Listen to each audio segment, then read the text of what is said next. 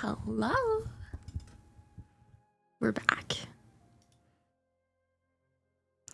Where we go, you need to know. We're back. And we're finishing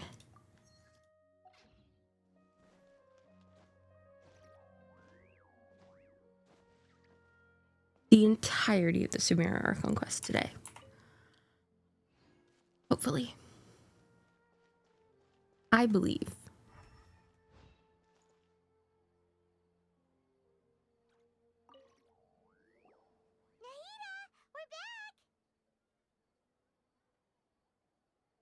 Early today. Did you find something new? Mm-hmm. Sort of. We're mostly sure now that we're not in a time loop. And we also aren't in the real world. But at the same time, we have a new question. Have we ever tried leaving the city? Leaving the city. As far as I remember, you've mentioned your plans to do that twice before. We did? Hmm? But we don't remember anything. What happened after we talked about those plans?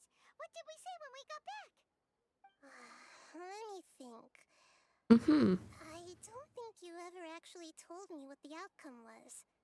Oh, it's probably more accurate to say that both times you never came back the whole night. But you two sometimes stay out the entire night anyway, so at the time, I didn't think too much about it. Uh-huh. It is true that sometimes we lose track of time during our investigations. Before we know it, it'll already be the next day. But still, neither of us remember anything about leaving town. Really? That's kind of strange. In fact, I should have already awakened all your memories. Maybe this is the key. Something here's definitely fishy. Let's get to the bottom of this tomorrow. Mm-hmm.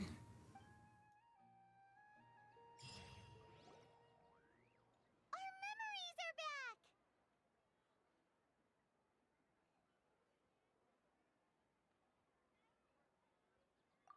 Let's go try and leave the city today. Well, where should Paimon begin? Paimon? Traveler, aside from your memories that were just restored, I have another message for you. Another message? Listen to it and you'll understand. Can't go back. There are countless spaces here. Our Sub-Zero's festival in Sumeru City is just one of them. This is... Traveler, you should be missing 2 days worth of memories. Paimon will fill you in. Okay. It's time to carry out our plan from yesterday. Okay, let's go.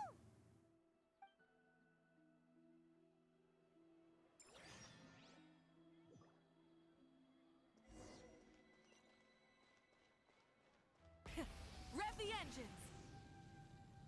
Oh. Okay. Why can't we leave the city? What is the academia up to now? Don't ask me. It's not like I can tell you anything. This is a direct order from the Grand Sage. Just wait until tomorrow. I have a real emergency. My goods have already arrived at Port Ormos. If I don't hurry, they'll be stolen. That's Uh-oh. your problem. Make sure you make a request in advance next time.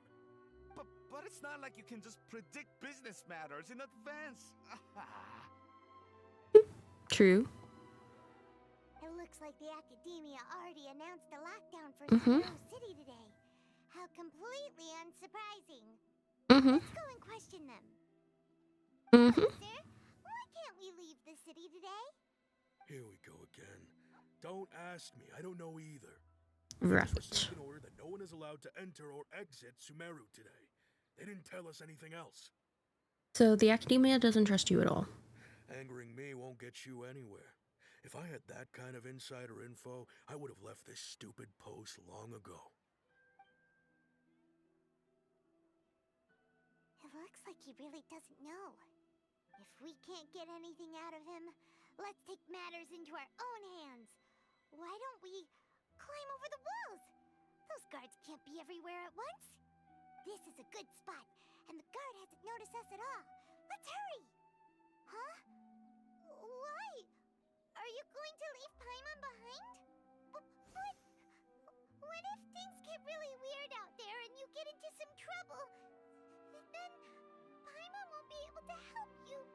Oh, Paimon knows that Paimon can't do much, but we've always been together, haven't we?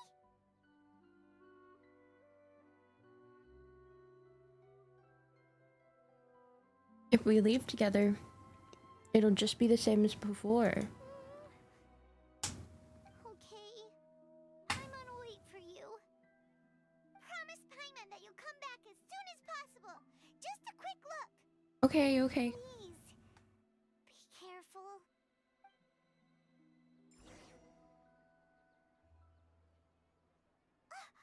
Memories! Mm-hmm. Traveler! Mm-hmm. Paimon thought Paimon would never see you again. Mm-hmm. You just disappeared. Paimon waited for you for hours and hours at the city wall and you never came back.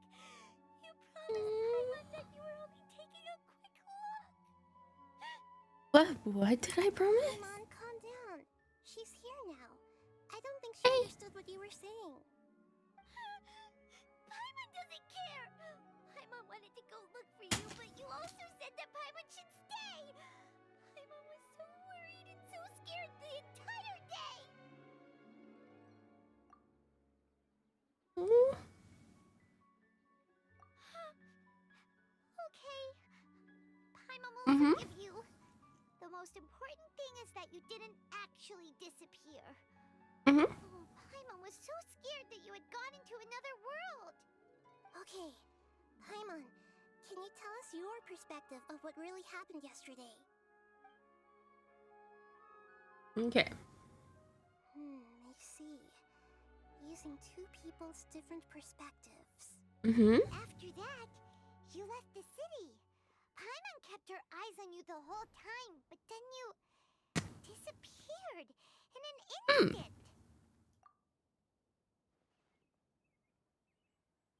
No way! Paimon was watching you with the fullest attention. Mm-hmm. What's your perspective, Traveler? You sure you don't have any memory of this? I don't even know that yesterday existed. Yes, that explains everything. You also lost your memories the last 2 times you tried to leave the city. Those past memories can't be awoken. So, if we leave the city, our memories will be completely... It really sounds like something big outside of the city is being hidden on purpose. Mm-hmm. This way, we'll also never discover what's outside. Something like a message? But how can we send it back? Nahida. Don't look at me like that. I'm not used to being stared at. Aww. Okay. You want something that can pass on messages, right? Give me some time and take care of Dunyarzad for me. We've already figured it out. We know that's our little Dendro Archon.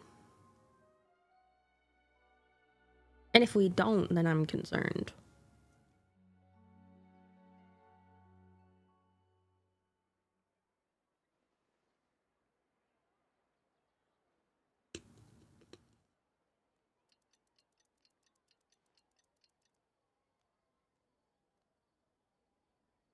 I'm done. Here you go. What? Mm-hmm. Isn't this just an Akasha terminal? I made some little changes. Mm-hmm. Akasha terminals are already capable of sending messages. I just tweaked it so that it could connect to any node. To make something Uh-huh. like this? Nahida, you really know the Akasha like the back of your hand. Anyway, we can use this now to record a Yeah, that's our little Dendro Archon. I'll help you save the messages. It should be pretty easy to use. I just can't guarantee the user's status and signal coverage when they're outside the city. We'll never know until we try. At least we're taking the initiative now. Mm-hmm. Let's go then. Let's expose those sages. I still think you should stay. All right. Paimon isn't as worried about being separated since it happened once yesterday. Mm-hmm. Paimon still isn't happy about it. I'll see you tomorrow. See you tomorrow, traveler. That covers everything that's I happened still so hate far. see you tomorrow. Yes, although the signal was choppy and had some interference, we still managed to receive 2 messages from you when you were outside. Okay, now that you understand what's going on, let's hear the messages together.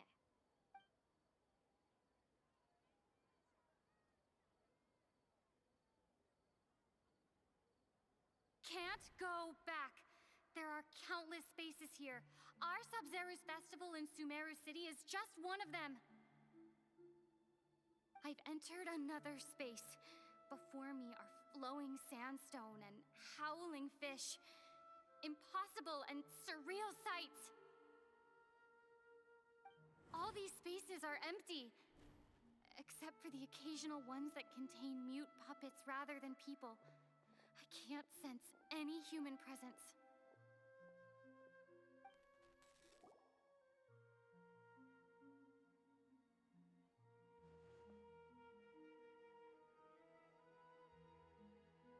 That's one heck of an info dump. It sounds like you left the Sumeru city space when you set foot outside of the walls. But everything looked completely normal when Maya was looking out from the inside. That's unbelievable. And if we take your word for it, the other spaces all had very weird contents. There's another part here. We only received it last night. Oh? These spaces have been disappearing, one after the other, absorbed by something like a sun in the sky. Uh-oh. And now, even the final space has also disappeared. Uh-oh. Behind me, a lot of spaces just appeared again from thin air. I get it now. Those spaces are actually...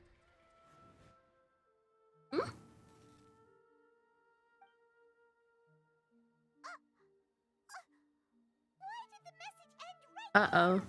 What did the traveler want to say? What are those spaces? Probably because yesterday just happened to end at that moment. Oh, right. Paimon did hear a beep from the Akasha. Did it come from here or from the message? The message? It should have come from the traveler's Akasha terminal. After the beep, Traveler said even the final spaces also disappeared. Traveler, what do you think that final space could have been? All the bizarre spaces I saw outside the city had one thing in common. A lack of human presence. My impression is that each day in Samsara only... Was that space actually the real world? But wouldn't a real space just randomly disappearing like that be... That doesn't... There. Oh, so that's what it is! After the sound of the beep, the final space, the Sub-Zero's festival, also disappears, and we're taken to the next day.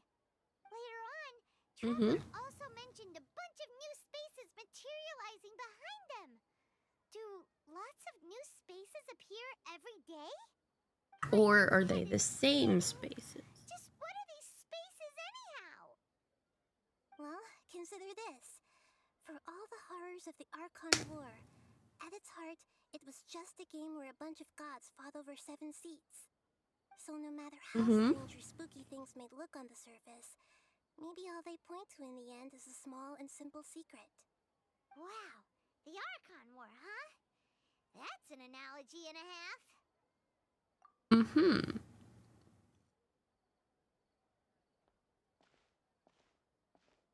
Hey, where are you going?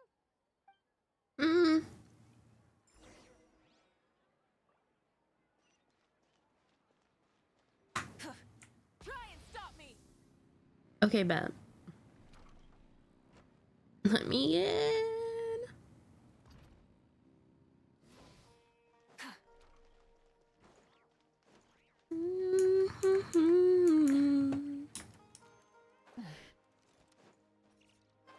Whee!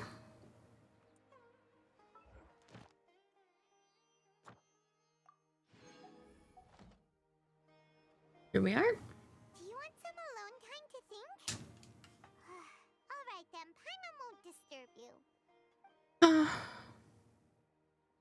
Mm-hmm.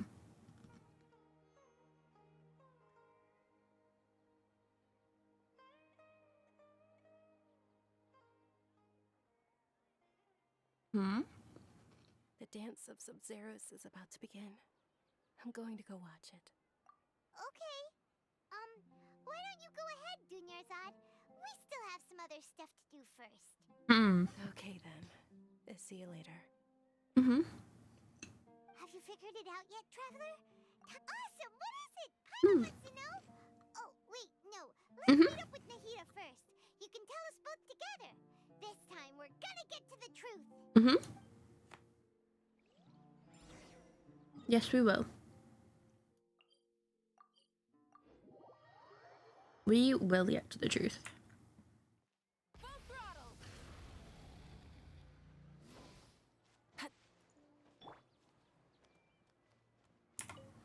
Hey. You're back. I've been waiting forever for you two. Judging by the looks on your faces, are you ready to take your Sub-Zero's exam and graduate from the festival? Okay. First off, have you discovered the hidden truth? Mm-hmm. All the bizarre spaces I saw outside the city had one thing in common. People in Sumeru don't dream. What a The moon illusions. Those spaces remind me of Mm-hmm. We've already experienced the Sub-Zero's festival many times, Mm-hmm. and the day of the festival seems to be in a perpetual samsara. Okay, Nahida said Mm-hmm. Akasha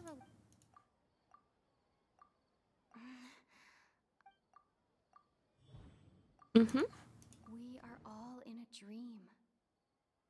It isn't that the people of Sumeru don't dream. Rather, the Akasha is taking their dreams from them. People in Sumeru think they don't dream, but the truth is the Uh-huh. Akasha steals their dreams without them Uh-huh. knowing it. And those spaces with no human presence are stolen dreams without their host. That would explain why they sounded so weird when she was trying to describe them. Mm-hmm. Huh. So people in Sumeru do dream after all. In fact, we're all in one big dream together. Correct answer. Now, how did you conclude that the Akasha is capable of this? It compiles the wisdom of the entire populace, and it grants knowledge to the people. It is the manifestation of the God of Wisdom's power. Mm-hmm. The Akasha relies on the... Oh. Oh, Mm-hmm. okay. Those dream-controlling creatures in the forest also get their power from the Dendro Archon, right? Mm-hmm. That would explain why the Akasha has the ability to control people's dreams, too. But is stealing everyone's dreams really how the Akasha compiles their wisdom? Isn't there anything more to it than that? Dreams are fantastical, complex, and full of imagination. People's brains are the most active when they're dreaming. Mm-hmm. In other words, dreams are rich bundles of human wisdom. So in other words, the complete opposite of how Hypatia understood it. Paimon remembers her saying that the sages think dreams are foolish delusions, and the fact that no one dreams is a blessing from Greater Lord Rukkhadevata. So it was all a dirty trick? The real story is that the sages from the academia are using the Akasha to steal people's dreams for their own use, huh? Mm-hmm. Oh? By the sounds of it, you understand the current situation pretty well. So then, what about the samsara? Grand Sage said, go celebrate the birth of that god to your heart's content. We've already experienced the Sub-Zero's festival many times. And... the beep is a... Those spaces kept disappearing. Those dreamscapes kept vanishing.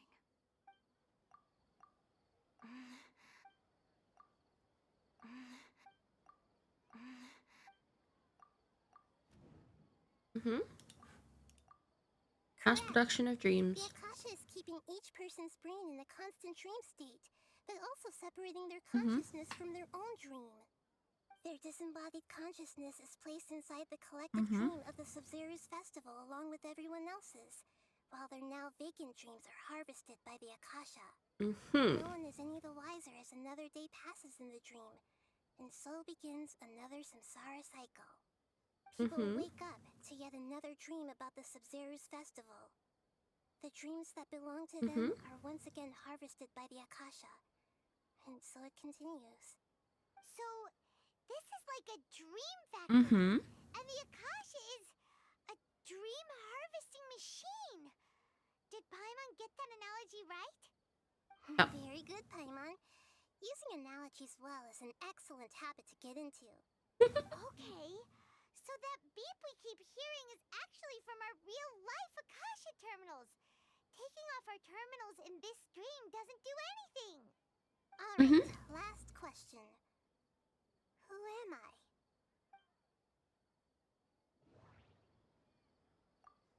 They say alchemical divination is the Dendro Archon's divine revelation. So then, if Nahida has referred to herself as the moon, now that I think about it, isn't illusions a hint that we're all dreaming? Now, So you noticed. I thought that one would be the hardest question. That's why I put it last. Nope, it's the easiest. Hard at all. Even Paimon guessed that. Everything about you is different. We just didn't want to expose you is all.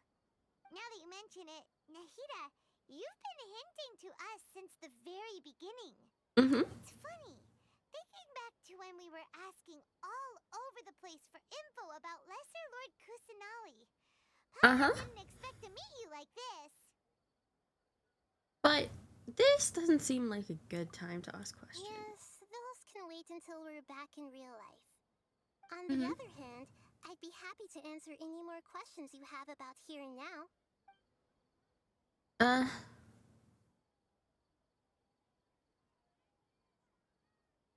I know, right?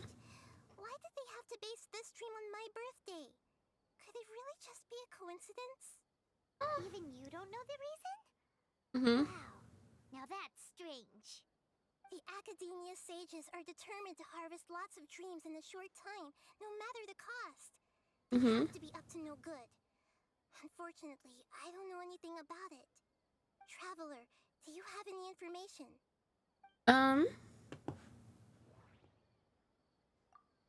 Grand Sage said, go celebrate the birth of that god to your heart's content. Did he mean something more? I think so.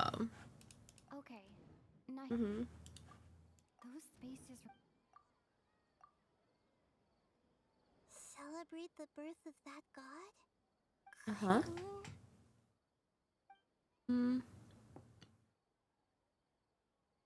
Deceiving the people of Sumeru with no regard for their safety. No matter what they're trying to do, this is unforgivable. After I agree. the Sub-Zero's festival Samsara, we have to look into them. Mm-hmm. How can the sages of the Academia do this behind their Archon's back? This is ridiculous!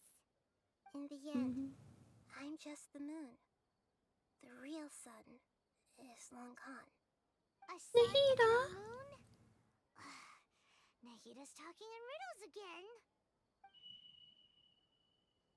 Oh, Oh, we're out of time see you today. tomorrow. I'll tell you how to break free of the samsara tomorrow. See you then.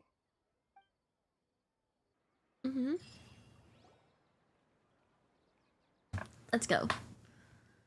Oh! Good morning, Nahida. Wait. Now that Paimon remembers everything, should we instead say good morning, Lesser Lord Kusanali? Hey, what's wrong, Nahida? You don't look too... I'm Dunyasard? afraid that what you're thinking right now is correct. Did Dunyarzad already disappear? No way. Are we too late? The real real Dunyarzad's consciousness has indeed disappeared. It can no longer endure the constant dream harvesting. Oh no. Paimon can't believe it. Wait, so what about that other Dunyarzad? Just what is she? Is she also going to disappear? She's actually something like a puppet, but not completely. The real Dunyarzad's consciousness could no longer keep playing her role in this dream. So another Dunyarzad appeared to replace her in the dream. Just like the grass and the trees, that Dunyarzad is just a building block of the dream that helps to keep it going. But personality-wise, she's nothing like the real Dunyarzad. Puppets are stiff and can't copy a living person's vitality. After all, they're just there as filler. You know, speaking of which, the old Dunyarzad might not have been too different from a puppet. Dunyarzad truly believed that she met you within her consciousness, and it was you who inspired her. So you do remember her after all. Yes. Back then, her family was overly protective of her.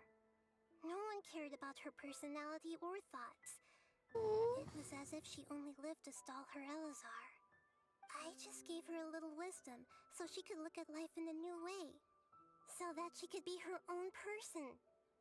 But even so, she still... It still meant a lot to her. Far from it. I'm still a long way off from being a real Archon. No, you're not. I couldn't even save her. If I were a competent Archon, I wouldn't have let my most faithful follower die at the Sumeru's festival with so many regrets. Please don't beat yourself up over it, Nahida. It's the sage's fault, and theirs alone. I'm not beating myself up. Yeah, you are. All I did was to rationally observe the distance between myself and a real Archon. Don't be like that, Nahida. Real Archons are still allowed to be sad. Have we ever told you about Venti? To prevent more Or even Zhongli, we must end this who as complains soon as possible. Great, but how do we do that? all the time Although the about the Sumeru's people festival dream is under the Akasha's control, only to humans share the control it. memories. Even the Akasha is unable to create them. That means this dream belongs to a host who created it. Huh? So, how should we find that person? Well, if this is someone's dream, then everything here must come from deep within their consciousness. Which means, with the power of imagination, they can change anything in this dream. Imagination? What do you mean by that? Imagination means breaking through what you perceive as normal. Like when a server at a tavern brings a plate to you, you'd naturally assume that food is on it. However, if you're the dream's host and you become aware that you're dreaming, when you imagine gold and mora on the plate, the dream will respond in kind, and the server really will bring you gold and mora. But right now, our host is unaware that this is a dream. No matter, find some way to make that person realize that they're dreaming. Usually, once that happens, the person will wake up and the dream samsara will be broken. How are we going to find them, though? If it could be anyone, it'd be like looking for a needle in a haystack. And even There's if we did find clues. them, how are we supposed to make them realize they're dreaming? After all, like you said, don't wake a sleepwalker. It's extremely difficult, yes. But the only ones who can do it are you two. Remember, everything you've achieved up to this point has all been for the sake of finding the host and ending the samsara. As for me, during this time, I'll be out of town. Out of town? Are Nahida. you going to that place full of dreams where the traveler went? Yes. I want to try something. There must still be a small wisp of possibility. Naruto! Dreams are supposed to be fantastical, romantic, and full of pleasant surprises. Unnecessary things like this samsara need to end. Okay. Paimon's still a little upset that we've come this far only for Dunyarzad to... She was such a good person, with such is against her. Yeah. Saving Dunyarzad is what kept us going this whole time. But we mustn't lose hope, Traveler. Dunyarzad would definitely want to see us save everyone else. So let's break the Samsara for her sake. Paimon's wondering, do you think the sages would get one of their own to be the host of this stream? Feels like it would be easier to control it that way, no? Unlikely. An unsuspecting host would be less likely to realize this is a dream. That's true. Plus, the sages probably weren't counting on there being other factors beyond their control, like Nahida and us. So, who do you think the host of the dream is? Oh, that would make sense. Ferris, the Knight of Flowers, is a symbol of the whole Sumeru's festival, right? Pretty core character. Let's go ask him some questions, shall we?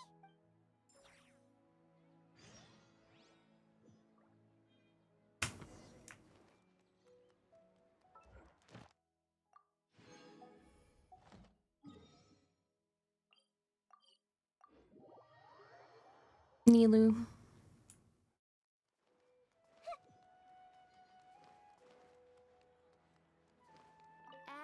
Hi, Catherine. Thank you for Catherine.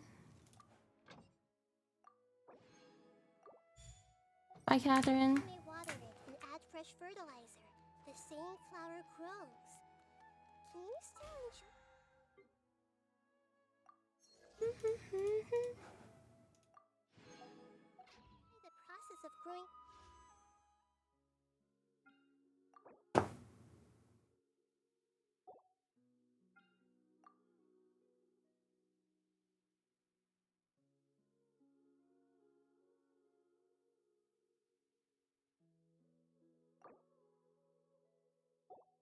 Flowers when you already. Almost. You're back. One pull for Nilu, one pull for Is Barbara. everything okay? Everything's fine. Just, it's a little hard to explain. Would you mind taking part in a little experiment with us? An experiment? That came out of nowhere. I'm listening, though. What do you need me to do? Could you make a wish? You want me to make a wish? Is that a new Sub-Zero's festival tradition or something? Yep. Less questions, more wishing! Okay. My wish. My wish. Okay. I'm a little nervous saying this out loud, but I want Miss Dunyarzad to be happy. Aww. Oh. I noticed earlier that she looked a bit down, and she wasn't really talking to anyone. Aww. She just doesn't seem like herself. She's always so gentle and kind, and all the kids love her. I've also wondered if the reason she asked me to be Ferris Knight of Flowers is because I'm special to her, or something. So, you have a crush on Dunyarzad? Oh, is it that obvious? After what I just said, I guess it is. When she placed the hat of the Knight of Flowers onto my head, she said to me, I want everyone to have a happy Sub-Zero's festival. What she didn't realize was that I'm not that interested in how everyone else feels. In that moment, I just wanted to be her Knight of Flowers for the rest of my life. Okay, yeah, that was a bit much. Felt like the right moment to get it off my chest, but that was pretty embarrassing. That's so cute. I'm ready to make my wish. I would like Miss Dunyarzad to appear in front of me right now with a smile on her face. Please come true. Uh-oh. Gonna open my... Oh! What? Fucky? Sorry, but only one portion of Yenta candies per person. Back home you go. Nice try, you two. Anyway, never mind. I don't need to see her appear right in front of me. As long as she's happy. Guess he isn't the host of this dream after all. Should have expected it wouldn't be this easy. Go inside. It seems like everyone who knows Dunyarzad loves her. But none of them has any idea that she... My lady, step back. Hi, Jane. That sounds like Oh. Dia. Oh, right. Mm-hmm. Huh? But Dia can handle them. Hey, Traveler! We're running. Apparently. Whee!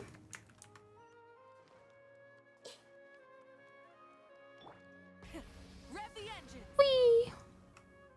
There we are.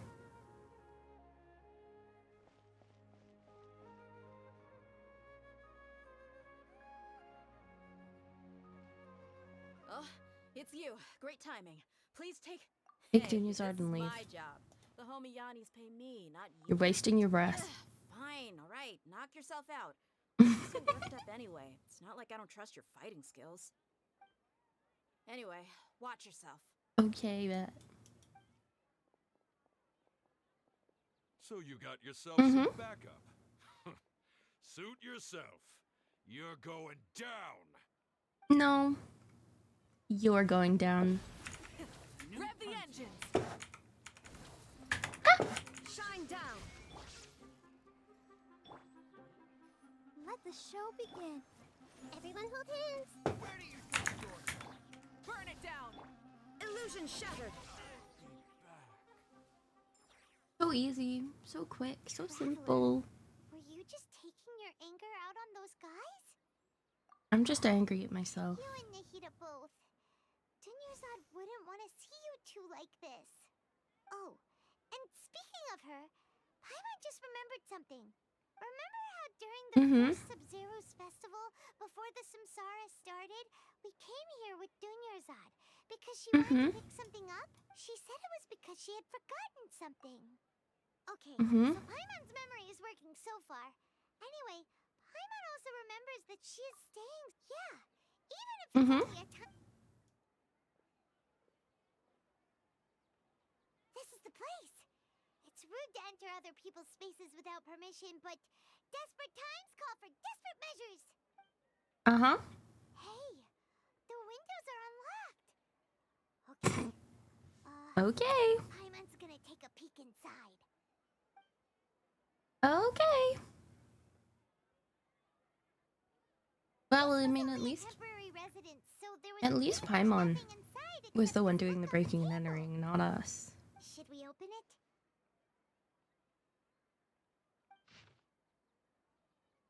Oh.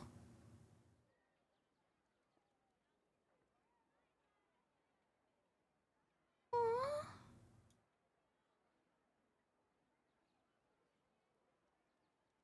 Wow. Dunyarzad wrote all of this. Sounds like she was always thinking of us even while we were away. Even though she was so busy Have fun, preparing for the Jane. Sub-Zero's festival and had all her health problems to worry about. She must have wanted to give this to us as a gift on the day of the Sub-Zero's festival, right? If we hadn't found this book, we never would have known. Now that we know, we can't even thank her.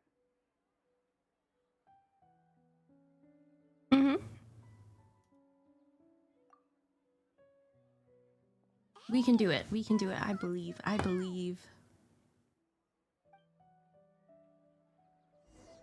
I believe. And we're teleporting. We're on the other side of the city.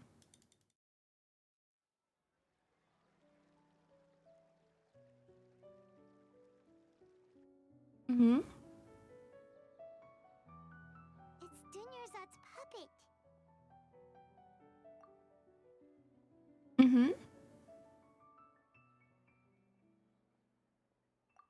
Traveler?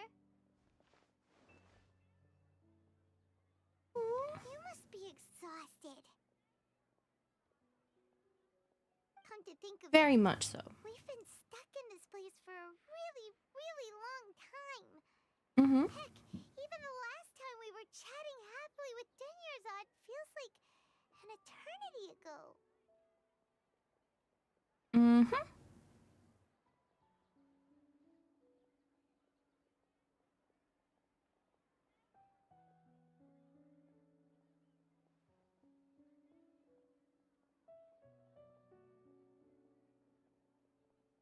Recollection, realization. Paimon still remembers when we were sitting here, and the way her eyes sparkled when she talked about Nilu's dance of Sub-Zerus. Here we There will go. always be frustrations in life, but I know that the point of living is not to leave behind any regrets.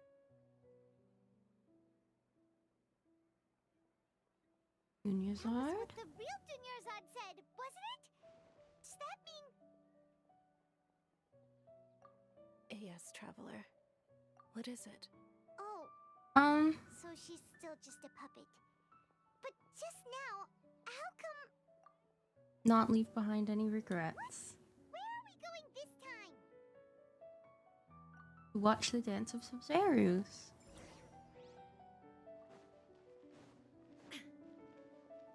There we go. Realization has come. Full throttle! Hey, let me in. There we go. If you continue to resist, we will have to order an investigation into every single event organizer. The Grand Sage has already granted you much leniency. I We advise that go. you exercise tact. How did things turn out like this? There we go.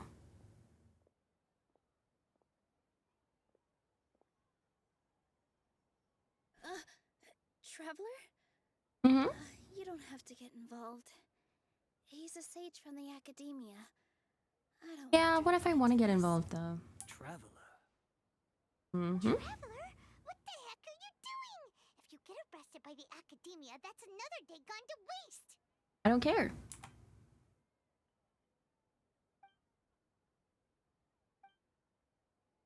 They're not reacting. Have they been oh, They're of course. puppets. If this is the sage's plan, they wouldn't put themselves through this. So they're just substitutes. What is this? What happened to the Grand Sage and his entourage? Mm-hmm.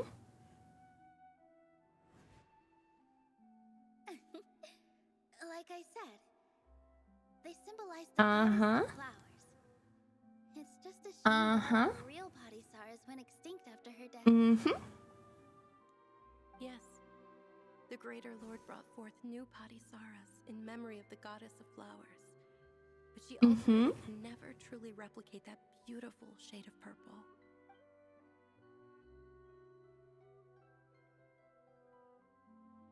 Mm-hmm. That beautiful shade of purple. Aren't these flowers real Padisaras? Just like the ones in the legend? I didn't even notice. Dunyarzad, did you find these? But didn't you just say all the real flowers went extinct after the goddess of flowers passed away?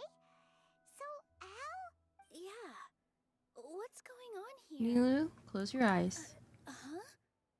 Imagine that the Grand Sage and his entourage are not here in front of you. guys are acting weird. But okay, I'll try. Mm-hmm. Ooh, that's bright. Hey! They disappeared! So Nilu's the host. What a surprise! Yeah, no, not to me. Purple Padisaras don't exist in the real world anymore. Mm-hmm. In Nilu's subconscious, they can appear as decorations on the stage. Mm-hmm. Just like the example Nahida told us. People assume there will be food on a plate, and Nilu assumed there would be real Padisaras in the flower pots. So when you saw the flowers, you instantly knew it was Nilu? But if Correct. we want to end the samsara, we need the host to become aware that they're dreaming. How should we make Nilu realize that? Am I dreaming? Oh! She already figured it out. So I'm right. Is this Lesser Lord Kusanali responding to our celebration of the Sub-Zerus festival? Wrong guess, but you aren't completely wrong either. The point is, what made you think this is a dream? As far as you know, people in Sumeru don't dream, right? Yeah, but have you heard the tale of the first sage? To prevent a calamity, he went on a journey to find the Dendro Archon. Ooh, sounds familiar. Dunyarzad told us a story like that when we first arrived in Sumeru City. So it was about the first sage, huh? Yep, but in the part you heard, he hadn't become the first sage yet. There's more to the story. His piety and wisdom were acknowledged by the Dendro Archon, and she finally gave her blessing to him. All kinds of spectacular scenes appeared in front of the first sage, as if all the knowledge in the world was being painted onto a canvas right before him. He was captivated. After who knows how long, he mastered all the knowledge he could comprehend. Afterward, he said to the Dendro Archon, I miss my parents, my wife, and my children. I've been away from home for far too long. They must be worried. The Dendro Archon smiled. The next second, the sage found himself lying in his bed, as if he had just woken up from a dream. His wife lying next to him said, You're off to search for the Dendro Archon today, aren't you? Have a safe journey, my love. In the end, the first sage took care of many disasters in Sumeru City, and founded the Academia. What a happy ending. See, but what we know the Academia to Sage was be, it's dreaming not ever since the beginning of the happy. story? He never went on his journey? Yes, but his faith and determination were conveyed to the Dendro Archon, so she blessed him in the form of a dream. Paimon understands where you're coming from now. That's a really interesting connection. But we really gotta wake up soon, like the sage in the story. Now that Nilu is aware of it, this dream should be over I soon. see. Well, it just so happens that today's Sub-Zero's festival is almost over too.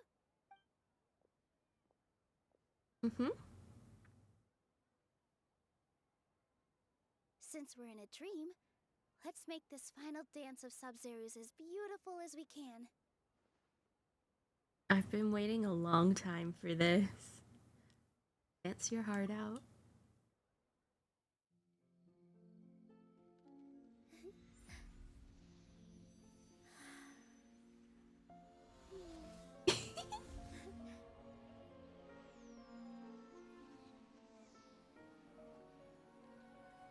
The wait is over, everyone. I dedicate this to our god, the Dance of Sub-Zero's.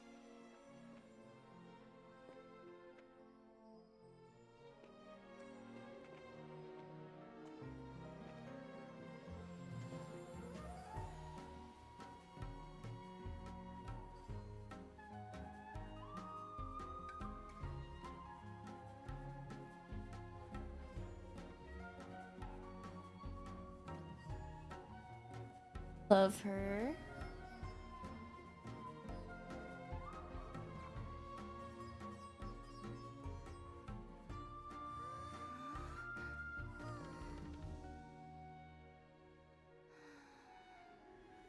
I'd be lying if I said I had no regrets. I would have loved to see Nilu's dance.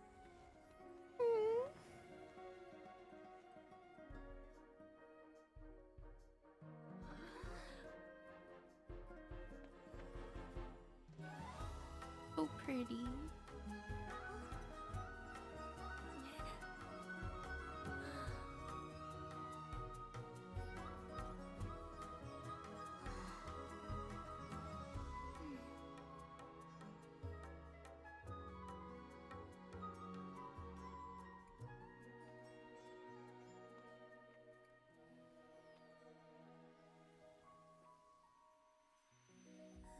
He's so precious.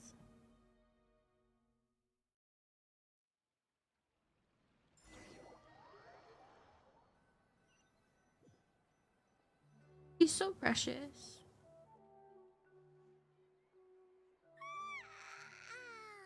Oh, good morning, traveler.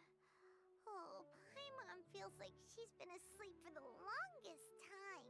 Good morning, Paimon. Paimon's head feels super heavy. Did we oversleep? Do you even remember going to sleep last night? Paimon thinks No. after the Sub-Zero's festival. The Sub-Zero's festival! Uh-huh. Have we finally escaped from the Sub-Zero Samsara? Quick! Take off your Akasha terminal! Let's go see Dunyarzad.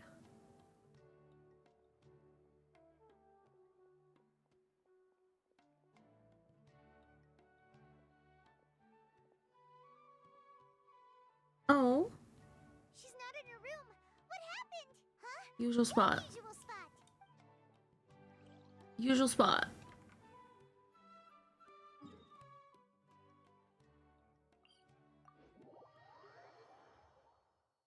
Usual spot.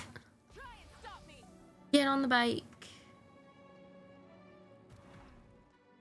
There we go. Well done, Traveler and Paimon. And thank you, Dunyarzad, for organizing the Sumeru's festival for me. I'm sorry, who are... Dunyarzad!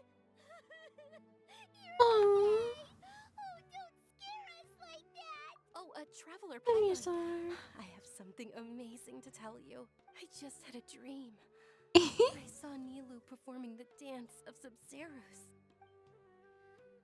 Aww.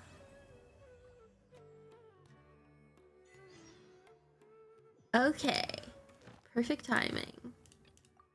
We grab this and we go back. Okay, that's fine. That's fine. Barbara?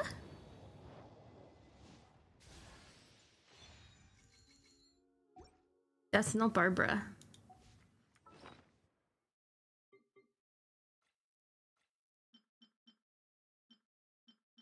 Like that's quite not Barbara, actually.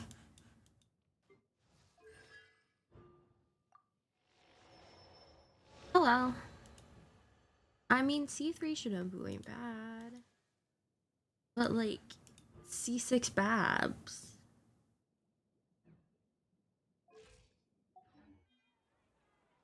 Eventually. You're actually Nahida, aren't you? Like, one of them... Catherine was acting weird when we met at the Sumeru's festival. One of them has to be. Dunyarzad, did you save her? It's a really long story. We shouldn't disturb her. One of my accounts has to have Let's chat somewhere else. 6 Babs. How about by the Traveler's favorite bench?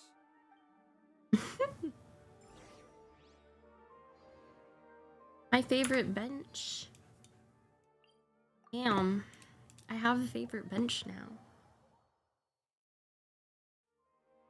Impressive. Let's talk about Dunyarzad first. It's such a relief that she's alright. After we parted on the last day of the Sumeru's festival, I left the city and saw what the Traveler had described. Among the countless dreams, I found one that was growing fainter and fainter. This proved my suspicion. Once Dunyarzad could no longer bear the Akasha harvesting her dreams, her consciousness began to dissipate. This also meant it escaped the Akasha's control. Such a small fragment of consciousness can't last for very long, though.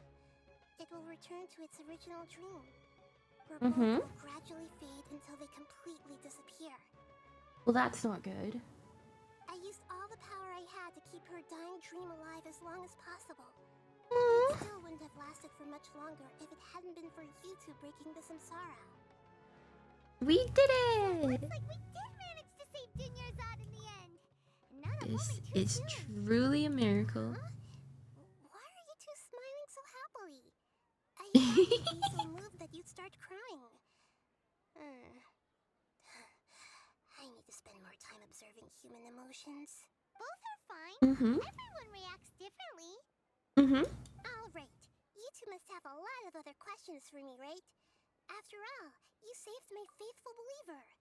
As your reward, I will answer any and all questions. To be Why do you look accurate, like Catherine? I'm using the Akasha as a medium to occupy Catherine's consciousness. Oh! How did you do that? Poor Catherine. Does this mean you can also occupy other people's consciousnesses? Theoretically, I can enter anyone's mind as long as they're wearing their Akasha terminal. The Akasha is the legacy of Greater Lord Rukkhadevata. As Lesser Lord Kusanali and the first Akasha terminal, my consciousness has always been linked to the Akasha. I've always respected my people's free will, so I've never actually occupied their consciousness. When necessary, I just borrow this bionic Snezhnayan puppet. Uh-huh. Hold on. Did we just learn some deep, dark secret? So Catherine is... No wonder Paimon felt something was off about her. Mm-hmm. What about your own body? Why do you need to borrow other people's? Don't you live in the sanctuary of Surasthana? That story begins a long time ago. After Greater Lord Rukkhadevata disappeared, the sages found their newly born self and took them back to Sumeru. At that time, I was young and weak. The sages kept me in the sanctuary of Surasthana, ostensibly for the sake of protecting me. I've hardly heard from them since. However, I do understand that they had hoped to find Greater Lord Rukkhadevata instead of me, a symbol of her passing. So, the sages basically put their new Archon under house arrest? How dare they! Why don't you teach them a lesson, Nahida? In some ways, they aren't wrong. Greater Lord Rukkhadevata was omniscient and omnipotent. Even after her death, the Akasha is still empowering this nation. Yeah, but they're using your power to do it. I'm still really far away from being able to call myself the God of Wisdom. Moreover, the Academia is also more proficient at governing this country. Me, you're already an excellent Archon. Yeah, you got a lot of believers. Just look at the Sub-Zero's festival. Everyone who showed up truly loves you. Thank you for the kind words. But I honestly don't need physical freedom as long as I can connect my consciousness to the Akasha. Everyone needs physical freedom, Nahida. Trying to find a way to does. save Irminsul is my life's mission and top priority. I will work on that, and try to live up to being a deity in the meantime. Every once in a while, I will also take up the duties of the God of Wisdom and enlighten a lost soul here and there. Doing all that should be enough. Got it. I hope the answers were satisfactory, seekers of knowledge. To be honest, maintaining Dunyarzad's fading dream took a lot of mental energy. I think I may need to rest for a while. That's okay. Oh, and you don't need to worry too much about the sage's activities for now. The Akasha won't be able to conduct another project on the scale of the Sub-Zero Samsara in the immediate future. Go and get some sleep. Leave everything to us. What a relief.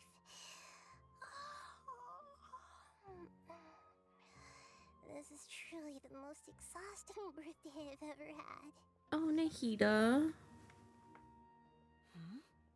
Traveler? Paimon? Why am I here? Do either of you know? No. Maybe you were sleepwalking. You know you can't wake up a sleepwalker. We happened to walk by, so we thought we'd wait for you to wake up. I see. I should visit my maintenance personnel sometime. Oh, I'm fine. I better go. Thank you. You're welcome. We've spent quite some time in Sumeru City, but ever since we last said goodbye to Lesser Lord Kusanali, we haven't heard anything from her.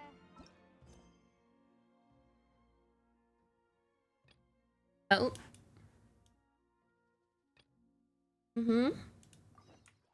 Yeah, we ain't doing that.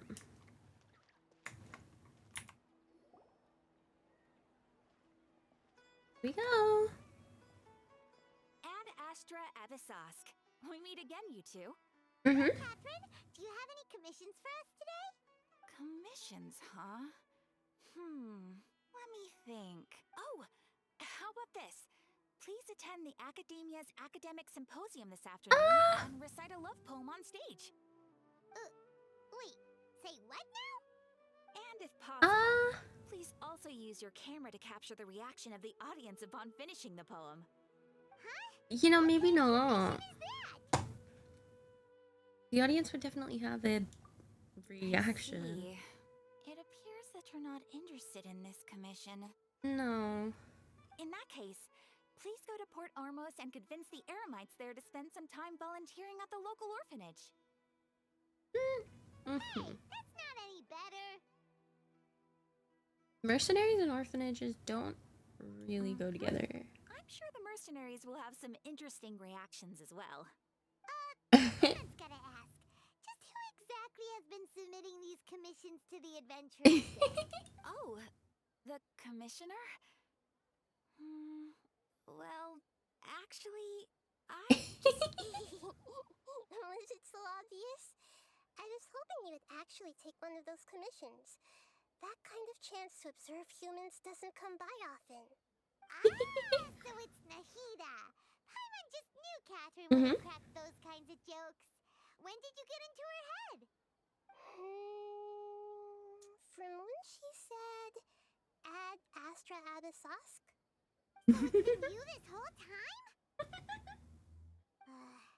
Are you done resting up? She is. I love her. Yes. I've been sleeping ever since we parted ways. And I I've love had her. a really, really long dream.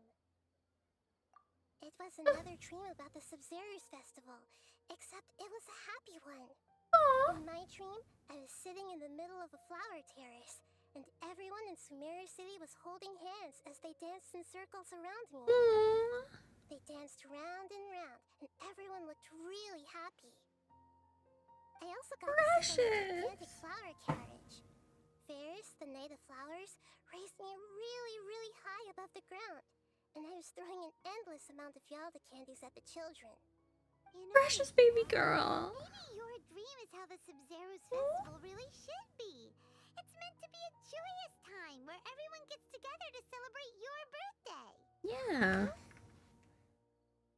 Wasn't I describing a really happy dream? Why are you both looking at me like that? Wait, could this He's just be learning. the emotion known as pity? No, we aren't pitying you. That would only make everything worse. We just don't want you to feel too sad. By the way, have you had a chance to visit Dunyarzad? How's she doing? The Holianis haven't allowed any visitors after the festival, so we haven't been able to check on her. Yes, I paid her a visit right after I woke up. It's actually Monday for me, Her condition is stabilized. which is why it took so long for my internet to get Alazar is a fixed yesterday. manifestation of the withering on the human body. Because it was my power, not my internet. Jeez. But for the moment, our top focus should still be figuring out what the sages are up to and what they're planning. Right. But I mean, we managed to get the power fixed, so Like the Samsara of the Sub-Zero's festival. So our first pretty priority good. should be investigating and putting a stop to the sages' activities. As for how we should pull that off, Hopefully, we can still be on track there are too many adventurers around here. for completing Point. Sorry, Sumeru. adventurers.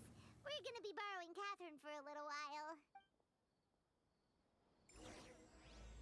Let's go.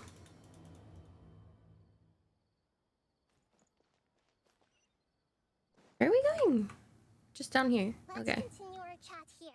Okay, so I mean, I feel like this isn't a better place, but or Actually, I've already done a little bit of work on that. But for now, I want to hear your thoughts. okay.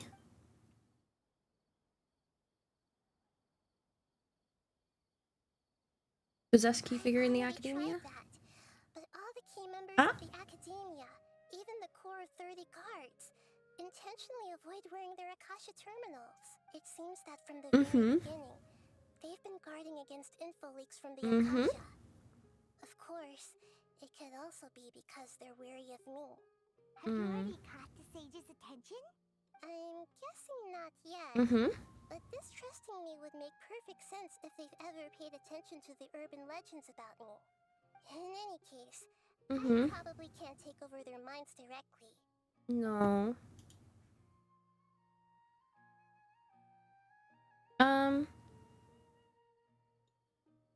We're in the dark as of now. Since we still don't know anything about their goals, any rash move could tip them off and lead to terrible consequences. That's true. After all, every person in Sumeru City is one of their hostages.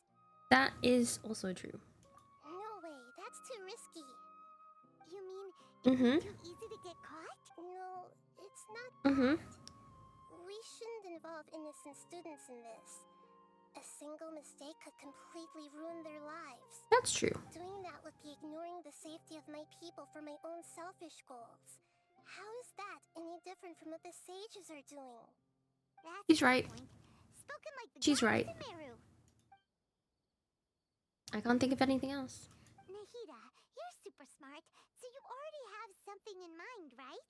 According to a popular theory from the Vahumana Darshan of the Academia, rejecting impractical motions at the beginning of a planning session will give more weight to the actual proposal. Okay, but a lot of wisdom? You don't have to use that kind of gimmick to make us take your idea seriously. Well, I've been thinking that if I can't directly possess the leaders, and if I can't get ordinary people involved, then I should find someone who's already involved, but hasn't decided to side with the sages. You're saying we should recruit a spy? That does sound like it could work. Oh, before coming back, we met someone named Alhaitham. He seems like he acts alone, and he likes doing stuff behind the Academia's back. Actually, I already have someone in mind. Do you still remember that female scholar named Sataria?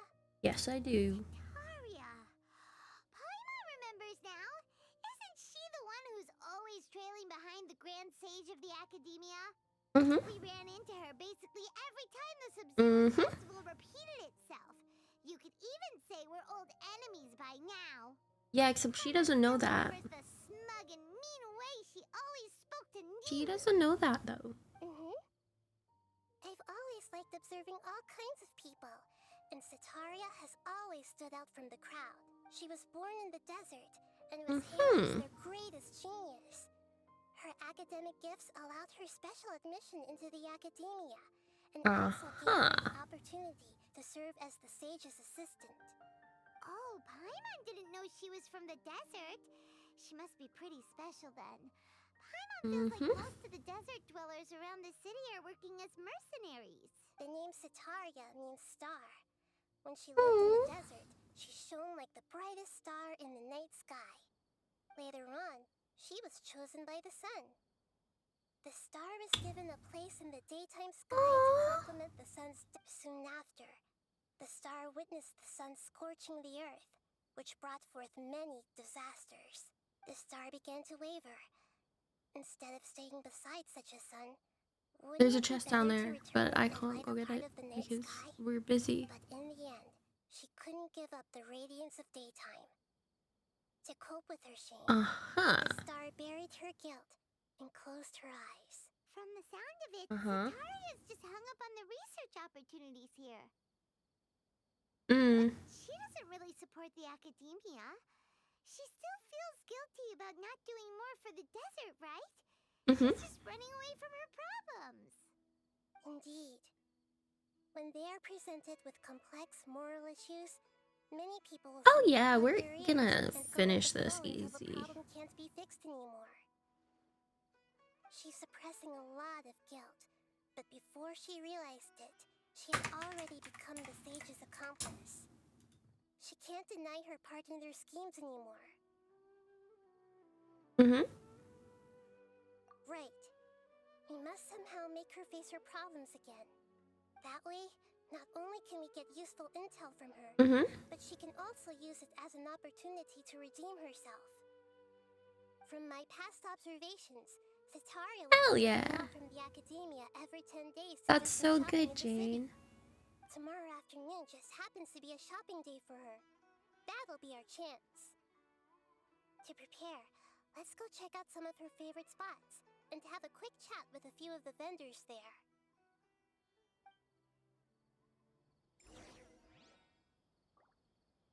Okay. Whee! Over here. This should be Sataria's favorite fortune-telling spot. So should we ask the fortune teller about Sataria? I feel like that might not be a good idea. On Sataria, most important thing now is for you to pay attention to the vendor's talking Oh. style and key characteristics. For me too. Style and key characteristics? My poor lost lambs. Have you become troubled over your fates? The divine voice of wisdom often echoes between mine ears. If thou be blessed today by the gods, I will show you the way. Huh? Really? Nahida, you've been whispering things to her? Shh. My friend here has some doubts regarding her future. Can we get a fortune reading for her? Of course, of course. In that case...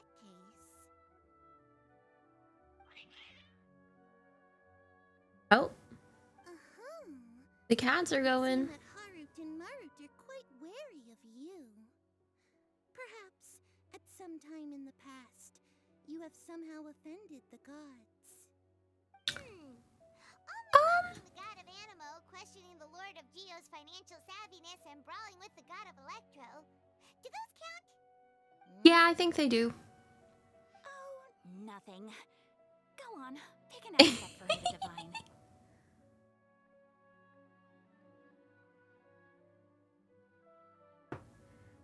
Divine my prospects in health. Prospects. No problem at all.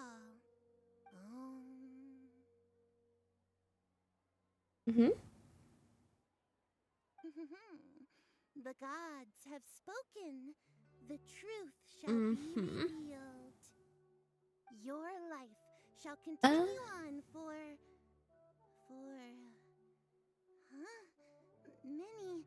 many tens of thousands of years. We're gonna be tens of thousands of years old? Harut, Marut, did you two spoil my divination? Let's go. I've never read a fortune so absurd. Actually, Paimon thinks this is probably the most accurate fortune-telling you've ever done. Me too. I admit that the orientation of today's celestial matrix is suboptimal. As such, there will be no charge. Is that so? Well, that can't be helped. If you were to bring some food offerings for Harut and Marut on your next visit, perhaps they could help you reverse the wheels of fate. I see. Whoop. You. Is this another one of Sataria's favorite stalls? Yep. It must be. Belongs to a king. His father helped Sataria a lot when she first moved to Sumeru City, so she still comes by whenever she has time. When I start talking Very cute, with them, very cute, very listen cute. carefully to the details of our conversation. Oh, okay. Ah, dear customers. Would you like to look at some pottery? We caught wind of your great craftsmanship, so we specifically came to take a look. I recognize you. Aren't you Miss Catherine from the Adventurers Guild? Sounds like I'm in for some big business. Speaking of, where did you learn this trade? I still think it's a bit suspicious for her to be walking around as Catherine because, you know, Catherine's not gonna... After that, I began making pottery by myself in secret. Catherine's not gonna walk around by herself. You know, we've never really seen her outside the Adventurers Guild, so... Oh. You're making a living doing something you love. That is very So cute. is your father still working as a mason? Oh, no, not anymore. A few years back, he fell from a roof and broke his leg. Since he had already saved enough Mora over all these years, he's just enjoying the retired life in Port Ormos nowadays. I see. We wish him peace and happiness in his retirement. I'll have someone in charge of logistics at the guild come by another day for some goods. We'll leave you to it. Take care now. No problem. Rest easy. All our goods are sure to meet your every need. Perfect. And we go over here. Easy. This should be our final stop. Sataria's always thinking of this restaurant when she's working at the academia. Nahida, you've really thought of everything. It's my duty to protect Sumeru's citizens, after all. And she thinks she's not a good god. Honestly. I feel like I've seen you down by the docks before. Huh? Sorry, I don't quite remember. If I recall, That's okay. you were having a discussion with someone about shipbuilding at the time. Oh. Ah, that's right. I've always been really interested in feats of marine engineering. She's not. She's the best god. After all, I grew up in She's the best kiddo. and spent I my love entire her. childhood staring at the She just ships thinks going that she's in a and bad out of god. port. I came to Sumeru to study, but Because she's been locked away for due to my lack of 500 talent. years. But I'm still discussing But all she's kinds of actually the problems with best. different scholars. And I'm continuing to study and perform research from the Mhm. restaurant's basement. I'm sure I'll get into the academia after their next round of exams. What an admirable spirit for learning. Amazing. Sure, but you'll find hardworking people wherever you go. So this restaurant has a basement as well? Huh. First I've heard of it. That's right. It's not usually open to patrons. Mhm. Most of the time, employees use it for breaks or to hold private events. I see. Guess that makes sense. Well, good luck with your studies, Miss Chishan. Thank you so much. As long as I can make it to the academia as an official student, I'll be happy. Yeah, I think I'm gonna take the Nilu route and not go to the academia.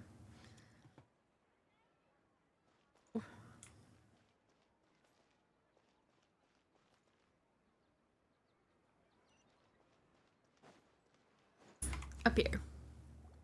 So, was that everybody? 3 familiar faces should be enough for Sataria. 2 days What's the point until of all the information we've October collected? too. Nahida, you still haven't Very told us how exciting. you're planning to make Sataria face her problems.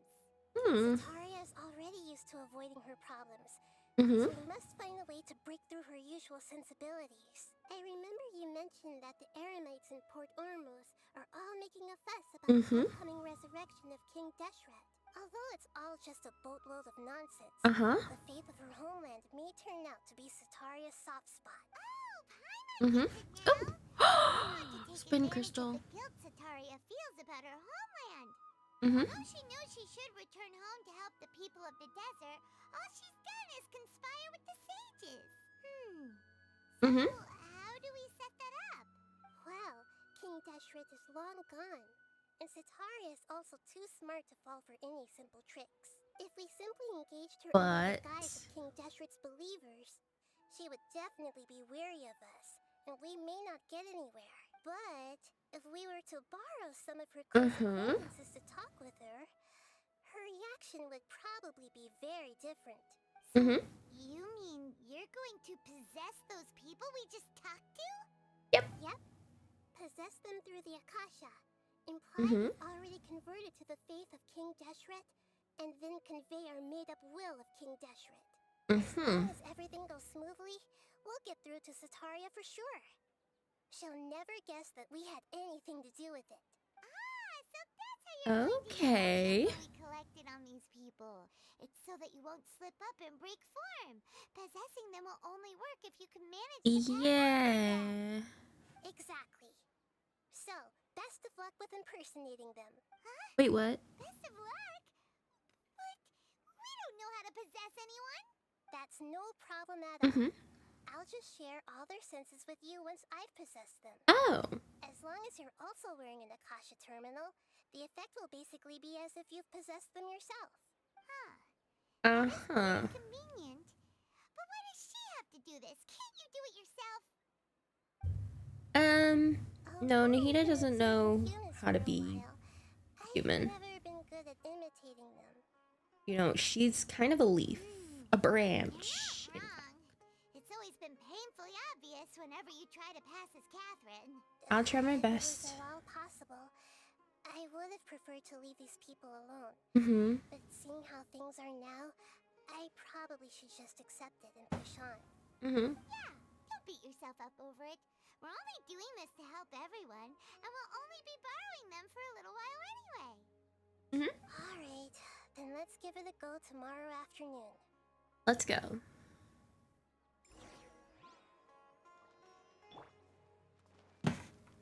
Come on, little precious Nahida. We got this. I believe.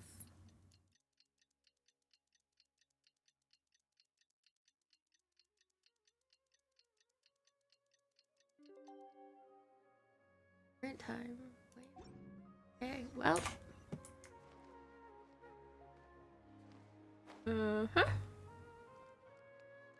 Over here we go.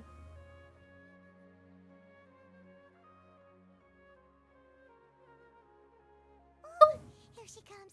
Satori is here. Let's quietly follow her. Once she starts talking to her acquaintances, we'll find a safe spot to begin possessing them. Okay. How we'll sway her to our side. I'll leave that to you. I trust you'll know what to say. I'm starting to feel I'm working on it. Okay, I'm working on it. Go. Looks like they've already started talking. Let's find a hiding spot and get started. I feel like we're already in a hiding spot, but sure. Oh, okay. Sure. Definitely looks like they can see you, though.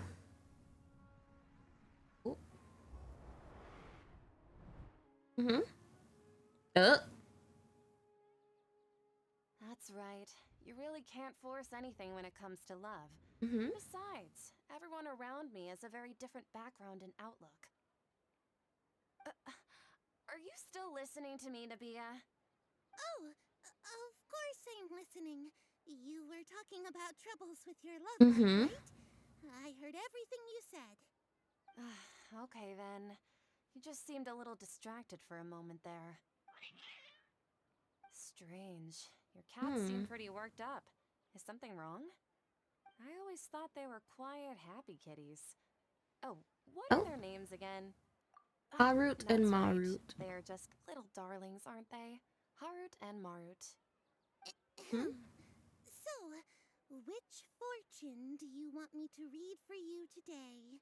You must have come for another echo of the divine voice of wisdom. I'd like to get another reading on my love prospects, but to be perfectly honest with you, I feel like I've been a real mess recently. Oh. Well, could you do a reading on how long it'll take me to finish my current project at work? Paimon. I really just want to get it over with. I hear you. No problem at all. The gods will reveal the truth.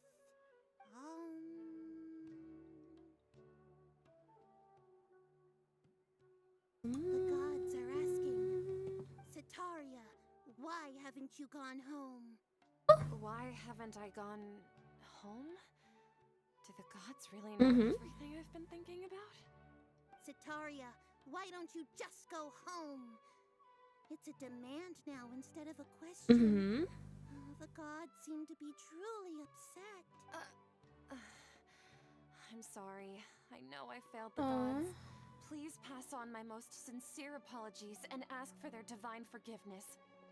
And, if I may ask, Nabia, is there a specific god who's speaking to you right now?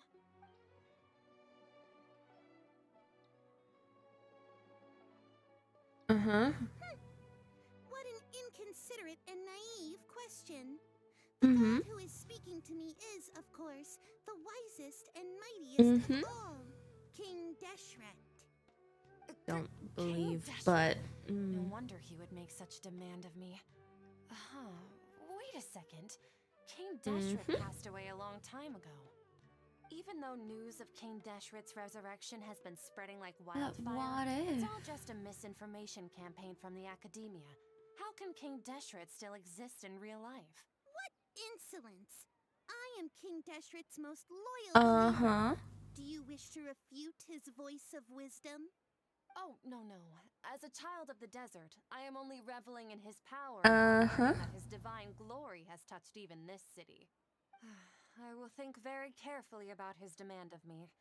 I'm sorry. I must go now. Uh-huh. Oh.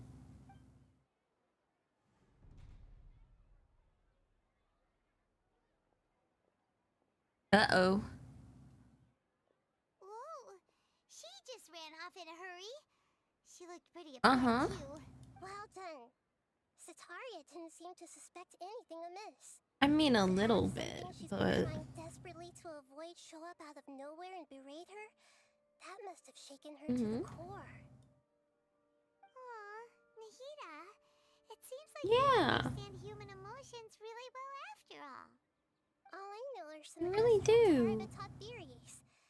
And in any case, my time with you has shown a lot of them to be utterly useless. I'm still trying to make sense of everything. Anyway, enough of that. Let's hurry and catch up to Sataria. He's out of Keem's now. Right on cue. Let's get ready to possess him right away.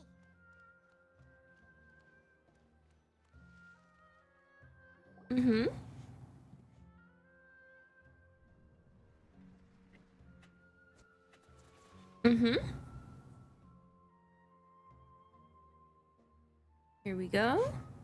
It's okay. I just got caught up in something. Oh, actually, didn't you ask me to help you look for work? What kind of work were you looking for again? Oh, Masonry right. work. Your old man's craft. How could I forget? Speaking of, how's he doing? Is he feeling any better? He's feeling a lot better and he's walking more now. That's good to hear. I have been thinking a lot about him. If I could get some more time off, I'd love to pay him a visit. Actually, while we're talking about him, is he still living in Port Ormos? Yeah, he's been retired there for a while. If you could find the time, please write him a letter. Let him know that recently, faith in King Deshret has taken root in Port Ormos and has begun to spread across Sumeru.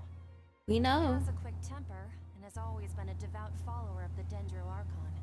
I don't want him to get into a fight with those King Deshret believers because of a difference in beliefs. That's so cute. So, who are you siding with in all of this? The Academia or King Deshret? That's so cute. I'm so jealous of you. You were born a child of the desert, yet you chose to betray King Deshret, and now you spend all your time with those crooks from the Academia. You don't mean you've also become a believer of King Deshret? What's so strange about becoming a believer of the wise King Deshret? In fact, aren't you the strange one? The one who still can't pick a side? Can't pick a side? Me? Yep. You. Whoa! Paimon had no idea you'd be so good at this.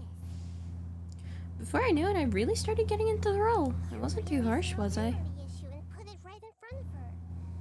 It might feel a bit overwhelming for Sataria. I see. Once everything is over, I'll be sure to pay her a visit to her mind and explain everything. Anyway, let's keep going. Come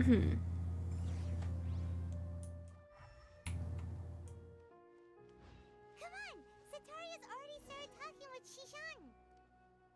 Oh, we have to go over there. Oops. Okay, in we go. So, Shishan, have you noticed anything weird in the city lately? Like, as if someone was trying to preach to you about something? I've been spending all my time studying in the basement. Speaking of strange things, I celebrated the Sub-Zerus festival so many times that I lost count. That was really weird. Wait, how could you be aware of that? That should be impossible. Nothing in the report indicated anything like that. Are you Well, still maybe failing your to realize report that the is wrong. Academia's lowly tricks could never deceive all of Sumeru's citizens? Shishan, don't tell me that you've converted to King Deshret as well. What an absurd question. You make it sound like I should be ashamed for becoming a believer of King Deshret. In reality, shouldn't you be the one who is ashamed? You, who works side by side with the Academia and treated people as nothing more than experimental subjects? Please, please stop! Damn. Even now, Sataria's still trying to run from her problems. Did I push too hard? She can no longer justify everything to herself. Hey, she's trying to talk to the guards. What should we do? This is the most important part of all. Quick, get ready. Mercenary, you're a member of the Corps of 30, Mm-hmm. correct? Please help me pass a message to the Matcha right away. The situation in the city is getting out of control. Please, try to remain calm, miss. Tell me what's happening in the city. Heretics are infiltrating the city, and they've already converted many residents to their side. Heretics? What kind of heresy are you talking about? King Deshret! Many people I know have suddenly started believing in him, but he's long dead. It's impossible. Miss Sataria, nothing is impossible. You know my name? King Deshret is immortal, and all who defy him will one day pay the price. You must face the truth, Sataria. You tread a treacherous path, and the longer you ignore it, the tighter the Academia's grasp on you will become, and the deeper you will be ensnared. Child of King Deshret, never forget that the desert that belongs to you lies elsewhere. What's so strange about becoming a believer of the wise King Deshret? In fact, aren't you the strange one? It does feel weird that we're actively manipulating people, but What an absurd question. who cares? You make it sound like I should be ashamed for becoming a believer of King Deshret. Sataria, why Who cares? have you gone home?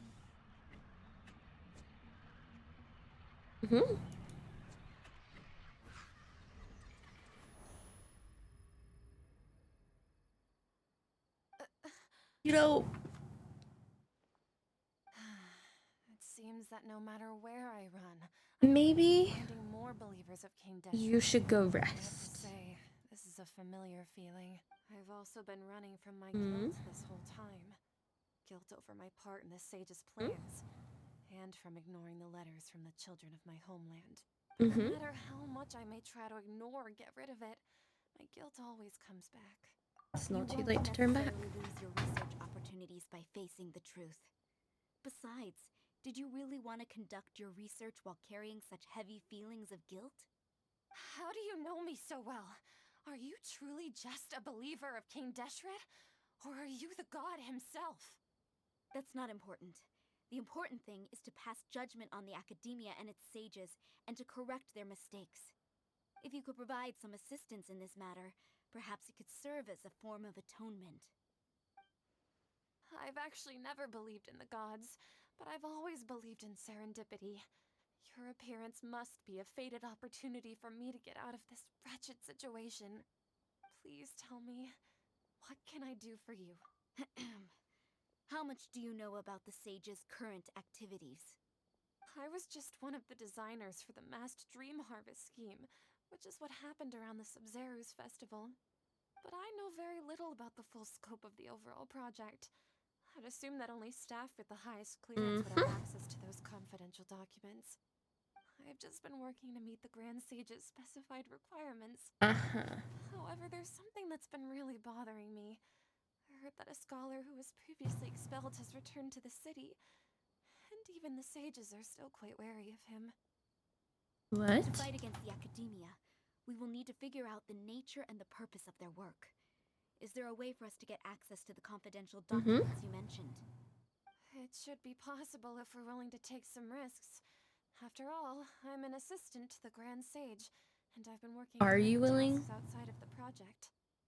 One thing, though, I won't be able to transfer the documents to you through the Akasha once I get my hands on them. The sages have always closely monitored all activities within the Akasha. Let me see. Let's use the most primitive method. Send someone to pick up the documents tomorrow evening at the Academia entrance. The Academia entrance. Wouldn't that be too conspicuous? Don't worry about that. I assure you, this won't be a trap. I'm only suggesting this location because it'll draw more scrutiny for me to leave the Academia again. It'll be safest for me to distract the guards long enough to hand you the documents. Right. I trust you.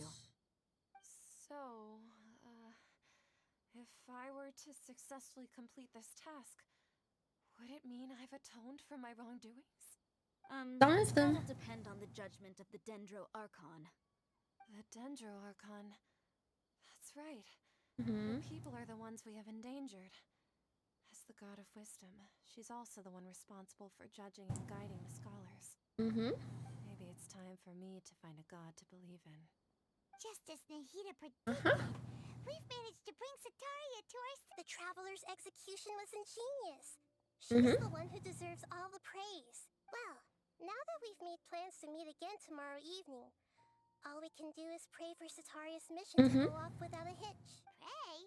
But if we're going to pray to the gods, aren't we just praying to you? God of wisdom and guardian of the scholars? Yeah. No. The truth is the true guardian of scholars. I've always believed that. Uh-huh. Anyway, let's meet again tomorrow evening at the Adventurers Guild. Okay, bet. Let's just quickly run up here. Oh, look, there's no Catherine. And wait until 9 p.m. tomorrow.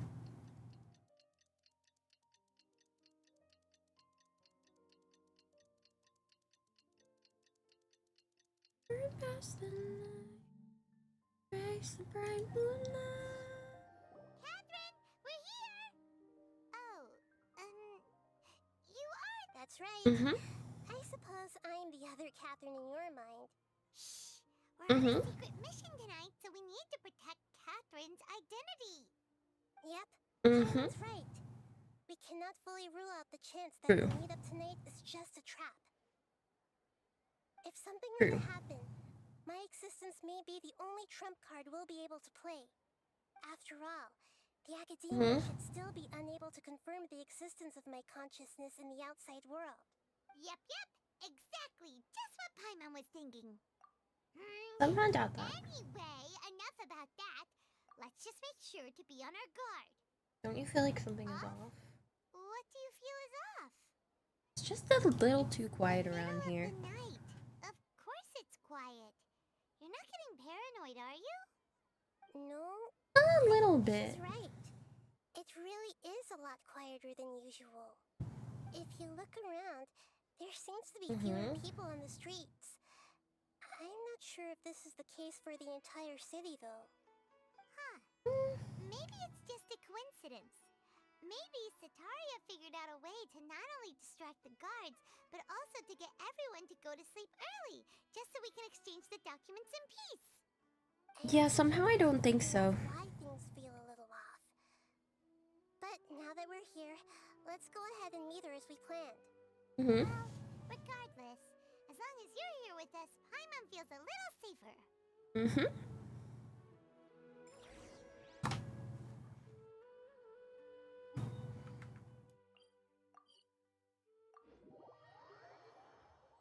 The dead and gone. Uh-oh.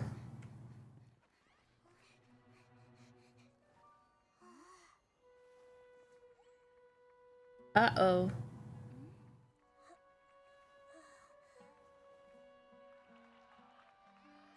What are all these people doing here at this hour of the night?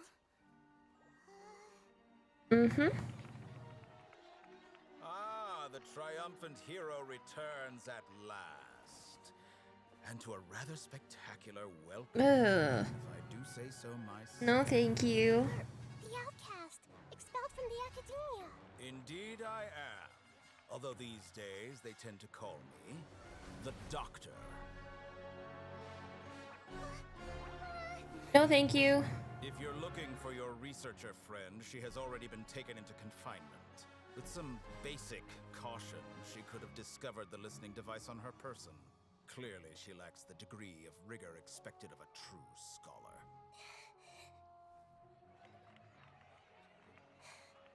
The people of Sumeru City. What have you done to them? I simply made some minor adjustments to their Akasha terminals.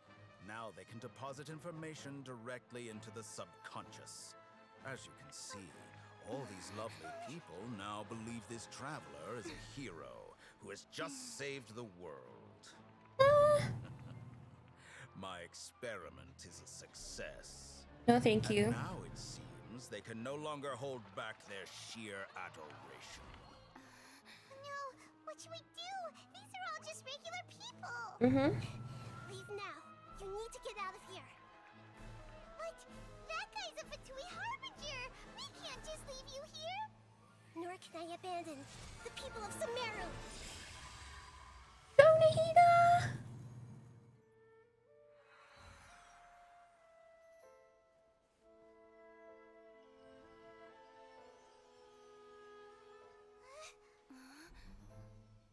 Don't worry. We'll meet again outside of the city. Okay. I see. You appear to have overridden their mental faculties with your own consciousness. To possess such a powerful mind, you must be the god of wisdom. I don't like him. I hate him. I hate him. Get him out of here. This should be far enough. Paimon needs to catch her breath first. Is Nahida going okay? We only made it out because of her. End up between minds. Hopefully she'll be fine. Paimon wasn't counting on running into a new Harbinger here. Let alone such a high-ranking one. That guy was number 2.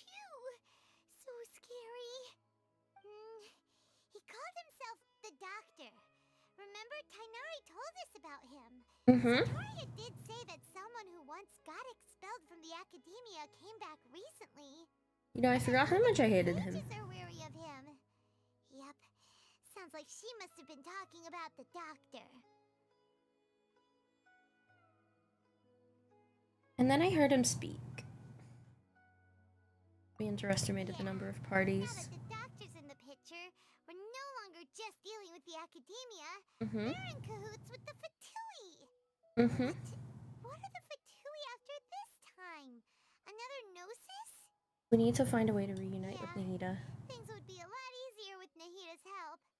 Nahida said we'll meet again outside of the city. But we can't just keep waiting around, right?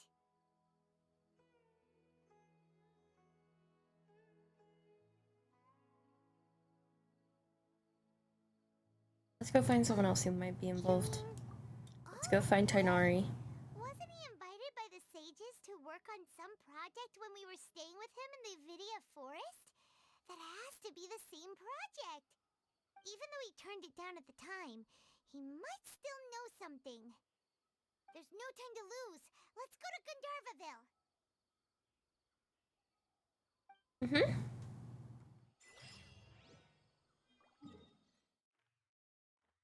Gandharvaville is apparently not that far from Sumeru City, which is kind of crazy because in my head it was so far away.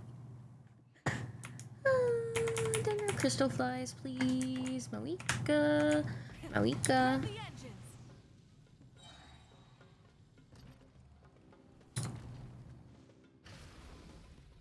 Okay, that's not great. I'm still hoping for enough to get one more Barber constellation. And then like we're on 16 or 17 pity. So because we did do that single pull. So, like, I'm not expecting another Nahida. But if we get another Nahida, great. If we get a standard, that's also great.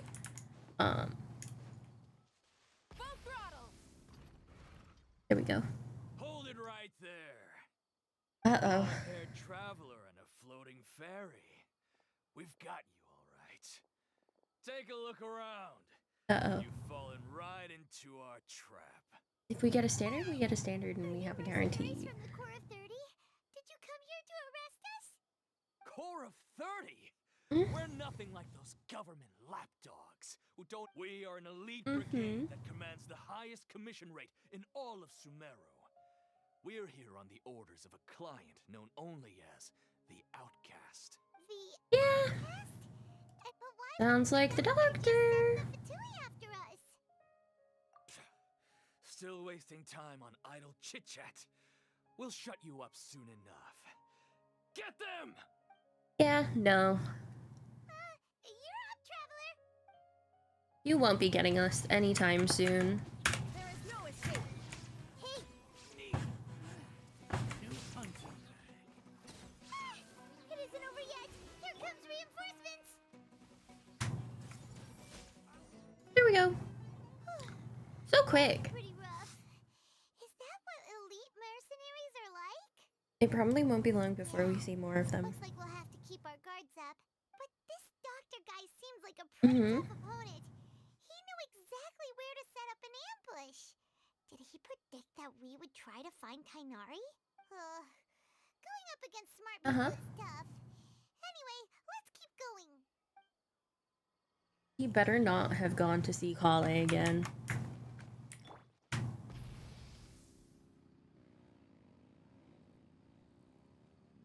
I mean, we already got issues, but...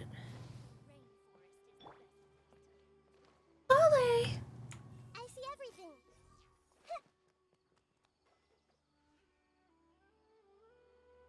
Oh, Kale. Okay, wait. No words from Kale. It's the traveler and Paimon. What are you two doing back here? Kale! It's nice to see you again. Are you doing alright? To be honest, I'm not doing too well. My Elazar has been progressing at a faster rate lately. I'm finding it harder to complete more intricate tasks. As a result, Master Tainari is taking me off the patrol schedule. He will only allow me to stay here and coordinate other people's tasks. Oh, Kale! Speaking of Tainari, did he go off on patrol? We're here to talk to him. Oh, Master Tainari? You just left the Avidia Forest a little while ago. Okay. He's headed to Party's DI. Okay. He left? But isn't Tainari always saying that he never wants to leave the Avidia Forest? He even turned down the Sage's invitation. I thought it was weird too. Master Tainari always prioritizes his work as a forest watcher above everything. He almost never leaves his post. He left in a hurry this time, though. You didn't give a reason? I only found out that he left through a message he left behind. He also made sure to delegate all his tasks using a schedule. Interesting. To leave in such a hurry? I'd guess he had something urgent to take care of. Oh, definitely. Master Tainari originally studied in the Amorta Darshan of the Academia. And Partis DI is something like the Amorta's research base. Many rare shrubs and grasses have been planted there for research. I know that before he became a forest watcher, Master Tainari once spent a long time conducting research at Partis DI. A research base, huh? Gotta wonder what kind of research Tainari just decided to work on all of his head. Oh, we don't have a lot of time, so let's go look for him at Party's DI.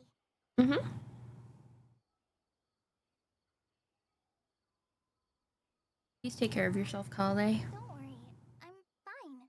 I'm used to living with Elazar by now. If you run into Master Tainari, please send him my regards. Of course. Got it. Will do. See you later, Kale.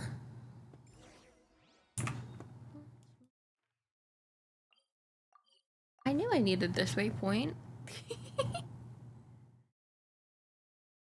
Catherine! Wait! Look who it is! Nahida! Thank goodness you're okay. We were so worried about you. You haven't been reprogrammed by the doctor, have you? Touching reunion, but you're actually... It's very smart of the Traveler to be wary of me right now. After all, the doctor has shown that his technology can apparently even control human minds. Plus, it's not like you could have known what happened after we split up, and I was facing the doctor by myself. Even a pool of stagnant water after a torrential storm can occasionally pass as a patch of sky. Paimon feels like only the real Nahida could come up with such an obscure analogy. Yep. Pretty much. I agree. Huh? But I wasn't trying to win your trust or anything. All I wanted was to clarify my point. That's the point. We understand that point now. Please, Nahida, tell us more about what happened. Are those poor people alright? When you left, I was still in the middle of restoring everyone's minds. Thankfully, when the doctor mentioned depositing information into the subconscious, he didn't mean engraving information into their minds. Instead, he did something closer to creating hallucinations. That was still within my power to fix. Luckily, I managed to finish my restorations and mind jump away from him just as he was about to capture me. Perfect. What a relief. The doctor sure pulled out some hidden cards, but good thing we had Nahida with us. I wouldn't be relieved just yet. I gave away my true identity when I restored everyone's minds, which means we've lost another one of our trump cards. Also, the doctor is already an expert at modifying Akasha terminals. Maybe it's only a matter of time until he captures my consciousness inside the Akasha. That's not good. You'd no longer be able to jump between minds? Then how do we stop him? He's still at the academia, so it's possible he already started messing with the Akasha. Our position will only get worse with time. Feels like he's toying with us. What a nasty piece of work. Plus, the doctor's combat ability alone is apparently enough to make him worthy of being number 2 of the Fatu. We shouldn't give up hope just yet. Let's try to find another way to attack this problem. Actually, Nahida, how did you know we were trying to get to Party's DI? Have you been waiting for us? Yes, I have. I can see the traveler's elemental energy, so I deduced your destination by looking at the direction you were moving in. You didn't come here for sightseeing, right? So cute. I love her. We're looking for a scholar we know. His name is Tainari, and the sages once tried to reach out to him. Why don't you come inside with us and see what... Okay, let's just hope we won't get him into trouble. We won't. Hey! The scholar's research seems rather mysterious. We won't get him in trouble. Probably. Everyone hold hands! Asia! Oh, we couldn't grab the Parisara. That's so sad. I don't even, like, want Nilu on this account, but, like, I want Nilu. No. It's Hypatia! Didn't expect to run into you here. Surprise! It's so nice to see the two of you again. Who's this? She's a scholar we met in the Avidia Forest. When we last saw each other, she was still training in the... what's it called? Satyavada life? Oh, I see. That's right, we're old friends. You've come at just the right time. Ever since I've come here, hardly anyone has even talked to me. Oh, that's so sad. I'm too excited about this. Actually, for you to leave the Avidia Forest means... you're not in training anymore? Wait, no. Did you already finish your training and reach Pariporna life? Hopefully. What do you think? My consciousness has already managed to make contact with the divine. You did it! Congratulations! You're truly amazing. It's so exhilarating to share this sublime joy with others at long last. When my consciousness made contact with the gods. What a supreme and unparalleled experience that was. That sounds incredible! Actually, we're here for Tainari. All right. Actually, please wait. I haven't forgotten my promise to you. Remember? I promised to help you understand what you saw from Irminsul once I gained deeper insights. My current self has not only gained true insight, but I can even help you establish a direct connection to the consciousness of the divine. I don't think we need to do that right now, though. I've never heard of anything like that, but if you want to give it a try, I'll do my best to protect your consciousness during the process. Hold on. I brought some spirit borneo with me. This is still a crucial part of the ceremony. We're using that incense again? All right now. How do you just have that in your pocket? I'll help you establish a pathway to connect. Okay. Ready? How do you just have that in your pocket? Like, be so for real right now. It took 3 betrayals for me to finally understand. The world is just an elaborate tapestry of lies. My fury will never be quelled. The first to betray me was a god. Raiden! Creator. My mother. Valuing strength above all, she saw no worth in me and I was discarded. The second was a human. My family. My friend. Consumed by fear, he saw me as an abomination. The third was one exactly like me. A hope for the future. A fledgling barely out of the nest. Powerless before his mortality, he broke his promise to me. Humans, they can't be trusted. And the gods fill me with pure loathing. So I said good riddance. I denounce the world and laugh in its face. My chest will never again be defiled by worldly filth. I will scrub away every last trace of human emotion. Then it will be empty, a blank slate, and ready to receive a supreme gnosis, brimming with pure divinity.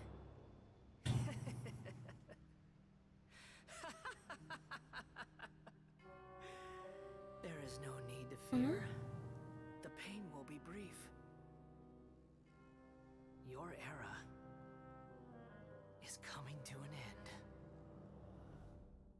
end. No, thank you.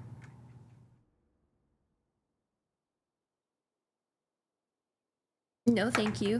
What was that? Neither Greater Lord's consciousness nor King Dashred's consciousness. The Balladeer's memories? Everything matches what we know about him. But how is he connected to the divine consciousness that Hypatia was talking about? You saw it, right? You felt it, right? Such a majestic god. Such a noble will. I'm sorry, what? Sublime emotion.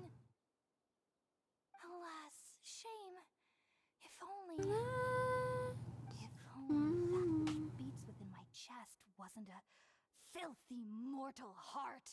Must begin in the Great dark. and merciful God. Lonely souls Grant me inspired. forgiveness and salvation. Do you understand now? I'm afraid this I- is not a life, but rather... Wake up, Hypatia. You!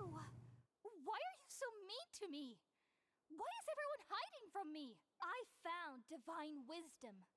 Shouldn't I receive praise and honor? Haven't I uncovered that light in the darkness? Hypatia? That's how I always thought everything should be. Wait, have I already lost my mind? Yeah. Pretty much. Pretty much.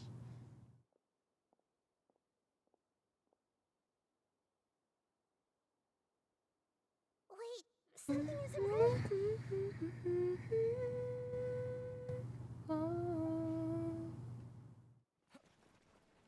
Uh-oh.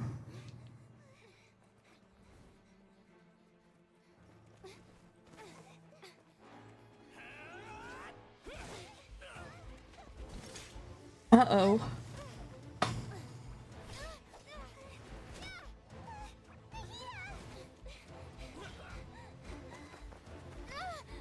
No!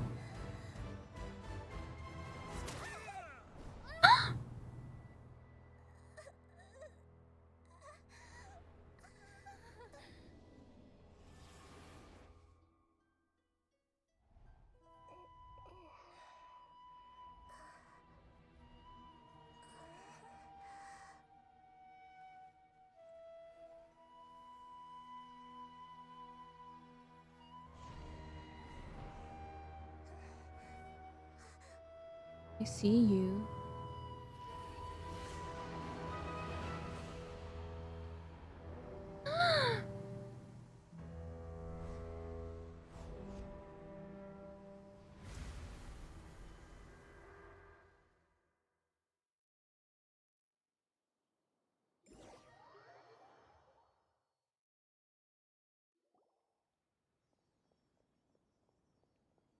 Inari. Okay, we finally lost him. Are you okay, Nahida? Wait. Oh. No. Something feels different. You're back. Oh, the traveler's back? It's me. Nahida was controlling your body for a while. It seemed like she jumped over to you as an emergency measure right before the Catherine puppet was destroyed. After that, Tainari heard the commotion and came over. He helped us defeat the mercenaries and then he ran with us all the way here. Our minds swap places. You swapped places? You mean your consciousness also went into Nahida's body? Yep. Wait, then where is Nahida's That is in fact what happened. I never imagined that an individual's consciousness could be transferred around like this. Had I not seen it with my own eyes, I would have never believed it. I don't think this can be achieved with current human technology. Also, it can be with... The consciousness in your body told me to pass on a message. She said, "The doctor has found a way to trap my consciousness, so I can't journey with you anymore.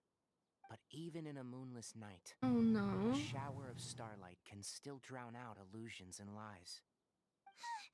Oh no! Nahida's trapped in the sanctuary of Surasthana for good this time. Was that message all she left for us? It's pretty vague. We can't let the doctor figure out what we're up to. That makes sense. Since the doctor captured her, she won't be able to say anything without him knowing. She's being extra careful. Even in a moonless night, a shower of starlight can still drown out illusions and lies. Everyone knows the moon illusions and lies are from the alchemical divination at the Sumeru's festival. Didn't Nahida use a starlight analogy before? It had something to do with Sataria. The moon refers to Nahida herself. Starlight refers to the people of the desert. Illusions and lies refer to the academia's plans. That makes a lot of sense. Do you think Nahida was telling us to go find help in the desert? She isn't with us anymore. Think we'll be okay? Paimon, you said Sanctuary of Surasthana, correct? Does this mean that this Nahida you're talking about, the consciousness who was occupying the traveler's body, is the Dendro Archon? Your guess is correct, but the situation's a bit complicated, so it's really hard to explain right now. That's all right. A scholar's curiosity doesn't need to be addressed right away. As for the complicated nature of the situation, safe to say I have witnessed that for myself. Yeah, you definitely have. And it looks like the Dendro Archon's also on your side. So, I trust you. Thank you, Tainari. Actually, we came here to ask you a question. What do you know about the project that the sages have been working on? While I was indeed invited to join that project, the sages were always secretive about its scope and goals, so I eventually declined. All I know is that the project has something to do with the restoration of Irminsul. I think I know what the project is about. I just received some new intel. Did you see something when you were in The academia is turning the Balladeer into a god. Do you have any evidence? I saw a nascent god under construction. Hypatia also showed us a so-called divine consciousness.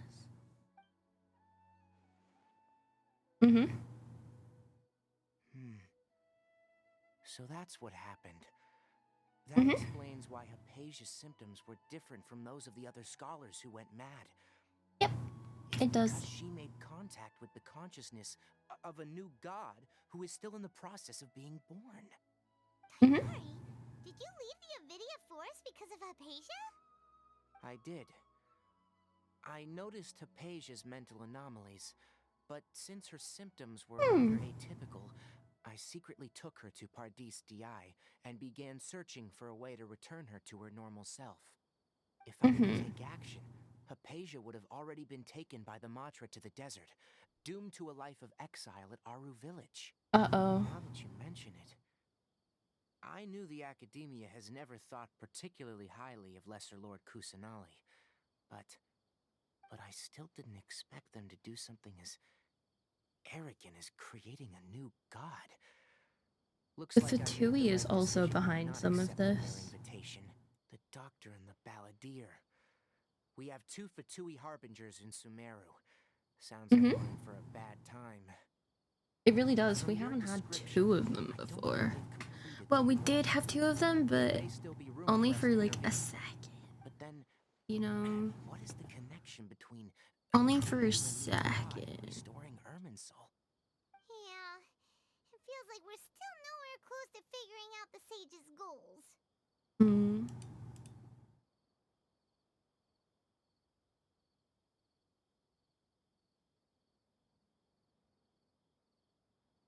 Let's head to the desert for now. Pretty much gone over everything we need to know, so we should head out. How about you, Tighnari? What are you going to do? I'll stay here for now. I still want to try a few more things to help Hypatia. If you're planning to go into the desert, start by heading for Caravan Ribat. That'll be your fastest route. Okay. Come find me here if there's anything else I can do to help. May the spirit of wisdom go with you. Okay. Tighnari. Hopefully Hypatia will feel better soon. We're out.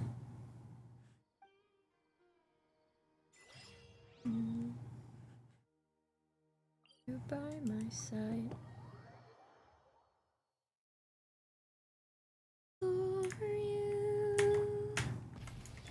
I'll protect us. Eee.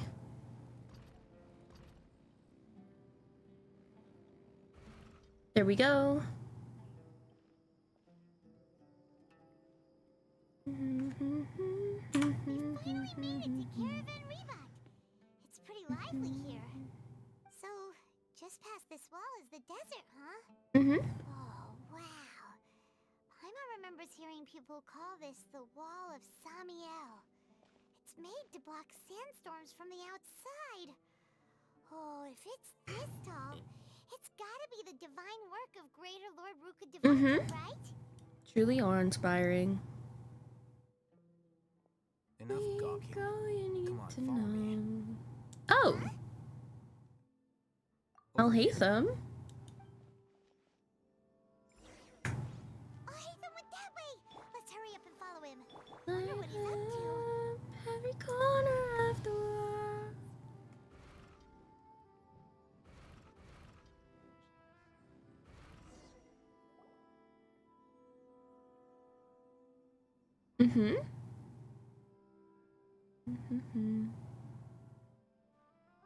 What the? Where did she go? How did we lose them? They were just here a second ago. More Eremite mercenaries? Who are they working for this time? Anyway, Traveler, it seems like we were being followed again. You were too careless. You should have noticed those hopeless amateurs trailing you a long time ago. Thanks, Alhaitham. There's no need to thank me. I've never cared to keep track of personal favors. All I did was correct a mistake I happened to come across. It's a habit I developed at the Academia. I'm on a scare, Alhaitham. We never thought we'd run into you here. Last time we met at Port Ormos, didn't you say you were going back to the Academia? Wait, don't tell Paimon that you're here to take us back on their orders. Oh, so you've already landed yourselves on the Academia's hit list. I can't say that I didn't expect it. However, had I wished to turn you over to the Academia, don't you think you'd already be the Eremites' honored guests by now? Oh, well, Yeah. You do have a point. Yeah, he does. I have no interest in running errands for that project. As a scholar, I've always belonged to the camp that promotes researcher autonomy. Mm-hmm. And these days, you're more fascinating than anything the sages can offer. So you were actually looking for me. Not quite. To tell you the truth, I'm still investigating the divine knowledge capsule. Unfortunately, I see. I've run into some difficulties. Everyone says the capsule originated in the desert and was eventually moved to Fort Ormos. If I am to get to the bottom of this, I must understand how the capsule first came to be. Which brings me back to you and why you're so interesting. The leader of Ain al-Ahmar used the divine knowledge capsule right in front of you, and upon seeing him, your expression became perplexed, and you were lost in thought for quite some time. To have that kind of reaction, I think you must have realized something. Are you interested at all in sharing what you've been hiding from me? World forget me. Alhaitham, you really have a ridiculous eye for detail. What kind of person even notices or remembers stuff like that? I can't share what I know just yet. Well, I do work for the academia after all. So considering that, it is indeed wise to keep your cards close to your chest. That does prove you do have some undisclosed information about the divine knowledge capsule. Am I right? Rather than simply learning the answers from you, I'd still prefer to investigate on my own. Speaking of, you two are also headed to the desert? That's right. Yes, we are. We have the same plan as you, but we don't really have any concrete goals at the moment. Then I'd suggest starting with Aru Village. It's the largest settlement in the desert, so it'll probably have more resources and intel than anywhere else. It's always better to travel with someone you know. Let's go!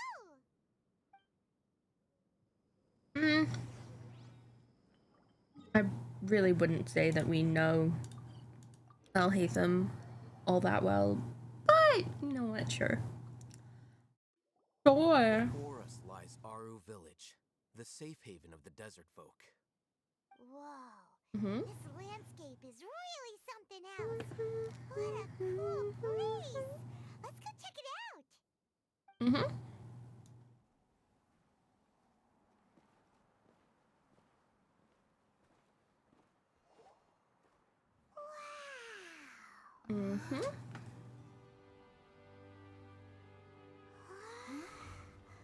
Oh!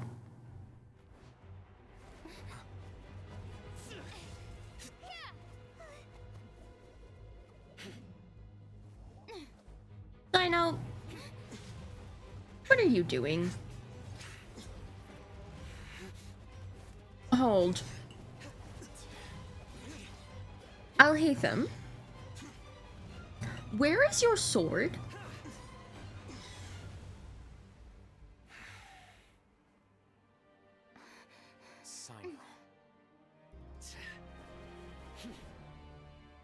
Where is your sword? Unless my memory fails me, we have barely spoken 2 words to each other before now at the academia. Would you care to enlighten me as to when and how I invited the General Mahamatra's wrath? Oh, Hatham. Do not think you can escape my judgment, just because you managed to escape my attack. Judgment? So that's how you'd characterize your actions here, is it? Or would elimination perhaps be a more accurate description? Had I used my full strength, not even this traveler would have been able to stop me. Though styled like an assassination, I sought only to ensure that my target would be unable to flee or resist. Standard practice for the Matra, as well you know. Seemed to me more like your own personal touch. Who is that, Alhaitham? Did you call him General Mahamatra? Yes. General Mahamatra Sino, head of all the Matra at the Academia. He's a formidable hunter, and the ultimate nightmare for any who have committed academic crimes. You seem to have placed a lot of trust in Alhaitham, to the point of blocking an attack for him. If I were you, I'd never choose to side with him. I mean, I'd block an attack for you. That comes out of his mouth. I have been pursuing this man for a long time. I urge you, stand back and do not seek to defend him any longer. Has Alhaitham done something wrong? Hyman doesn't think he's as bad as you've made him out to be. I won't waste my breath explaining things. Hatham, I saw it during our fight. Take it out. The divine knowledge capsule you're hiding on your person. Uh-oh. Unless you want me to retrieve it for myself. Very perceptive of you.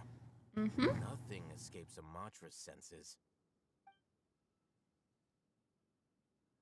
Wait, the divine knowledge capsule? Didn't it fall into the Matra's hands in Port Ormos? No wonder you speak with such confidence, Sino. I must admit, I'm very curious. What does this capsule mean to you? And why, as General Mahamatra of the Academia, are you all alone in the desert?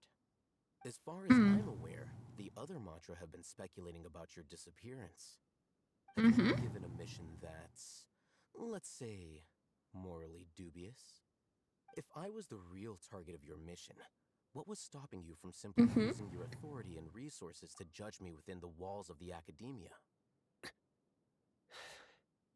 I should have known you'd be difficult to deal with. You two? Ugh. What should we do, Traveler? Paimon feels like we can't trust either of them. Well, look at you two, acting all tough and self-righteous over there. Wait. There's someone we can trust. Great! Finally, someone that we can trust! You gotta help us out here. Otherwise, these two are gonna start fighting again. Yeah, sure looks that way. Two giants from the Academia duking it out once and for all. Not something you get to see every day, that's for sure. Definitely not. I know you academic types love to fill up your big brains with self-righteous morality and lord your empty rules and virtues over each other. But how dare you bring your petty disputes into the safe haven of Aru Village? It seems like someone's gonna have to beat some sense into your thick skulls until you finally learn to respect these grounds.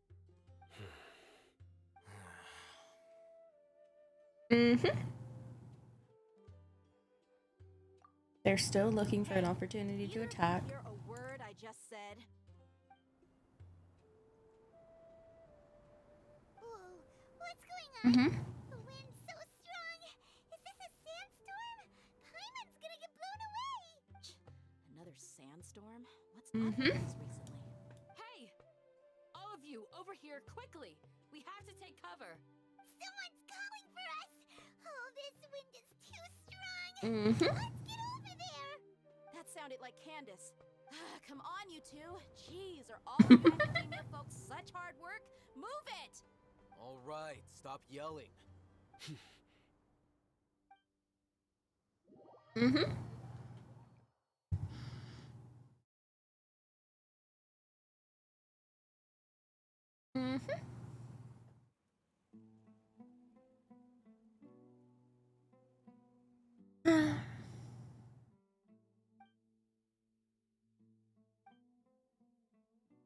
Well, this is pretty awkward. Yep. Hey, wanna play sardines with three people who wanna tear each other limb from limb? Sure, why not? Sounds fun. The air is so thick and heavy. Paimon's not keep floating anymore. My sincere apologies, everyone. This is the home of our village chief. I will have to ask you to make do with this small room until the sandstorm dies down. That's okay. Let me introduce myself. I am Candace, protector of Aru Village. Our savior has come at last. Nice to meet you, Candace. The name's Paimon. Thank you so much for helping us. There's no need to thank me. It's only right to help each other when the weather gets rough. Wow, she's so gentle and caring, like a nice older sister. Unlike those guys over there. All right. Now that we're all better acquainted, we should return to the topic at hand. As somebody in charge with the responsibility to protect my fellow villagers from harm, I was observing your conflict from afar, even before the sandstorm started. And now that you have set foot in our village itself, it is all the more my responsibility to make absolutely sure that you pose no threat whatsoever to us. So please, have have an honest and sincere conversation with one another and put your hostile feelings to rest. If anyone dares to start anything again while they are under this roof, I will not hesitate to send them out for some quality time with the creatures of the sandstorm. Oh, on second thought, Paimon may have misjudged Candace's character. And that goes for you too, Miss Dia. Do I make myself clear? All right, we got it, Candace. That's what I like to hear. So, which of you will begin? I was supposed to be a mediator, but, I might have gotten a little too involved just now. Anyway, one of those two should probably start talking. Wait, that was you trying to be a mediator? I have nothing to hide, so there's no shame in explaining myself. While Alhaitham wasn't wrong about the other Matra not knowing my whereabouts, it's not because I've been assigned a morally dubious mission. Rather, I've chosen to exile myself. Huh? Exile yourself? A little while ago, I discovered that there was data missing in the Academia's project planning and development files. What little they did report clearly did not match the project's actual progress. As General Mahamatra, I had the responsibility and authority to request an audit. However, to my surprise, the person responsible for the erroneous data was none other than Grand Sage Azar himself. I tried to investigate the issue myself before submitting a formal audit request, but I soon found that all leads and potential pieces of incriminating evidence were carefully concealed from me. I began to realize that they were cautious of me from the very beginning. Unsurprisingly, the Grand Sage rejected my audit request as soon as the submission reached his desk. He even said to me, "The power of the General Mahamatra is granted by the sages. You have no right to judge us." So they really are up to no good. I realized then that to the Grand Sage, the Matra are nothing more than tools for the sages to assert and maintain their control over knowledge. The vows that we took, the principles that we strive to uphold, they are meaningless to the academia of today.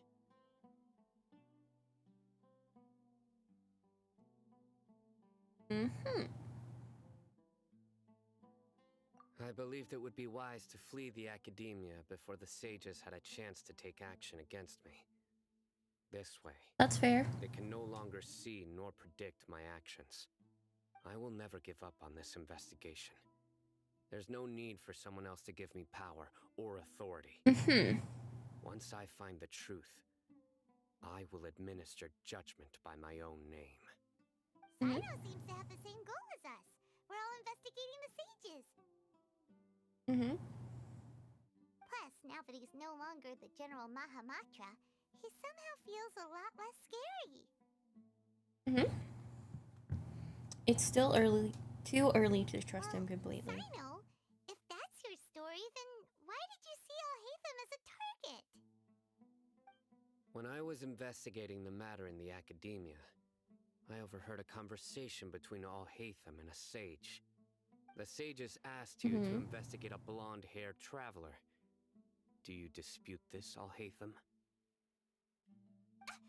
What? Like many parts of the project, this assignment was undocumented. Now throw in your suspicious behavior with a divine knowledge capsule, and I think we deserve an explanation.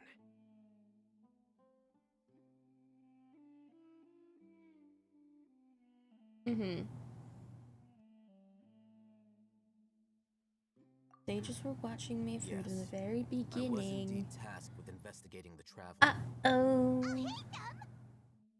After all, the promised reward was so great that hardly any scholar could have refused.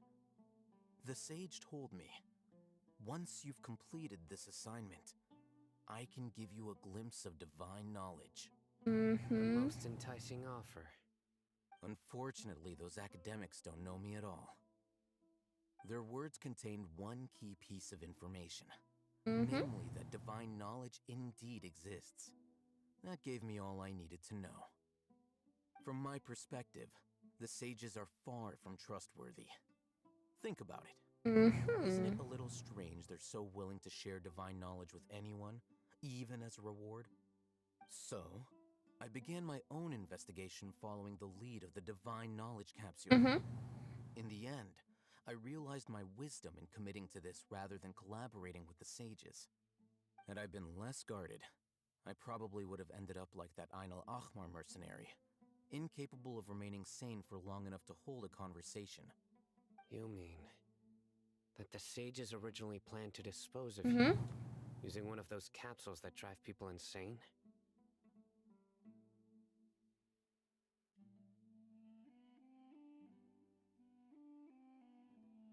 Hmm. I'd already given up on the assignment by then. Huh. I only told the Academia I was waiting in Port Ormos for you to appear so they wouldn't suspect anything. So That's fair. It was quite a surprise when I encountered my erstwhile target while investigating the divine knowledge capsule. Criminals do love Mm-hmm. to talk about coincidences. Even though I ran into the Traveler by chance, I had no intention of providing assistance to the Academia. Also, you should remember, you were the ones who decided to follow me and strike up a conversation after I left that tavern. Hmm. That's true. Mm-hmm. Latham helped us out at Caravan Rebot as well. Maybe he's telling the truth. Mm-hmm. I believe. I'm willing to apologize, if that's worth anything to you. I took the Divine Knowledge Capsule behind your back because I judged its existence to be a significant risk. I felt that it would be best for no one to interact with it before it had been properly studied. Uh-huh. After all, curiosity often proves to be the most dangerous thing in this land. You should be well aware, Scribe Al-Haytham, that curiosity can also lead you to danger and suspicion. Answer me this. Did the sages share any information about their project with you? Have I not made myself clear? You and I are both distrusted by the Academia. Do you really think they would tell me anything? Fine. Although you haven't completely proven your innocence, I won't regard you as an enemy, for now. As you wish. Mm-hmm. Mm-hmm. Good. I'm glad to see you two clearing up your misunderstandings. And now you, Dia. I believe it's your turn. Oh, sorry. Whatever the boys were talking about must have been so boring that I spaced out. My situation is pretty straightforward. My employer, Dunyarzad of the Homayani family, is friends with the Traveler and is currently recovering from her illness at home. Mm-hmm. I had nothing going on, so I decided to return to Aru village for a visit. I was actually looking forward to a pretty exciting time getting back together with everyone here. Then I saw these two random guys in the middle of a pointless argument. It ticked me off, and things went downhill from there. Is that all? Well, I will admit that definitely sounds like your style. Mm-hmm. In that case, welcome back, Dia. That's more like it. I missed you all so much, Candace. Mm-hmm. Whoa! What was that sound? No need to worry. Now that you're no longer at each other's throats, please make yourselves at home. I'll take a quick trip outside to clear out some of those creatures in the sandstorm. Creatures? In the sandstorm? Are you sure you don't want some backup? Being in a sandstorm is not for the faint-hearted. Anyone without extensive training in these conditions is at a disadvantage. You need to worry. Yeah, just leave them to Candace. Don't worry, she's as tough as they come. Okay. Sure. The wind's died down. That means the sandstorm's over, right? Mm-hmm. Candace still isn't back yet, though. Is she alright? Maybe we should go out and check on her. When you put it that way, even I'm starting to feel a little worried. Mm-hmm. All right, let's go. We've been here long enough, and the boys are as chatty as the floor.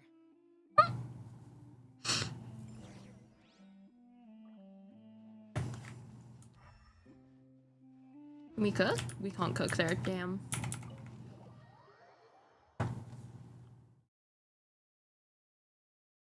What if I wanted to cook?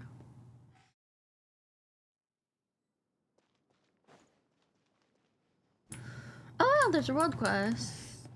Already? Wait, what was I going for? No, we're going over this way. Illusion shattered. There we go. Yes. They just keep coming. It's been quite a while since I've seen the flame main in action. I'll be sure to put on a good show. Let's go. Okay. I see everything. 1, 2, 3. Here comes another wave. When are they ever gonna let up? There we go. The creatures stopped appearing. Was that the last of them? What we fought just now was probably the aftermath of the sandstorm. So we should be safe for the time being. Well, Hell yeah. No injuries, I hope. Nope. Not for me. Who are you? Ah, my apologies. I haven't had a chance to greet you yet. I had my hands full taking care of the village's elderly and children. I am the chief of Aru village. Everyone usually calls me Uncle Anpu. Sir, I am also originally from the desert, but I have not been back for some time now. May I ask if such sandstorms are common? I can't say they've always been common, but recently the storms have become increasingly severe and frequent. Besides sandstorms, we also occasionally get earthquakes. According to an investigator who stayed in the village a while ago, these unusual natural phenomena are related to the withering of Irminsul. Another effect of Irminsul's withering. So, Irminsul's withering causes withering zones in the forest, and sandstorms and earthquakes here in the desert? Everything in the natural world is inextricably connected to Irminsul. These regional symptoms can indeed be a reflection of Irminsul's present state. Everyone in Aru village needs to take good care of themselves. Speaking of which, why haven't I seen a single village keeper since I got here? Village keeper? Who are That. Village guards like Candace?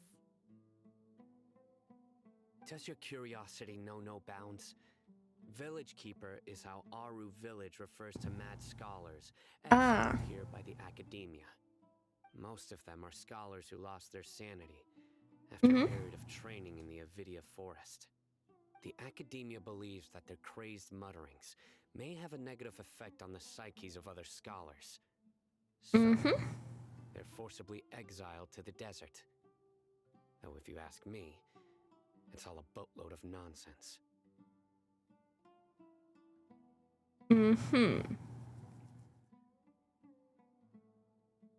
Apasia was also nearly exiled to the desert. That's exactly what we've been trying to investigate.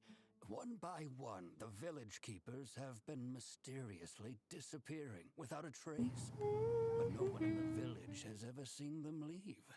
If you're planning to stay around the village for the next few days, I'd appreciate it if you could keep an eye out for them.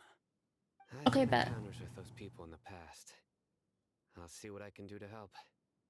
The Matra are the ones responsible for their exile. Now that you're no longer with them, are you trying to alleviate your guilt and atone for your past sins? I'm fascinated by how you think. Mock me if you will, but if you are guilty, I will eliminate you, regardless of my position or identity. Oh, you're the former General Mahamatra. You must be an expert in these kinds of investigations. Thank you for your help. I'll help you. Because you're reminded of Hypatia? Oh, these poor scholars. First they lose their sanity, now this! We need to help get them back home, safe and sound. But, is it really a good idea to tag along with Sino? You seem like you really don't trust him.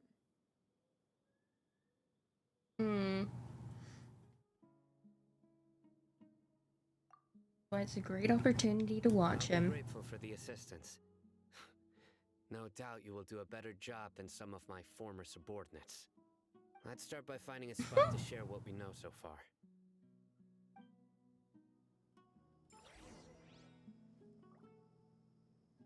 Full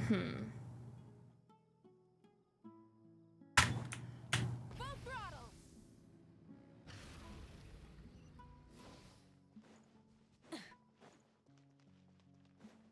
Okay. Over here we go.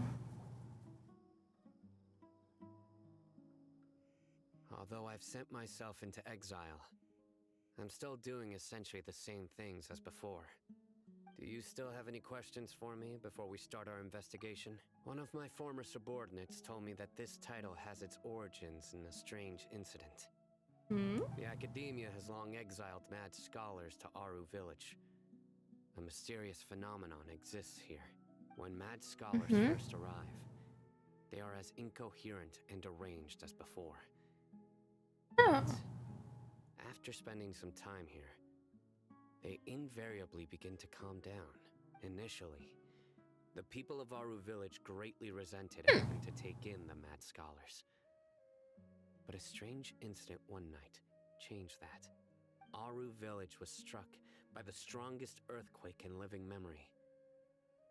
Seeing buildings on the verge of collapse all around him, the then chief of the village was preparing to take everyone to safety. Suddenly, he noticed a mad scholar crouching in a corner, caressing the ground with his hands. A soft, green light radiated from him, like a divine glow against the backdrop of night. Despite the powerful tremors that ripped through the ground that night, all the houses remained upright, almost as if they had grown roots reaching deep into the ground. Interesting. Not a single building collapsed, and no one was hurt. After that, the people of Aru Village treated the mad scholars with greater kindness. They began to refer to them as the village keepers. A soft green light? A mad scholar protecting Aru Village? What do you make of it, Traveler? It must have been Nina's power. I think so too. Actually, Sino, do you know if any of the mad scholars continued to wear their Akasha terminals at Aru Village? In theory, they would continue wearing them so the Academia could still monitor their activities. With that said, the main Akasha system would no longer have any interaction with them.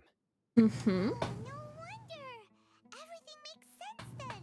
Add in the fact that they calmed down, it was probably Nahida who calmed them. If you are able to draw a conclusion from this one story alone, then it appears you possess much more information than I do. So, you're welcome. What do you make of the story? Really? Lesser Lord Kusanali. What? You don't believe us? Lesser Lord Kusanali was definitely using the Akasha to give her power to the mad scholars. It's not so much that I don't believe you. I'm just struck by your reasoning. Lesser Lord Kusanali, the current Dendro Archon. Is she really active in Sumeru? The Academia has always placed far greater importance on the late Greater Lord Rukkhadevata. They've more or less ignored Lesser Lord Kusanali, and I've never had any reason to doubt their views.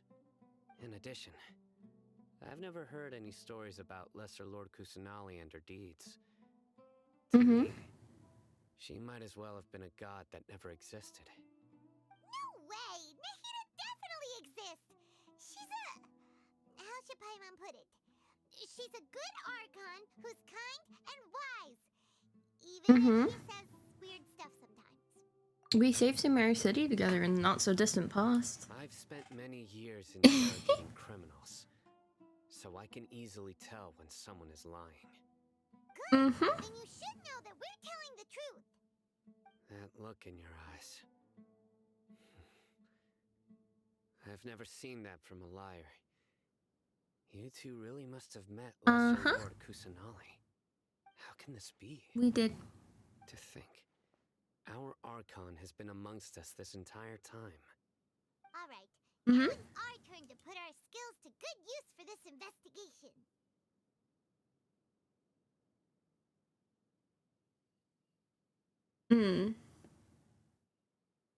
But easier said than done, especially since we don't have any leads.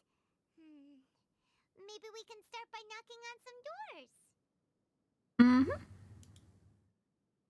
Excuse me, are you here to help me find my grandpa? Huh? Who are you? By the sounds of it, a resident of this village. My name is Isak. You'll help me find my grandpa, right? Is your grandpa a mad scholar? Hey, don't say that. Grandpa is just Grandpa. Why do you have to call him that? It's not like he's a bad person or anything. The person you're referring to is not a local. Yet you are. Why do you call him Grandpa? Grandpa is just Grandpa. He's my family. I heard everything you said to the village chief. Please, you gotta take me with you. I want to find my grandpa. I swear I'll help. I won't be a nuisance. So you're the one who was eavesdropping on us around the village chief's house. I was planning to go out and take care of whoever it was. I had a vague feeling that they didn't harbor any ill intent. Whoa. Hatham wasn't kidding about Matra having sharp senses. Sino, he's just a kid. All he wants is to find his grandpa. Let's find a way to help him. Sorry, I was only listening in because I wanted to know where Grandpa went. Honest. If you don't believe me, you can ask Miss Candace.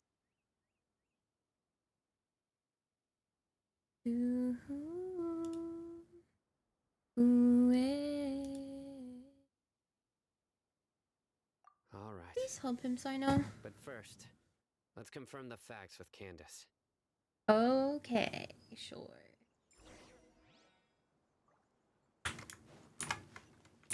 Oh wait, we have to go up. Climb. Rev the engines. Climb, climb, climb.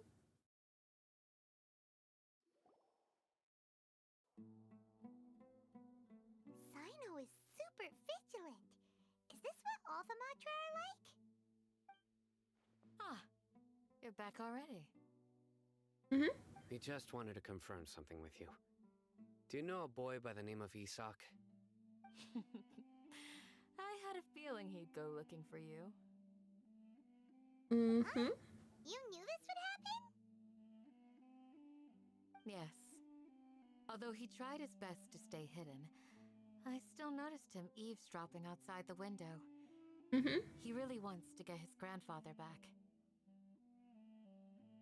Isak's parents were both Aramite mercenaries who rarely returned to the village after finding employment in the city.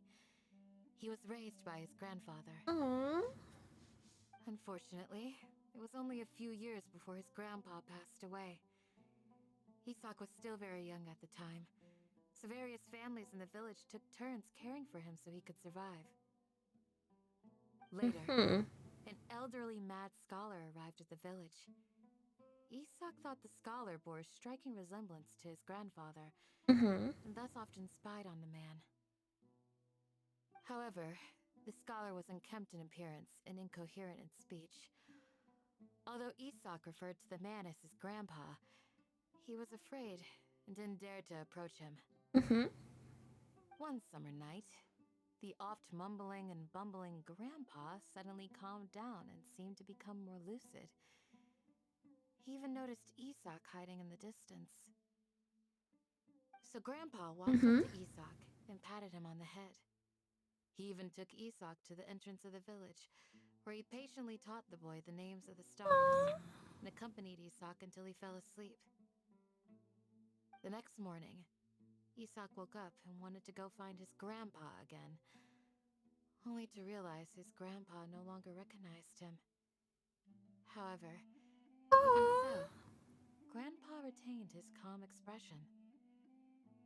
It's said that those who saw the scholar claimed he no longer appeared to be crazy, but appeared to be living in his own world, almost as if he were sleepwalking.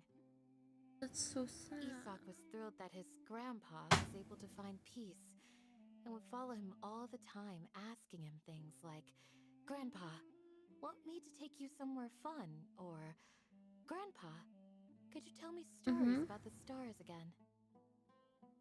All this somehow just makes Paimon feel really sad.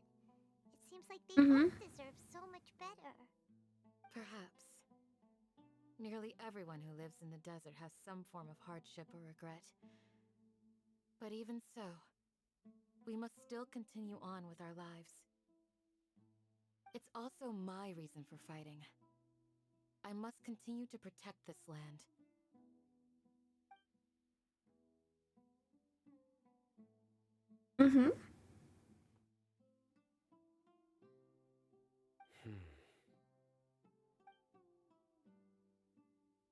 Maybe the people have always had a considerate god watching over them. Yes, they have. What did you say, Sino? No, nothing. As long as Isak keeps his word and doesn't get in our way, we can take him along. Perhaps you are more compassionate than I gave you credit for. Please accept my thanks on Isak's behalf, Sino.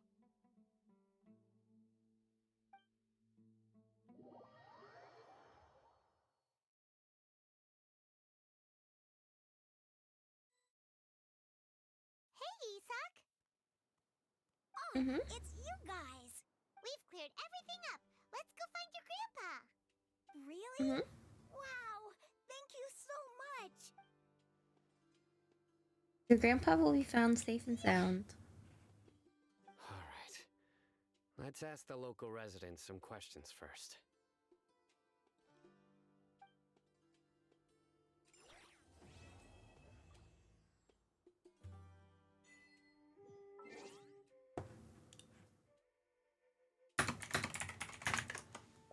Okay. I will BRB. I'm gonna get some food, some drink, and then we will be back for Act 4 and 5 and 6.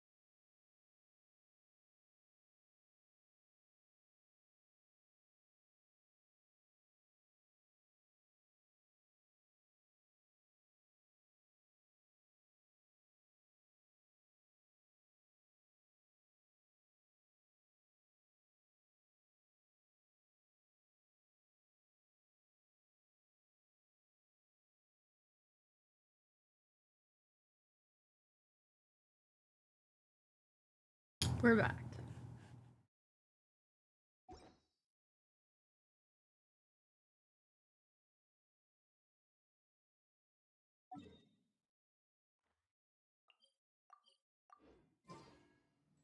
We are back.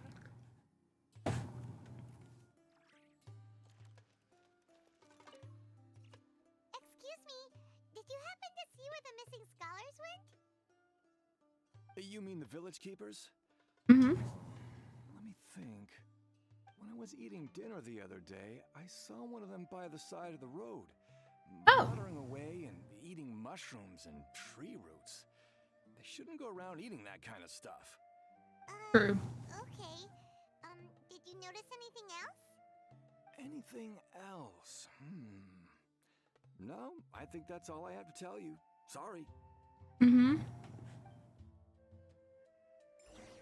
Damn.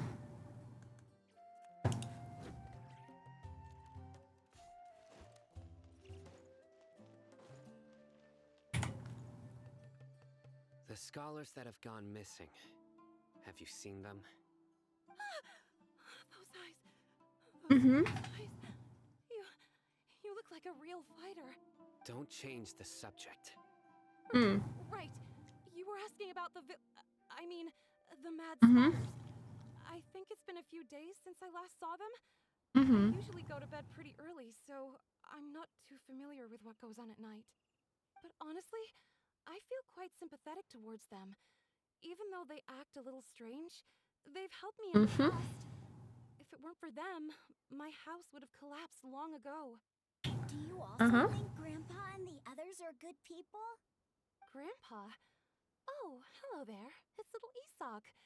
You mean that nice man who looks like your grandpa's long-lost twin, right? Yep. He was actually the one who protected my house. I saw it with my own eyes. He happened to be staying near my house that day and was doing something with his hands on the ground. It still feels pretty surreal now that I think back on it. Did someone teach them how to do that? Well, whatever the case, I'll always be thankful to him and whoever taught him to look out for others. I'm pretty sure that if I ever went mad, I wouldn't be able to do anything like that.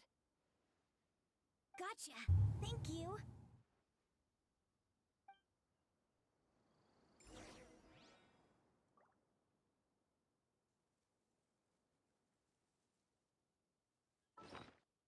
No, this way. How much resin do I have? I have full resin. That's not great.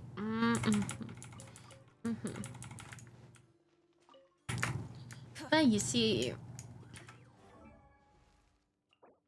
I need more here. I need more here. I need more here. I need more here.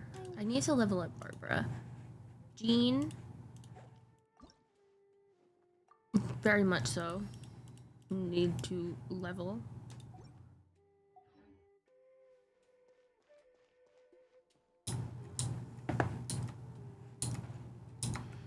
I'm gonna need so many poles.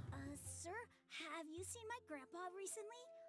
You know, the one who likes to sit and space out near the village entrance. Oh, well, if it isn't Isak. Oh, your grandpa, huh? It's been a while. The last time I saw him, he was spacing out by the road as usual. I went and asked him if he'd like any of the food I had prepared, despite my wife's protests. Like many people, she's really quite terrified of them. And speaking of my wife, she's still always complaining about how I don't make enough mora. Might explain why she's always mad at me. Thank you. Thank you for taking care of him. It was nothing. You're looking for him, right? Did he go for a walk and get lost? Yeah. That's no good. Well, once you found him, come by my place again and I'll cook a little something for the both of you. I've known you since you were very young. So as far as I'm concerned, you're family. Please feel free to come by anytime. Wow, what a nice guy! Okay. Thank you, sir. Huh?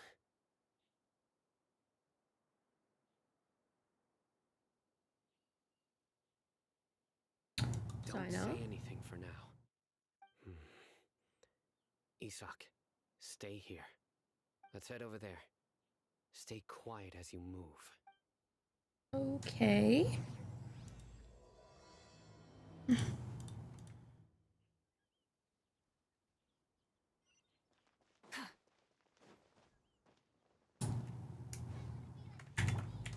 dance. You definitely need to level Barbara. Listen, see if you can make out what they're saying. Have you heard? The mighty King Deshret, the sovereign of our faith, will soon return to this world. Yes, of course I have. King Deshret is the one and only true ruler of this land. I've never believed in any other gods. Still, you say he's coming back, but it sure doesn't feel like life's about to change around here anytime soon. What's your proof? Haven't you noticed?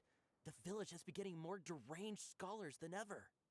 Delavar was saying that many people also went insane just before the fall of King Deshret's civilization in ancient times. We don't quite know why, but it seems like there's some sort of connection between insanity and King Deshret. Isn't it a sign of King Deshret's power that all the mad scholars have disappeared? If you ask me, they must have been chosen as the final sacrifice for King Deshret's resurrection. Huh. Now that you say it, that does make some sense. Does this mean our lives are finally going to take a turn for the better? Exactly. Those city folks will get what's coming to them. Now, repeat everything you've just said from the very beginning. Huh? Who are you? Where did you come from? My patience is running thin. You heard what I asked. Yeah, bro, this guy's something else. Look at his eyes. One wrong move, and he's gonna flay us alive. Let's not get on his bad side, okay? I am no match for this guy. Okay, good sir. What is it you would like to know? Tell me about King Deshret's resurrection. Well, I only know a few things from hearsay. I went for a drink the other day and heard others talking about a rumor that the madmen will disappear and that King Deshret will return to this land. I'm not making this up. I swear.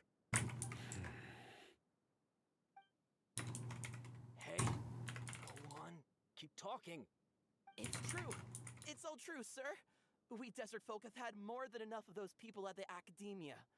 They keep sending us all their mad scholars and won't let us have a good life. Would you want to live like this if you were in our place? The radicals were even more thrilled than me when they heard the news. We're all praying for King Deshret's speedy return. There's only 8 more subquests in Sumeru. They're all willing to serve under King Deshret and fight for a share of the glory. Is that so? Seems like he still wants to know more. Keep talking. Got it. At first, I told myself it was just the drink talking, but then all the mad scholars vanished without a trace, just as the rumors said.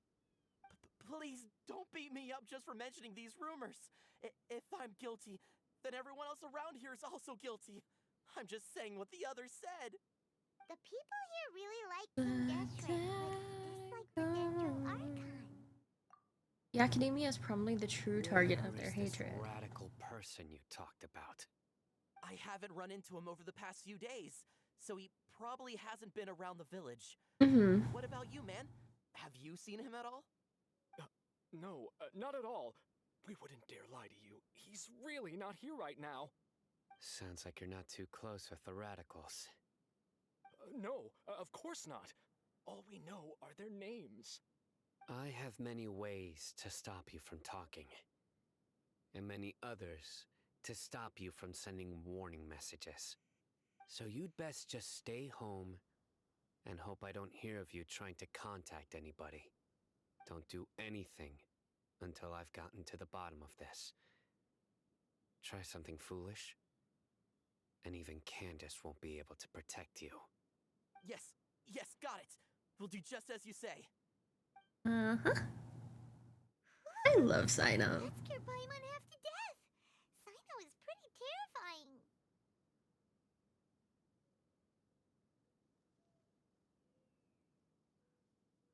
think I'm not one of your enemies. He didn't try to reassure us at all. It's like he's used to hearing that. Mm-hmm. Oh, Paimon bets lots of people have told him that before. All the more reason for you to not get on his bad side. Sorry. It's part of being a Matra. The rumor we Yeah. heard just now seems like a strong lead. But we need to check a few more places. Maybe we could check the scholars' homes? Very well. Isaac! I'm here. Where's your grandpa's house? Well, I can take you there. Just follow me.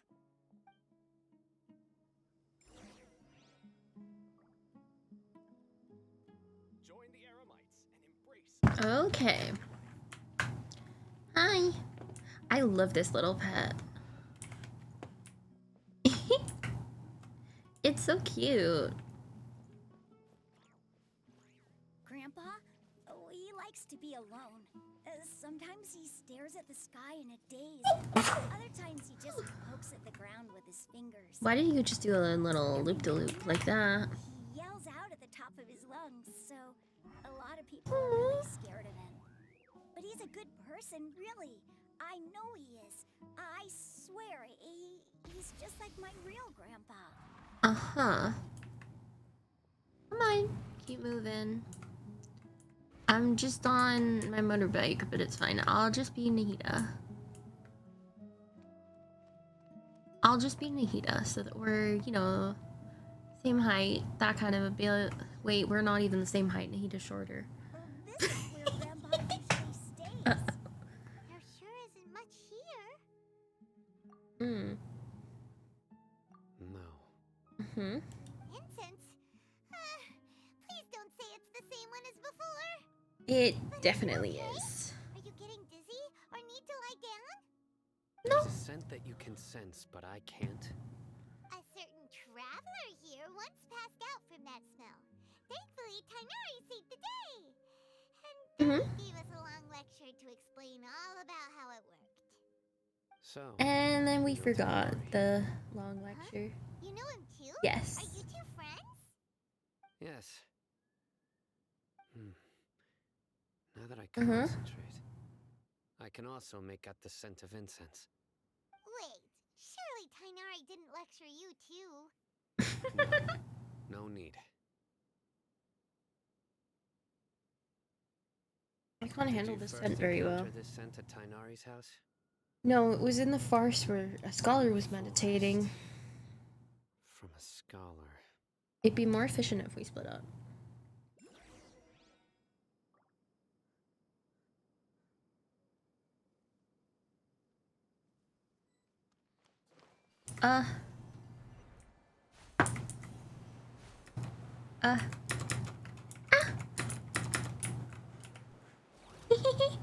Uh-oh. Everyone hold hands. Wait. You know what's crazy? I only just got this quest on main. Or this chest, not quest. What am I saying? What am I saying? I only just got this chest recently on my main account. Let the show begin. I need to build my Barbara better. I'm thinking healer build Babs. And we're gonna, after we get Farina on this account to complete this team, we have to figure out our second team. All I know is I want Bennett for sure. I'm really hoping that we pull C6 Barbara. I'm really hoping. Okay. That's not it. But oh no. Shinobu. The hopes and prayers are that before this time runs out, we pull C6 Babs.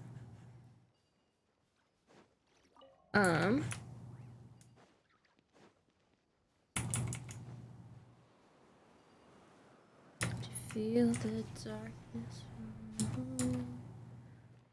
waiting every day. Okay, fungal spores. Oh.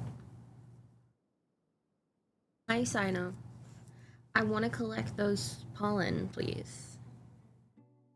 Uh-oh. What are you looking for, Sino? Here it is. Take a look right here.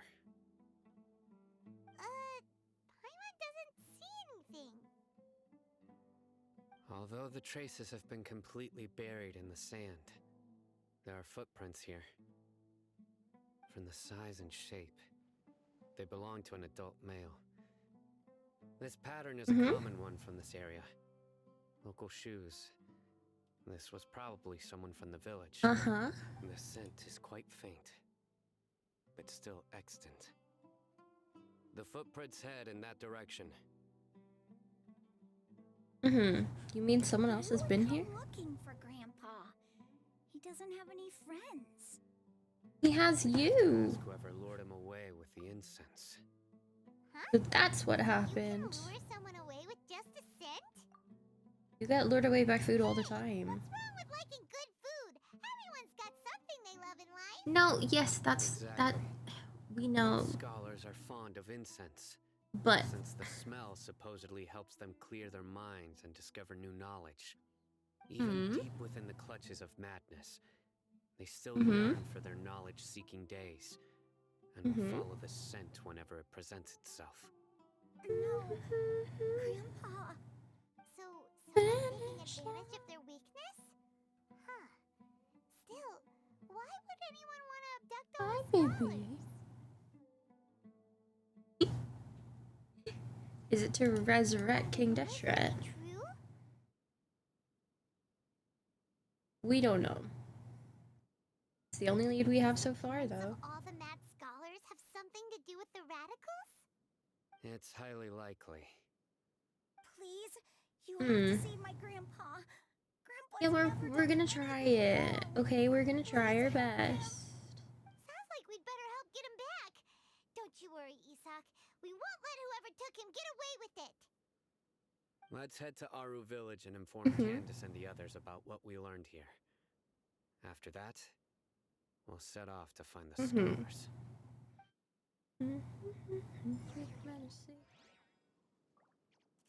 What I need.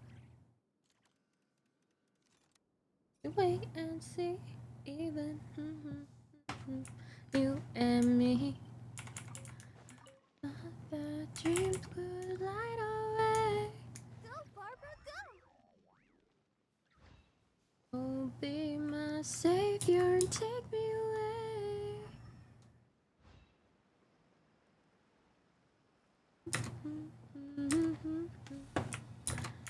So I cannot escape.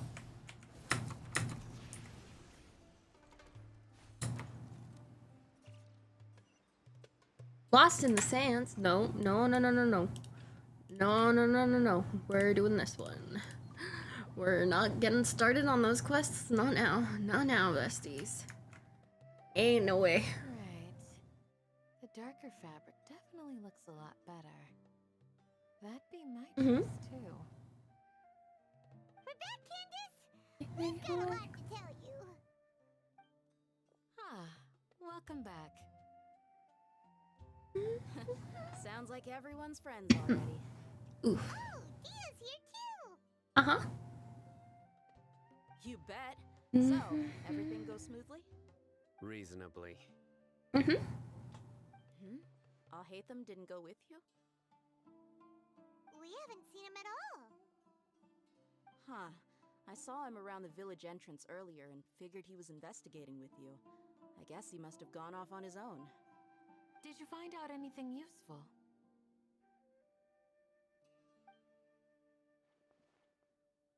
I've just made a grand discovery. So someone The grandest of discoveries. Away from the village. We're The resurrection of King Deshret? We've only got 7 more subquests after this one, and then we're done. Is only popular There's beyond the 7 wall. more quests to do. Scholars are fond of it, but as you can see, there aren't many scholars still studying around these parts. No seller would be able to make a profit here. Not to mention making incense. There's 7 more quests. Process. You won't see anybody in the desert with the We've been here patience to for make or sell something that requires that kind of almost effort. 9 It hours seems someone from beyond the total. wall must have been supporting this. Makes sense. So we're gonna win. So what should we do then? Do we go back to the academia? We're gonna do up to the end of Act 5, and then we have to do. Didn't you say that the villager got his news from the tavern? Well, I know also like to drink story from the quest, so I know a thing or or two not her story quest, her event, because that ends today and I haven't finished it on this account. Leader of the radicals is some guy called Delavar. Then yeah. Delavar, another day we will do interlude chapter 3, the whole lot of them are and then Sumeru Act 6.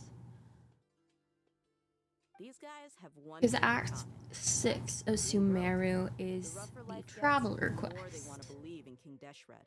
Way they see it, King Deshret's resurrection is their only chance at overthrowing the academia. So we don't have to do it. Throwing all of Sumeru into chaos is the only way to change the way of life here in the desert. Anyway, that's my guess why they've chosen to become radicals. Finding crowd in this stormy world somehow.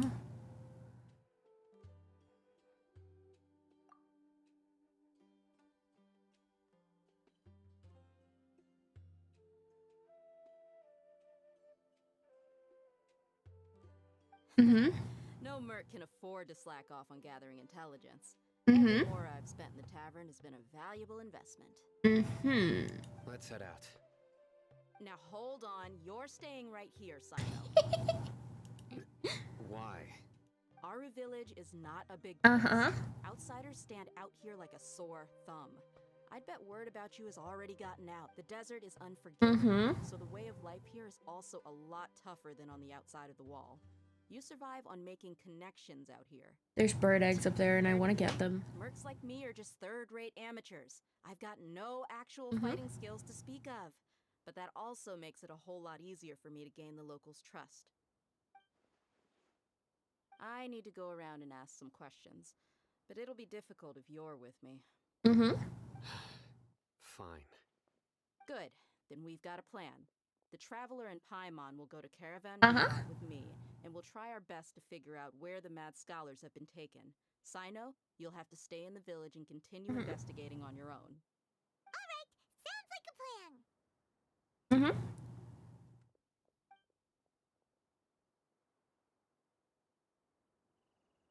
She knows.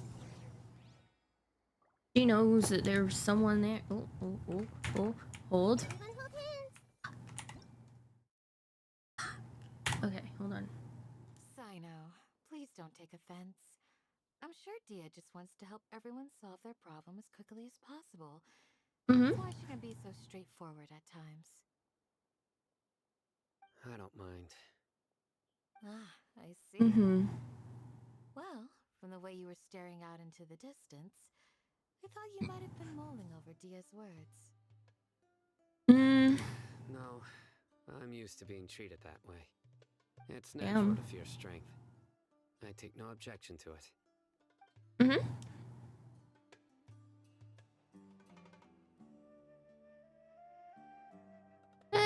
Nah, that's a regular size vision.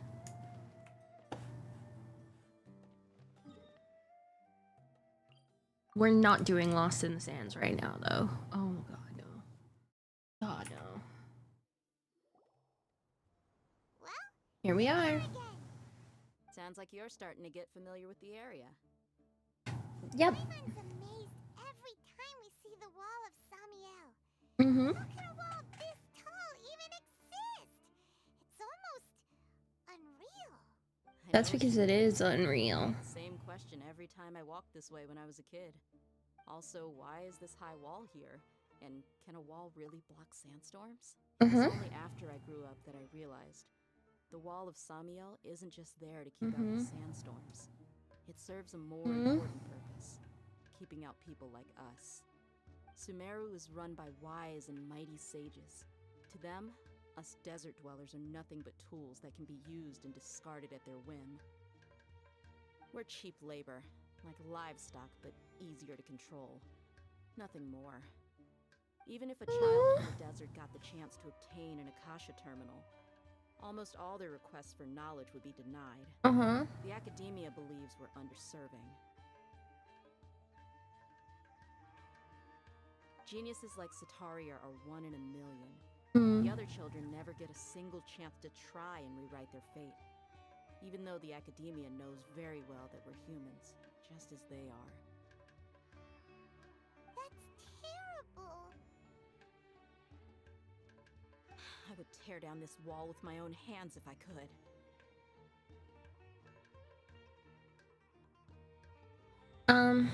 I understand how she feels, but I hope she doesn't do anything drastic.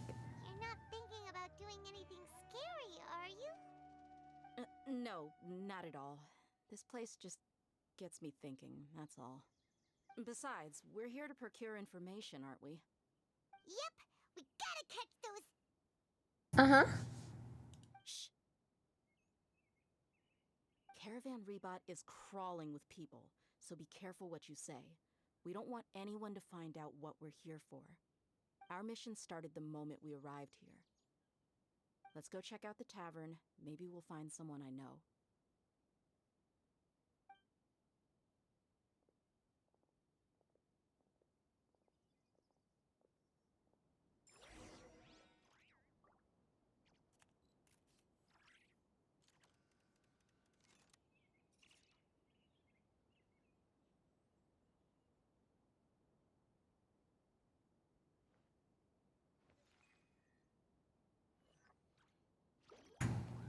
We're getting followed.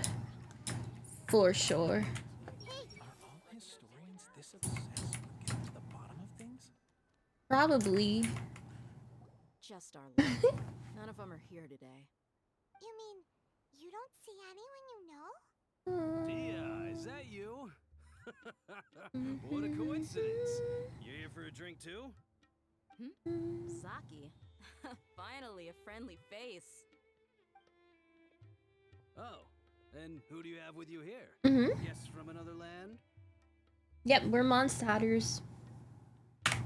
Hello. I'm Saki. Dia's, how would you put it? Drinking buddy? We've had drinks together a few times. You could say we go back a ways. Anyway, as far as my friends here, they aren't too shabby, are they? You rarely see any Outlanders so friendly and respectful nowadays. Absolutely. Much better than those people on the other side of the wall. So, Dia, are you looking for someone? Yeah. Have you seen Enger, Delavar, or Jabari recently? Of course I have. Matter of fact, we were all here drinking together just a few days ago. I've got a spice trading deal from another nation. I thought maybe Delavar and his friends might be interested. Know where I could find him? Ah, how thoughtful of you.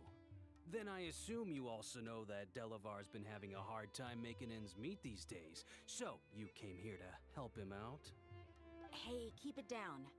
Let's just say I prefer to keep this deal a secret. Y'all at Caravan Rebot are like family. If there's more to be made, why not do it together? Besides, Delavar and his friends have muscle. They'd be a good fit for escorting the goods. Yes, how considerate of you.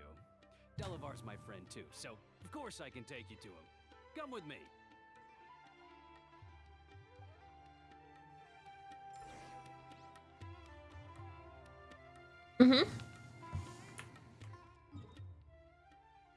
Oh.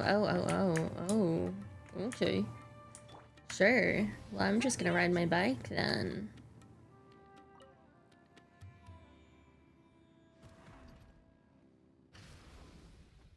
Where are you? Wrong button. Here. Why do I feel like this is a trap? Or we there yet? I remember basically nothing from playing the Sumeru Archon quest on main. So. This place is practically deserted. What are they doing in a place like this?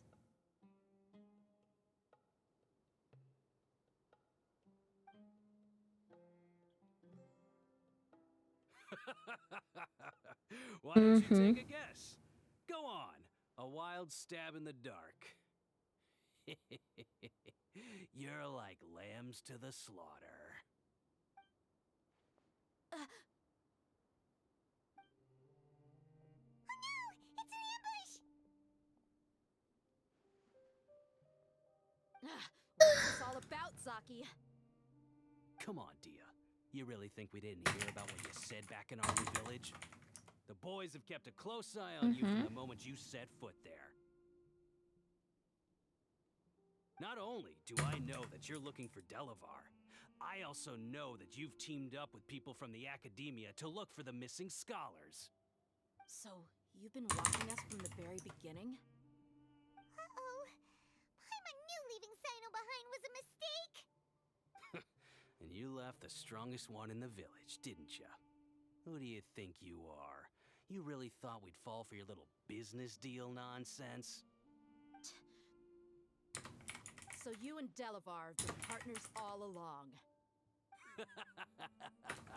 Dia, I guess it's only natural for a traveling mercenary like you to be out of the loop.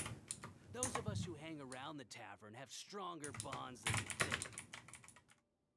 But you got one thing right. We're all looking forward to an uprising in Sumeru. There's nothing more we'd like to see than the desert folk overthrowing the academia.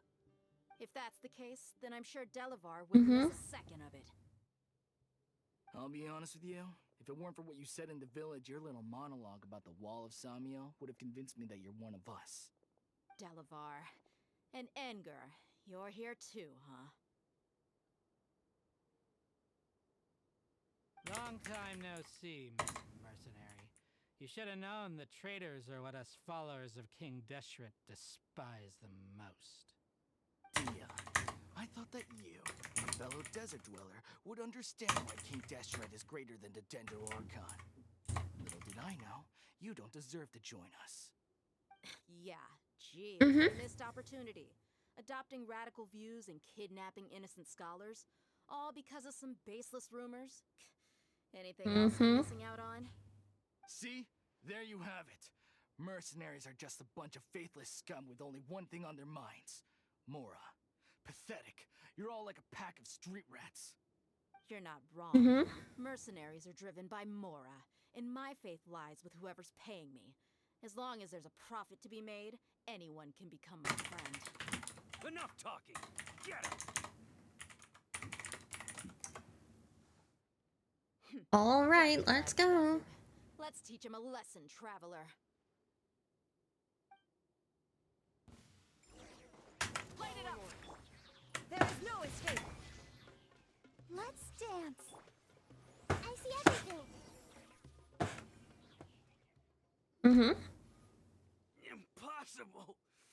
How could you? So, what do you think about your meticulous network now, Zaki?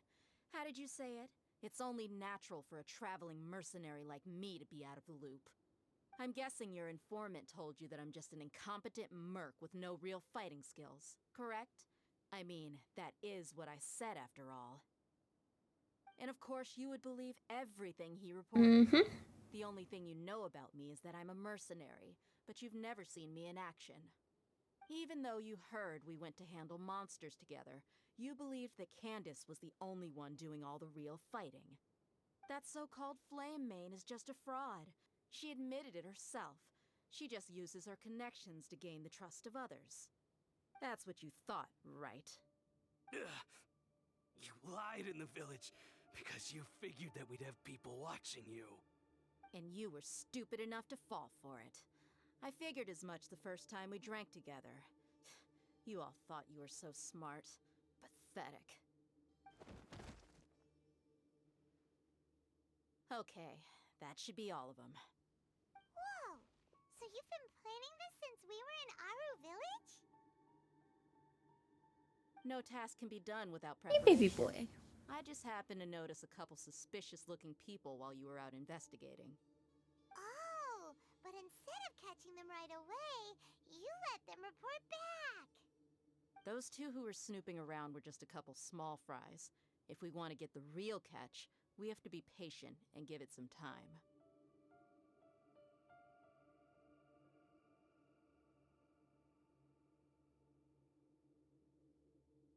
So those names you mentioned. You mean the funny names she mentioned back in Uncle Ampu's house? Mm-hmm.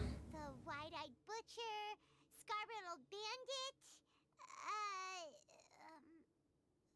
Paimon can't remember them all. That's just a bunch of drunk talk. Edgar and Delavar Oh, a like to pump chest. themselves up when they're drinking. Edgar, the wide-eyed butcher, and Delavar, the scar-riddled bandit, are the nicknames they came up with for themselves. Alcohol has a way of making people share what they really think. So Edgar and Delavar are always rambling in the tavern about how King Deshret is a superior deity. What about Zaki? He's just a numbskull who fell right into our trap. Zaki was probably the best hidden of them all. My initial plan was to find Delavar first, and then try to track him down. Hey, Bean. Hey. So, who is the That's duck-tailed what you wanted to bearded ask crook? when we were at Uncle Anpu's house, right? Uh-huh. Jabari is one of the villagers you talked to. You know, the one who wanted to treat Isak and his grandpa to some food. Wait, so he's a radical too? No, he isn't. I just needed to tack on a random villager name to make the eavesdropper think that I was making some wild guesses based on my impressions. Wow, what a genius idea! Well, that's an expert mercenary for you. Ah, you're too kind. It was straight from the usual playbook, if I'm honest. So, that thing you were saying before, is it really true? About what? About how mercenaries only care about Mora, and that anyone's a friend as long as there's a profit. Does that bother you? What makes you so sure?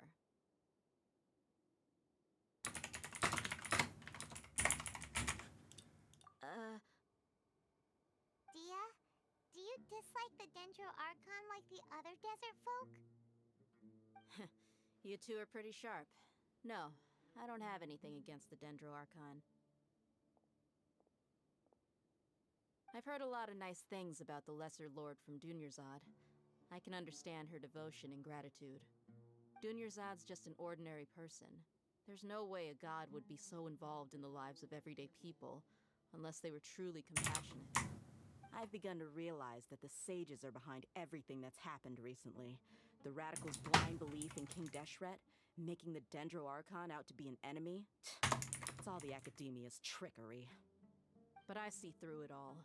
And unlike them, I can never be hostile towards anyone who's never done anything wrong. Dia. Anyway, looks like we're done with business here. Traveler, lend me a hand. Let's tie him up and bring him to the village.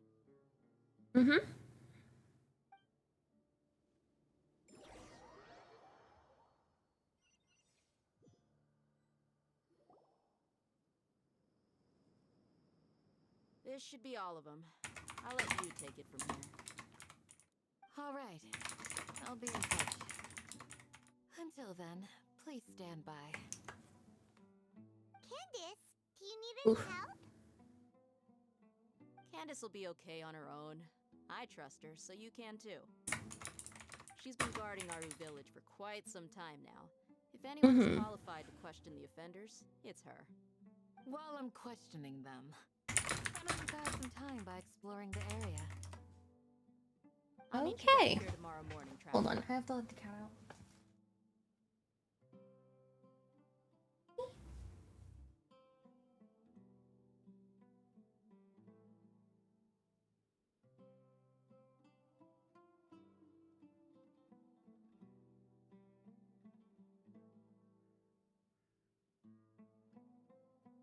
Go.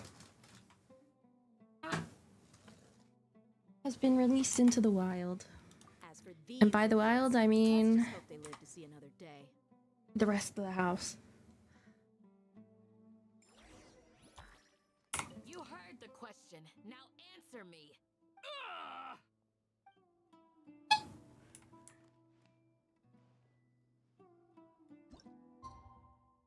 Confirm.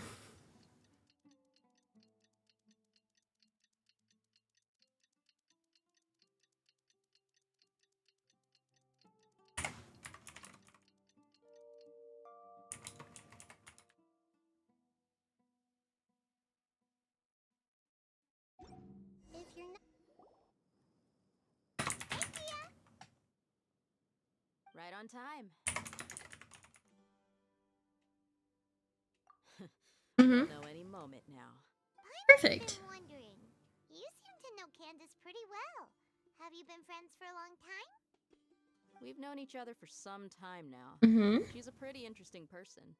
Even though she's an extremely strong warrior, she never misuses her powers against others. Oh, Paimon knows what you mean. Like a lot of martial artists say, never take the fight outside the ring. Yep, I guess you can put it that way. It takes strong convictions to be as dedicated as she is, and shoulder that kind of responsibility. Us mercs, on the other hand, we pretty much live from one day to the next. Well, Paimon thinks you're great too. Really? Thanks for that. I know. Oh, Sino's here, and he's pretty early too. Yes. I was here yesterday to help out a little. To help out? By doing what? Sharing some interrogation techniques. Oh, you mean you taught Candace some more persuasive methods? Right. Come on in, everyone. Come on, let's go inside.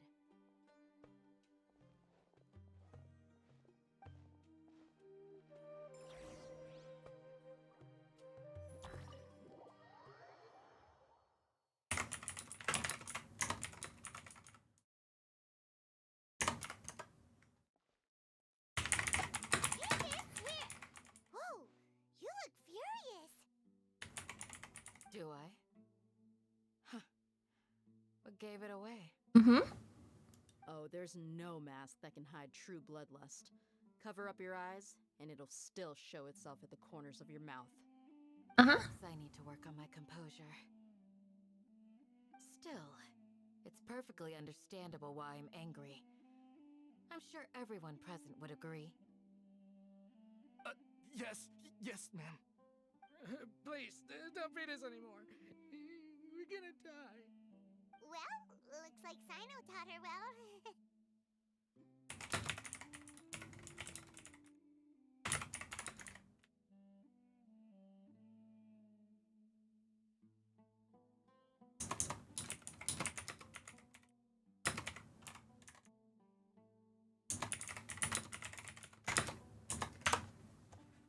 You fear death yourselves, yet you do not hesitate to place the lives of others at risk.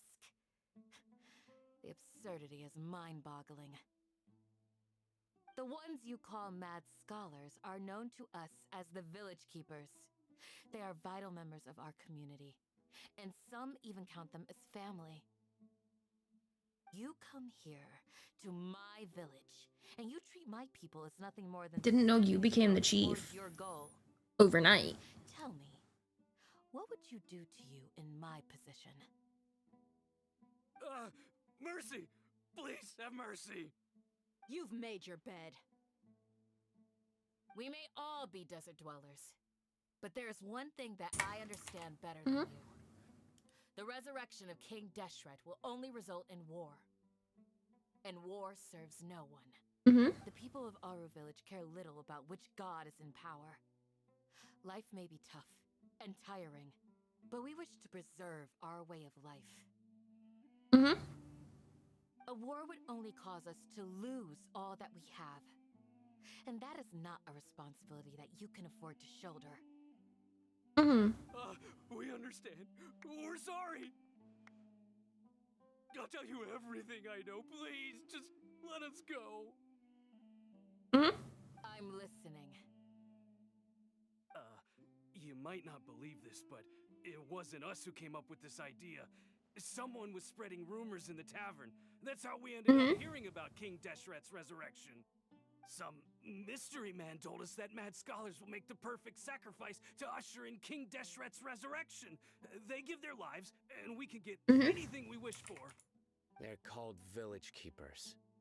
Slip up again, and you'll regret it. Yes, sorry. It was all that Mystery Man's doing. He told us to spread the word about King Deshret's resurrection, and talked us into helping him. In return, he said he'll help facilitate the resurrection process. I'm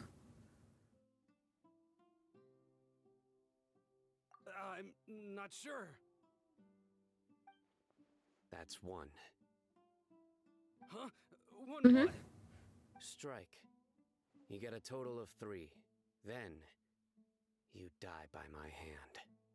Wait, I'm telling the truth. We don't know anything. It was all him. 2. He got us to lure them out of their houses in the night with some kind of incense. We take them to a junction outside the village. Then the mystery guy takes them from there. You gotta believe me, please. I'm telling the truth, I swear. Just ask them if you don't believe me. That was indeed the truth. Traveler, go on.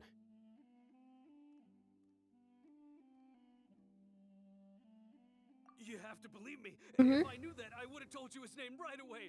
I'm not risking another beating to keep his secrets. No way. That guy, he wears a cloak, and he's always careful to cover his face. He calls himself King Deshret's envoy. I believe I may know what's going on. Uncle Anpu? What do you mean?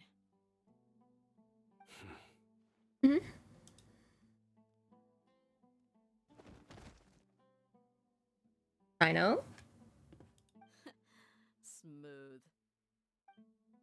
Okay, speak. If my suspicions are correct, this mystery man they speak of could be from the academia. Some time ago, people from the academia attempted to take the village keepers away. I refused, insisting that they are part of our community.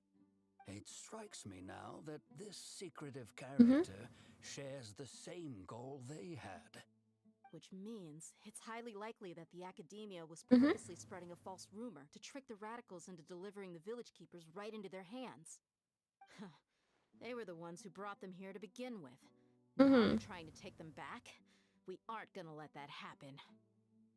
Not the academia again.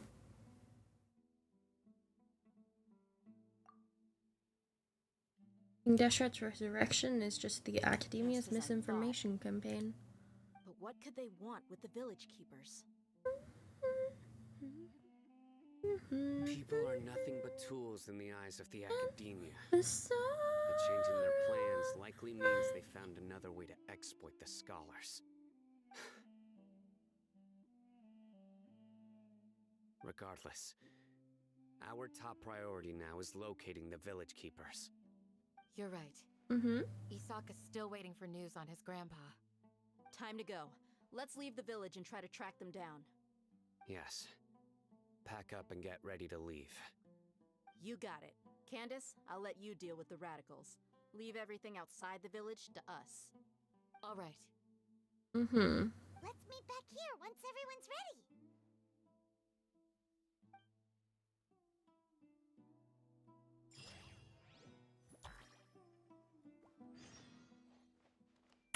What's...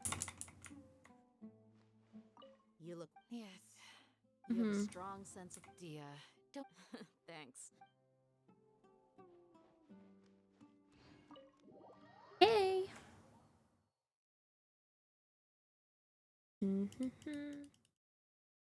Understand.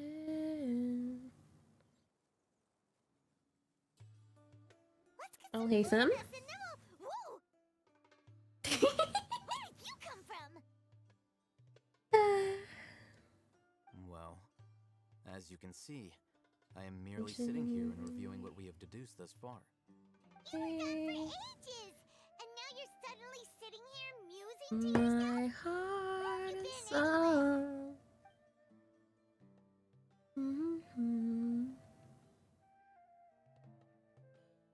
Hey, what's with the silence? You never think things through before asking questions. I'm giving you some time to make up for that. Paimon's so mad! Paimon's gonna give you an ugly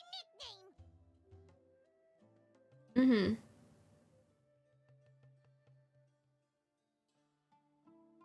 Go ahead, I won't stop you. Never mind. Paimon's got nothing. There's just nothing super obvious to pick with this guy. It makes it so hard. Well, you've heard nothing to suggest I left this whole time. So clearly, I stayed in the village to investigate. Anyway, you plan to leave Aru village and keep searching for the truth of this matter, yes? Yep. We're not gonna find out anything more by staying here, so we thought that we might as well take the search elsewhere. Dead and gone. Storms rage. No. I'm just surprised that you decided to team up with him. Oh, damn. Alhaitham, you haven't helped us out at all ever since we arrived at Aru village.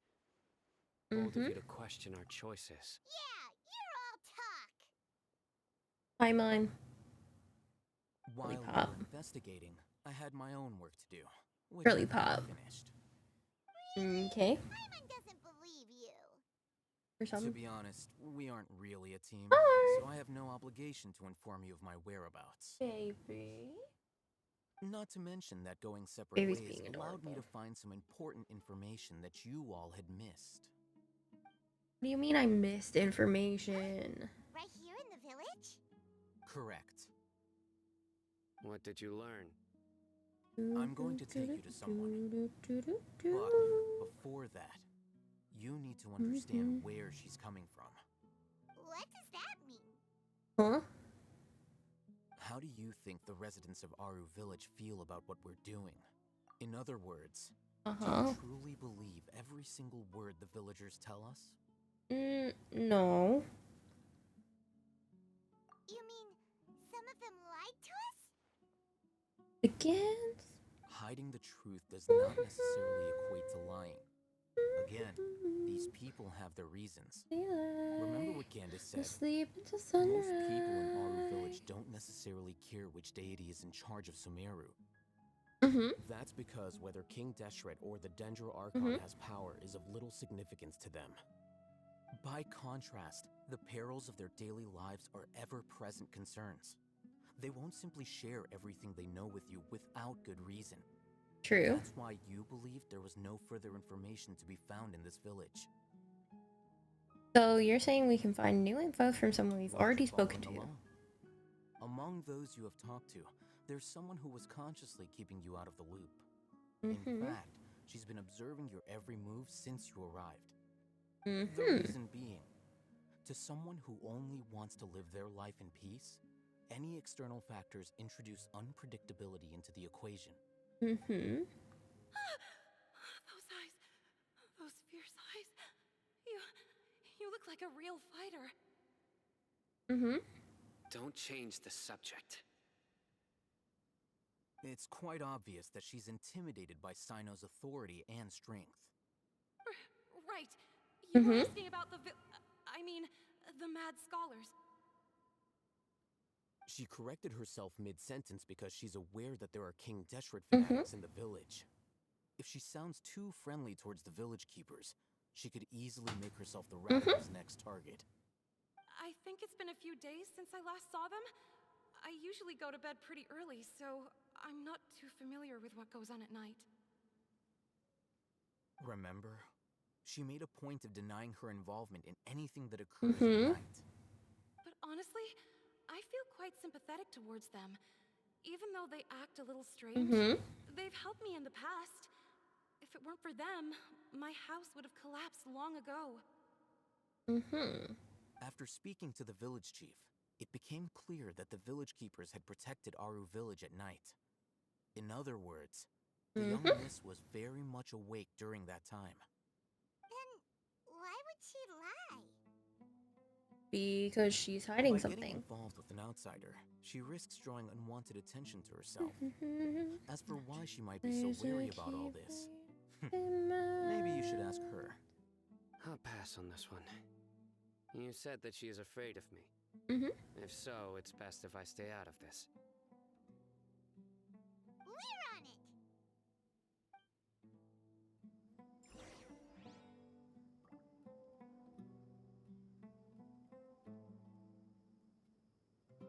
it!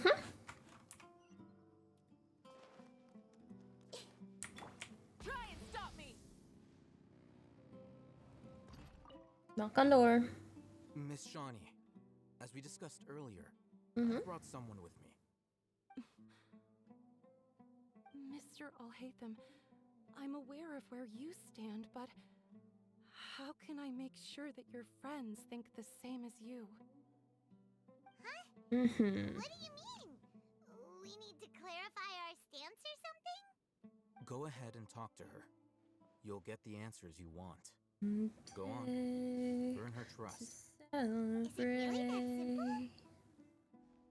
We wait. May I call you Traveler? We make it. Oh,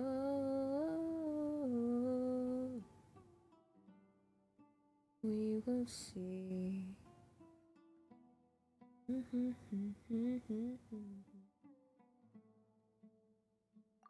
Hi, Traveler. I want to ask you something.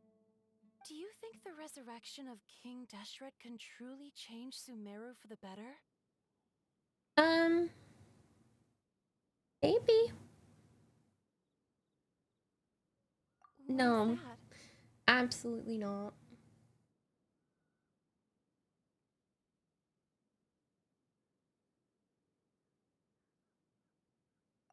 It'll only result in conflict. Candace says, I know you two are friends. That's why I'm willing to talk to you, even though I do have some reservations. Before, I wouldn't even have the courage to ask something like this. Traveler, do you believe our lives will get better?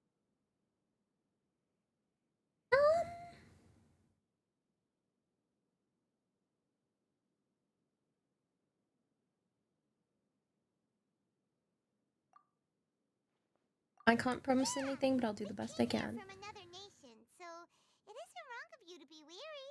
And we aren't really residents of any one nation. But even so, we've met lots of people from different places, and we've always fought for what we believed in. We have friends in Sumeru, and we want to help them. That's why we decided to stay here for a while.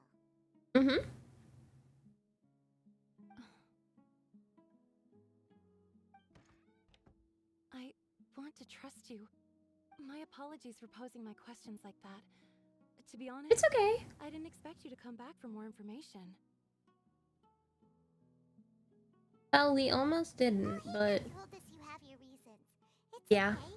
We understand. The fact is that only one side of my family is desert folk. I don't really fit in anywhere in Sumeru.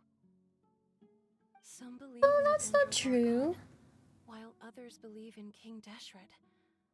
I don't belong to either side, and neither side would want me. Speaking of which, the radicals mentioned that they despise traitors. Do they just think that anyone who's different from them is a traitor? Yeah. Some people can be so narrow-minded when it comes to bloodline and beliefs. It makes no difference what I say or how I behave. I'll always be suspected of having ulterior motives. Slowly, I just stopped talking to people. I pretended not to hear or see anything. All I want is to live my life in peace. And then it happened. The village keepers that helped me disappeared with no explanation, and I didn't dare breathe a word about it to anyone. Until now. You can tell them. I'm sure she'll keep your secret. All right. I'll tell you what I told Alhaitham. I actually have a sharper sense of hearing than most. Sometimes, I hear strange crying sounds in the night.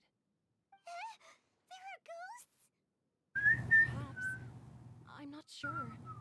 It's faint, but it's definitely the sound of crying. It comes from far away in the distance, and always carries very raw emotion. It used to be louder and more frequent, but ever since you arrived in the village, it doesn't seem to happen as often.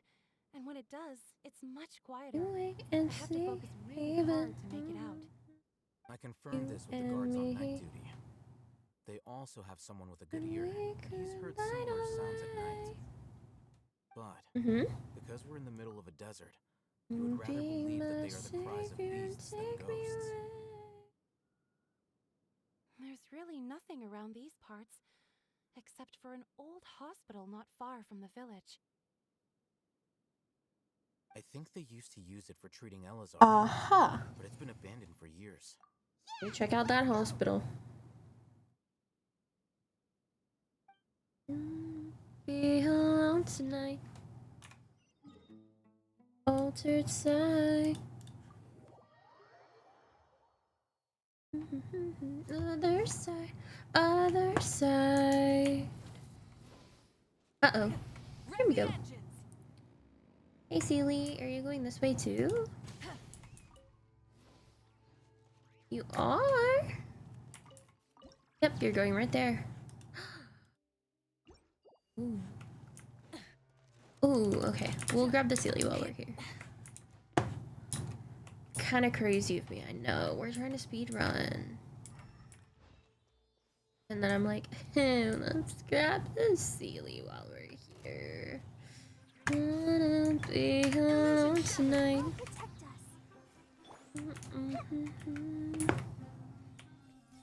Need to know the truth. We're in your eyes. Wow. Is this the place? It's in terrible shape, and there's sand everywhere. Empty and forgotten. An ideal place to have people.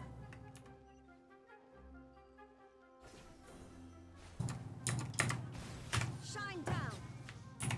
There we go. Potato and a radish. Where is this other... Okay. We head over here. There's hilly churls. Okay. I'll watch out. Rise with the sun. I see everything. And then we just hit those guys. And then we do one of these. We can burst. There we go.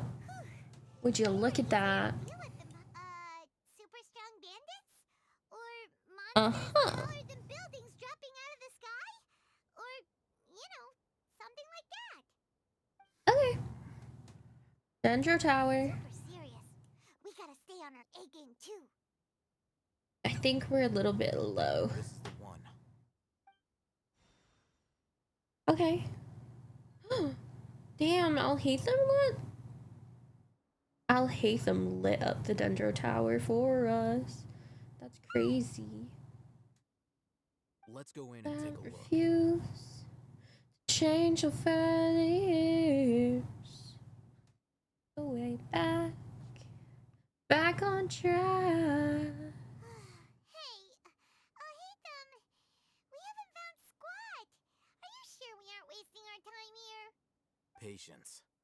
Shawnee says she only hears the crying at night. Mm-hmm. We have time to burn. Until then. Until then. Damn. Okay. Fine.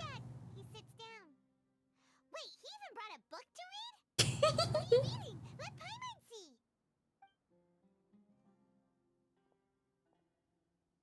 Okay, sure.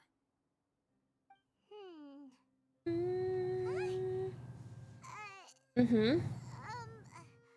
The natural position, which is the position propensity of an entity in natural Keep going, Paimon. in contrast with an object. Keep going, keep going, keep going. You got this, you got this. When free from external influences, every entity displays the tendency to follow its natural trajectory. So, You got this, Paimon. you got that? Oh, Paimon gives up. You keep reading your book. See ya.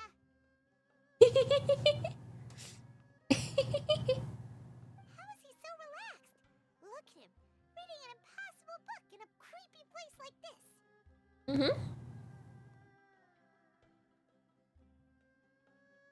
I believe.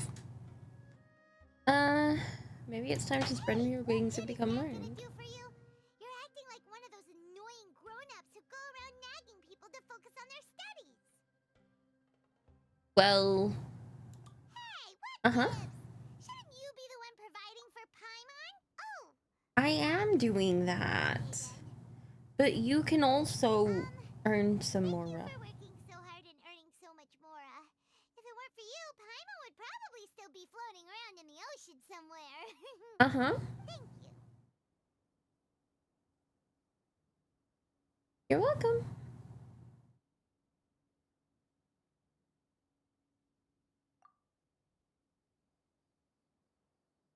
I missed the button. My bad. Paimon's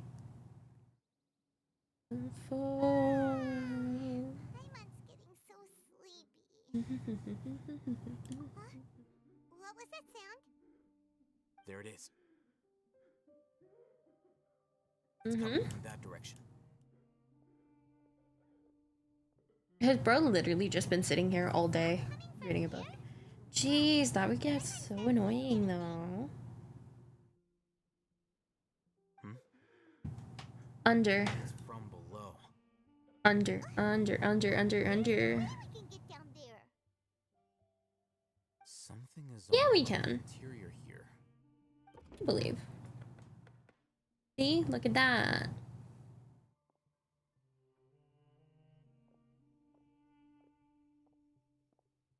Oh.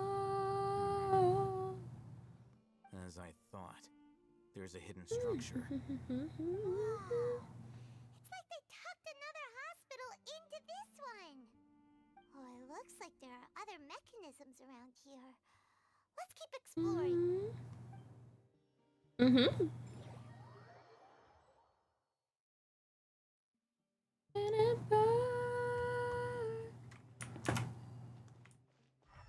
Okay.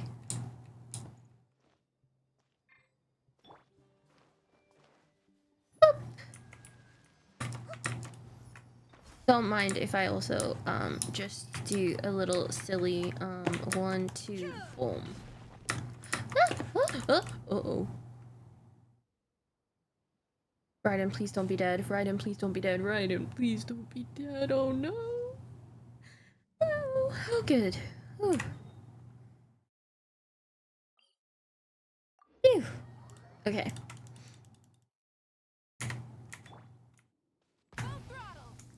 All I know is last time that I did that, last time I grabbed that without breaking the rocks, I was so stuck. Okay, we went the wrong way, but that's fine. Because we're back now.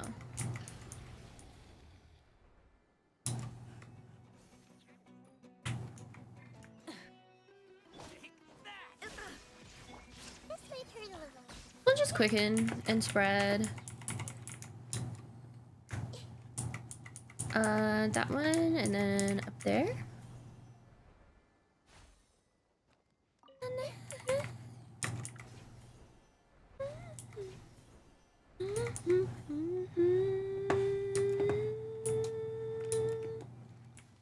Okay. Boom. Boom. Alright, and Hina. Okay. And then we have to go over here. Whee! Boom, boom, boom. Oh, the eels. Everyone hold hands. Oh, I didn't want to quicken.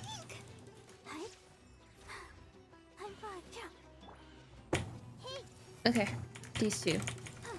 Just Babs and Nahida. Just Babs and Nahida. Just Babs and Nahida. Just Babs and Nahida.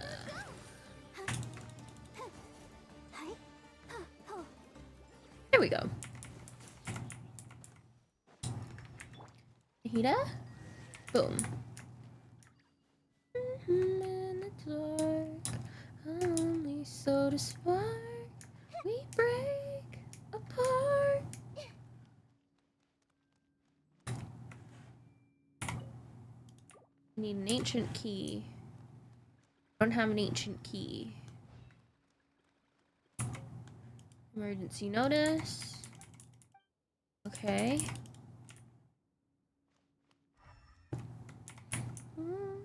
I'm happy now with you.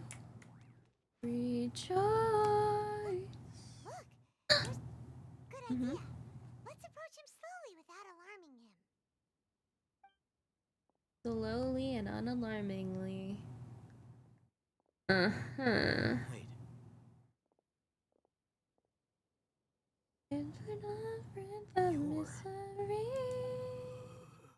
He can't speak, and his eyes are unfocused.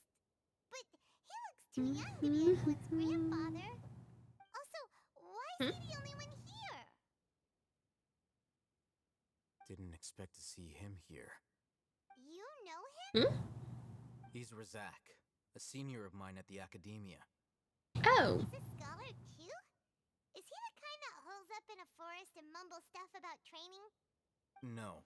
And that's the problem. Razak was never involved in any of those things. He never trained in the forest, let alone reach Satyavada life.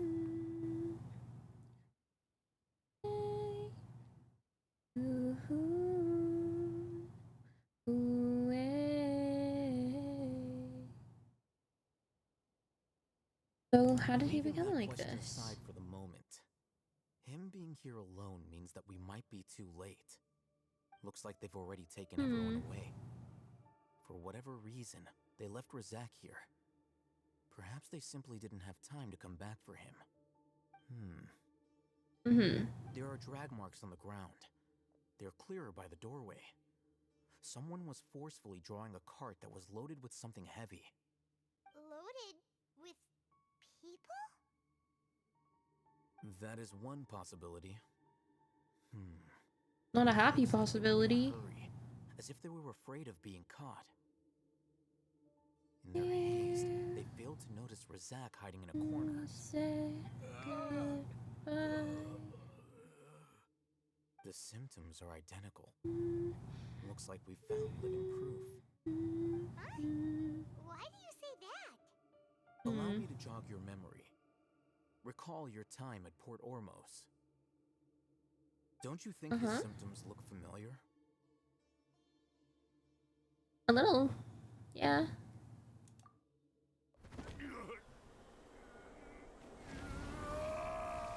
Melody song. You're my guy who went mad. Now that you mention it, they're acting the same way. Correct. The Academia is behind all of this. It isn't difficult to deduce their rationale. First, the Academia spread a false rumor of King Deshret's resurrection, emphasizing the role of the village keepers, the mad scholars who were exiled to Aru village. These rumors were all the persuasion that the radicals needed, and those based in Aru village leapt into action. Unbeknownst to them, of course, through rounding up the scholars, they were actually helping the Academia. As well as being able to Crazy exploit the radicals behavior. for their own ends, this scheme has one further advantage to the Academia. All the risks and responsibilities are offloaded onto King Deshret's followers. Life for the desert dwellers has been brutal ever since King Deshret's death all those years ago. Beneath the surface, feelings of desperation are widespread. Many would give everything they have for the prospect of something better. Anyone looking to exploit that for their own ends simply needs to make a few empty promises.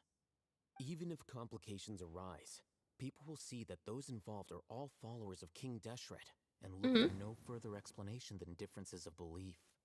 A deep-seated mistrust of the desert and everyone in it by the rest of Sumeru will make sure of that. The notion of an Academia plot wouldn't even cross their minds. It may seem like a simple strategy, but it is able to work wonders under Sumeru's current circumstances. Oh, that makes a lot of sense. It's in line with the village chief's theory, too. But there's still one very important question. Wasn't it the academia that brought the scholars to Aru village in the first place? Why does it want them back now? Throughout this process, one thing has changed. The scholars' identity. First, they were scholars. Then, they became lunatics. After that, they were exiles. And finally, they become missing persons.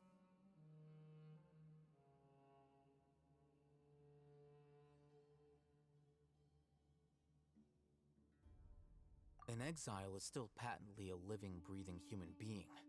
But when someone becomes a missing person, that is brought into question. If you can't find someone, you have no way of knowing what exactly happened to them. Exactly. That makes missing people. Resource? For what exactly? One possibility is that the information in their brains could be extracted into knowledge capsules. Extracted?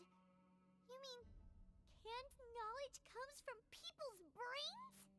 With the technology of the Sumeru academia, it's entirely possible. Perhaps the process caused them great suffering, which is why they cry out in the dead of night when no one is watching them. So, the human brain... Nope, nah, Paimon doesn't want to think about this.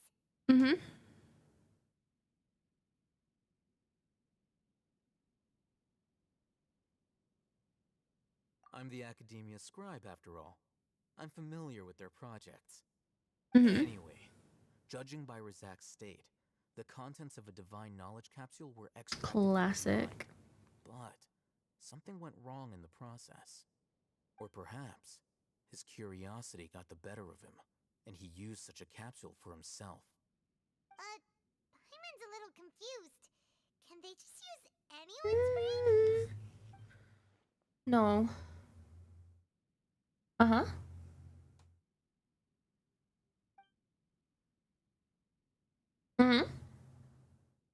The look on your face tells me you've realized the answer. That we have.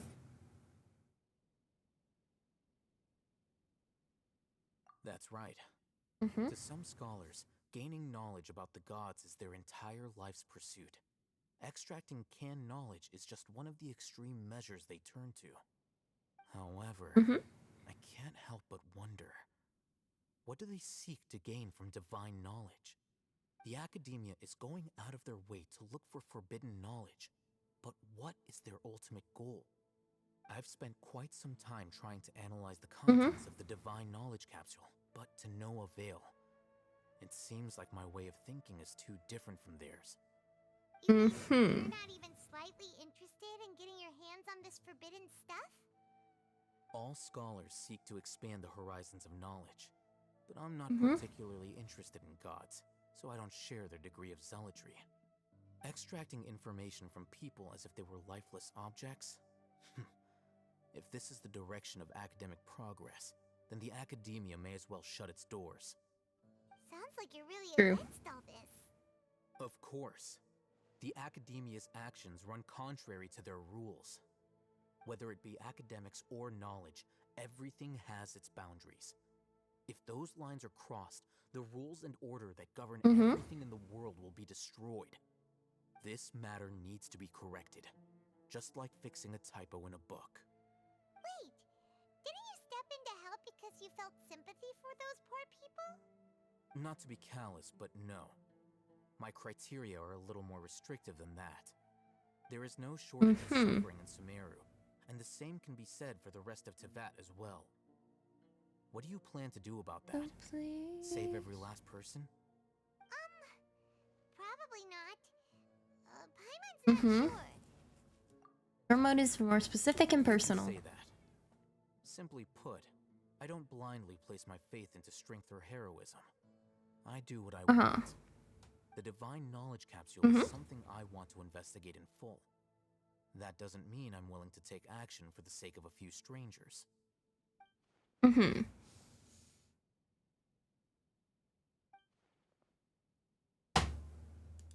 been wanting to say this for a while. It's Al Haytham. Academia, but you're not one of them.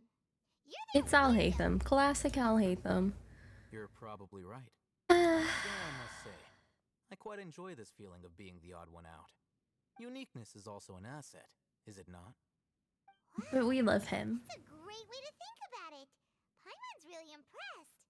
If only Miss Shani had a similar mindset, her life would definitely be a lot easier.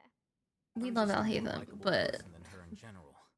There's nothing more to it than that. right, more likable. He won't last long from here. Let's take him with us. Yeah, definitely. We'll work out our next step after we return to Aru Village. I think your roommate would have something to say about that, Alhaitham. But you know what? Sure. Sure.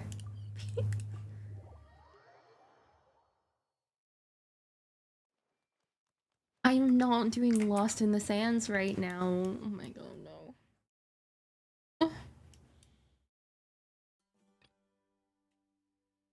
It's not even showing up. That's insane. Oh wait, no it is. Golden Slumber. We're not doing Golden Slumber right now though. Hell no. That's for another day. That's for another day when I am not. We're back. 6 more subquests after this. You should rest. 6 more subquests after this. We can do it. We can do it, I believe. I believe. What's the situation? Who's this? Unfortunately, somebody 6 who's more too quests, young to take man. on the role of Isak's grandfather. 6 more quests. Nevertheless, And then we can do it. He's one of the people we're trying to find. More quests and we're done. So we're done. So, at one point in time, the abandoned Elazar hospital served as the Academia's site for extracting divine cant knowledge. Yep, pretty much. Their plan must have been implemented at some point before we arrived at Aru Village, since divine cant knowledge has been in circulation for a while now. Yet, they fled once we were headed to the village, almost as if they knew we were on their trail. Why is that? Yeah, why is that? They want to corral us. One of us could be secretly revealing our whereabouts to the Academia. A tracker. Wait, there's a tracker on. Looks like none of you have realized wherein lies the issue. Sino, you're the reason why they can predict our movements. I knew it. Wait, what's that supposed to mean? Choose your next words very carefully. It is simply a logical inference. I have my reasons. So what you're saying is, Sino's the mole. Interesting. And here I thought you were the most suspicious one, Alhaitham, since you were always acting alone. Yeah, but Alhaitham's already always acting alone because he works better. I realized something as we were returning from the hospital. Like me, I work better alone. What are you I work better in a quiet place. Do you still remember who you are, General Mahamatra? As a mantra, you are no doubt privy to certain kinds of information. Before you can take action against someone, you are required to have all the facts available, including the less than savory details. Simply put, the Academia has traditionally allowed you access to a wealth of sensitive information. Knowing their modus operandi, wouldn't you expect them to take precautions against you? I would. If you want to raise a vicious wolf, you need to make sure that you can avoid its bite. The Academia is monitoring me? It's not that simple. The Academia has eyes all over Sumeru, but they have a special protocol for dealing with you. Every so often comes a Yagarbaha Day. On this day, the Academia enters new information into the Akasha through knowledge capsules. I remember seeing the thick notebook next to the control panel once. Its contents were all about the General Mahamatra, his activities throughout the day, preferred methods of enacting judgment, everything. You're saying that the Academia entered my information into the Akasha too? What's the point in doing that? My actions aren't important enough to be added into the Akasha. Well, they are. The Akasha is capable of computation. The Akasha's algorithms are entirely capable of predicting your movements using the data entered. When you would depart, the route you would follow, your destination. It knew all of this. It predicted my every move. The Academia has been watching you longer than you think. However, the fact that you resigned is proof that their suspicions were well-founded. So that's how it is. Sino adheres to his principles so strongly that he's actually a thorn in their side. Tenacity of will and steadfast faith are worthless to the Academia. They need scholars who are easily pliable and mindlessly go after anything they can profit from. Exactly. Sino, don't take it to heart. This just proves how much of a trustworthy ally you are. It really does. They wouldn't be tracking someone who was not easy. It's not like any of us would have known. Exactly. I mean, technically all Nathan knew, but... If they predicted my movements, then I might be able to guess where they went. Whoa, you bounce back fast. There is always an opportunity for safety after danger passes. So that's how it is! Paimon gets it now! If the Academia is trying to avoid Sino, then the safest place would be... one step behind him. They'll want to proceed in the direction opposite of where I'm going. You're getting smarter, Paimon! I must go. There's also something I want to investigate. Let's go, guys! After him! Please, wait! I want to go too! You want to go too? If so, you have to promise you'll stay safe. I want to find Grandpa. I promise. I'll be careful and not cause any trouble. Everyone? You promise? In your hands. You promise. Alright. Hey, let's go! Remember to pack some food with you. Paimon feels like we're missing someone, though.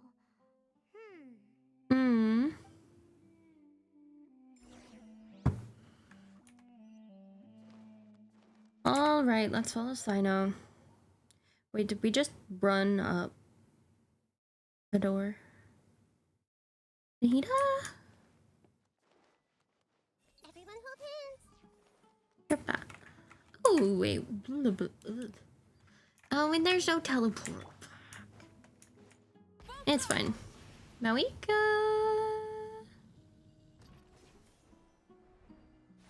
4 leaf clovers. There we go. So, hi, Sino. go from here? The white petals leave me trapped in my cage. After leaving the village, we should head straight toward the desert.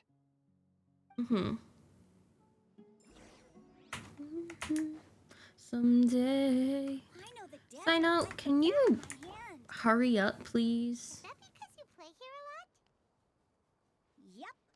One time, Grandpa past the night. but I was the one who brought him back.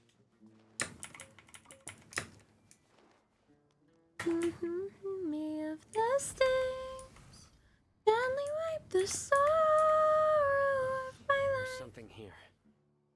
What's this? It's buried in the sand. Looks like we'll need to roll up our sleeves and do some work. We're pretty good at this. Now isn't the time for complaining. So, we have to dig it out? Whatever's down there looks like it's buried really deep. Animo Traveler. Fragments of an Academia-developed device, something akin to a headset. Looks like there were more than one village keeper. They must have been escorted this way because there are device fragments scattered around here. Let's split up and search the area. Chances are that we'll find other things nearby. Is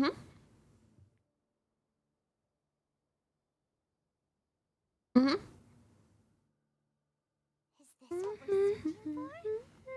Looks kind of scary.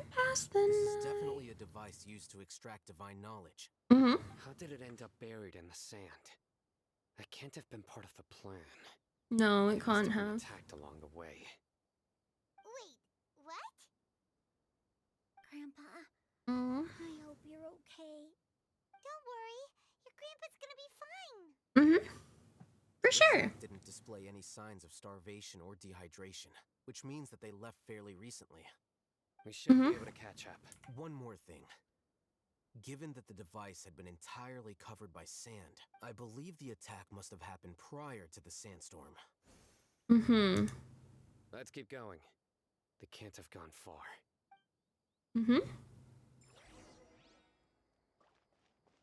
Sign out again. Please hurry up. Running on sand is so tiring. Paimon, you're literally flying. You're flying, aren't you, Paimon? Is flying over sand tiring too?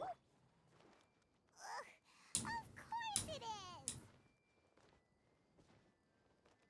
There's the waypoint all the way up there, but I can't get it. Oh, sign out. And they need to make these guys faster. I shouldn't be faster than them on a regular basis. It sounds like an argument. Whoa, you have really good ears. Don't get any closer. They'll notice us. Dia's talking with the Eremites? Very interesting. My room. If you had informed me sooner, there'd be plenty of room for us to... Beneath my skin. Scholars. You don't know as much as I do. Need me to... I knew it. That's our Dia. Huh? Why would you? Hey, what are you doing? Huh? You suck. Didn't you say you'd help me find Grandpa? Why are you on their side? Well, look who's here. My heart and soul. This complicates things. Of course it complicates things. So, this is the great General Mahamatra. Dear, you'd be better off as my assistant than hanging around with this motley crew. Think for yourself. I have the means and methods, and my ideals are far more admirable than theirs. I'm not the type that's easily swayed, Raman. You of all people should know that. Wait, what's going on, Dia? Whose side are you on here? Shut it, Paimon. It doesn't matter. Whichever side you pick, nothing can deter us from the grand mission of resurrecting King Deshret. Once our Lord Honestly returns to this land, we will have a new beginning. Face the facts, Raman. It's not gonna happen. You should understand that more than anyone. Have all your years as a merc taught you nothing about placing hopes in a ruler? I'm a desert dweller and a proud follower of King Deshret.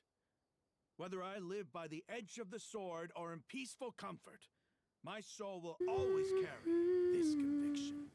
It's not too I don't agree with it though. Mad scholars aren't gonna bring King Deshret back to life. You don't understand, my dear lady. Pursuing our faith is our purpose in life. Even if the chance of success is 1 in a million, we must be willing to give everything we have. Even if it'll expose you to the academia? Even if they end up disbanding the Eremites? Your Eremites, which you've worked so hard for all these years? Yes. Damn. We waited a long time for this day to come. The sun and the moon no longer shine here. All you see now is cracks in this desiccated land.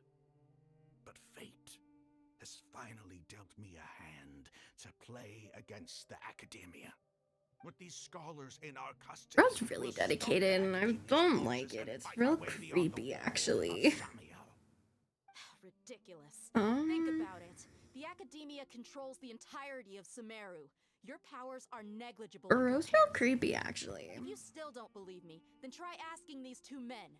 They're also against the academia, but neither of them are as arrogant as you are. So true. You look more like pawns of the academia to me. Exploration begins. Lord Rukadavada have to say. Filthy traitors. Your god abandoned all honor and betrayed King Deshret. We desert dwellers will never trust the likes of you. Uh-huh. It's impossible to communicate with someone For so sure. hostile. Perhaps we should. Do you really believe that by kidnapping the scholars, you'll be able to negotiate with the academia? These people have no value as bargaining chips, but I could be persuaded to take their place as your next hostage. These scholars were exiled from the academia. I, on the other hand, am I'll their hate them. current scribe, and will be a much greater asset to you. I'll hate them. Wait, you can't be serious. I'll hate them. You Sir? don't trade places with the hostages, do you? Precisely. Sir? Any wise person would gladly accept my offer. What are you thinking? What if they decide to kill you instead? Well, that would be bad luck for me. However, I'd get the chance to observe the scholars. Have you considered Perhaps we asking can find your out the roommate truth. for his opinion before you decide to go Think you can become a talk me hostage? over with that confident look of yours? I'm not trying to persuade you. I'm using this as a means of joining forces against the Have you considered asking your husband? Not all desert dwellers believe in King Deshret, and the same applies to the academia. Why must all knowledge seekers approve of the academia's way of doing things? This man. You academia. Why is he the way that he is? Every last one of you is nothing but a hypocrite, just like everyone else on the other side of that wall. I've made myself clear enough. I won't listen to another word from the Dendro Archon's people. Not so fast. I'll hate them. Do you stand by everything you just said? I never make empty promises. You know you're making a dangerous decision, right? I do. Good. Raman, hear me out. These people are my friends. Maybe you can't take the followers of the Dendro Archon at their word, but what about me? Do you trust me? We've known each other for years. Of course I do. In that case, I'm willing to vouch for their honesty with my right arm. What? Come on, Raman, don't be a coward. If you're serious about taking on the academia, you need to steel yourself. You can't be afraid. An arm from the Flame Mane. You've piqued my interest. Dia? But what if you refuse to oblige? What should I do? Girly pop? What the? No one's a fool here, Dia. We're mercs.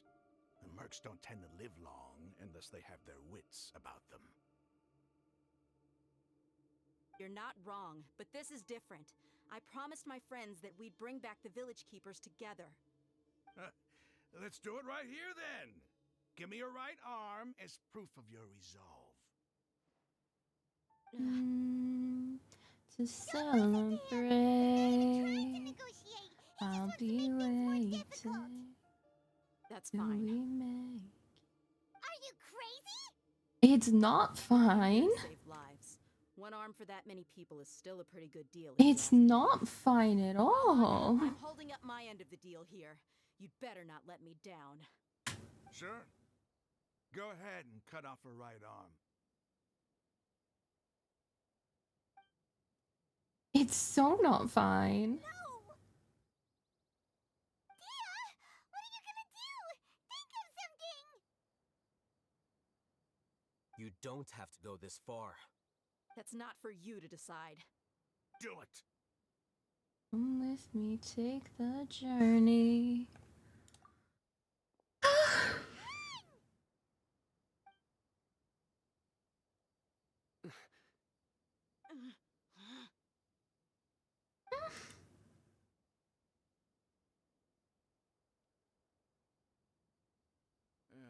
Stop!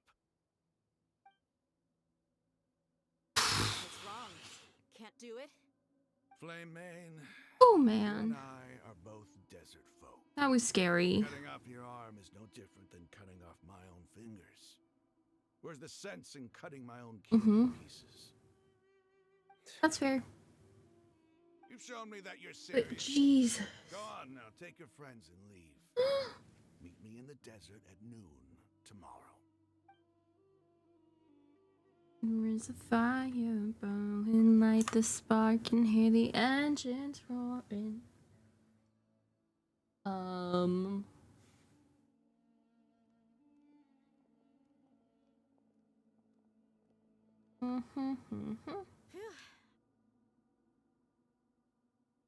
was really counting on Yeah. you not going through with it. Girl. Have you all lost your minds? What if he'd actually Girl, what are you doing? Then I just have to hold my claymore with my left arm. Don't ever do that again. Okay, I'm sorry. But sometimes when you're out on a limb, Jesus. you gotta double down to seal the deal, you know? Don't ever make a promise like that again. I can deal with the likes of them. If it came down to it, you would not lose to them either. I don't doubt it, Sino. But this is about more than me and them. There's a lot more with this. Jesus Christ. Even if we got rid of one bunch of radicals, there are others out there. Wiping them out would do more harm than good. As you wish. I'm sorry, Dia. I should have stayed put and listened. I should have trusted you. It's okay. I promised you I'd help find your grandpa, so I'll do whatever it takes. Whatever it takes? You just might be scholar material. Huh? Are you serious? The Eremites once said that I was a lunatic. Better not be. Perhaps a little madness is essential to be successful in research. Why does it feel like he's using his praise for me as an excuse to brag about himself? Because he is. Okay, let's get moving. We should head back to the village and rest up. Today was just a trial run. Noon tomorrow is gonna be the hard part. Right.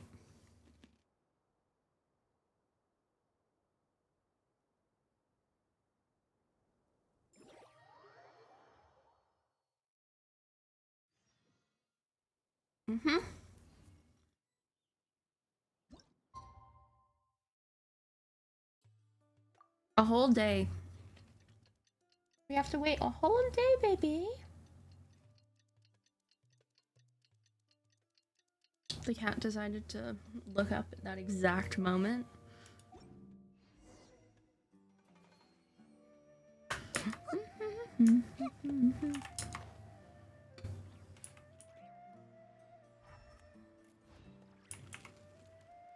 I ain't doing that.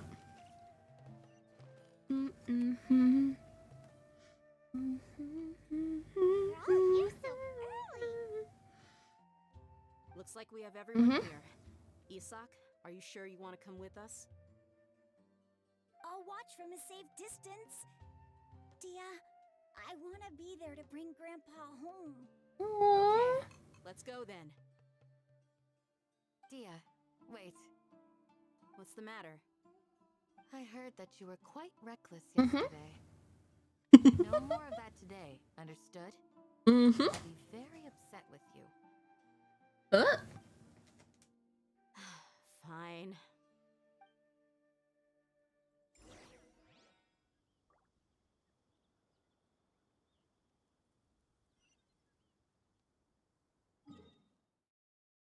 Yeah, like we're walking. This waypoint's closer.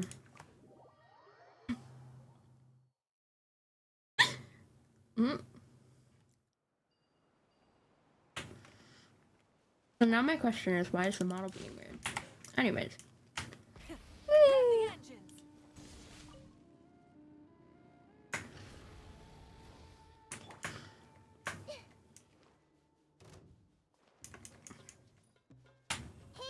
Okay, fine. Illusion shattered. Light it up.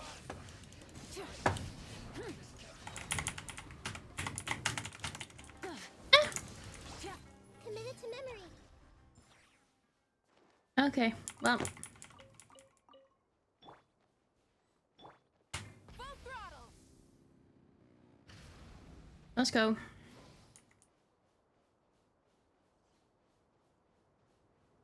Never bleed. Oh, I recognize those two. I hate that puzzle.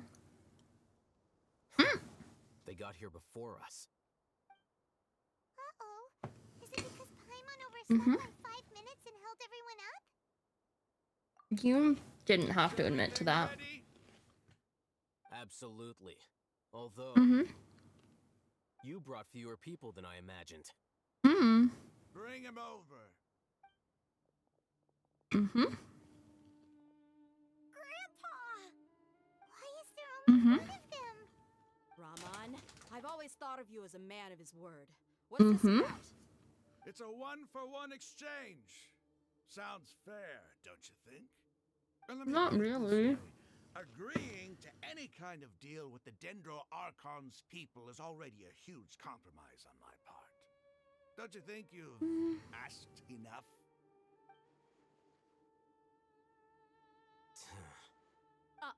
You stay right there!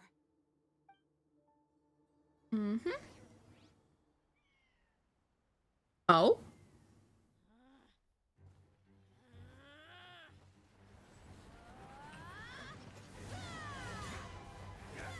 He also doesn't have her sword.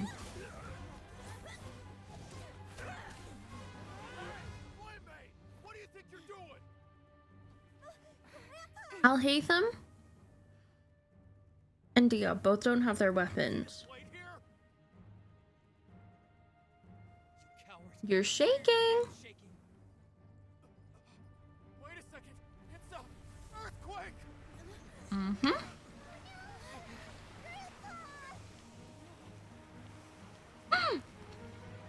Nahida!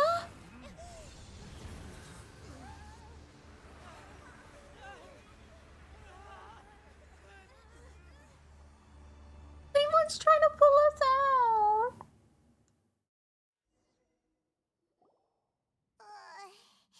Paimon's busy.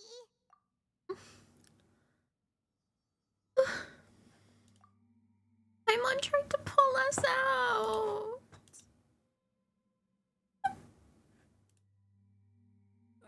This day's going just great. What a nuisance. The sand dune collapsed. I saw an energy field. The village keeper protected us. It glowed green with dendro. Just like you said. The dendro Archon. The present one. Grandpa? Mm-hmm. Oh no.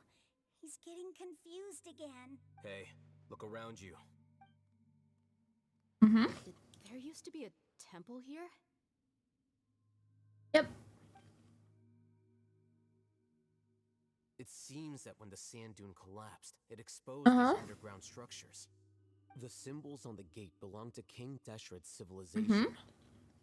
This structure must be ancient. Over time, the sandstorms completely buried it and left it in the state we see now. It could have been an underground palace in the distant past. Oh, a miracle. Praise King Deshret! What's he doing? No. And his men too? They must have fallen down here with us. Pretty lucky if you ask me. Oh no. Most of them seem in really bad shape. Except for him. He got off lightly. Mind your head. No, this isn't the time for conflict. Our exalted lord has shown us the way to his sacred palace. Right. Going there, is he? Yeah, he As is. it happens, I want to take a look inside too. Alhaitham, please. Doing? Don't you think it's curious? 1 minute, Lesser Lord Kusanali's power protects us from harm, and the next, two major deities are vying to showcase their power to us. It would be a shame not to witness them both. Paimon thought you weren't interested in gods. Indeed. In my view, gods are just a higher form of living being. Or creature, you could say. Well. New discoveries are always worth investigating. Whether they have anything to do with gods is neither here nor there. Raman, what are you gonna do about your men? I'll just let them lay here. King Deshret will take care of his people. Right now, I'm going inside.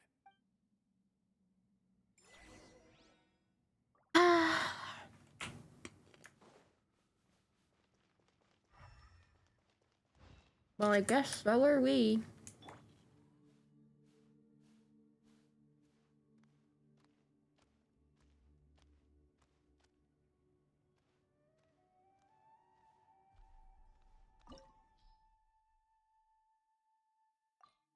Okay, why do you also want cryo? I'm not doing that. I don't have Layla. I ain't doing that.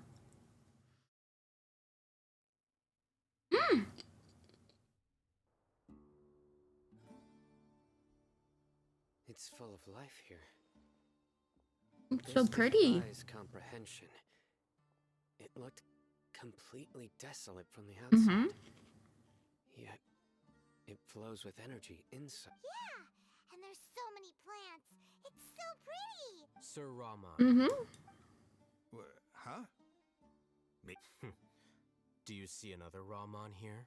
Are you mocking I me? love Al Haytham. What do you mean, sir? Interpret it however you want. But there's something I'd like to draw your attention to. What? Whatever you say. It's not like I have a vision. There's nothing to be angry about. Think of this as an academic journey. It does seem kind of strange. If that's true, then we might have to explore this whole area to find an explanation. Why is the model glitching? So badly.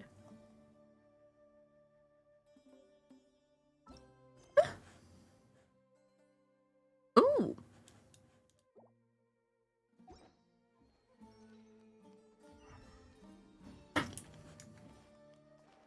Okay. Rotate. Rotate. Oh.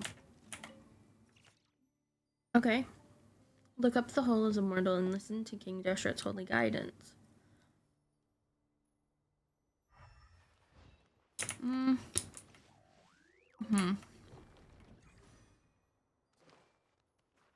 Okay, so that one's right.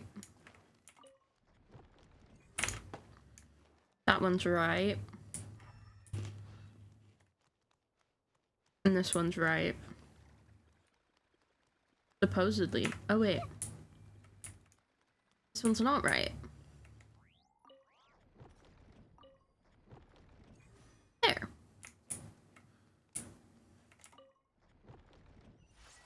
There we go.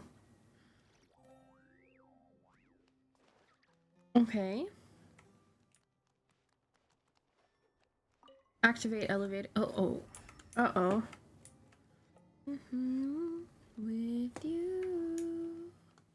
Recharge.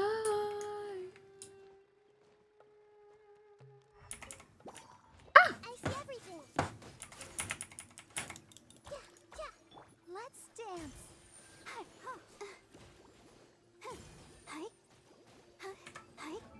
What is my Nahida build right now? Not great, honestly. Do I have anything better? No. No.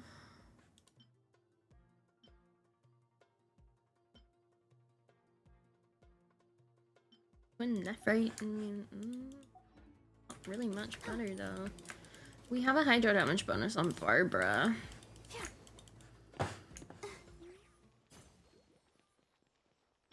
Okay.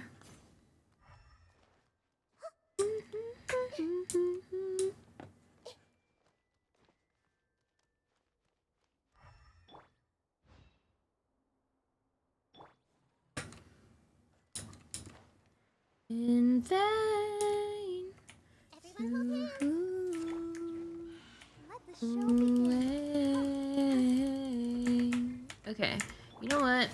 I don't think we're getting rewards from these guys, so pretty easy here.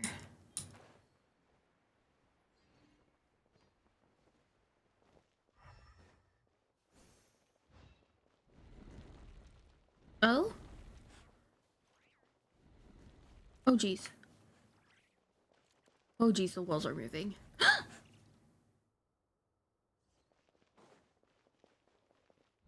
Wait, what?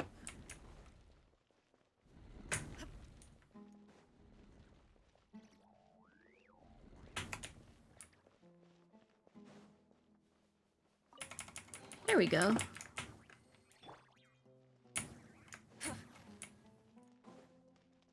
Okay. Where are we even going?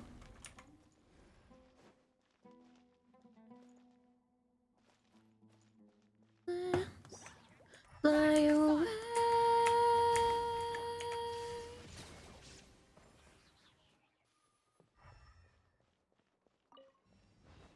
Activate elevator. A chest. Melody song.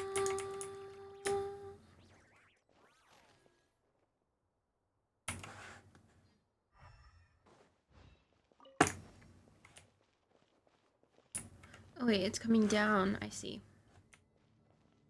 Let it sing. Bye.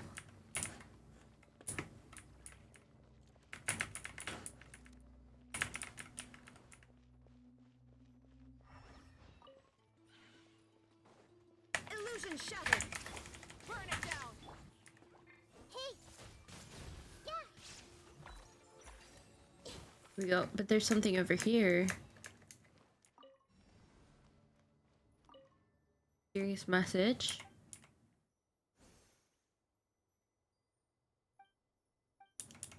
Aha.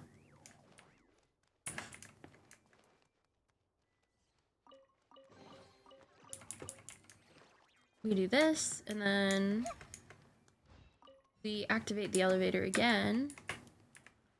And we just float right here so that we can get on top here.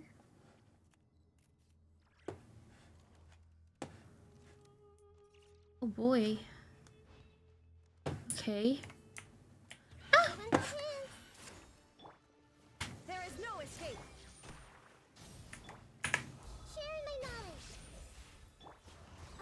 I don't even think I needed to use Nahida's ultimate there.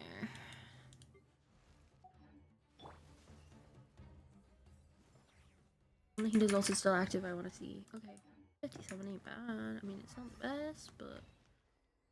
Glimpse through our eyes, and fools blind our sights. No? Wait. No. Start up. Turn off.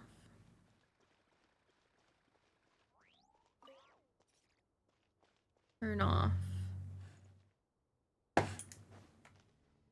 Ah!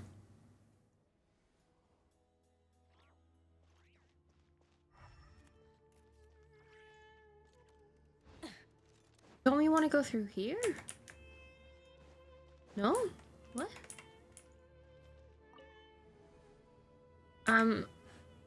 Okay, back down.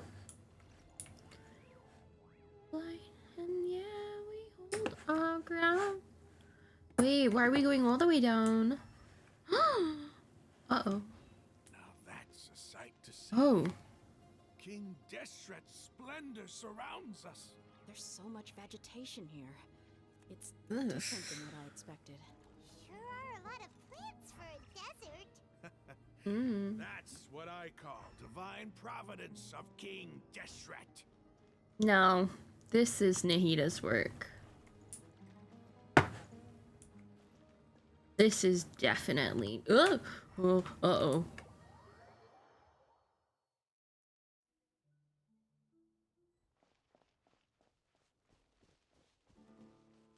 Looks like Nahida. It's getting brighter. Oh, it looks so beautiful.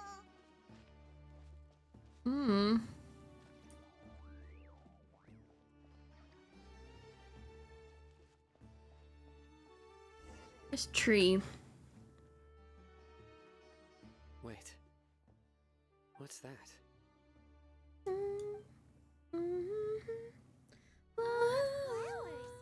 And it looks like there's something among them. Looks like a tomb. These are King Deshret runes. They left something behind. Yes. It's an elegy written in an ancient script. What does it say? Here lies our faithful priest Kasala. His wisdom is a miracle among the people, deserving of high praise and admiration.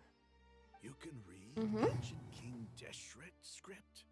Of course he can. He's Al-Haytham. Every student needs to master at least 20 languages before they graduate.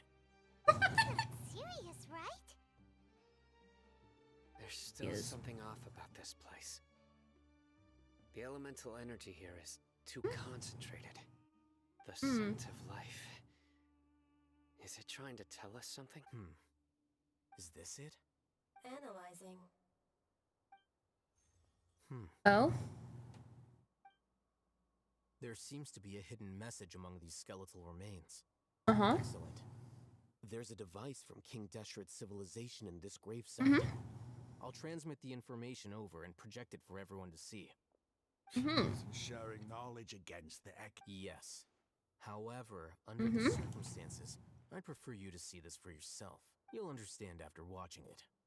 I see.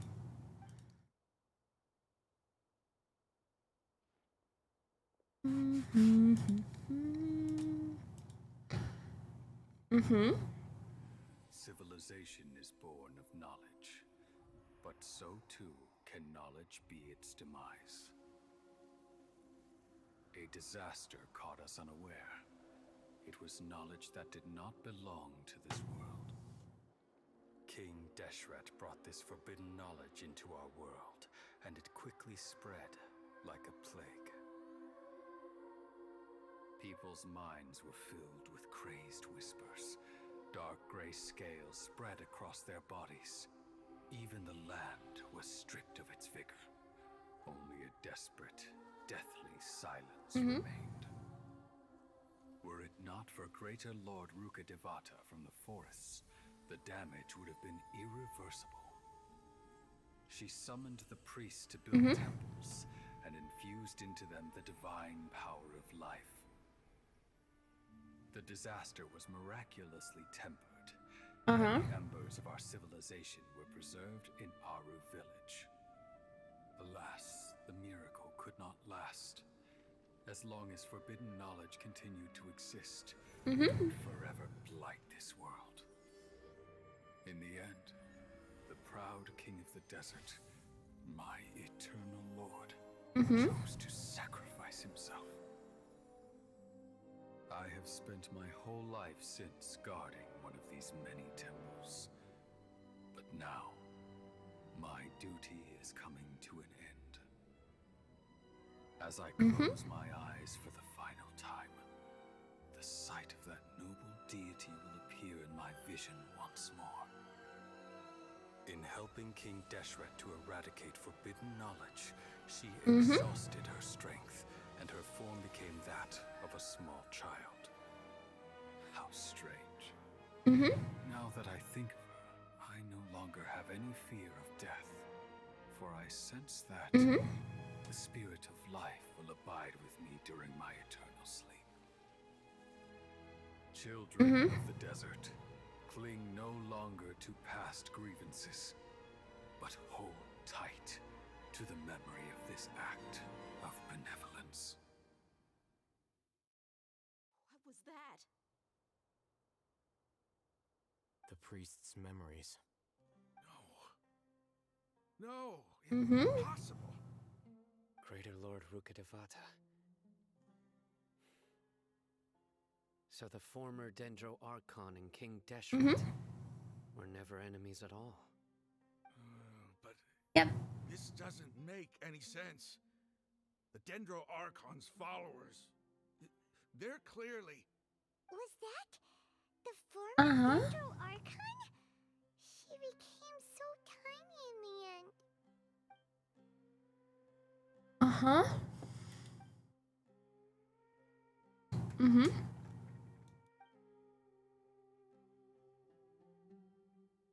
You might be distrustful of the Akasha, but there's no reason for you to doubt King Deshret's technology. You've just witnessed his priest's last words. Never heard about any of this before. The surviving followers of King Deshret all gathered in Aru village. Our god did not make mistakes. We refused to believe any of the rumors. King Deshret's death, the all but total annihilation of our civilization, it was all Greater Lord Rukkhadevata's doing. We saw her as nothing more than a traitor, who stabbed us in the back in our moment of crisis. Just like us humans. Fighting, feuding, double-crossing each other to survive in the desert. Probably is just a mic. You were blinded by your prejudice.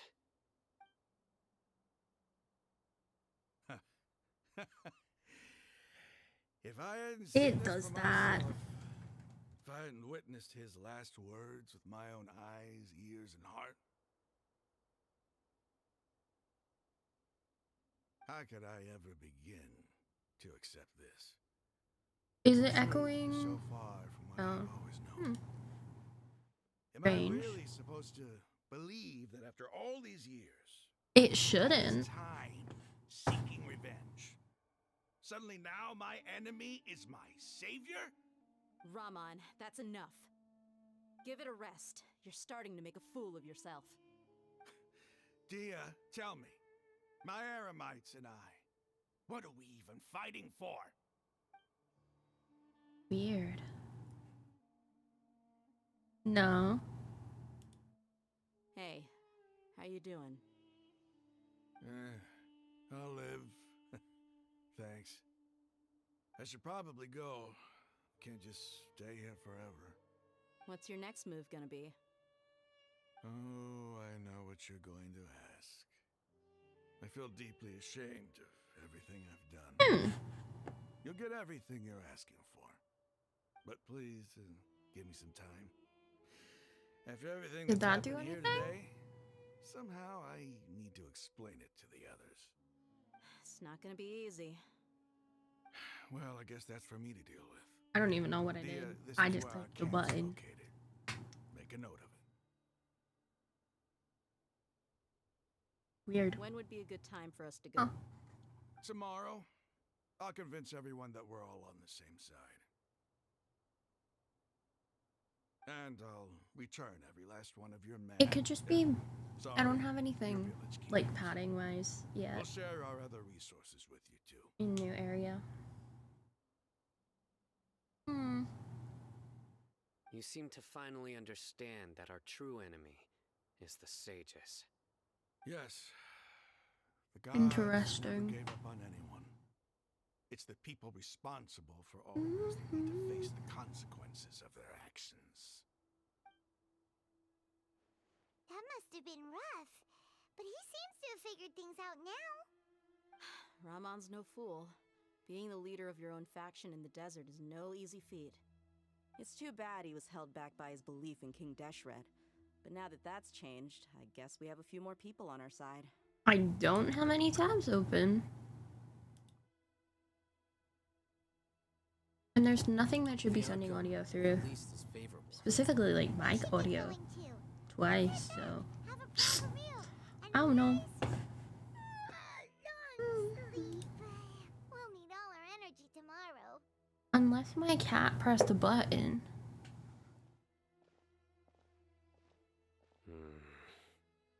Nope. The cat didn't press a button, so who knows? Stop yelling.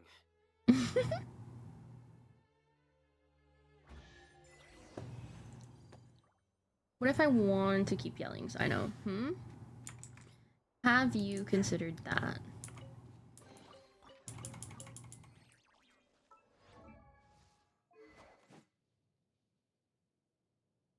Forgot we had you on this.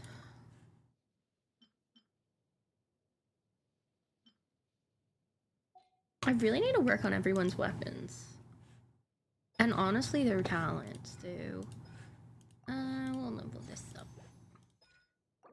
And we'll level this up there. I can't do anything here. Can't do anything here. And nothing for Babs, of course. Leave domain.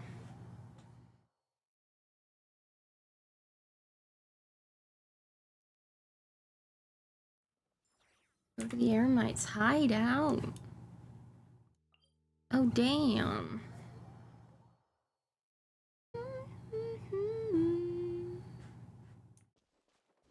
Okay, we'll just ride the bike then. Easiest way to ride, easiest way to travel at the moment. Raman, we're here.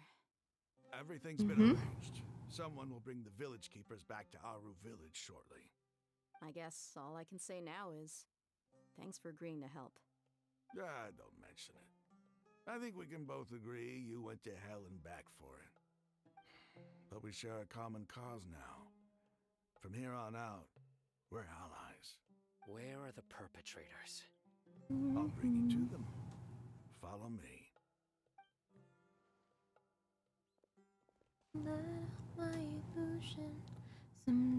So these are the people who kidnapped the village keepers.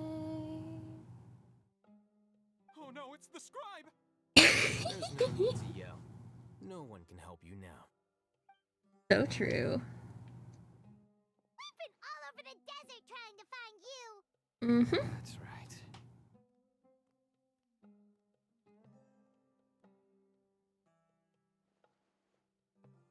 General Mahamatra?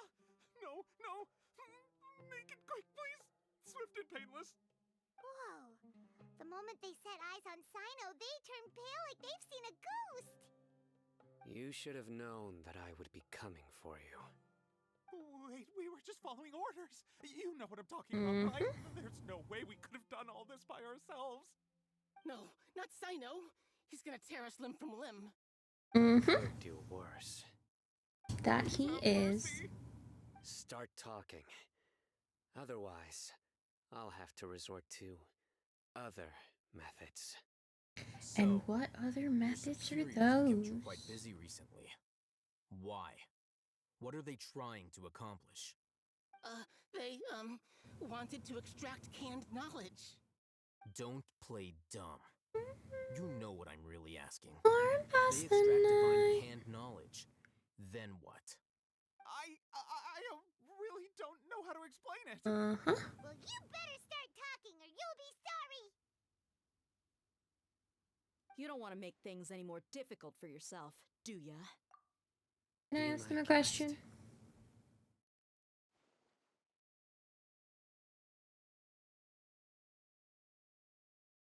The sages are trying to create a new god, aren't they? Uh-huh. That sure didn't sound like a fancy metaphor or anything. You're serious, aren't you? How did you know?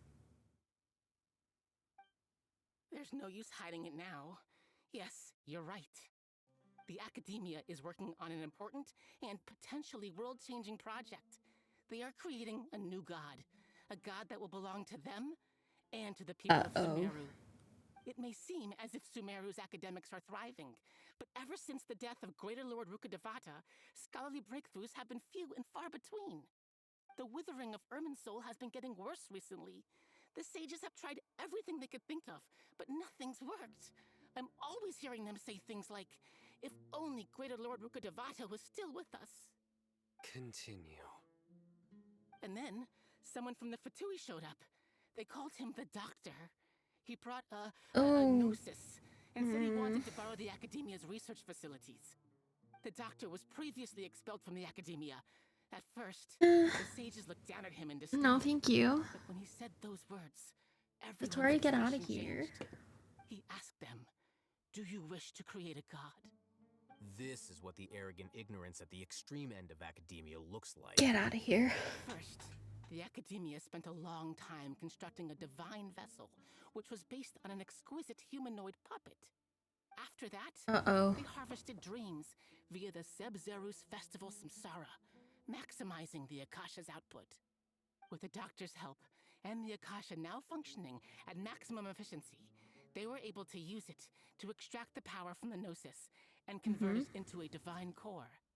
Next, they decided that their new god needed to possess divine wisdom. For that to happen, they needed a huge quantity of divine canned knowledge. That's not good. But how do you determine whether the knowledge extracted is of divine origin? Call it an educated guess?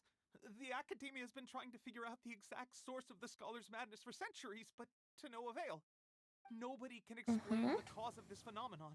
Surely you can see what that implies, Scribe Alhaitham. If it's knowledge no mortal can comprehend, then it must be something only gods are able to decipher.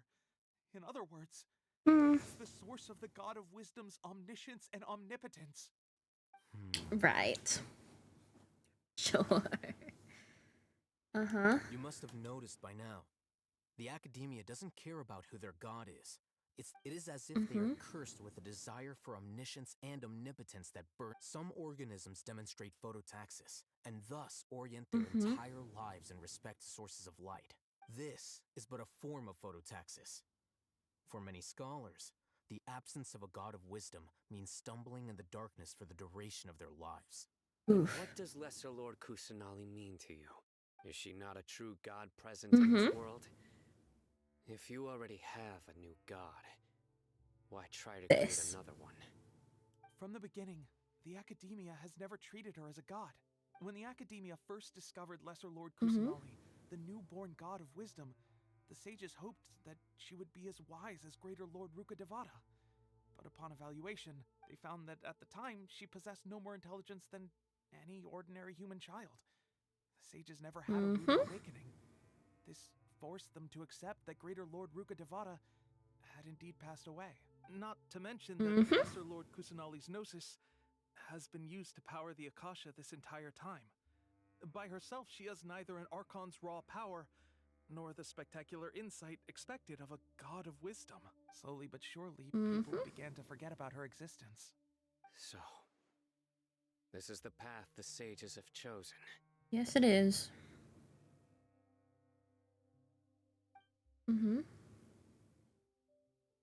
All right, let's try to keep our cool. If everyone's in a bad mood, then let's change up our scenery. Well, give me a we few really handmaids. are Escort the village keepers back to the village. in a bad mood. These two scholars, they're coming too. Sure, as you wish.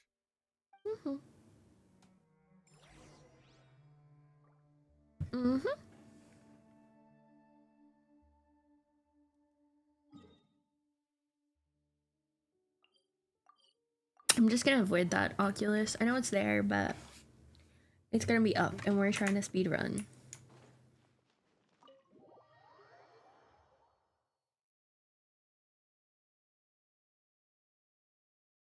We're trying to speed run.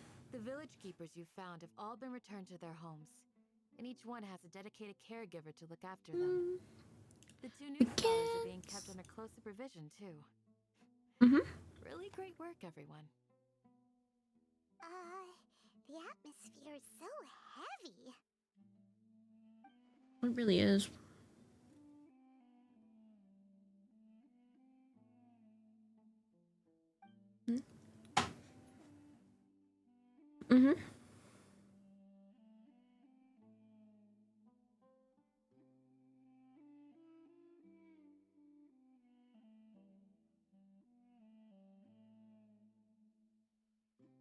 Hey,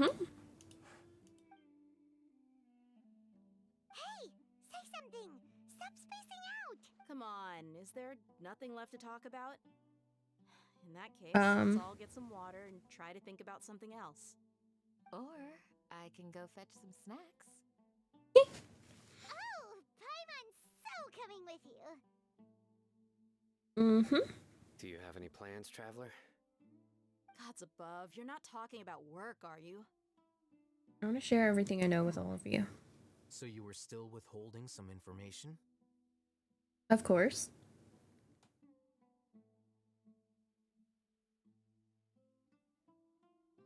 But now I know we're all in this together.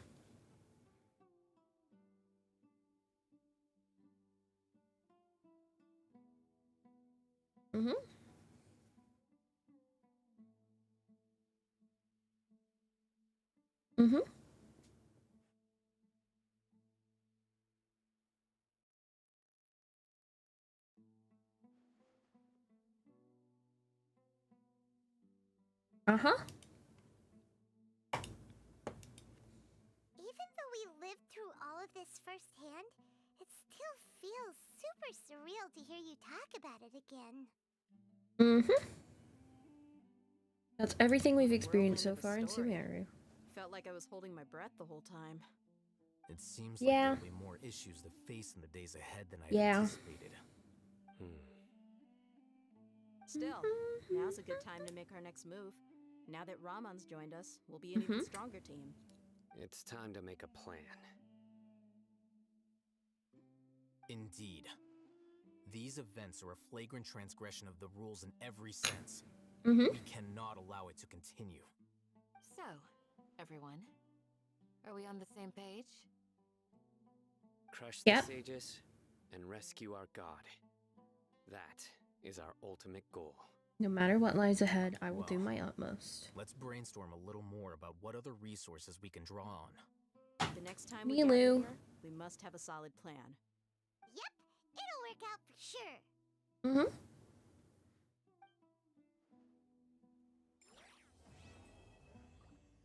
Yippee! I see everything. Nothing still?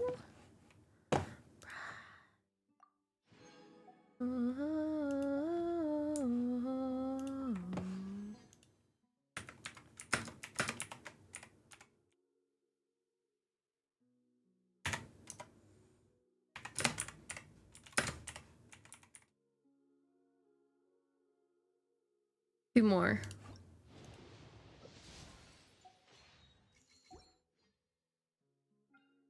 One more for Nilu. Okay. Well.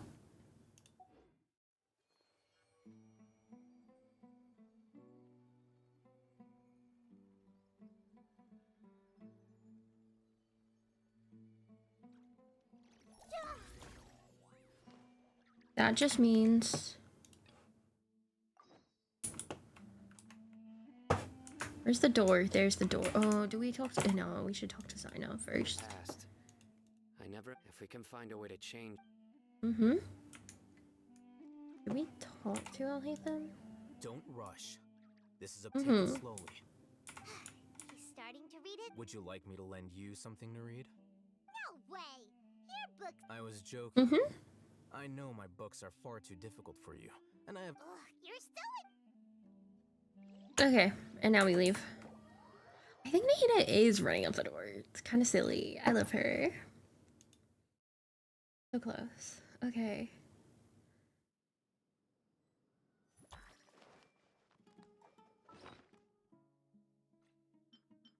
Wrong button. Right button.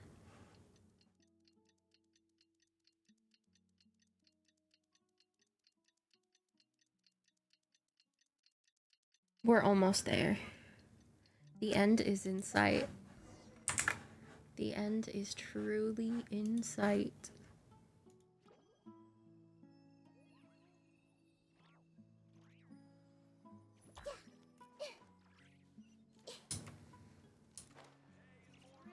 Hey, Candace. Candace, we're here! Mm-hmm. Has everyone arrived? Everyone is already waiting inside. Well, what are we waiting for? Please, wait a moment before attending the meeting. What do you need? Promise me that you won't commit to anything too reckless. Okay. I'll try not to, but no promises. Okay. Let me go, let me go, let me go, let me go, let me go. Thank you. Enter the village chief's house. So close. We're almost there. Everyone's here so early! But why isn't anybody talking? We already discussed things a bit. Hey, where have you been? I've missed you too. Are you ready? We can start now. Okay. Are you sure this is gonna work? I gotta admit, it's bold. It's worth a try. The point of discussion is to arrive at a solution. Let's cut the small talk and move to the next point. You're making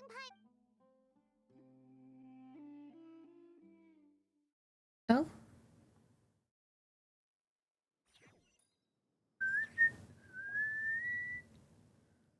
You're finally done. I have some other stuff to take care of. Catch you all later.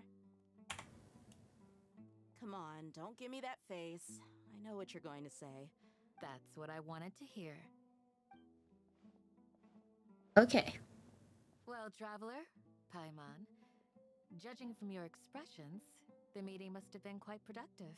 You can tell? I'm not that good at scheming or strategy. Paimon's a little worried. To be honest, I feel the same. But you're already some of the most capable people I know. Candace gave us a compliment. Your deeds Let's speak go. for themselves. Candace, we stayed behind to tell you that, although you won't be coming with us, we'll be sure to remember your words. I'm very glad to hear that. I've said the same thing to everyone here today as I said to you when you arrived. Your safety is the most important thing. Only when you're safe can the plan be successful. You're welcome. Thank you, Candace. And good luck with everything.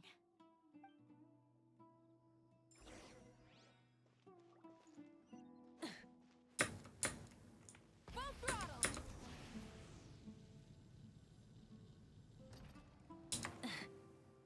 Over here. Hurry up. Sounds good. I'll go make some preparations.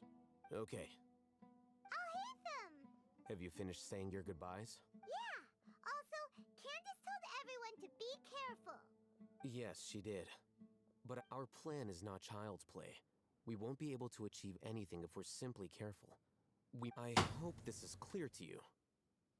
I understand and accept. Shouldn't you be saying something more cheerful to boost our morale right now? Didn't we already do that during the meeting? You can never have enough words of encouragement.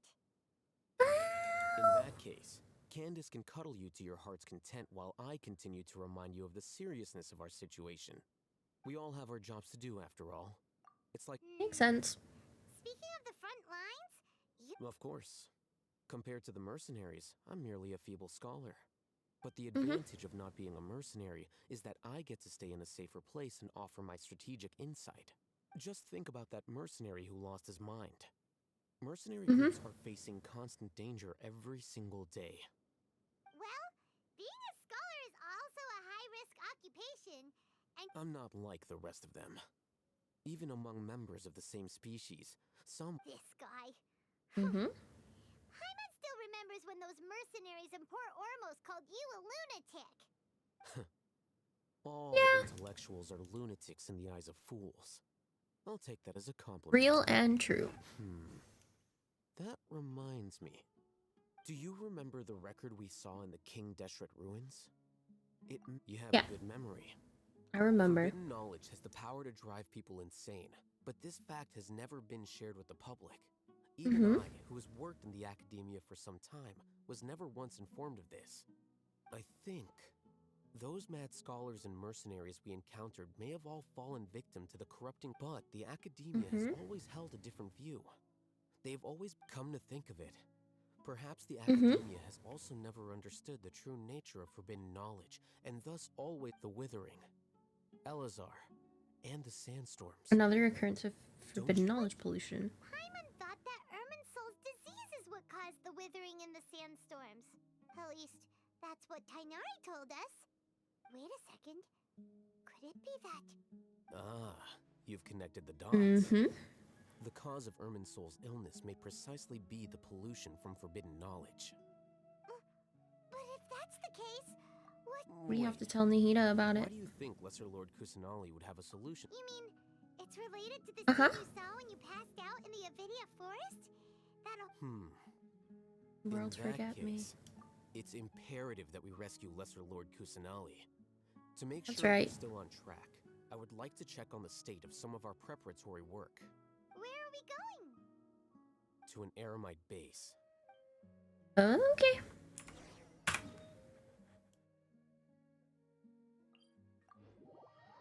Good thing I grabbed these waypoints, because otherwise... Ugh. Sand is the natural enemy of fire and civilization. In the desert, ruins are all that remain to tell the story of the past. Yeah, but, you know, sand plus fire can make lava. What are they doing here? I gave them some technical work to do. Ah, it's the scribe. And is that the traveler I see? How's the work going? Ah, yes! We have fixed the devices according to your instructions. Perfect. One of them is already ready for use, while the others are still under repair. Aren't those devices for can knowledge Perfect. extraction? What are you doing with those? Look here. Huh? More can knowledge? Are you going to put more weird stuff into her head again? What's that look on your face? Are you scared? Paimon's a little scared, but very, very furious! That's an interesting response. Anyway, we're not going to use this just yet. As I mentioned during the meeting, this knowledge capsule contains a decree I drew up in the past. The academia should also have their own copy. And according to the plan we just came up with, Traveler, I want you to record something into this capsule. Me? Do you believe we can save Lesser Lord Kusanali? When I make lack of faith, I'll make up with my actions.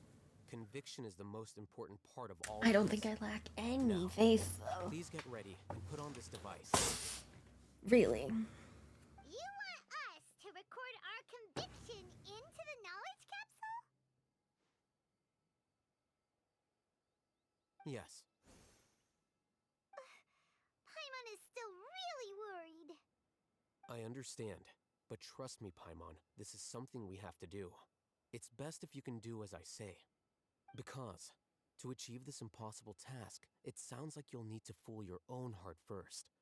Although it may feel like a trick, self-encouragement may be the most important tool we have.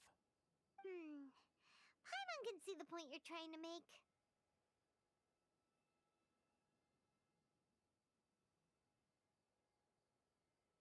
I'm ready. Imagine this. We have orchestrated our plan and successfully rescued Lesser Lord Kusanali. As a result, we have changed Sumeru's entire political landscape. Everything went without a hitch, and everyone recognizes and praises our achievements. Now, open your eyes. Here. What's this? Read it out loud. Some stirring words have been written on the note. Although you don't quite understand the purpose of this recording. It's done. Okay, what a fascinating experience. It's I'm just fine. a recording. There should be no negative effects. But what was the point of doing this? Paimon doesn't get it. Me either. And that's perfectly fine. In any case, these capsules aren't meant to be used by you. Huh? What do you mean? Have you forgotten? Our plan needs to account for those who have long relied on the Akasha. You may find it hard to believe, but for those people, everything the Akasha transmits to them is nothing short of absolute truth. Imagine if you've been using this a is device the like issue. the Akasha since the day you were born. And this device has always supported you during times of need. After all that time, what do you think you'd become? A fool? A machine? A slave to orders. And that's why rules are so important. In addition, those who understand the rules can delineate boundaries and identify gray areas. But why would you need to identify the gray areas? You could say that those kinds of ambiguous zones can be very interesting. One might even say they're advantageous in the right hands. Things you're interested in are really out there. Are all Sumeru scholars like this? Anyway, that's enough chit-chat. Probably not, but this one is. You can head to Caravan Rebot and start preparing for the next step. Small projects? We're going to tinker with the Akasha terminal and make a few modifications.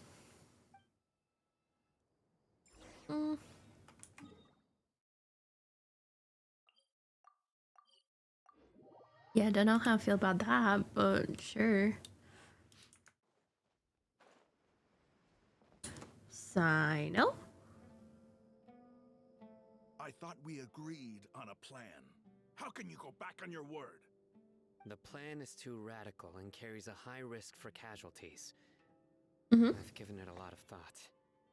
And in the end, I still can't agree to it. But it's still the best plan we have. As a former Matra, you of all people should be able to see the bigger picture and recognize the innate advantages of our plan. I did. And that's how I saw the danger behind these so-called advantages. Hitham's plan is even more radical than I imagined. Huh? Why are you guys arguing? My friend, you're just in time. Why don't you help me persuade Sino? He's turned against our plan. We agreed to work out a plan at the meeting. As mercenaries, you're familiar with the local environment, so you'll take care of the specifics. But then, you went to Al-Haytham for suggestions. Had I known Al-Haytham would give you those kinds of suggestions, I would not have agreed to the plan. Look, you already know that we're all on the same side here, don't you? Mercenaries place a lot of importance on their bonds of friendship, but also will not hesitate to make sacrifices if they deem the situation to be sufficiently dire. I'm sorry, but as things stand, I can't accept your principles.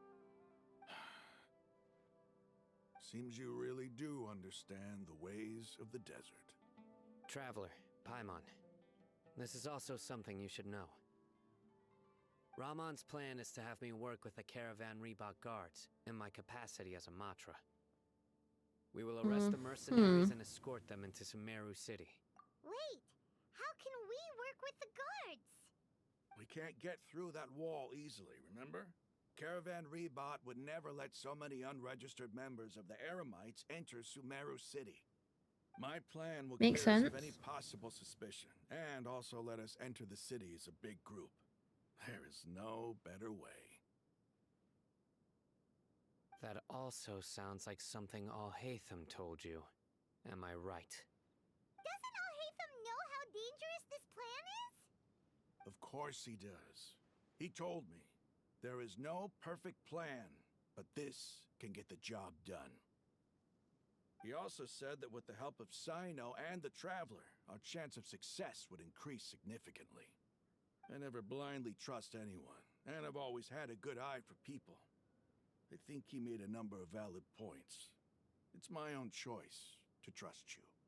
If I make the arrests alone, I can control myself and prevent you from getting hurt. But I can't guarantee that kind of discipline from the guards. To make the whole thing more convincing, you'll need to resist to some degree. Casualties are inevitable once push comes to shove. I'm okay with the deaths of enemies. But now that we're allies, I'm against the meaningless loss of our own. I can't believe a Matra would actually care about us. I've lived a hard life, and I can say that people like you are hard to come by. I've always treated my allies with honesty and respect. They have the right to know important things like this. Now you're making this hard for me. Hey, is there something we can do to help?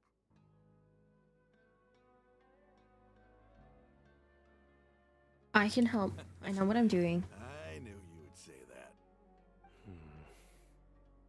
We can help fight some of the mercenaries, which should reduce the number of times you'll have to struggle directly with the guards. That should help at least a little bit. We should respect the determination.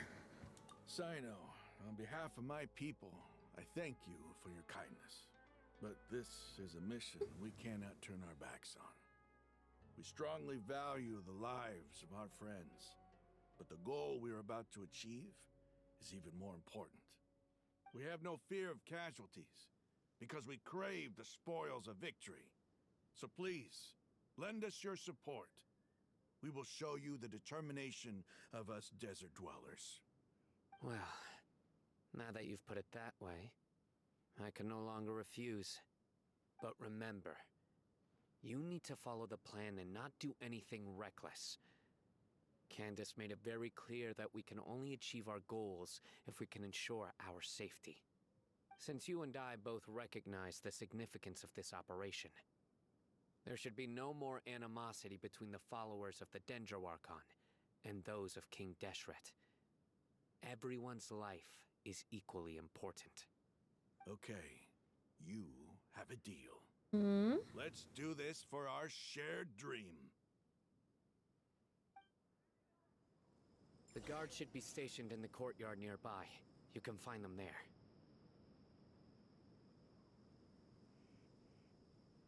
Okay.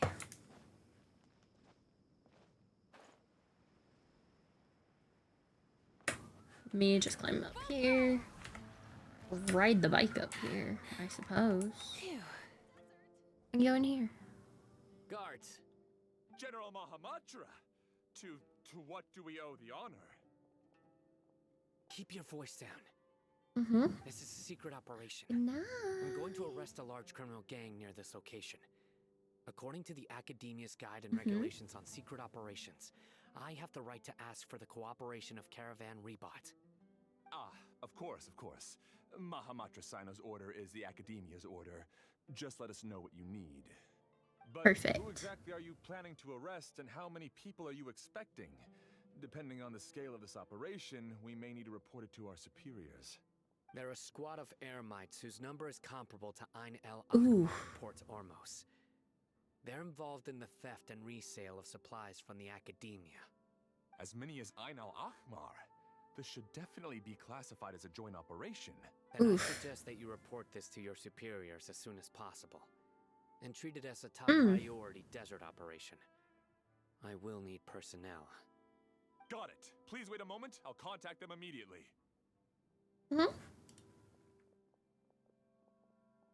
Because this is work. Because I trust you. Paimon can't believe you're still in the mood to chat. This whole thing has Paimon scared stiff. Aren't you even a little worried? What if these guards already know that you have betrayed the Academia and are no longer their General Mahamatra? Even if that guard doesn't know, their superiors might, right? We discussed this, remember?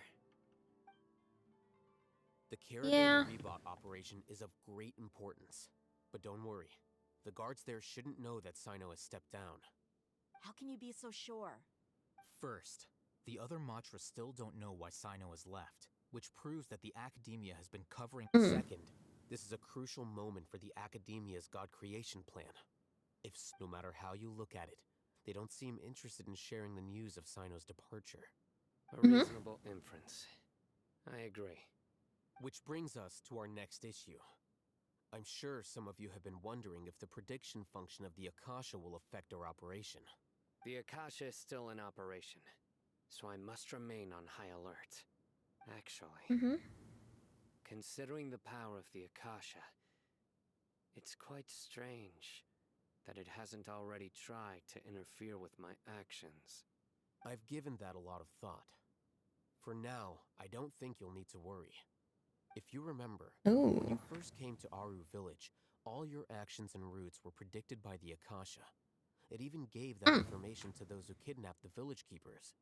But things like that never happened again after we met up with the Traveler. That's true. But why? Look at it from a different angle. Why do you think the Akasha will predict your actions? Because my personal data has been entered into the Akasha. Yes. That's true.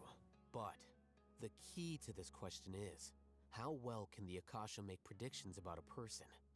Haven't you ever thought about it? Just how can it do this in the first place? Because the Akasha controls the entirety of Sumeru.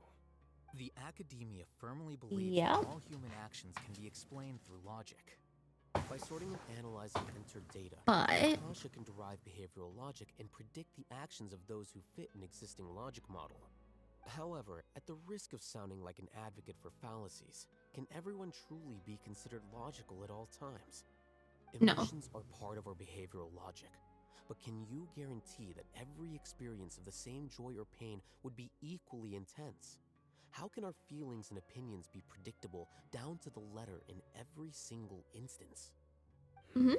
Sino, in the past, you've always worked alone.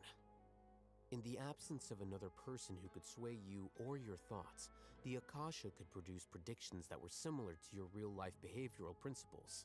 decisive and principled. You were used to solving problems alone. That's why the Akasha could figure you out. But now, you've joined a team. And I believe the Akasha hasn't yet figured out the full composition of it. Our thoughts and logic have intermingled and weaved themselves together to become a complicated chaotic mess. Any one of us could potentially disagree with another. The Akasha lacks data on these interactions, and it's impossible for it to predict your actions in the future based on what in the past. After all, there's probably a limit to just how much we can be modeled or controlled by data. So, in my opinion, you're probably safe for now. Makes sense to me. I agree. The Akasha is not alive, and I don't think we can be completely controlled by something without a mind of its own. Is that so? I guess there are things that even the Akasha cannot calculate, and people will not be forever trapped by the past. Paimon's so glad that this is settled. Next time, pay attention during our meetings. Will do. Just remember to stay vigilant. I believe. Footsteps! General Mahamatra, we were not expecting your presence here. I'm the security officer of the Great Red Sand District. My name Red Sand District. I don't see any red sand around here. This is my assistant, the Traveler. She will be working with me. The construct next to her is for her work. Beep! Construct, beep! What a great honor to meet you. Your golden hair is as bright as the sun. And, is this the latest technology from the Academia? Have you made a decision regarding the matter I mentioned to your subordinate? It seems to be a dire situation, so of course you will have our full... Hell yeah! There's no need for flattery. Yes, sir. Take your most elite platoon and follow me to the eastern side of the district. Understood. Map. Hurry, bring the map. In 2 days, I love Sino. engage Ramon's Eremites and capture all of them. Any questions about the time or location? None at all, sir. Good. See you then. Yes, sir. Let's go. Maybe hanging around the General Mahamatra isn't so bad after all. Everyone's so respectful towards us. This Does feel is all pretty due to good. the absolute authority of the Academia. Get ready. We will move out in 2 days.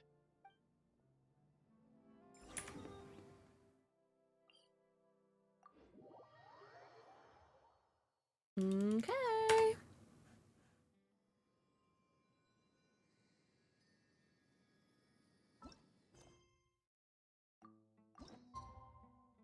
Go.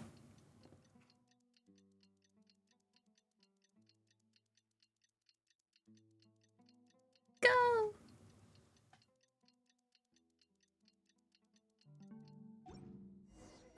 It's time for the operation. Let's go meet Sino in the desert.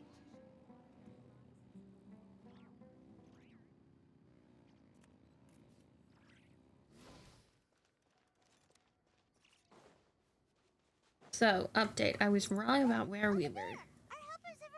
Thought we were going back to our village, but Wait a moment. we succeeded. It's you. You're my assistant, remember? Yep. Being my assistant, you must stay with me.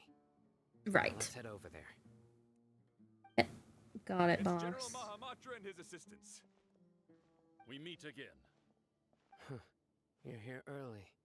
It's to show how important we think the operation is. Since this is a big case for the Academia, we are prepared to give it our best. I'm glad to hear your sense of resolve. Remember, we must capture them alive. They are our only leads for the case. Understood. Everyone! The Eremites are approaching from the west! Make preparations and be ready for combat. Halt! Oh? What a warm welcome! What do you want? Judging from those shiny weapons in your hands, it seems like you're not interested in a deal. Ramon, The Academia has caught wind of your smuggling and illicit sales. If you value your life, I advise you to surrender. Who are you supposed to be? A Matra from the Academia? I can't believe you came all this way just to catch us. I'm not here to talk. Oh. Nobody's given me this much time of day since I became a mercenary. Brothers! For that slight, let's wash our blades with their blood. Damn. Shine down.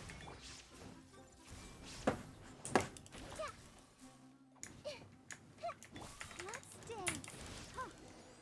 There we go. It's over. Did it.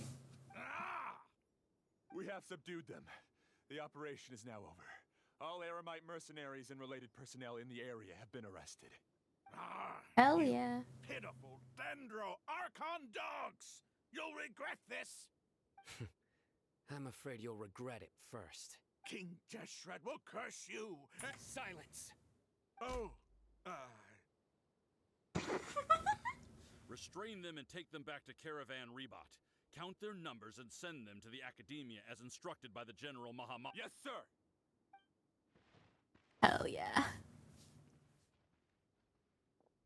Mahamatra Sino, I will now take my leave. If you need further assistance, please come to Caravan Rebot and ask for me. Understood. Of course. You are dismissed. There they go. Let's talk elsewhere. Okay. Sure. This part of the plan went really well. Yes, things went perfectly. That's fantastic. And that punch you gave Ramon there sure looked convincing enough. Once we're done here, I'll return to Caravan Rebot and Yeah, Thank you, Sino. you're the reason why everything went so well. It's not the time to celebrate yet. I believe Dia should already be waiting for you. Go join up with her. She will need you to introduce her to Tainari. Speaking of which, is it really okay for us not to share the full plan with Tainari? I have a very close relationship with Tainari. Given how well we know each other, I believe my message alone should be enough to bring him to our side. He knows I won't make jokes about things like this. If we need help, Tainari is the best option.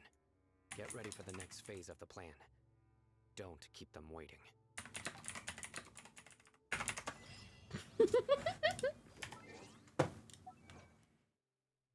Very close relationship with Tainari. Yeah, I would hope so. That's your fucking husband.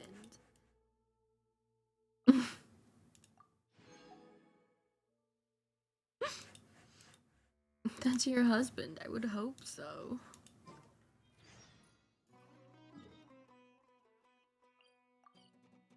Wait. Just teleport. Go, go, go, go, go.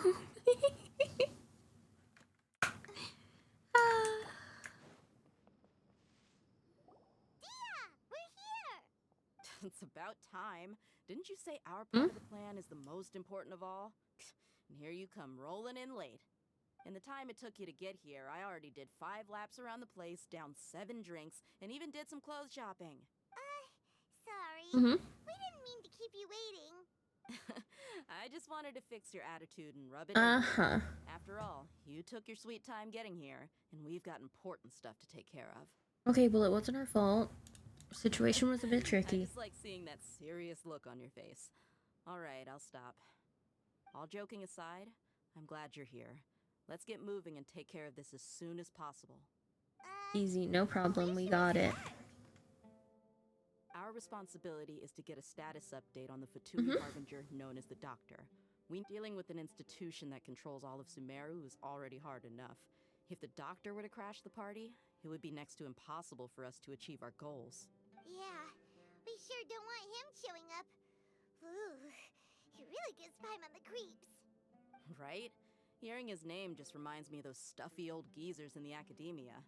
I'd rather not have to deal with someone like that. So what should we do? According to the plan, we should first go to Pardis DI and ask for Forest Watcher Tainari. If all Hatham and Sino's sources are solid, then we can be sure that Tighnari still has the Academia's trust. So, we'll find Tighnari and convince him to get us the latest intel on the Doctor. Then, depending on what we learn, we'll make any necessary adjustments to our plan. The sages have placed spies everywhere on the other side of the wall. I'll follow you as a bodyguard. I didn't expect you to become my bodyguard. You should be honored. I don't... But Paimon thought mercenaries would do anything for Mora. That's certainly true. But when multiple employers are vying for your services, you should always go with the best offer. Let's see. If I were to charge you a bill, I guess I can apply a discount. How much more do you want? Paimon's not sure we can afford it. How much do I want? Hey, how about paying me with a smile? What do you say? I haven't seen you smiling much recently. If you ask me, someone like you must look lovely when they smile. Come on, give me a smile so that I can be less worried. Thank you, Looking Tia. good. I hope this pretty smile will become our lucky charm. There are many kinds of smiles, but only a truly joyous one can bring blessings to others. Let's consider this smile a down payment for our future victory. Let's go. It's time to pay a visit to Pardis DI.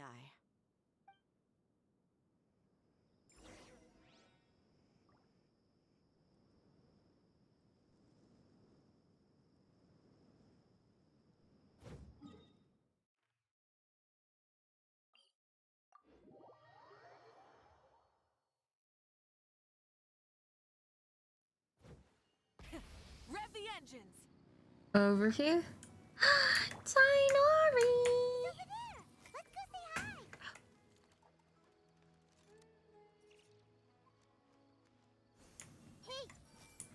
Hey! Okay, nope, nothing. Fine.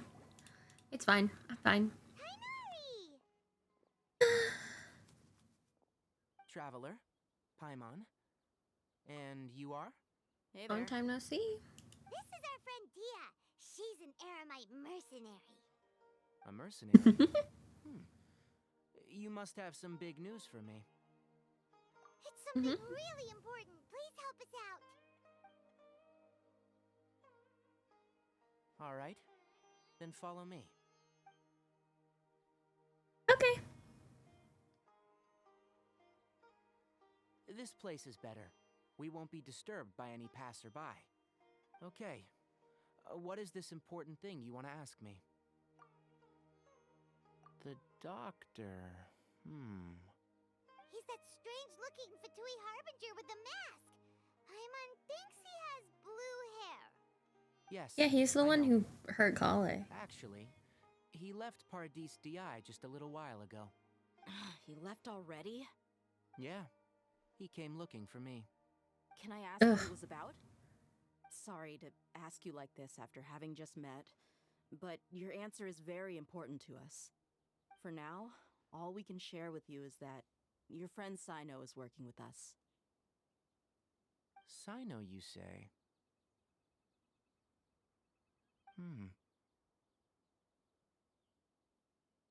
I see. So that's why he hasn't been at the Academia. Okay. I'll answer your questions and will assist you any way I can. You don't have to tell me everything that's happened. Sino's name really does work wonders. You're not even a little worried that we might have made it all up? Despite having just met you, I can sense that you're the serious type. Between you, the Traveler, and Sino, none of you strike me as the type that would conspire to deceive me. You don't need to tell me anything you don't want to. I'll also get straight to the point. The Harbinger you mentioned came to me because he wanted to take the scholar Hypatia away with him. Hypatia? Why would he want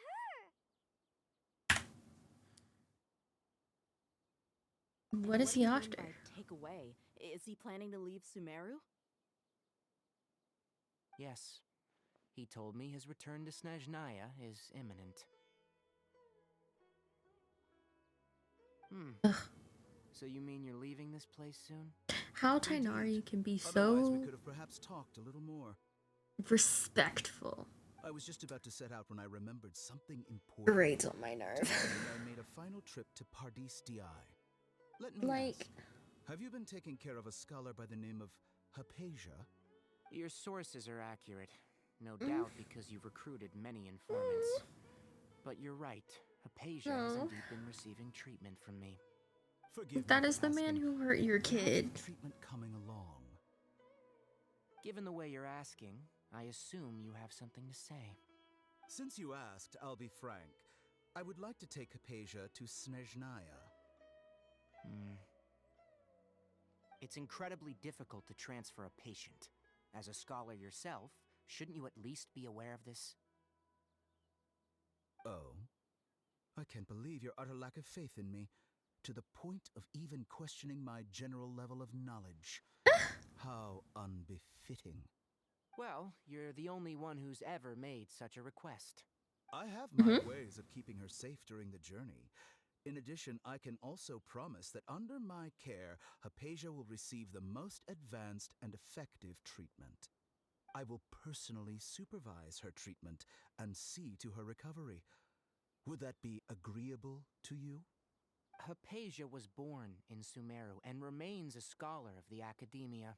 Her situation has not become dire enough to necessitate her transfer to another nation. Transporting her to Snezhnaya is risky, and the potential benefits are unknown. As the person currently responsible for her treatment, I cannot possibly sign off on this transfer. Your suggestion is rude and reckless. I'll pass. I don't know much about the doctor, but after talking with him, I realized that just like many other scholars, he possesses an aura of arrogance that I've come to detest. It's not so much that he's looking down on others, but more that he's confident in himself and his abilities to a point of near insanity. You know that he hurt Kale. Someone like him. You know that he hurt Kale. I prepared myself for a protracted battle of wits, and was really surprised to see him just give up on the topic. Still, his reaction really concerned me.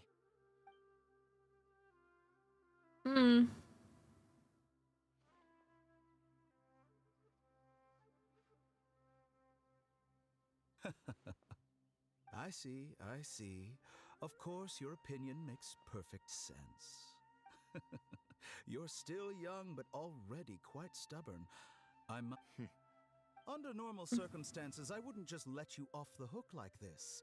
But unfortunately, I'm in a hurry today, what with Her Most Noble Majesty the Tsaritsa calling for our return. Luckily, there is still some time left for me to take care of everything before I leave. It's just as the Academia said, you're a responsible and gifted scholar. Sadly, even with all of that, you're still lacking a bit of shrewdness. And that's also why people like you can never realize that sooner or later, everyone must pay the price for what they've learned.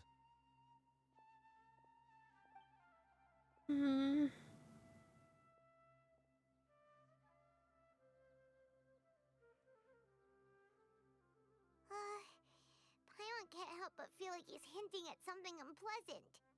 He asked a question. Very, Didn't care very for my unpleasant. answer. Perhaps I'm nothing but a talking rock in his eyes. He never came off as malicious, but an utter lack of compassion permeated throughout our conversation. From his tone, I can sense that he's always looked down on others.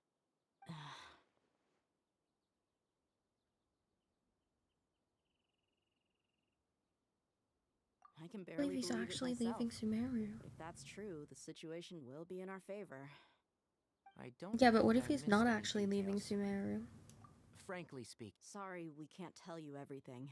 We appreciate that you helped us anyway. It's okay. I have an obligation to do so. To be perfectly honest, all of this may have started because of me. Oh? Recently, my master wrote several letters to me, asking me to return to the Academia and assist him with his research. Hasn't he already asked you several times before? Yes, but there's something off about this most recent batch of letters. The handwriting and the tone are both familiar, but some details have been omitted. My master will occasionally leave a few dots on the back of the letter. 1 dot means that he wrote the letter on a sunny day, and 3 dots stand for a rainy day. This has been a habit of his for many years, but I didn't find any dots in his recent letters. I believe something may have happened to him. I get it. Since you are always at Gandharvaville, you would like me, someone already working at the Academia, to investigate this matter, right? I'd like to ask you to do that for me, if you can keep yourself safe. Please withdraw immediately at the first hint of danger. I can do that, but I have a feeling it won't be that simple. The Academia has been working on a big project. I'm not quite sure what it is, but your master might be involved with it. If the higher-ups really are hiding something, then it will be difficult to remove myself from the situation once the investigation starts. If the situation becomes critical, I'll leave the Academia. If you don't see me there for an extended period, that's your cue. All right, we've got a plan. I'll stay at Gandharvaville to support you. If that scenario comes to pass, you must be extra vigilant. And be wary of any messages or direct requests from the Academia. I must say, I didn't expect a warning like this from the General Mahamatra. Being loyal to the Academia doesn't mean blindly doing whatever the sages say. I know what I'm doing. On that note, aren't you also being quite distrustful of your alma mater? The Academia, yes. But my master is a man of integrity. Even when I was a student, I was worried that he'd get in trouble for sticking to his beliefs. I suppose he's lucky to have lasted so long, but in the end, it's still caught up to him.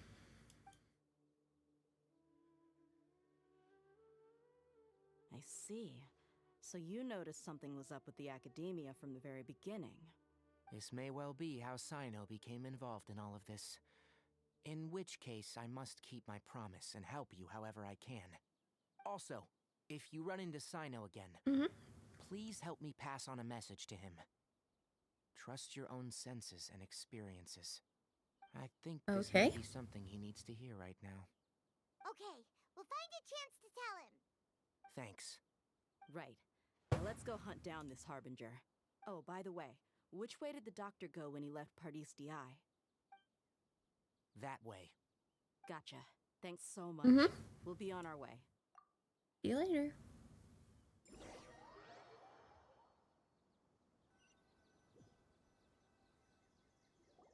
According to Tainari, the doctor is leaving Sumeru soon.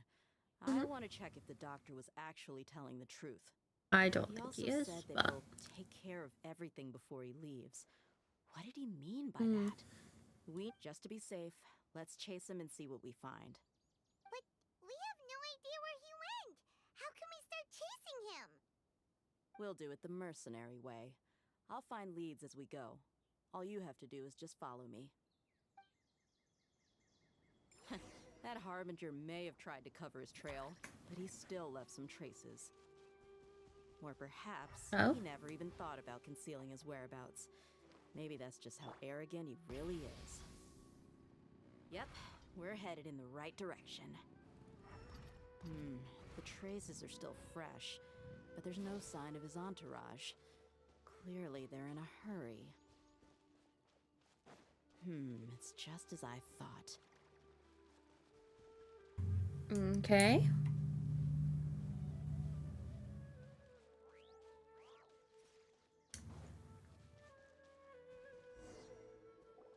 We can stop here. I think I know where the doctor went. To the south of here is Port Ormos, which seems to be where they're headed. Port Ormos? They're going to leave by boat? That's right. Let's go to the port and have a look for ourselves. Eat.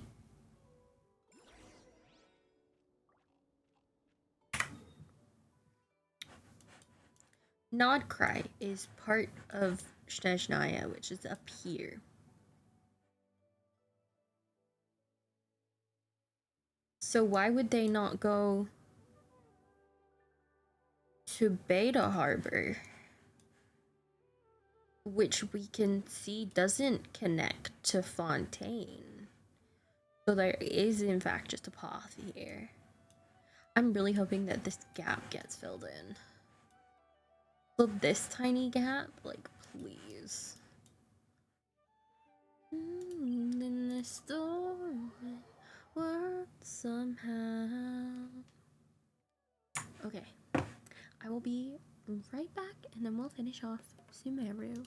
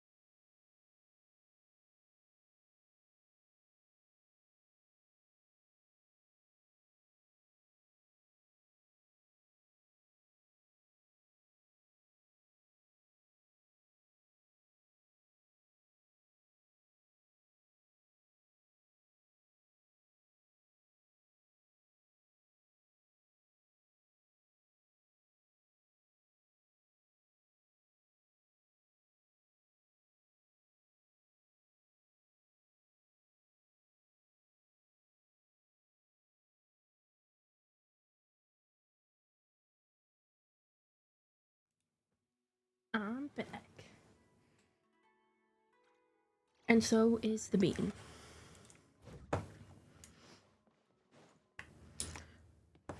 There was cheese. And I am nothing if not a cheese lover. So I had to get some cheese. Thanks to Dia's tracking skills, seems we found the right place. Shh, don't draw their attention. The port is crawling with Fatui soldiers. That guy was looking at us. Now this is a proper farewell ceremony for a Snezhnayan Harbinger. The Lord Harbinger is leaving. I've still only seen him once or twice. I used to hold a position in our homeland, and back then, the doctor spoke in a very different way from the way he speaks now. Maybe the way people talk in Sumeru has rubbed off on him. It's always like that when you spend too long away from home. When he gets back to Snezhnaya, perhaps it will also take him some time to get used to the life there again. Huh? But, sir, that can't be right.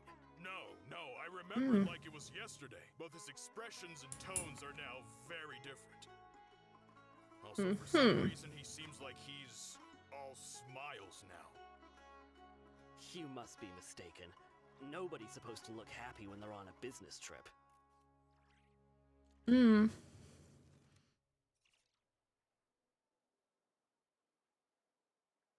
There he is. The doctor is on that boat. So he told the truth after all. He is actually leaving Sumeru. Let's get closer and find a place to hide. Over here. This place will do. We can hide here while we keep an eye on the boat.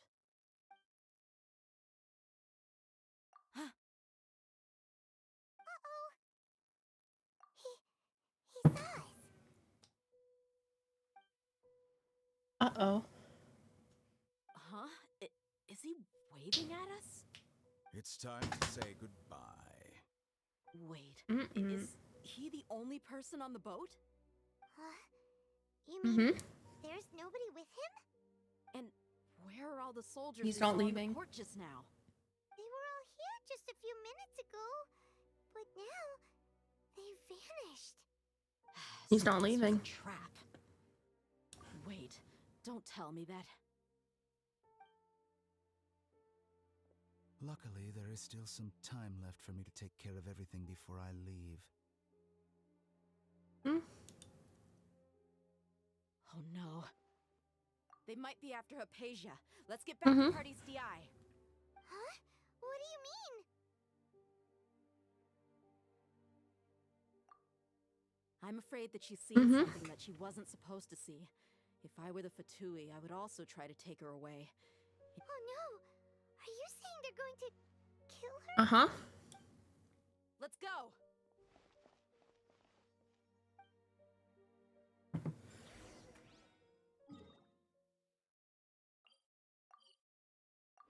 Teleport.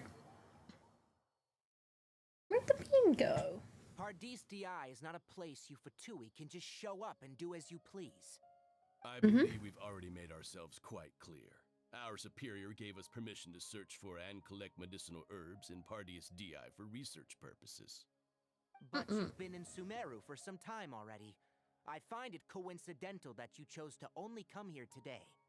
Even the Grand Sage himself may not have the right to question our research, much less an ordinary scholar like yourself. I've done my duty to inform you. Don't make things... He's not an ordinary scholar, though. It would seem that my words have fallen on deaf ears. You can keep trying to deny it, but coming to Pardis DI now, I'm pretty sure you're not just looking for herbs. With all due respect, your baseless speculations will only lead to unnecessary trouble. Well, you only have your Harbinger to blame. He knows nothing about keeping a low profile. I may be staying at Pardis DI as a scholar, but that doesn't mean I'm no longer a forest watcher. It is still my duty to protect the peace and safety of the scholars who have contributed so much to Sumeru. Then it seems our conversation So it's has just- hit an impasse. No one will lay a hand on you. Dia and Not on my Alhaitham watch. that haven't had their own weapon so far. I'm fine. These Fatui have really crossed the line. Time to teach them a lesson. There's no use resisting. Give us Hypatia. Keep dreaming. No.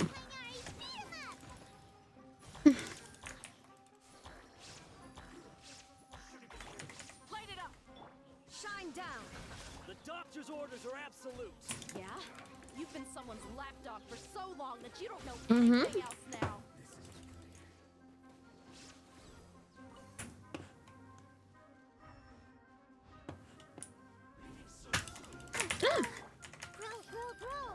Rise with the sun.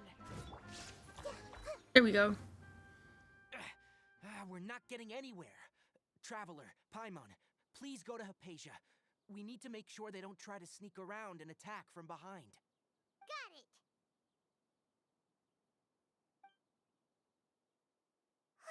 Mm-hmm. Hypatia's still here. Doesn't look like anyone's broken in.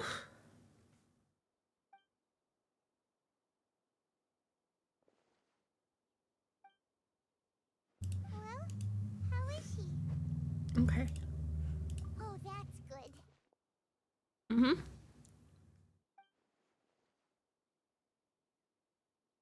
So, you think this is over?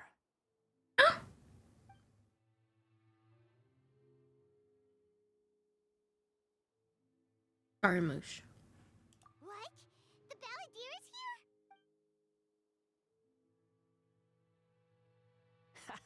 here? I've missed that look of abject horror. You've given me that look every time we meet.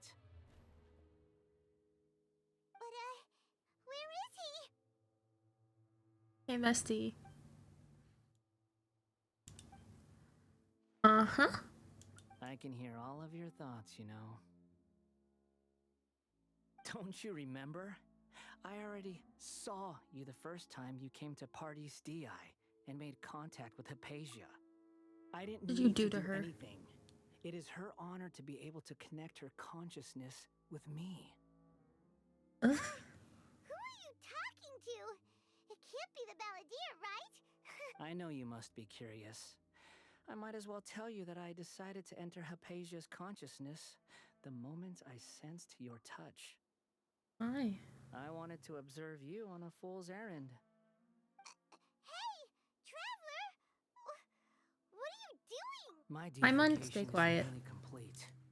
All that's left now are just some final details. Do you understand? Even if you manage to rescue Lesser Lord Kusanali, it will be impossible for you to defeat a bona fide god like me. Is it wise to force Really? that childlike god into a divine battle against me? Scholars consider the god of wisdom to be the sum total of their faith. It's how they can justify reverence for a god as they construct it. But this also shows that humanity's worship of gods is a combination of blasphemy and exaltation. Yes. What is it?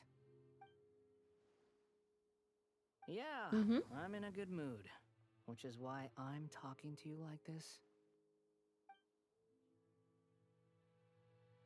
What do you mean?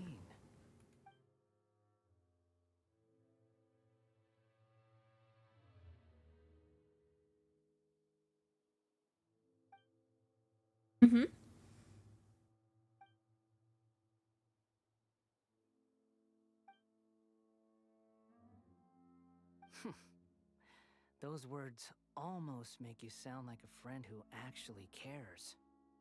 But you're wrong. I'm different from all of you. No, you're not. I was born to become a god. My entire life up until this point has just been a meaningless routine. Just think about a sheet of paper.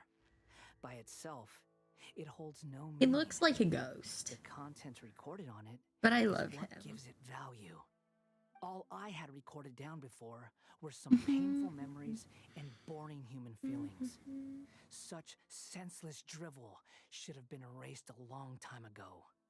Indeed, to me, the sight of you fools in your futile struggles is far more amusing.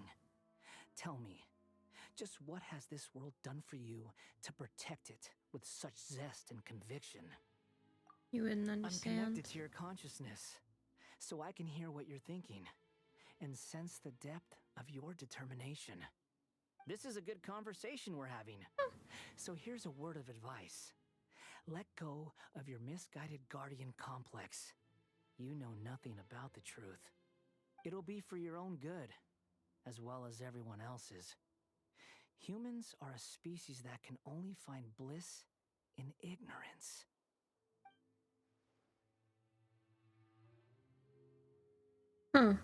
Ah, you've seen my affection for her.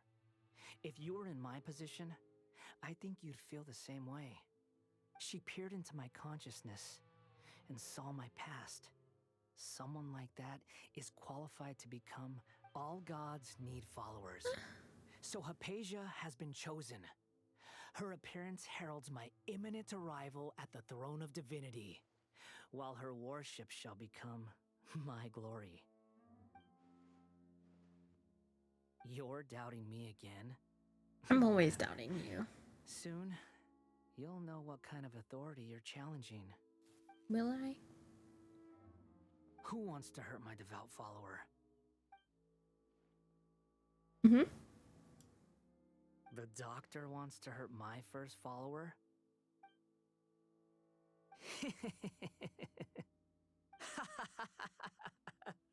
How very amusing. Has anyone ever told you that you're not good at sowing discord? The doctor has never known his place. Even now, the puny human thinks himself capable of interfering in the business of the new god. You're still too naive if you think a few words will be enough to convince me to destroy the doctor. But I'm willing to give you a gift, just like my expression of affection towards Hypatia. It is an honor for you to be able to stand here and speak with me. As my listener, you will be rewarded. Both good things and bad things can be called gifts. After all, gods have never needed to be reasonable. Paimon hears thunder! That person Paimon couldn't see was the Balladeer? Oh, he sure He's become milder, but somehow even more deranged. Where is the storm headed? That means anyone outside is in danger! Let's go! Tighnari and Dia still must be fighting!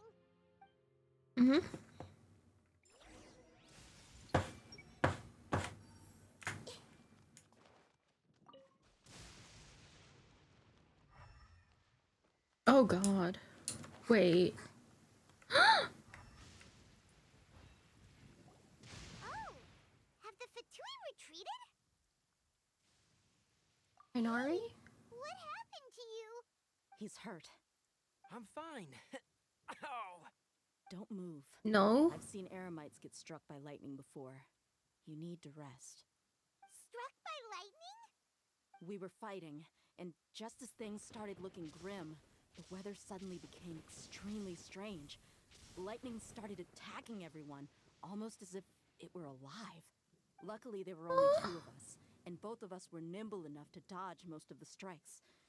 There were a lot of Fatui, though, and they were being torn to shreds by the bolts of lightning. With that, all the Fatui soldiers were forced to retreat. It's all right. My wound aside, you look like you've seen something unpleasant. Is Hypatia all right?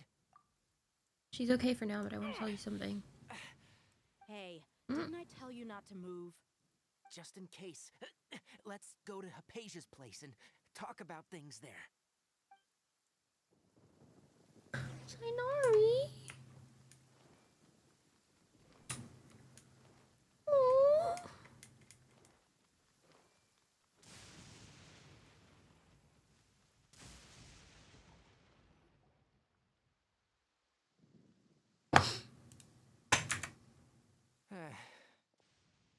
Thank goodness, she's fine. Hey, how about taking care of yourself first? I understand my condition. The wound is not fatal. I'll be all right. Ugh. Hey. The more you understand medicine, of a patient you become. I Real. know. They always think they can push through the pain. Oh, he sat down. Let me rest for a bit. Mm-hmm. Sorry, traveler. Now you may stay. Thank you. So that's what you were talking to the balladeer about? Oh, Paimon can't believe what he's thinking. The Academia's God creation plan. How ridiculous. That sounds, ambitious, I guess? Anyway, this is all way beyond me. As long as I can enjoy every day with a drink in my hand, tasty food in my stomach, and a good night's rest, that's enough. I'll only work when I have to. I must be the least ambitious person who's ever set foot in Party's DI. Don't say that. I haven't even thanked you for your help back there. Don't mention it. Well, if nothing else, all this proves that the doctor really did have some urgent matter to attend to and left Sumeru in a hurry. Yep. Maybe the Fatui want to cover up some secret of the balladeer. Is that why they tried to seize Hypatia? You said the Oh, balladeer definitely. claims that Hypatia has seen his past. So, what could be there?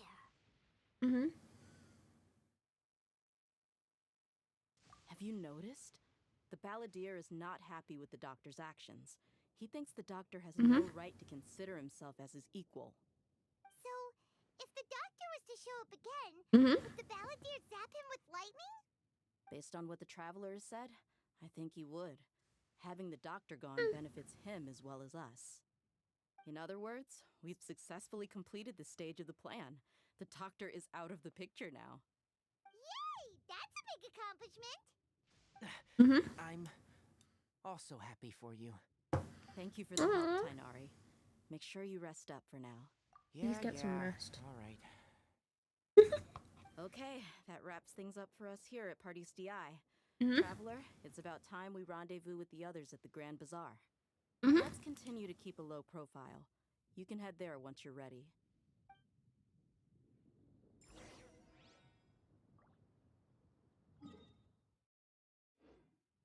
You can just focus on your plan.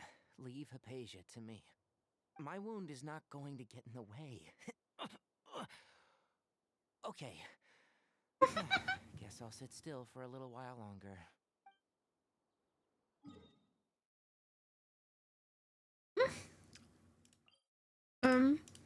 Here.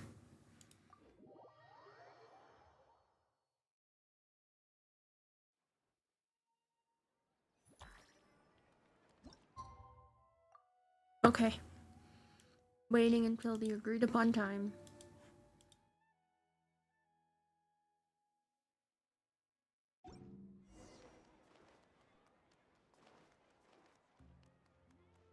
Going.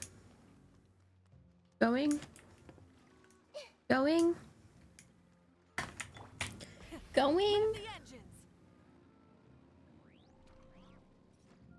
Gone. All right, everyone is here. How did everything go? Any luck with your missions? Let's report back one by one. I'll start first. We've made the necessary modifications to the Akasha terminal. In addition, the props required are also ready. I'll go next. The Traveler and I went to Party's DI. The situation was a bit complicated, but we found Tainari. Unfortunately, he was wounded during a fight. Hell yeah. Who was behind it? No. Well, that's the tough part. What should I say, Traveler? The Fatui or the balladeer? Let's go with the balladeer. After some back and But forth, both of them. confirmed that the doctor has left Sumeru by boat. He has something urgent to attend to back in Snezhnaya. So, we've successfully removed the doctor from the picture. Also, Tainari's already resting, so he'll be okay. Good. Oh, Tainari And he is actually resting. message. Trust your own senses and experiences. All right. I'll remember that. Everything also went smoothly on my side. The Eremites should have arrived at their destination by now. To Let's avoid go. alerting the quarry, they will stay there for now. I can't believe you actually got so many Eremites into Sumeru City. It's all thanks to Rahman and his brave team. It appears to have been very effective. I'm glad to hear it. Well, is that everything? Okay, this meeting is adjourned. Huh? Wait, you mean that's it? Well, what else is there to discuss? Shouldn't you end with some words of encouragement? You know, fire us up now? Personally, I'd rather we all go home and get some rest. I'll hate them. You... Ugh. Oh, and if you wanted someone to say something to that effect, then I must reiterate that I'm here to strategize and not to lead. So you should find someone more suitable to do that. But I thought all of you Academia big shots were great speakers. Then I should remind you that I'm the scribe. I know that. So what? A scribe is responsible for recording meetings, not speaking. Yep. Fine, whatever. Well, Sino doesn't seem to be much of a talker either. I guess that leaves it to my employer. Employer? Yep. Yeah. The Traveler hired me. She asked for a smile as her payment. That's right. So come on, boss. What do you have to say for the team? Yeah, say something to boost Are you gonna speak? Huh? What are you all doing here? Oh, it's Nilu! My precious baby girl. I'm not disturbing you, am I? Not at all. I was actually My just precious about to go baby find you. girl. Judging from the My group girl. and all your serious faces, you were discussing something important. My girl. But you also look like you're up to no good. Seems pretty interesting. Welcome, Nilu. Would you like to join us? Huh? Join me? You mean you also want to discuss something important with me? Yes, something very important. Nilu, are there any breaks in your performance schedule in the upcoming days? Wait, you're seriously inviting me?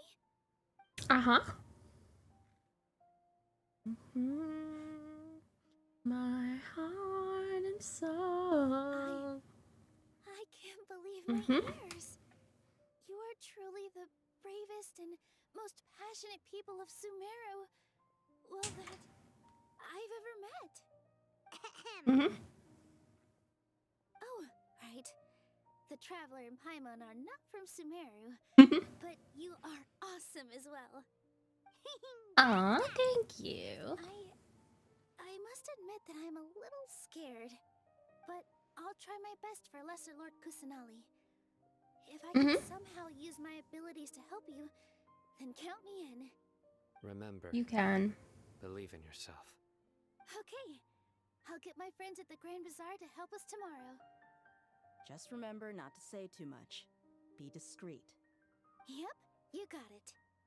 All the preparations are done. Now, can we finally conclude this meeting?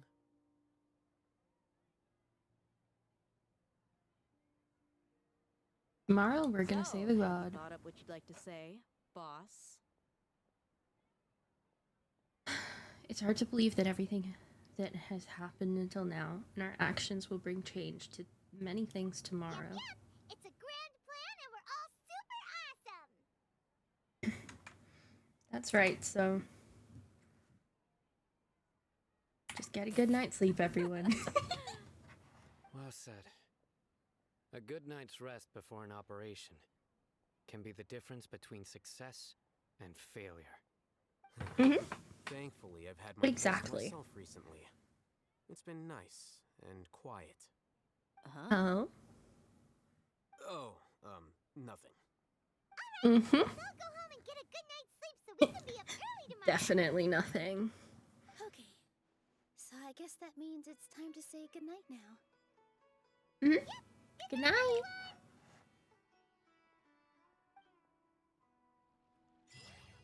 Victory Road.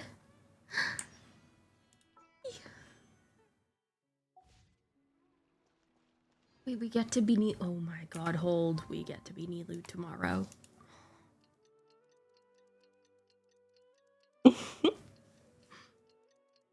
Okay, wait, we need enough pulls. We need enough pulls to be Nilu. And pull for Nilu. Today is the Academia's Neogarbaha Day. We can find... Mm-hmm. Hello, you two. Sleep well? Yeah, very well. Not really. Paimon got too nervous Oh. thinking about today and didn't fall asleep until the sun was almost up. What about you, Alhaitham? Naturally, I slept just fine.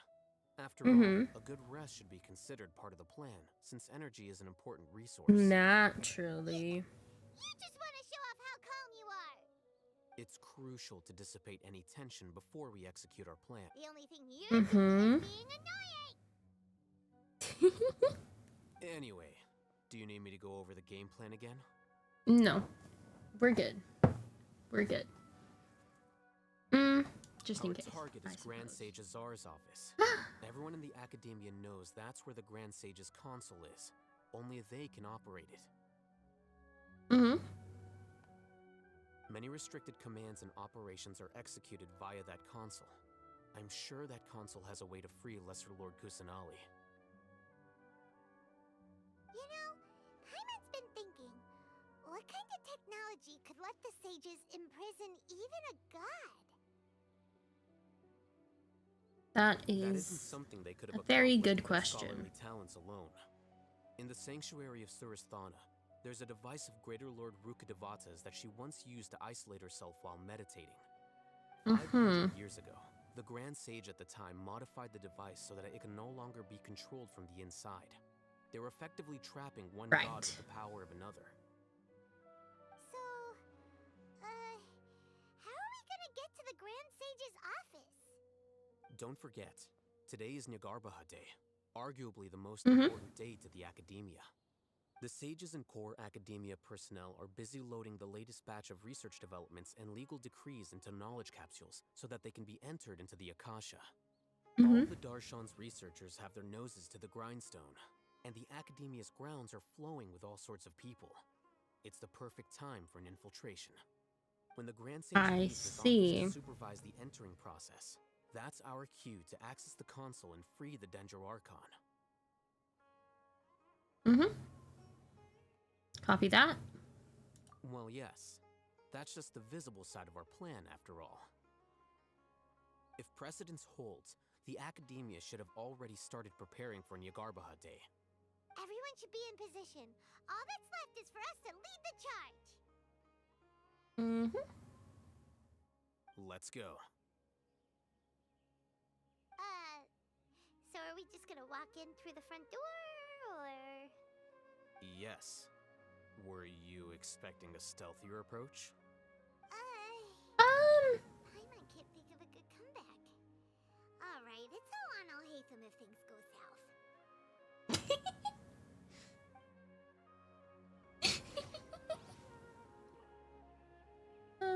Alright, we'll blame Alhaitham then.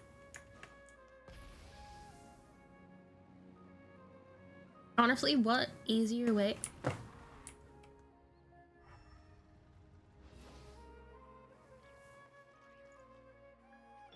Your name is Sit. An admission brochure and put it up on the side, but I'm sure no one would read it.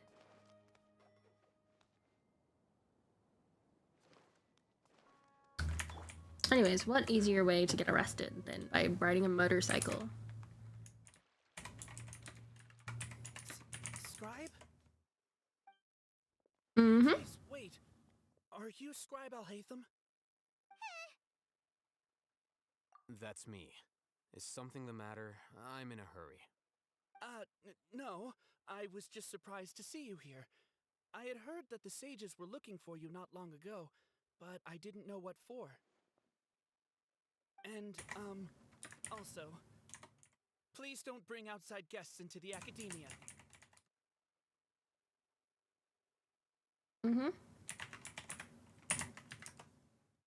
We were noticed. Guests. How did you arrive at such a conclusion? Your groundless inference shames the Haravatat Darshan. What did you say? I'm the top student in Haravatat, and I earned 3rd place at the last Inter-Darshan debate. Don't look down on me. That wasn't my intention.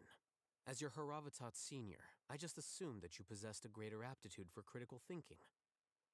Look, based on what you already know, the purpose of my return and the reason they're here should be obvious.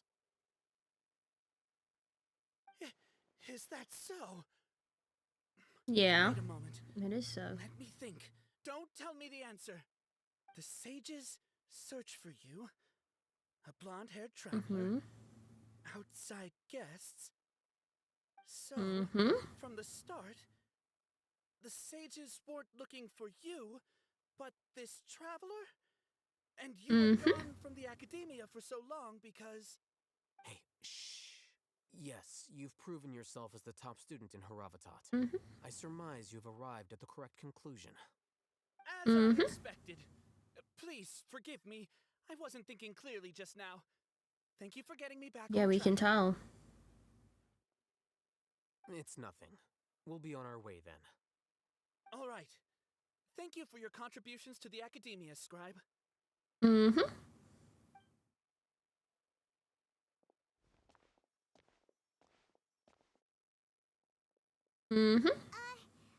heck just happened now?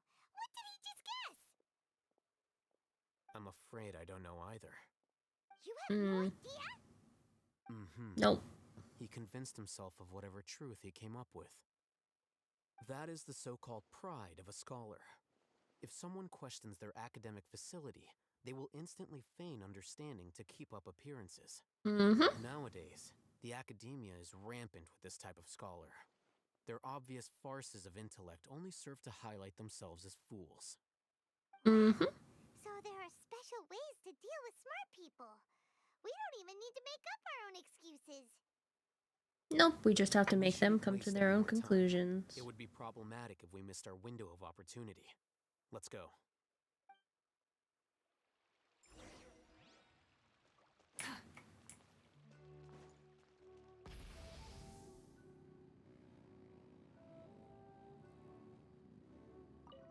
Enter the House of Dana.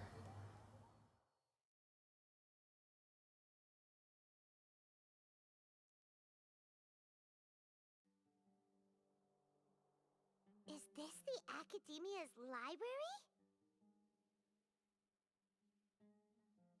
Indeed.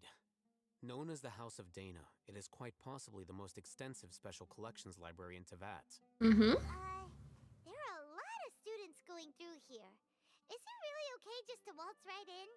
The Academia marches pretty to much. a fast beat, especially since it's Nagarbaha Day. They're all occupied with their own matters. Just act natural.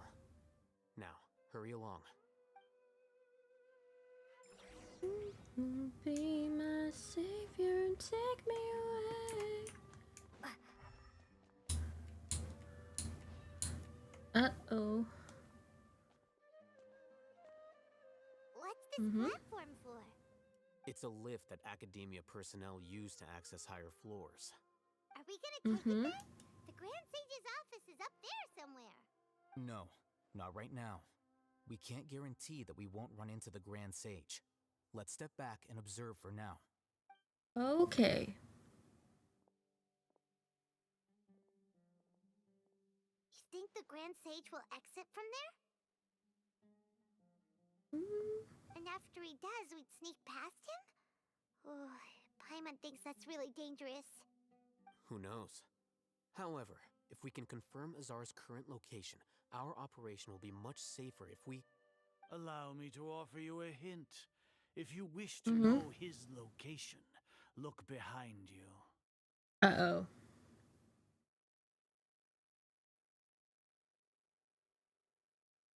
Busted.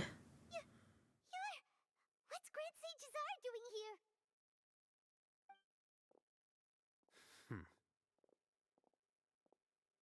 Do not tell me you believed the Academia would not grow suspicious of you after such a prolonged absence, Scribe. An eyewitness had informed me of your whereabouts, so I came to personally welcome you. Grand Sage, I didn't expect you to care so much about me. I'm truly flattered. I'm sure, but compared to you, I am far more interested in these two unexpected guests. You are the Traveler and Paimon, correct? It's a pity that only now have I been afforded the opportunity to formally meet two of Sumeru's most esteemed guests. I do apologize for my lack of decorum. It's not too late for you to stop. You immediately initiated discussion instead of attempting to prepare some perfunctory excuse. You clearly understand the situation at hand and have no intention More than you do. reckless stand. The foot traffic here renders this place unsuitable for discussion. Please, follow me to my office.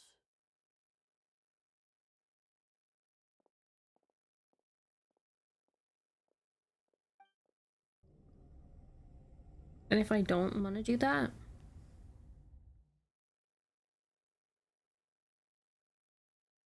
This place is crawling with guards. There's no way out for us. All right then, Traveler. What did you wish to discuss with me? Today is Niagarbaha Day, so I still have many responsibilities to attend to. There is little time for idle chit-chat before I detain you. Over the years. The Fatui have ulterior motives. You seem to know quite a bit about our endeavors. If that is so, then you should be praising our great work rather than using your trivial misgivings in a futile attempt to sway me. No. Trivial? Then tell me, what do the Fatui want from me? Gnosis. Worthless. Those are all completely worthless. Benefits, divine power. These So he's crazy. Do nothing but debase our great work. Creating a god. Yes, we are using human wisdom to create a god. If humanity cannot attain omniscience and omnipotence, then we shall create a god to reveal them. This is the pinnacle of human wisdom. We shall regain a god's guidance at long last. No longer will we flounder in the interminable void of consciousness and knowledge. Even Ermin's soul will be free. You can't tell me those eyes are not crazy eyes. Nation of scholars, this is the ultimate aspiration. No cost is too great to realize it.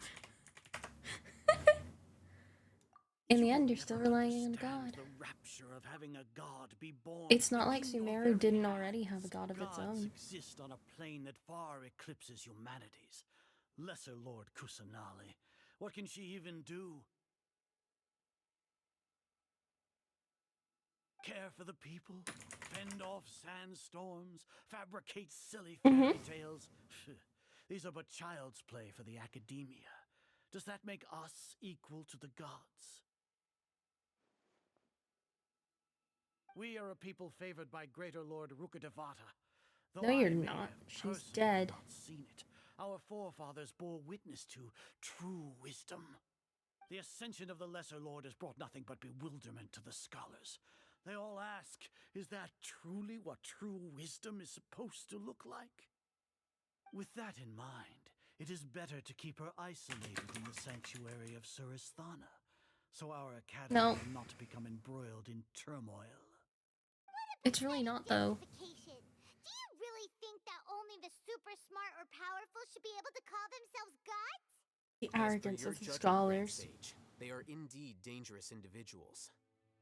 Not only are they acting against the academia, but their ideologies have the potential to lead scholars astray.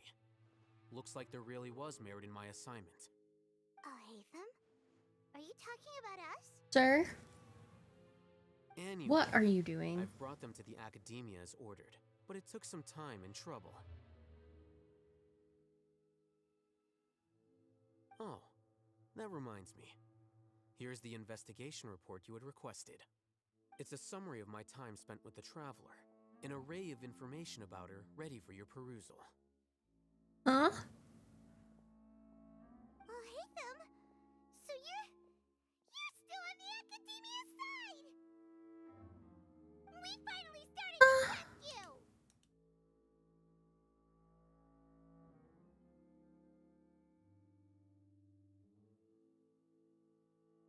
I'll hate them, you.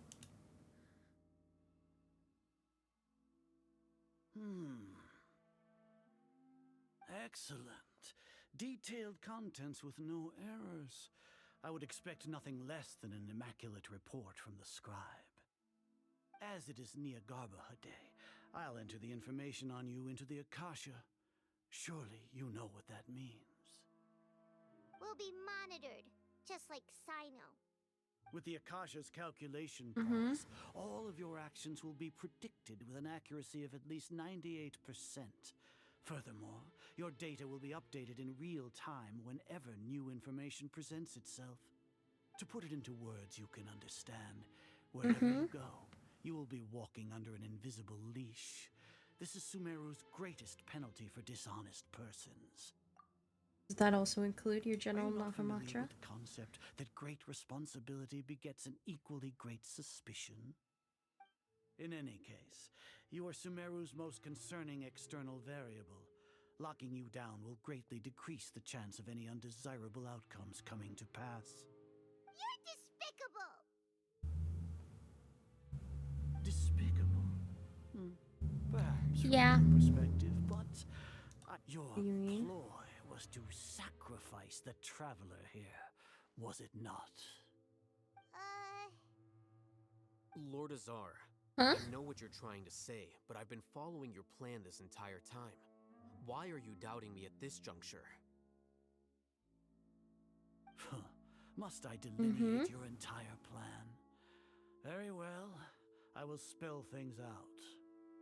First off, I received an eyewitness report that you were spotted with the traveler at Caravan Ribat.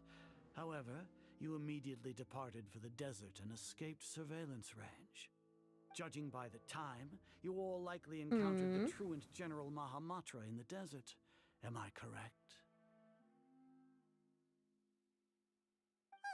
Maybe Paimon shouldn't have mentioned Sino just now.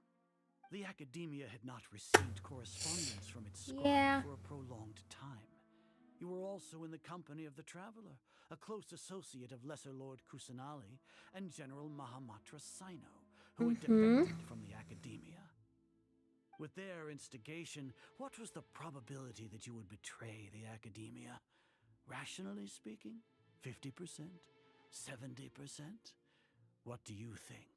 Regardless, that's only a guess. The facts are that I've brought the Traveler right before you, and I gave you my report. Indeed, your boldness deserves praise. To think that despite status as an outlander, the Traveler is still willing to sacrifice for the sake of your plan. If I'm correct, you have a contingency plan to save Lesser Lord Kusanali and ruin our great work. Sneak into the Academia on Niagarbaha Day, using Alhaitham's status as the scribe.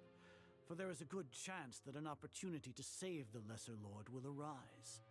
Should your intentions be discovered, Alhaitham will turn traitor and sacrifice the Traveler, thus proving his innocence.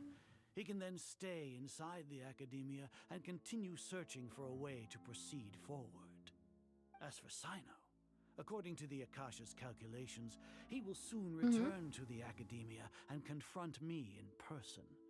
I suppose this is also a part of your plan? Definitely.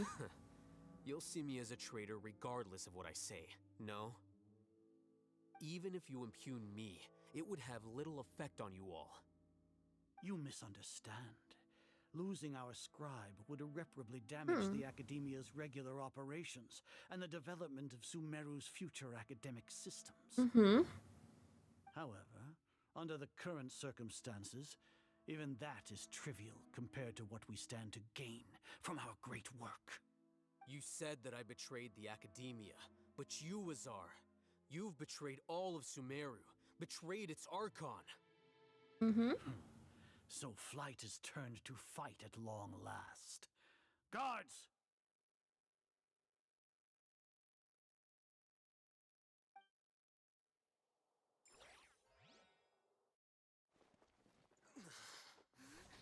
Uh-oh.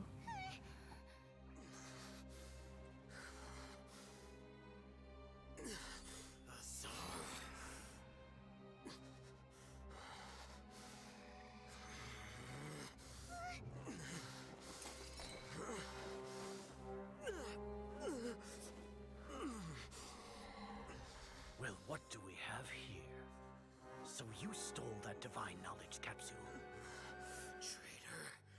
You traitor! Even the most rational scholar will yearn for the power of a god in a moment of desperation. Aren't you doing the exact same thing as me, Alhaitham? Unfortunately for you, no god will lend you their power. Azar!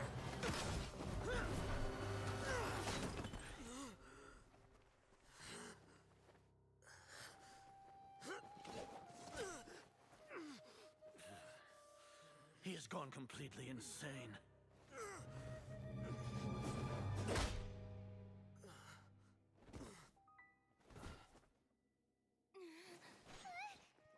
Take him to the Matra and exile him to Aru village. Then find someone to take these two to the confinement room. I'll deal with them later. Grand Sage, we've finished all required preparations for Nyagarbahar Day. We may begin to enter the capsules now. Excellent. You may begin.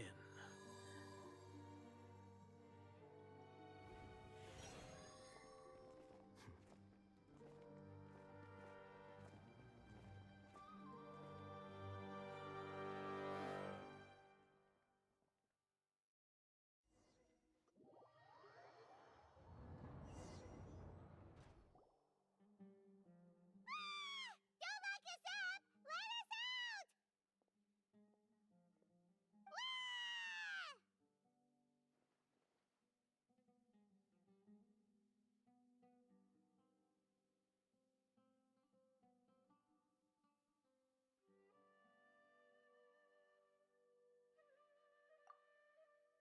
Oh, yeah. Paimon got a bit carried away there. How was Paimon's acting just now? Great, huh? Everything's going according to plan so far. We made it into confinement, and Alhaitham's probably done with his part too.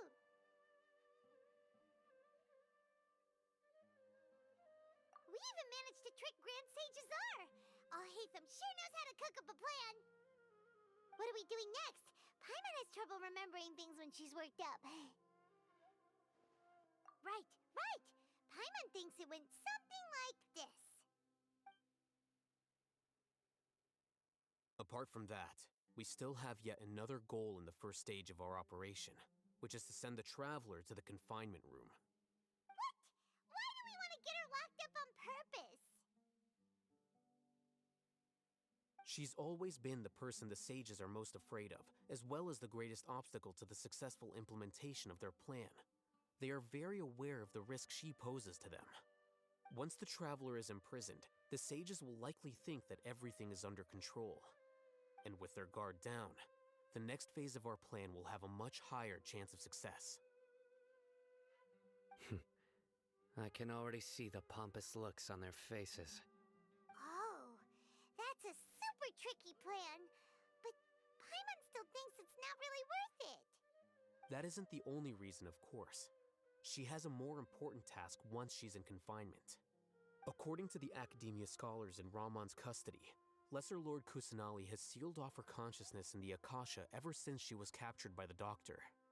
That way, they can't pry any more information from her.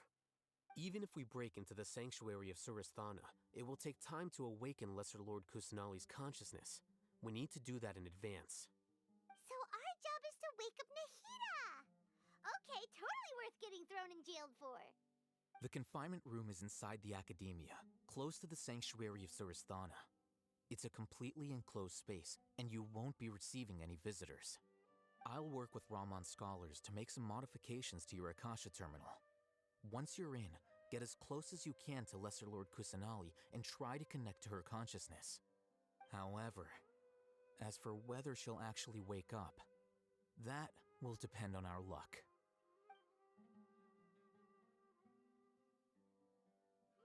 Oh, no terminal today. It's the one that Alhaitham modified. Paimon thought they'd take our Akasha terminals when they locked us up in here. Were they being careless? Alright, so what now? Sounds easy enough. We can finally talk with Nahida after all this time. Let's do it.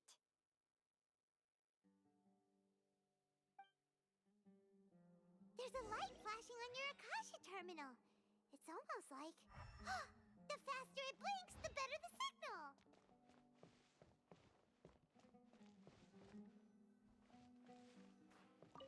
Here?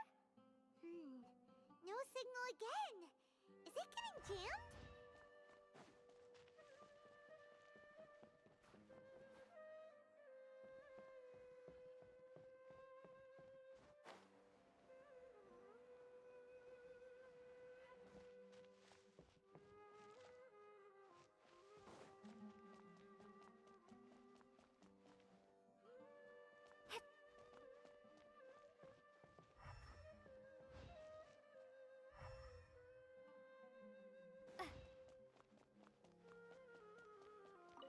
Whoa, it's Mora! Ooh, Mora! No, Paimon, we're not here to hunt for treasure.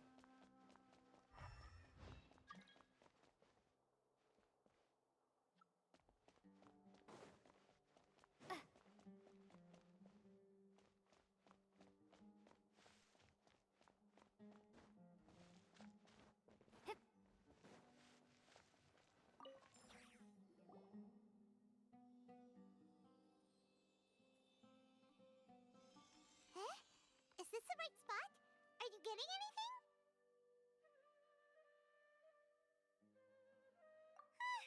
Please work.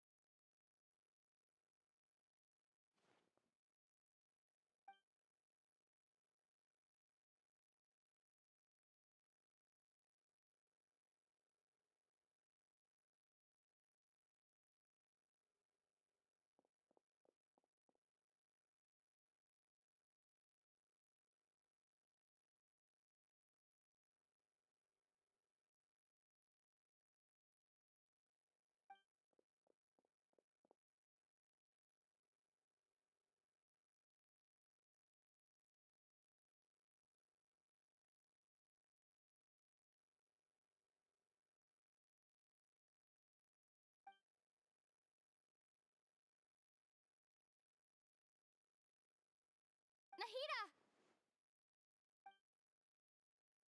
Hey, Nahida!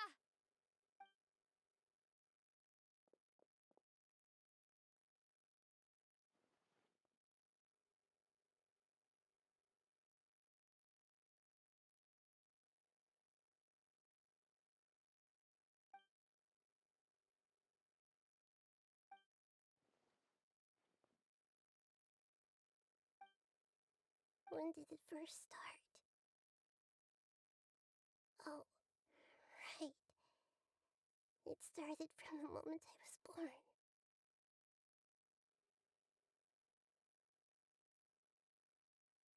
I want to become a worthy Archon.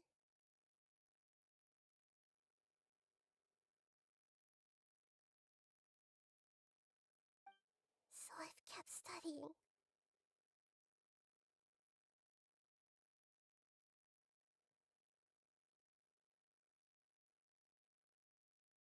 Kept listening to my people and their hearts.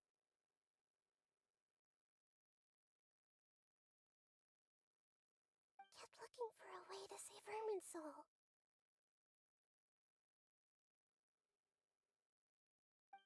So I can catch up.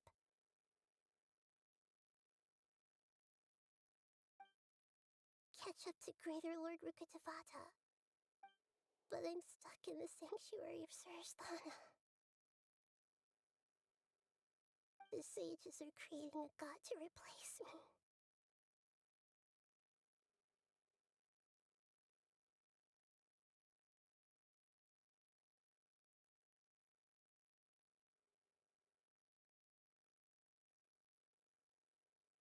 and I'm forced to lock my consciousness in this boundless darkness.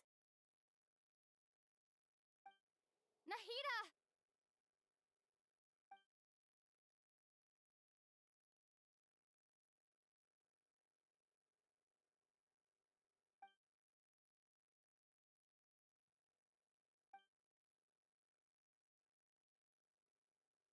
Nahida!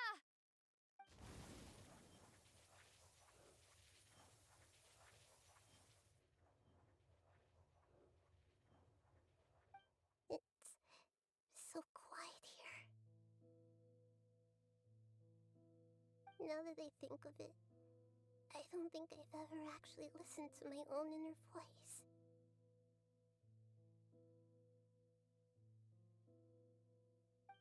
Do Archons have them? Should Archons have them? Have I been doing the right thing? Am I really not needed? How do I really feel about all of this?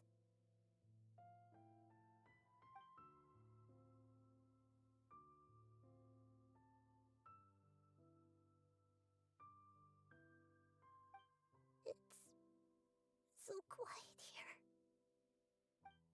Since you're the god of wisdom,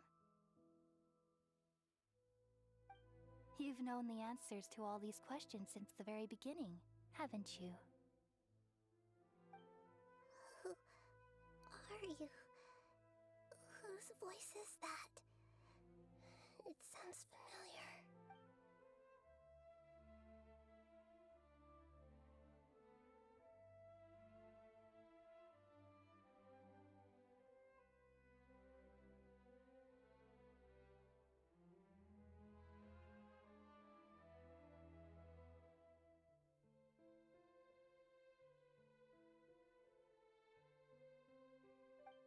You're right, though.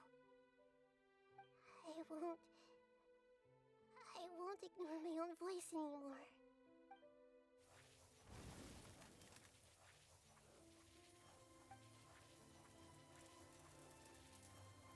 Nahida!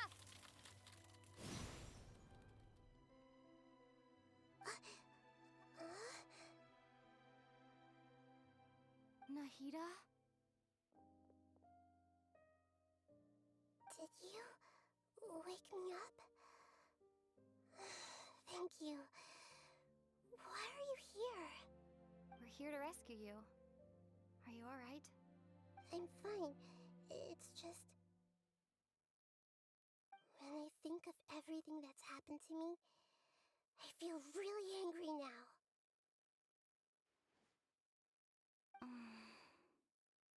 You should have been angry ages ago.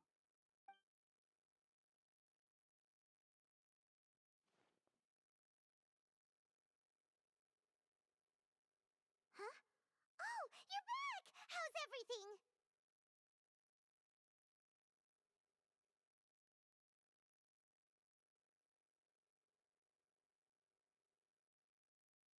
That's wonderful news! Great! We weren't locked up for nothing! When you went to wake up Nahida, Paimon was listening for any sounds outside. You were out for a long time. There are fewer and fewer scholars going about now. You think everyone's done with their Nyargarba Day stuff? Yep, so that means our next act is Nilu's performance!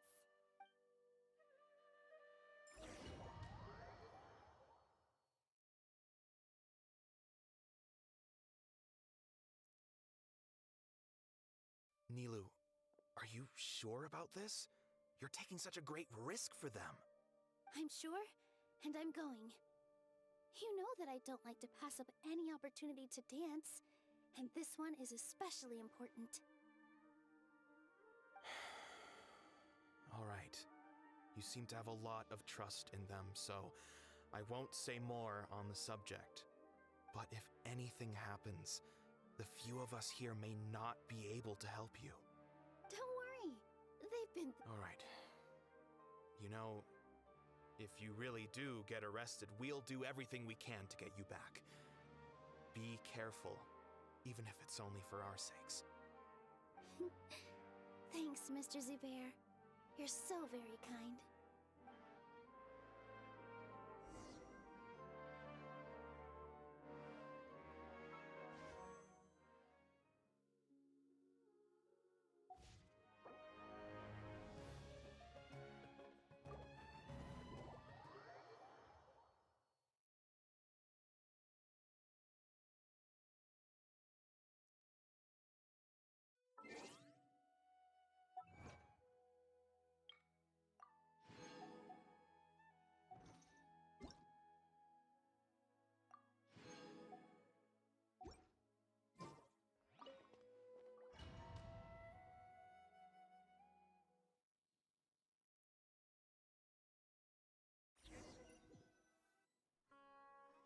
Nilu, are you sure about this?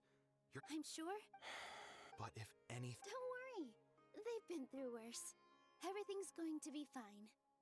Alright. You know, if you really do get arrested, we'll do everything we can to get you back. Be careful, even if it's only for our sakes. Thanks, Mr. Zubair. You're so very kind.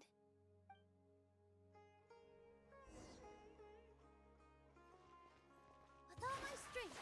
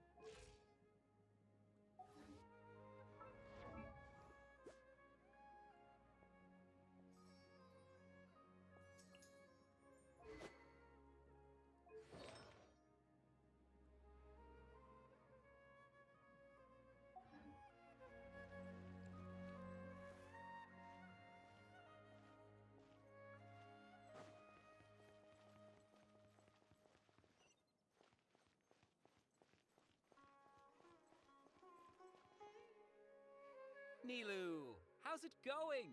Nervous? Definitely more than usual. But it's because I'm worried I won't dance well enough. It's okay. Just focus on your performance. We'll take care of everything else. You sure know how to talk. Taking all the credit, even though we came here together to help out. Well, thank you both. I'll have to treat you to a meal after all this ends. I really, really appreciate all of your help. Ooh, that sounds great. Ha! How can we say no to that? All right, let's get back to business. Nilu, we'll be here to keep people from going to the academia so they don't interrupt your performance. I was planning on telling them something like, the Academia's been conducting a weird experiment, and some of their test subjects escaped. It's really dangerous there, so stay away. Oh, you couldn't think of anything better? Oh well, I guess it does sound like something the Academia would do. I think it sounds great. I'm counting on you guys. Don't worry, it'll be a piece of cake.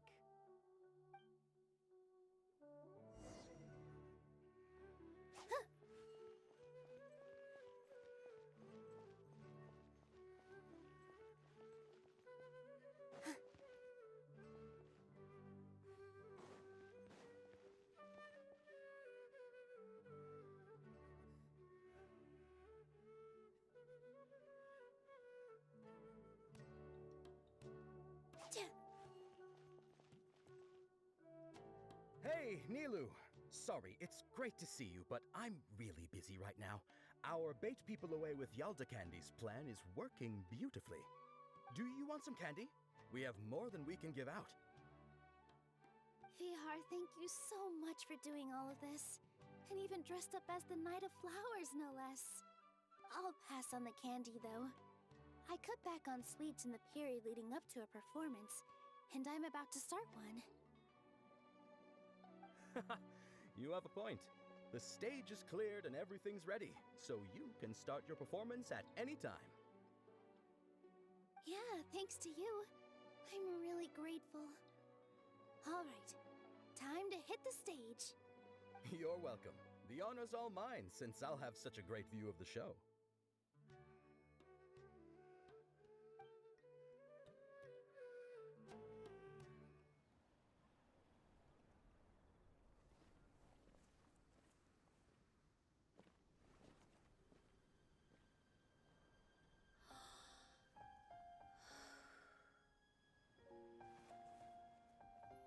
I love her. Also, I don't know why this phone call is taking so long. I'm doing my best.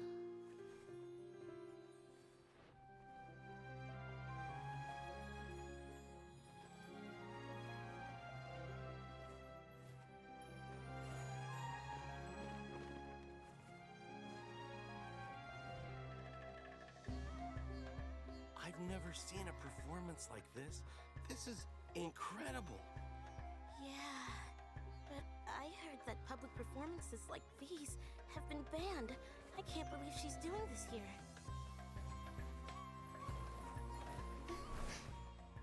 Grand Sage, there's some commotion outside. How uninteresting. Issue the new Prohibition Act from the Akasha to the guards. They'll know what to do. Do you think we should, like, stop her? Let's just watch for a little bit longer.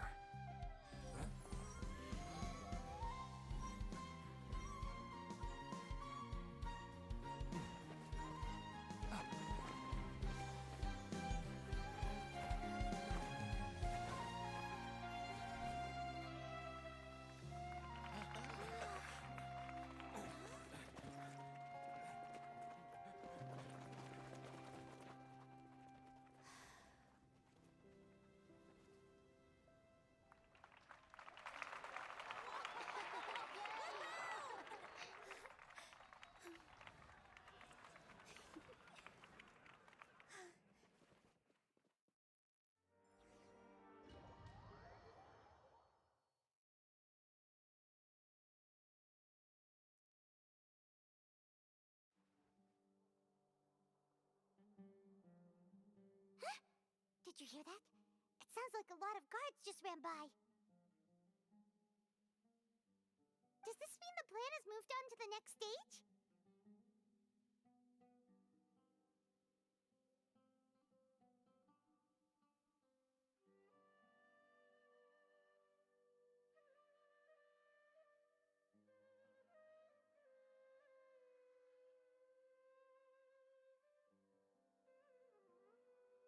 Yep. It's great that everything seems to be going well. Come to think of it, when did Alhaitham replace the knowledge capsule that... Oh, so that's when he did it! Paimon was too nervous to notice. Speaking of, didn't Alhaitham also yoink the divine knowledge capsule from that mercenary leader in Port Ormos when everyone else was distracted? It's a time-tested trick of his.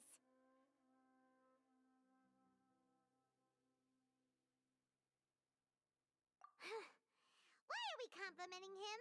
Yeah, he's smart and all, but he still makes Paimon's blood boil. Let's review our plan for this stage again. It's not like we have anything else to do right now anyway, and it'll help us feel more confident. Paimon remembers that Nilu's task was supposed to go a bit like this. Now that Lesser Lord Kusanali's consciousness has been forcefully sealed, the core figures of the Academia and their guards have started to wear their Akasha terminals again. With the Doctor's technological support, they think they have nothing to fear. How despicable of them to rely on such a person. But this is also our chance. I was originally asked to draft the knowledge capsule for the Artistic Performances Prohibition Act when I was still at the Academia. It should be on the Grand Sage's desk right now, and will be entered into the Akasha during the next Nyagarbha Day.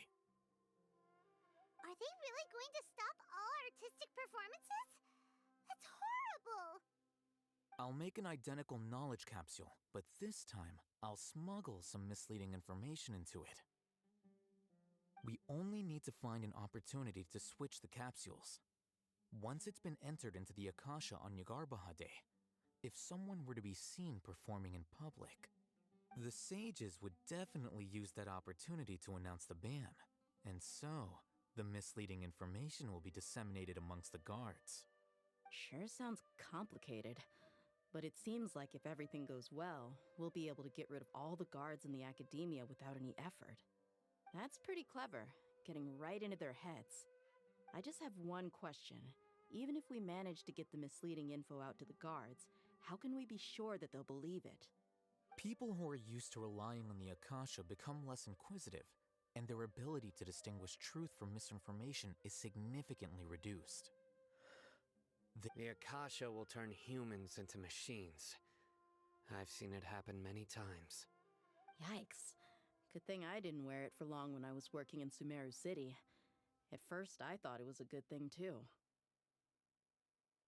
By the way, this plan still requires a performer, right? Do you have someone in mind? Nilu of Zubair Theater. I know her really well. We can trust her. I'm kinda hesitant to ask her to participate in a dangerous plan like this, but we can ask her in person. All right. After the guards in the academia are gone,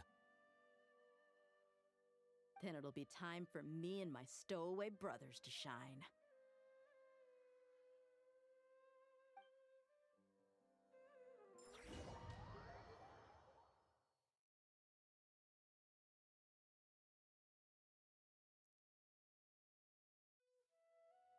Here they come. Did you see that, Raman? They came out from the academia in droves.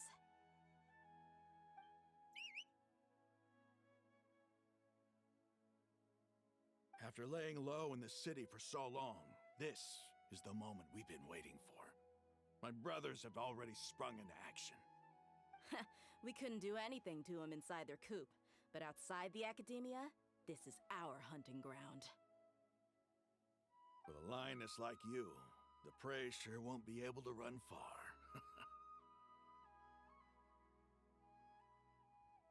We still need to eliminate the guards as soon as possible. If we give the sages enough time to realize what's happening, the plan's doomed. All they've done is to sit on their cushy salaries and twiddle their thumbs all day while we fought and struggled every day in the desert. The only advantage they might have is their numbers. Speaking of which, most of the guards who report directly to the Six Sages belong to the Corps of 30, but they have a completely different reputation. Following those blasted sages every whim, throwing away all the principles of being a mercenary. As someone in the same profession, I'm obligated to teach him a good lesson today. Indeed, the trap has been set. All we need to do is lead them there. All right, let's each take a road and herd those scattered guards back into one place. Make sure to attract their attention. Isak will be the key. You gave such an important task to that child. Will he be okay? It'll be fine. Isak was so determined to help, so let's put our faith in him. Besides, even if he's caught, the guards would be too scared to do anything to him. They've never seen Lesser Lord Kusanali in person, after all.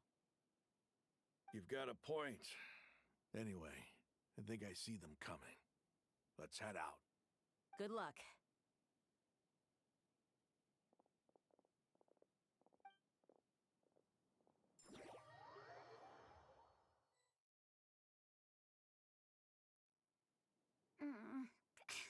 This outfit.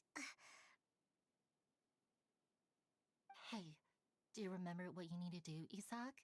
When the guards get here, you'll pretend to be Lesser Lord Kusanali and run away from them. Oh, yeah, I remember. Of course I do. I'm just a little nervous. Relax. Don't think about getting caught. Even if that happens, we won't leave you behind. You only need to think about getting the guards' attention and leading them to the Grand Bazaar. Leave the rest to us. Okay, got it. I'm here to pay back Lesser Lord Kusanali for helping Grandpa. I won't get cold feet. Hey, they're here. I can see the Academia guards.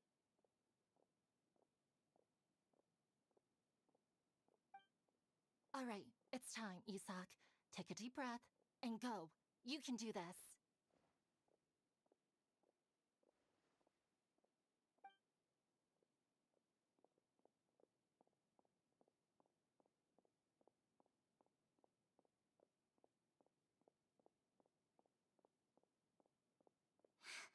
Why is there a guard over there? Did he already run ahead of me? This is different from our plan, but there's no...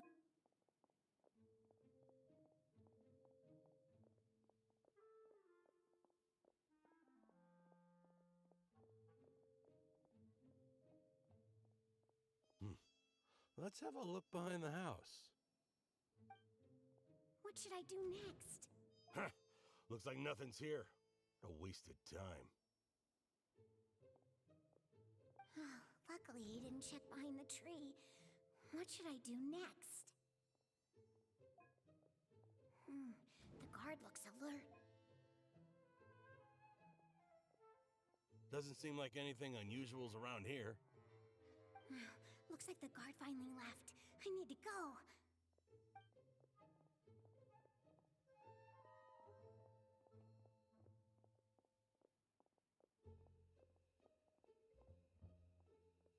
Hey! Lesser Lord Kusanali is over there! Stop! What? Lesser Lord Kusanali? How did I not notice that? They found me. This is bad. Where should I go?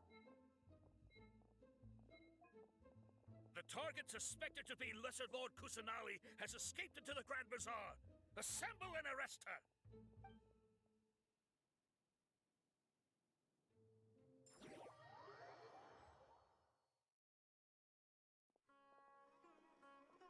Where did she go? How did she disappear? Did we lose her? Hurry up and find her! Hey, why is your team here? Didn't we say to split up our search? Hurry! Hurry! This place is... Why are you all here? Yeah, isn't it one heck of a coincidence? Everybody's here. What on earth is going on? I suppose that's all of you? Who are you? Did you set us up? What are you planning? Phew, that was rough. I almost got caught. Little brat? So you're not actually Lesser Lord Kusanali. Who exactly are you? Just some colleagues. Think of this as a business competition, or a personal grudge. After stepping into our traps, stop thinking of yourselves as hunters.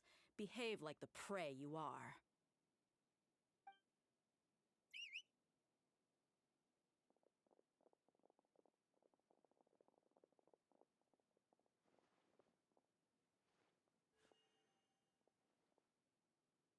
An ambush? How's that possible? This is Sumeru City, but mercenaries from the desert somehow ambushed us! You've spent all your time hiding away in the academia. This place has long since become our hunting ground. Brace...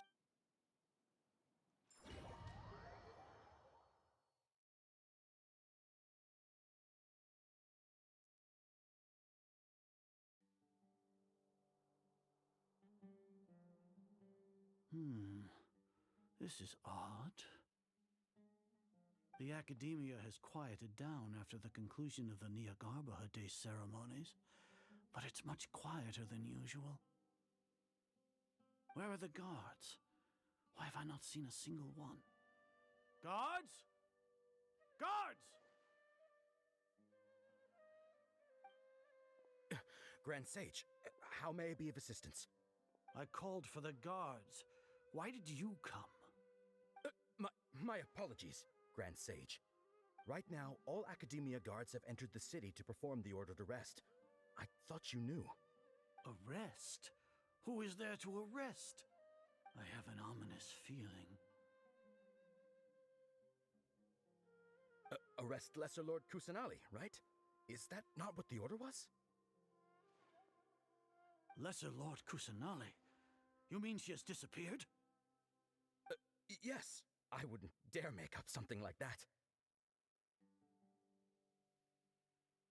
Right now, everyone is in a panic, and many are saying that Lesser Lord Kusanali will take revenge on us. What happened? Just what is going on? Lesser Lord Kusanali somehow escaped? Was it Alhaitham and his party that freed her? That's impossible. The Academia is heavily guarded today, and any order to release Lesser Lord Kusanali would be strictly confidential. Besides, Alhaitham and the Traveler are already in our hands. What manner of trickery did they employ? How could Lesser Lord Kusanali disappear into thin air? Disappear? Wait. How was the arrest order distributed to the guards? It was issued by the Akasha earlier today. Only you have the authority to send messages like that, so I thought it was your order. Let me check.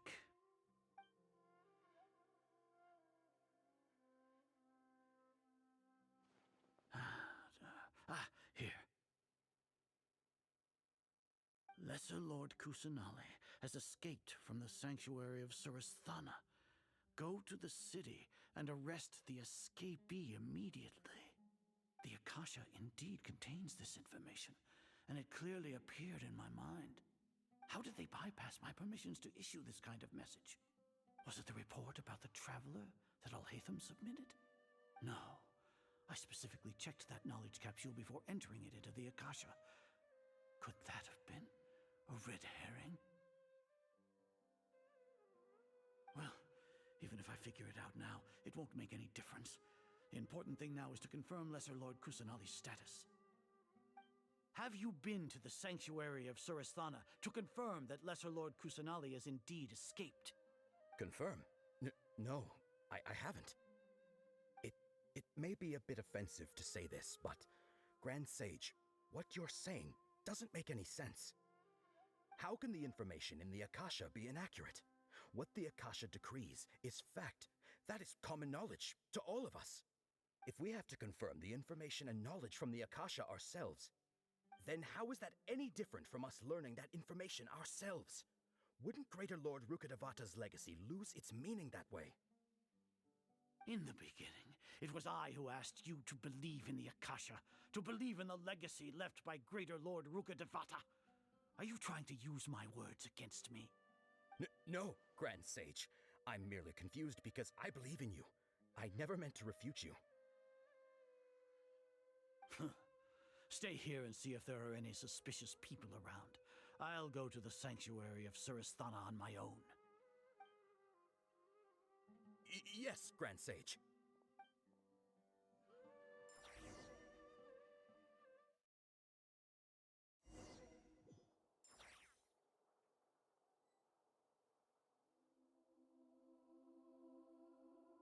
Lesser Lord Kusanali has escaped from the sanctuary of Surasthana. Go to the city and arrest the escapee immediately. How can that be? Stop thinking about it. Stop. It must be a trick of theirs. As long as I personally confirm it. Ah! Impossible. That's impossible. There must be something wrong with my eyes.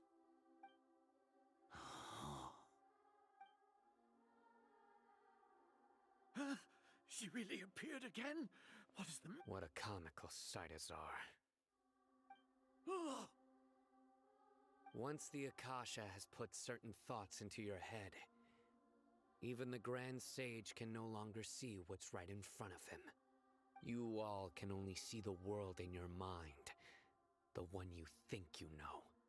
And precisely because of this, you disregarded Lesser Lord Kusanali's existence. She has been a wise and worthy Archon. Sino, have you been waiting for a chance like this? The Akasha predicted that you would return to the Academia to confront me, but I didn't expect it to turn out like this. I was careless. No, you were blinded. Your faults stem from your reliance on the Akasha.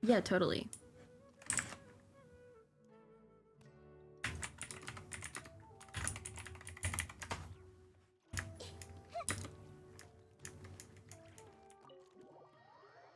That's not Nahida. That is Isak, the boy from the village. This is Nahida. This is where Nahida's been all this time. Locked up in her own home. Honestly though, more power to her for actually like choosing to still live here. More power to her. They say it's nice to meet you. This is the first time we've met in real life. Before, we've only met in dreams, consciousness, or when I was in someone else's body. My precious baby girl. Thank you so much for coming to rescue me. But I also need to apologize. What do you need to apologize for? During this time, I did some self-reflection. My sense of inferiority and yielding to the academia led to all of this, and created so much trouble for you. Don't worry about it. You've also helped us a lot. You deserve to be freed. Because you're a good Archon and one of our friends. Uh-huh. We now have 4 Archon friends. Although our friendship with the Raiden Shogun is a bit questionable. It's like I just had an endlessly long dream. I can't even tell if I just woke up. It's a little bit questionable. My concept but of like has become so clear. But now doesn't seem to be the time to indulge in this feeling. the Academia's God creation plan. This is really embarrassing. You all just rescued an Archon, and now she needs your help to save her country, and even the entire world. Yeah, it's not embarrassing. With you here, Paimon's sure that everything will work out. Mm-hmm. There's one more thing. What is it? For all the things the Academia did to me, and for all the folly it committed in the name of wisdom, as their Archon, I will make them pay. Uh-huh, yes you will. Because you're amazing and incredible and wonderful and we love you. And you're perfect. Spirit, you're finally standing up for yourself and not letting people walk all over you. Uh-huh. I understand now. That's our precious baby girl. Archon, I first need to better myself. If you haven't even figured out how to be a caterpillar, how can you be a butterfly? This is knowledge you only you yourself could have discovered. So true. That reminds me. I wonder how far along the Academia is with their God creation plan. We need to hurry and prevent the birth of that false god. Look, we're working on it, but I don't need to make think... some preparations. Since I'm now free, I can establish a direct link to the Akasha and control it. I love the Sumeru I need to remove the restrictions that OST. the doctor put on me in the Akasha. After that, I'll make some adjustments and revoke the sage's permission. Sumeru OST. The Akasha will then be like how it originally was, only operable by the Archon. After all, the Academia betrayed Greater Lord Rukkhadevata's trust. This might take some time. In the meantime, you should also work on your own preparations. What else do we have? We have, If we don't stop the God creation plan in time, we'll be in for a tough fight.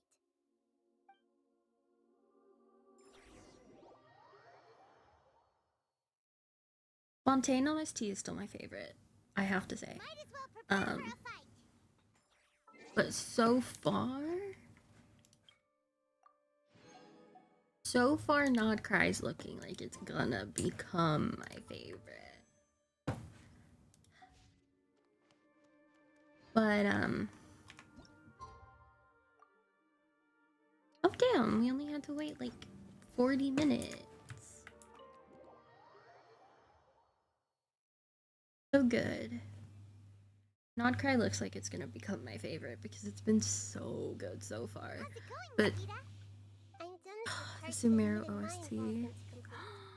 I love Although it. it's my first time working with the Akasha like this, its internal structure and operation procedures are easy for me to understand. Greater Lord Rukkhadevata's design is truly brilliant. Oh, also, Yes, it this is. is for you. Huh? What's this little floaty thingy? It's a small device I put together just now. You can think of it as an upgraded Akasha terminal. I love not this need it right now, but it should be helpful in certain situations. I love this guy. This thing has the same characteristics as Paimon! We're both small things that float! Oh, all the things that make Paimon special got copied! When Paimon appears with the Traveler from now on, people won't remember Paimon because she isn't unique anymore! It looks completely different from you. It's alright, Paimon. It can't replace you. It's only a flying device, but you're the Traveler's irreplaceable friend. Real and true. You're so good at comforting people, Nahida. If only the Traveler was as smart as you. I was simply telling you what I feel to be the truth. She's the god of wisdom. I don't think I can compare. You're natural at this. What you just said made Paimon even happier. By the way, Like, let's be so for real. there's something I need to confess. Even though I'm the Archon and in control of myself again, I'm not very good at fighting. That's okay. You may have heard that an Archon's power is derived from their people's faith. However, I'm not as well loved as Greater Lord Rukkhadevata. But it's okay, Nahida. Because I'll have to count on we got you. I'll do my best to provide support. We got you, Nahida. Don't worry. Don't worry about it. Fighting is my forte. So the God of Wisdom isn't good at fighting? That actually sounds about right. But she's gonna be cracked at fighting. Time is of the essence, so let's skip to it. Moving. Okay, wait. Hold. We're gonna get... Do we get a trial, Nahida? I forget. I forget if we get a trial, Nahida, but I might switch to Bennett just in case we do get a trial, Nahida. Oh, wait. Go through this passageway. Hell yeah.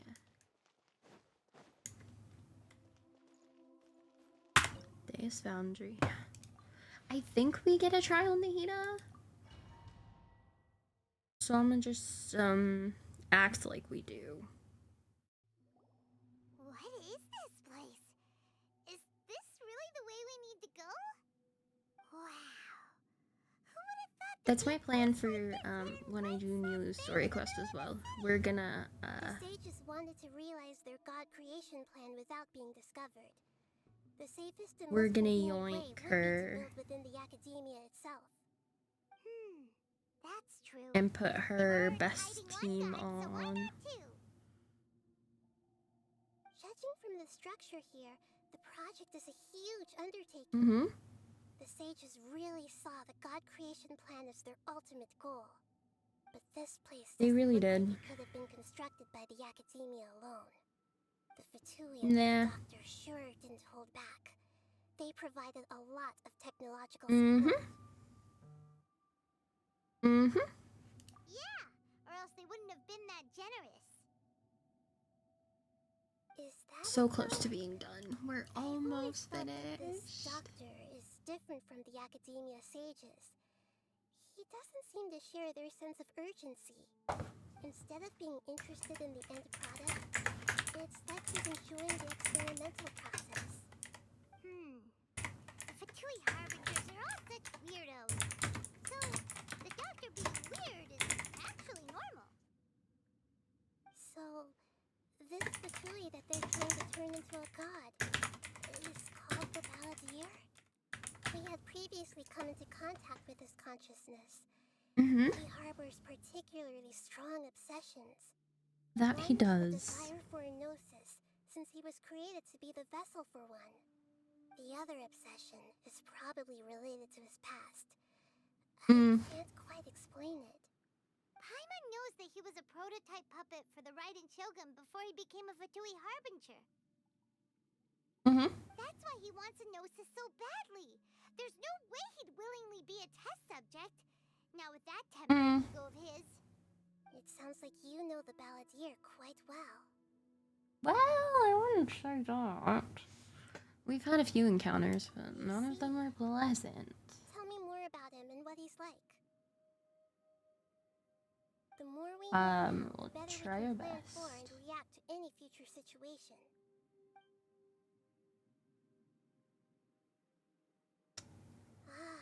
Okay.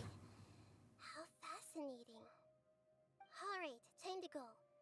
Let's get through here and meet him in person. Hell yeah. We love snacks. Go through the passage. Okay. I'm assuming that we get a trial Nahida, and I may just be wrong, but I thought we got trial Nahida in the Archon quest. I just might be wrong though.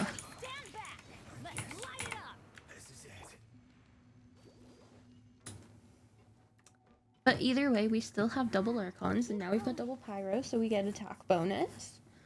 And we still have Baby Farina, aka Barbara, who's sort of built. You know, sort of. See, that's what I'm thinking. That's what I'm remembering. I remember having a trial Nahida. So, that's our hopes and dreams. We also still have not got C6 Barbara, so I'm kind of... Uh-oh. Hang on, wait. If we're gonna have trial, let's see.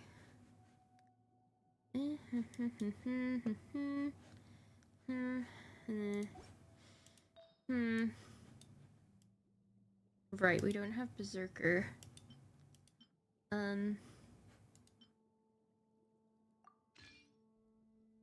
can do that.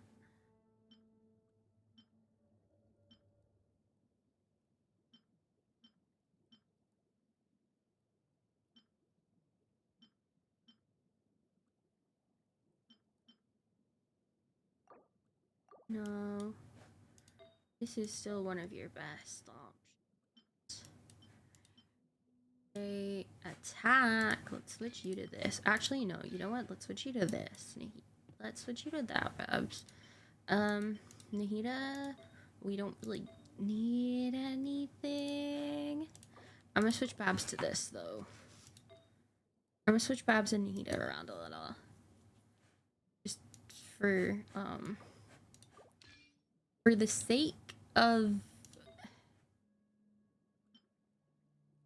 getting a good build on our precious Barbara. We'll switch people around. Ooh. That's not... no, actually, hold on. Switch that back. Switch with Aurora on. No, that's not good either. Switch with Chi-Chi. Let's switch with Chi-Chi. And we get emblem buff. Yeah, emblem buff, and then let's see. Okay, better EM, better crit damage, really bad crit rate, but that's okay.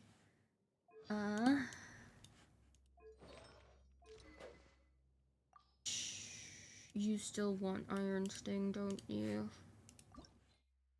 Oh, no, not the flute. Iron Sting. You still... Iron Sting is still better for you than Zack Sword. You... There's not much I can change. I could change your feather, but I don't have a better feather for you. Unless this feather rolls really well. Let's see. Let's see how this goes. I don't think it's gonna be able to roll well enough, though. I think it has to roll into... Okay, you know what? Never mind. It can roll well enough. It can roll well enough. Who would have thought? Double defense. And now you're glowing. Okay, you know what? We're gonna switch Barbara and Raiden around. And now Raiden is completely glowing. She needs more crit rate, but that's fine. Because we did just take her crit rate away from her. And put it on Barbara. So... I wonder that's better. As tall as my big sister. It's still a 1-2 ratio, so we're good. Alright. Let's go. We fixed something. I'll have to go back and fix even more, but it's fine. I expect that, honestly. I still have to go back and fix my builds on main. Let's go around and see if there's a way to fix it. I still have to go fix my builds on main. Because I messed them up.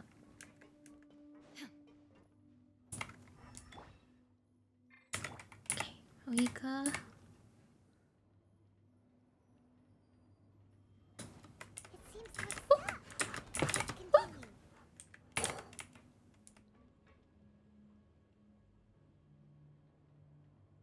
Almost problematic, girl. Almost problematic. Fatui. Don't mind if I do. Really? We don't need Nihida for these. Rotate. Rotate. Okay, done.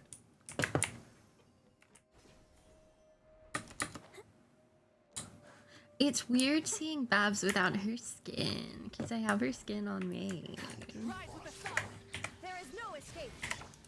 So it's really weird seeing her without it.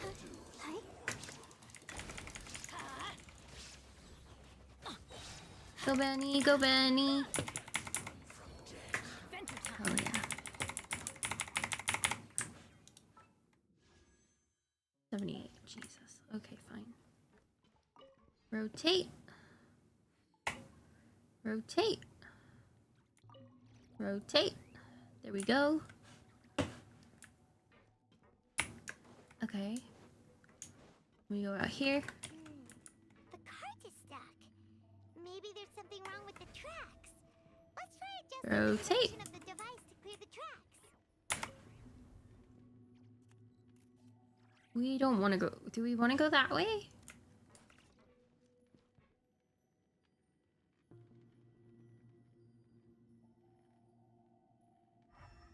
Wait. Uh-oh. Uh-oh. Uh-oh. Hold on. Hold on. Hold on. Hold on. Hold on. There we go. Wait. Wait. Wait. There we go. Hold on. It's fine. It's fine. It's fine. I just gotta... You know what? You know what? You know what? We're just gonna... you know... Yeah. We're just gonna... Yeah. I think there's definitely like a chest that I'm missing that way, but I don't care. I don't care. I just want to go. I just want to go. I just want to go. I just want to go. Go. Okay. Hi. Whee! No? Not what we're meant to do? Okay, so we're not meant to say we and jump down the... Okay then, fine. Fine, I won't have fun and jump down a hole.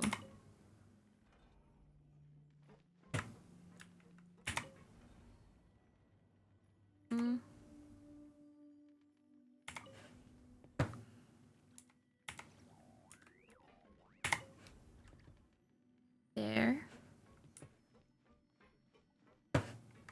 Right, that's the way that the cart is coming from, isn't it? Let the show begin.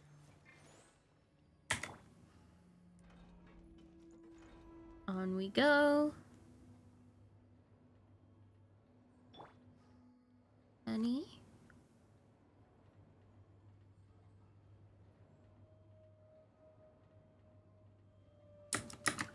And we jump off. And we go through. We go 1, we go 2, we go 3, we go Bennett. Boom. Boom. And we funnel to Bennett. Because we're gonna need Bennett later. And then we heal. Heal, heal, heal. Heal, heal, heal. Okay. Do this and then heal, heal, heal. Hell yeah. I know what I'm doing. And then rotate. Rotate. Rotate. Rotate. Rotate. Rotate. Boom. Okay. Almost there. I love this fight. It's so much fun. I used to hate it. Like, you would not catch me dead fighting Scaramouche. But then Nahida. And now I love it. Although I think this is the first fight on my main account that I did without needing to get on my PC.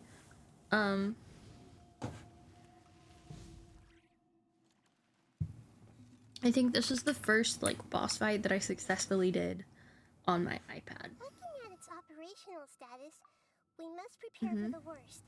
The god they wanted to create is likely close to completion or already completed.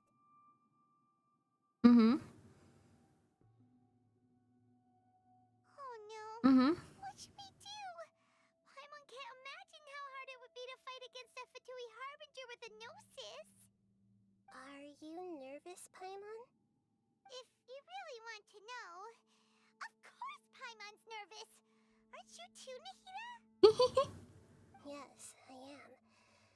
This is probably the first time I faced with a calamity of this degree since my birth. I feel not just nervous, but curious as well. Curious? Curious about our fate. To me, everything we perceive in this world, everything we learn, and everything that happens to us is considered knowledge. And if it's a form of knowledge, then it can be understood. However, only fate is about that which has yet to occur, so it has always drawn my curiosity. So to me, fate is the ultimate knowledge. That's also why I love observing humans and all the things that happen to them. You know, I can understand that. Great satisfaction. And now, at long last, I'm not just an observer anymore. I will personally experience my own fate with you by my side. Isn't this such a wonderfully exciting thing? Ah, so that's... Yeah. We won't lose. Okay, let's continue on. There's no way we lose this one. Aura from here. Uh-huh.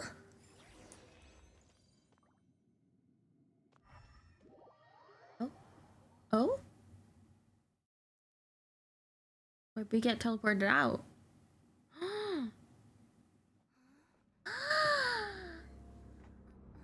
Dendro Traveler and Nahida and Paimon in the little floating Akasha. Beautiful. Go, Nahida. Go!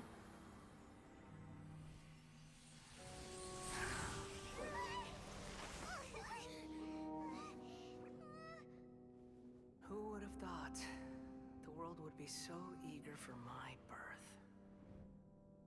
I remember you, Booer, the god of wisdom, and standing beside you, the traveler. Is he all-knowing and powerful now like Greater Lord Rukkhadevata? No. I can't feel the same kind of divinity I felt from the Greater Lord. It Mm-hmm. seems that the sages didn't get the chance to infuse the divine knowledge capsules into him. But Nope. even still, he has undoubtedly become a true god now.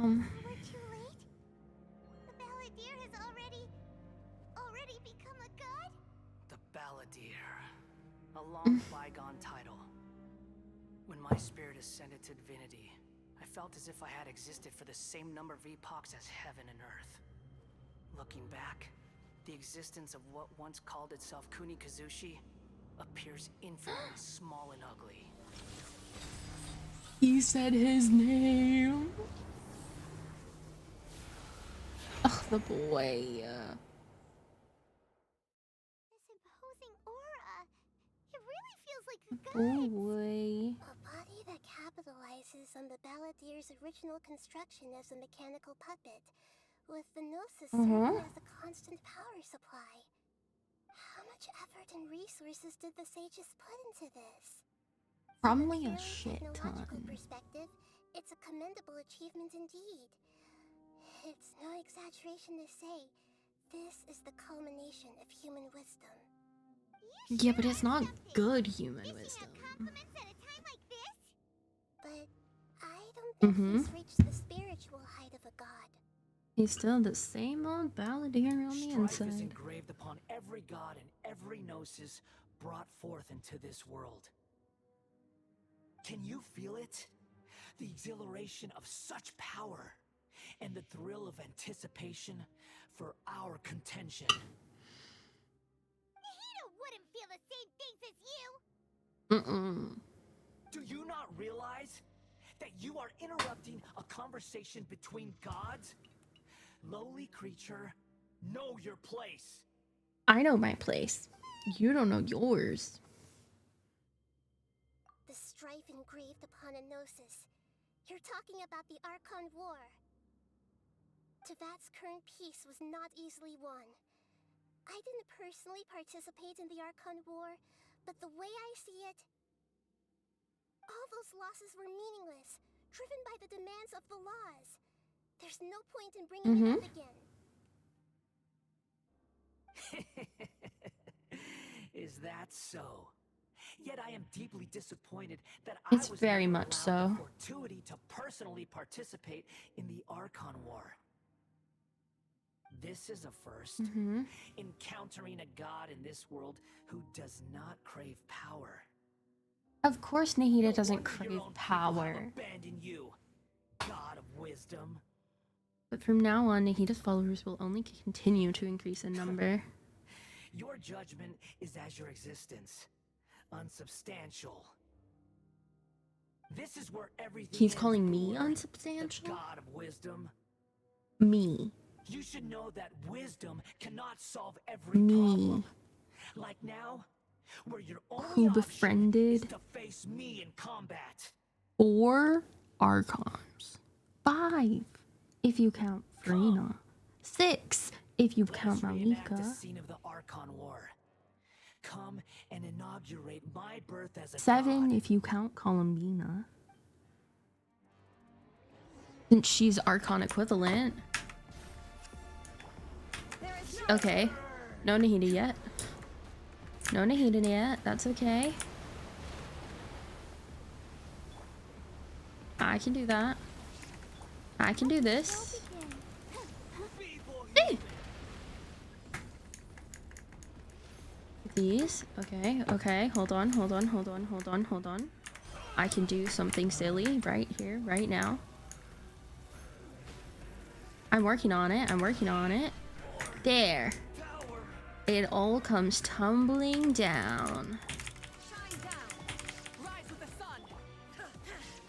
Hey, you know who's fighting you right now? Your mom.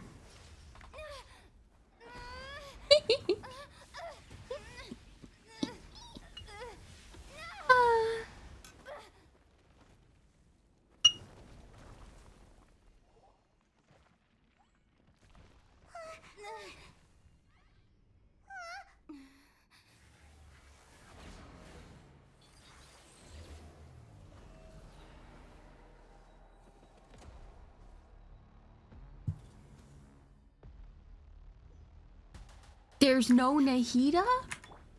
Maybe I shouldn't have switched off Nahida. Hold on. Do this. This. Do Raiden. And it. There's no Nahida. I'm so confused. I genuinely thought we had a Nahida.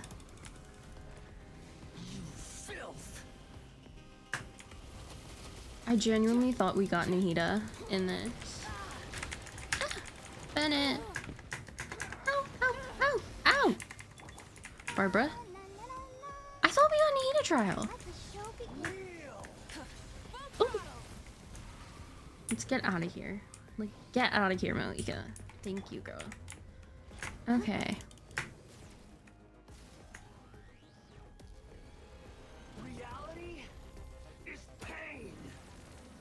We might get one soon. Don't worry about it. There's lots of fights to this. I remember. Go, Traveler! I can't believe we're doing this with the dull sword, by the way. Like, jeesh. A dull sword? What are we doing here?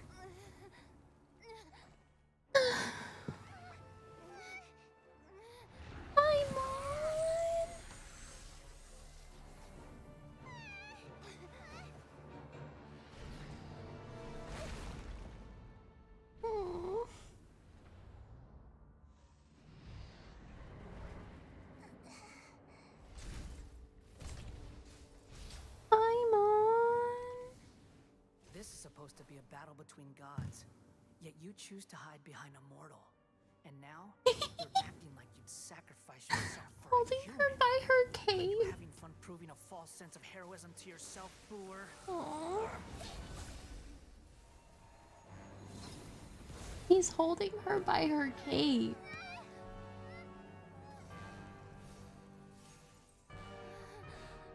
The data collection is almost complete.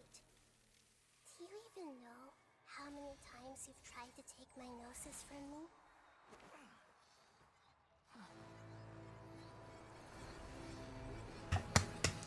That is so gonna hurt, though. She's such a boss. She's such a boss. The 168th loop. Did you know that in the effort to create you, the people of Sumeru were forced to live through the exact same number of Sabzerus festivals and samsara cycles? The power of dreams. When did you use it on me? Right when we walked in.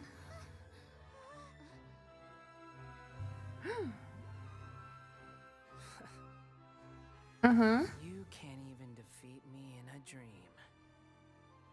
What do you hope to achieve with this little trick? We didn't have to. Traveler, just like before, allow me to awaken the memories in your dreams. No problem. It's more than that. Compile everyone's wisdom in the name of the Archon. That is the original function of the Akasha. I've sent everything that happened just now to the people of Sumeru in the form of knowledge. I've asked them to help you find a way to defeat the false god. Minori! Aletham? Nilu? I know.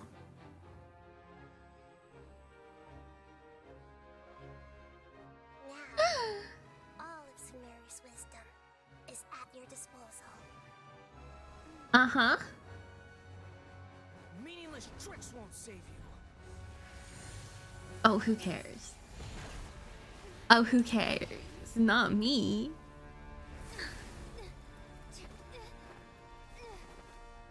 Because you're wrong. We can defeat you.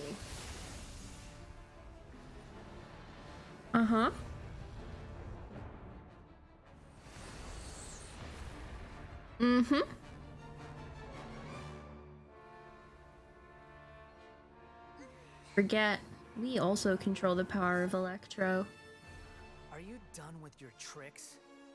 Can I finally take this as a real battle between gods? I'll leave this to you. The first sage of Boor. Hell yeah. We're so cool. There we go. There we go. There's our trial Nahida. Boop. Boop. Boop. Okay, Bennett. Bennett. Come on. Yep. Okay, that's one. Grab this. Ah! Ow. Ow. Okay, come on. Come on. There's our trial Nahida.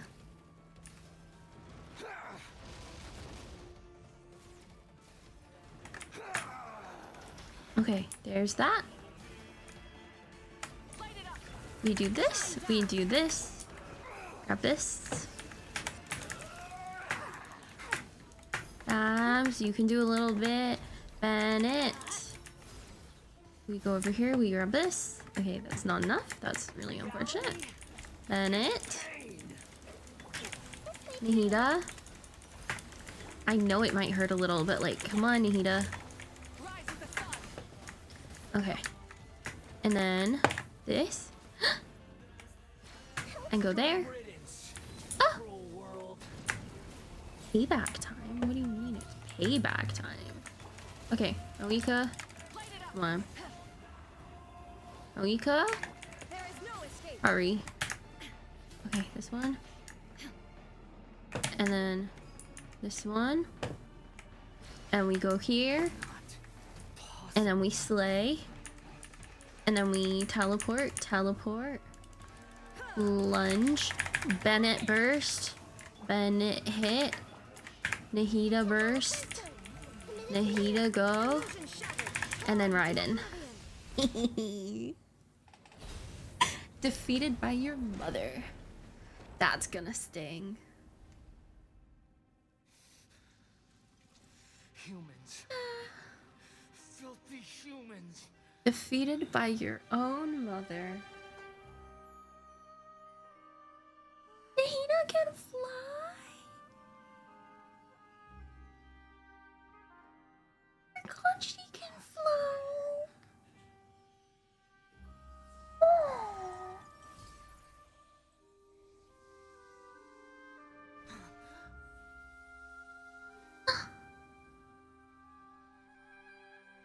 No. Wait. Please.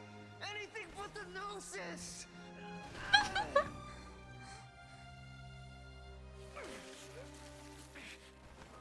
That's mine. Don't even try. Ara. I'll never go back.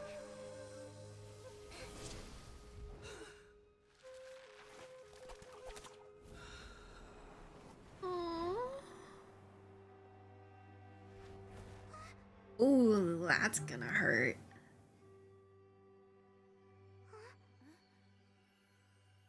That's gotta hurt. We haven't yet found the answer to the most important mystery. Irminsul is still waiting to be saved. With the power of another gnosis, we may now finally understand the last memory of Greater Lord Rukkhadevata.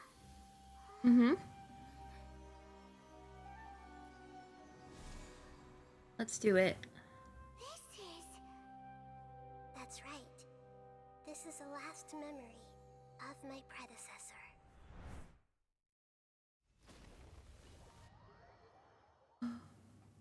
Oh, I hate this one. Oh no. I hate this one. This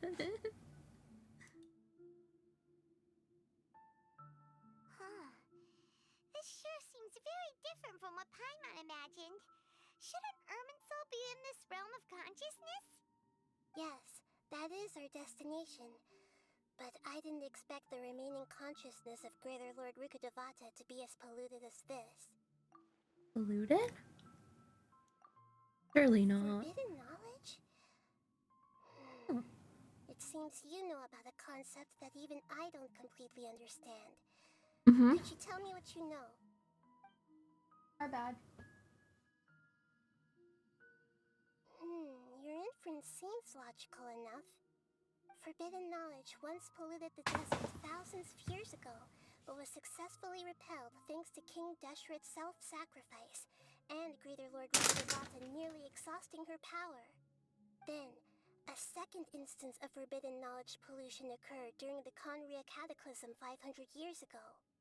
But I'm afraid it is much more serious this time, with Irminsul itself already in danger. So, if we're in the remaining consciousness of Greater Lord Rukadevata, and it's also been affected by forbidden knowledge pollution, then does that mean, in order to save us, Greater Lord Rukadevata? Yes. It's very possible that she sacrificed her life in the fight against forbidden knowledge. She didn't completely eradicate forbidden knowledge, but if it weren't for her actions, the pollution would have been far more rampant over these past 500 years. The way that everyone, including me, has forgotten everything about forbidden knowledge may very well be due to her restoration of Irminsul. Do you feel sad, Nahida? I'm just sharing her pain. The pollution of her consciousness here is severe. There is madness, chaos, and pain all around us. Did she fight to resist the forbidden knowledge pollution in such terrible conditions, all the way up to her last breath? She even used her last remnant of lucid consciousness to leave a clue for us to follow.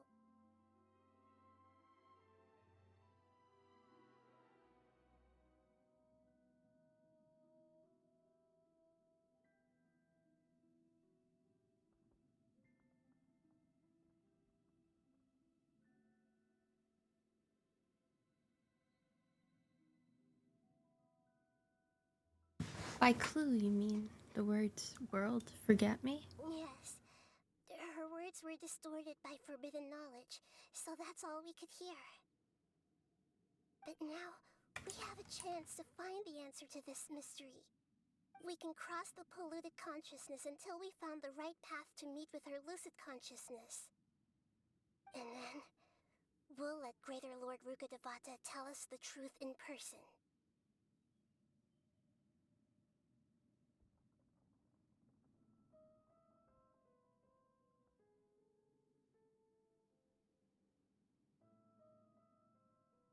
Each of us need to be mindful of the state of our own consciousness while we are here. Okay. Even with Hypnosis' protection, we must always keep a clear mind. Otherwise, we could go mad at any moment. That's so scary. Don't worry, it should be easy enough for you to keep that mind of yours clear, Paimon. Let's go.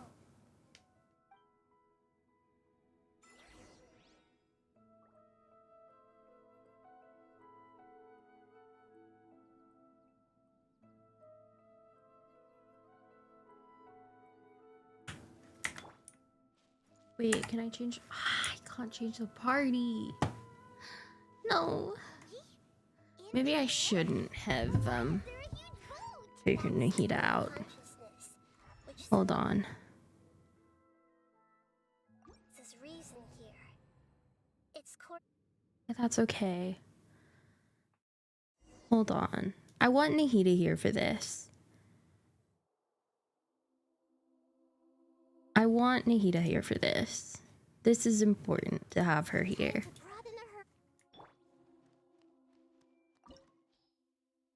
Here. It's important to have Nahida here.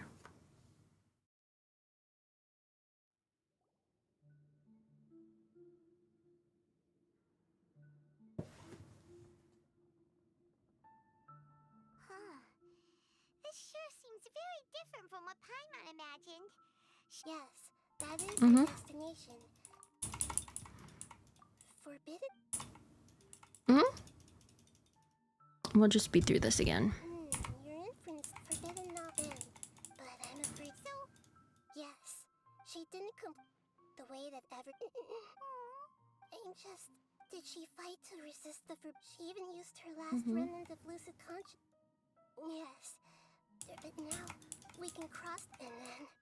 Mm-hmm. We'll let each of us need to be mindful of the state of our own consciousness while we are here. Baby. Even with the Gnosis' protection, we must always keep a clear mind.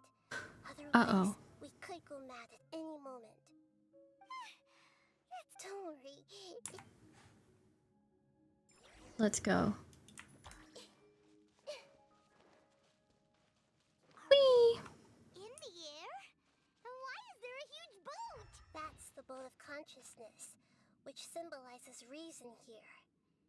Its course is the direction our consciousness is traveling towards. If we lose control over our consciousness, we will fall. So. Wow. What are these? The monsters seem to have been affected by them. Basically, what they're saying. Uh-oh. Ah! Nahida. Go. We can't fix it. Oh, shoot. I need to fix Nahida. And by fix, I mean I need to put her back on the big sack fragments, not the little sack fragments.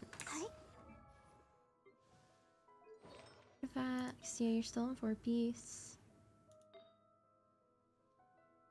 Still on 4-piece. Not great 4-piece, but 4-piece nonetheless.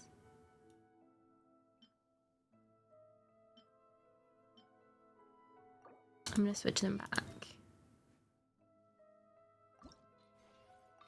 Let's enhance this.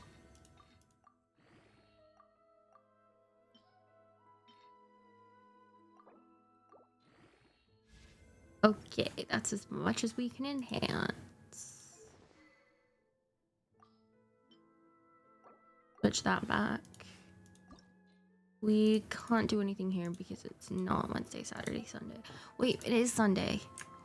In Genshin. Hold. It's still Sunday in Genshin. And we're almost done here.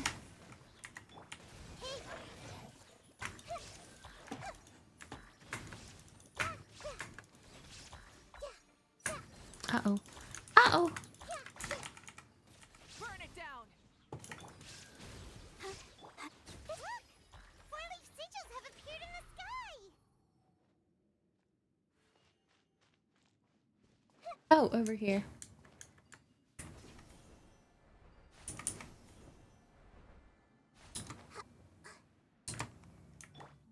Try and stop me. Yeah, I don't think we need them. Okay, let's go. Whee! Uh-oh. Over here. So Genshin like to make really big boats and never use them again, is what I've discovered.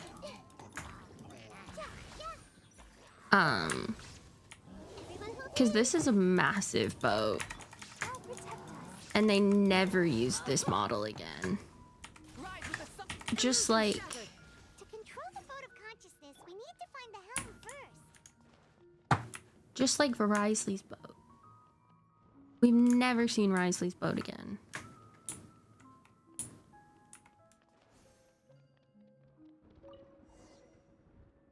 Hi, baby. What are you doing? We changed direction. Are we still going the right way, Nahida? Go in your bed. Judging from the current route, the boat of consciousness will soon take us out of here. Oh!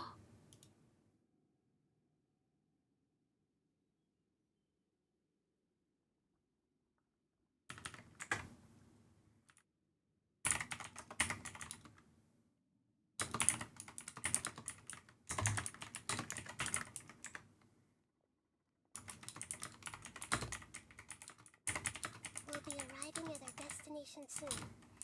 How are you feeling? Are your minds still intact? Seem to be okay now. But everything's been completely normal for Paimon. Hopefully there won't be any more interruptions. This time, we should be able to meet Greater Lord Rukkhadevata. Are you Hell saying yeah. you've never met Greater Lord Rukkhadevata before? No. It seems that my birth and her death took place at the same time. Otherwise, I think she would have given me a little more guidance, and I could have done a better job. Hey! Nita, you've done the best job. Let's get out of this creepy place and go meet her! Precious baby girl.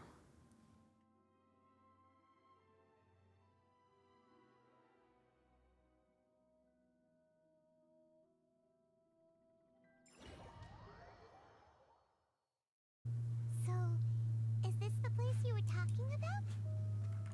The base of Irminsul?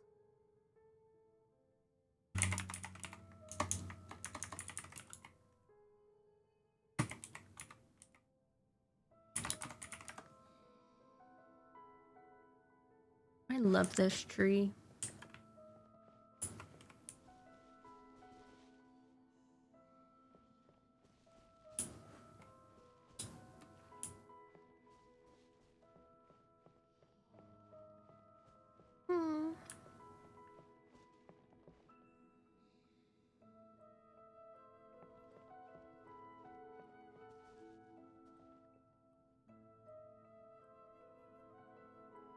Look at it.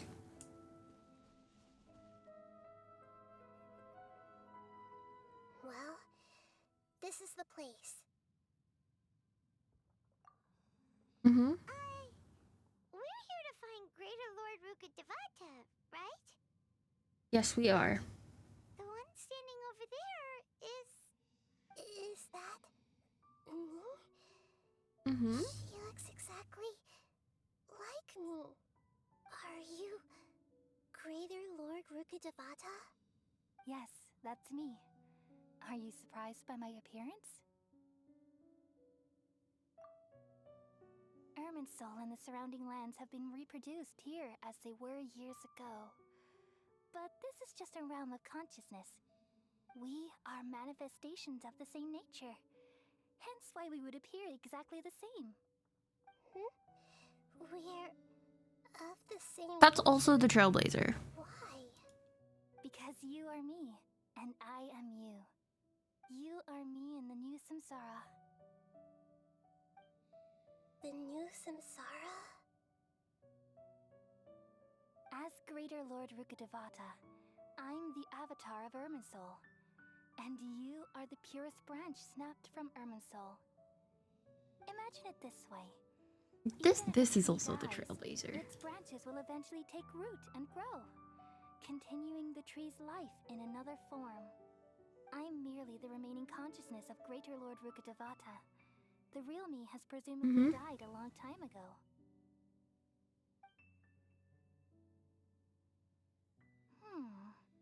Judging from your appearance, I've probably been dead for 500 years. But you're finally here. My new self in the samsara. If this is true, then am I going to be a great Archon like you someday? Though we share the same nature, our fates are bound to be different. All things have their own fate. When a branch grows into a mature tree, it won't be the same as the original tree. That's why fate is the ultimate knowledge, isn't it? That's a great insight. Yes, very good. It's also precisely why you won't become The tonal inflections. Really? They're the same. But perhaps you may become an even greater Archon than I. I already see a determination in you that I didn't possess in my time. And the future The tonal that it leads inflections you are to the same. This will is be also new yours alone. Trailblazer. Along with the blessings from your past experiences. Don't worry. The growth of wisdom is like that of a plant. You only need to wait quietly for the flower to bloom.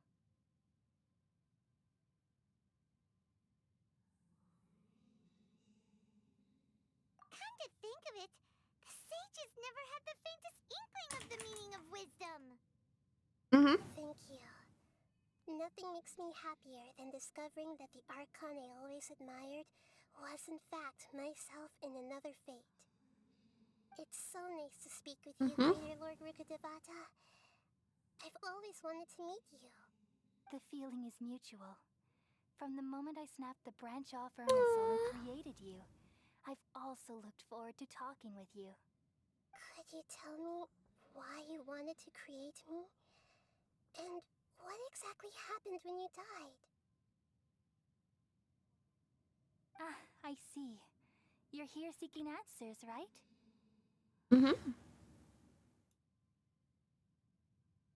Everything that day, even the sky itself, changed into a color like this.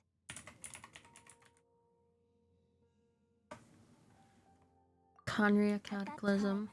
The seven were all summoned to the nation of Conria. Except for me. I had a more important task to attend to. I had to protect Irminsul. The disaster occurred together with the pollution of forbidden knowledge. At that very moment, with my consciousness connected to Irminsul, I sensed something was wrong. The pain started to torment my mind. By the time I reached Irminsul, it was already displaying signs of corruption. Had I not repelled the pollution of forbidden knowledge with King Deshret thousands of years ago, I might have felt even more hopeless and lost. So what exactly is forbidden knowledge? It's a kind of knowledge that doesn't belong to this world. And a form of truth that can't be understood. It came from the very bottom of the abyss. Even I could never understand it. The world is constantly rejecting it, leading to all kinds of bad phenomena. If we allow forbidden knowledge to pollute Irminsul, I'm afraid the entirety of Teyvat could fall apart. So, there's knowledge that even the God of Wisdom can't understand? At that time, I knew I couldn't repel the forbidden knowledge with my strength alone. Which is why I created a device that compiled human wisdom and named it the Akasha. It's truly the world's most amazing invention. Thank you. For a long time, I thought dreams were the fruit of human wisdom. Though it was selfish to do so, I borrowed people's dreams using the Akasha. Then I compiled their wisdom and all of my own power. Well, did it work? Thanks to the wisdom of the people of Sumeru, almost all the forbidden knowledge was cleared from Irminsul. But things didn't go as smoothly as I thought. I had a terrible headache, which gave me an uneasy feeling. And then I remembered that my consciousness was also connected with Irminsul. It brought me knowledge and wisdom, but vile corruption as well. From the very beginning, my existence had been polluted by the forbidden knowledge. Oh no! How could that happen? I've experienced that pain in your consciousness. It must have been a horrible experience. Yes, but my feelings weren't important. The important thing was that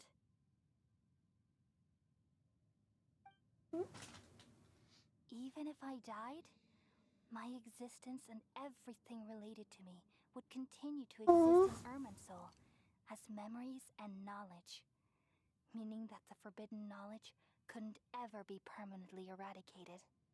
And there's no way for me to eliminate myself. It would be a sort of paradox. So, I took the purest branch of Irminsul as my incarnation in the next samsara, and left a trail of clues, all in hopes that you would come here and remove me and my pollution from Irminsul forever. Wait, no, I can't. So you realize what that implies. You are very smart indeed. Irminsul has all the knowledge and memories of this world. And as you've realized just now, removing me from Irminsul means I essentially will never have existed in this world. But this is the only way to save Irminsul. People love you so much, and And they've missed you so much over the past 500 years. I am exactly the same. So how can we just forget you like this? Is there really no other way? There must be something else I can do. You're the god of wisdom, Booer. You should know that there is no other way. But this is so cruel. I don't want to forget you. No need to feel so sad, Booer. As someone who delights in wisdom, you should feel joy at finally finding the answer. This isn't an answer. The answer you've been seeking all along. Let the world completely forget me.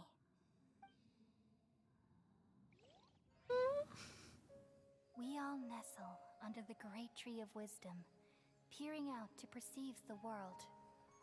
From the earth and from the rain, we perceive its wonders, until we become a white bird to perch atop a branch and finally snap off the most important leaf.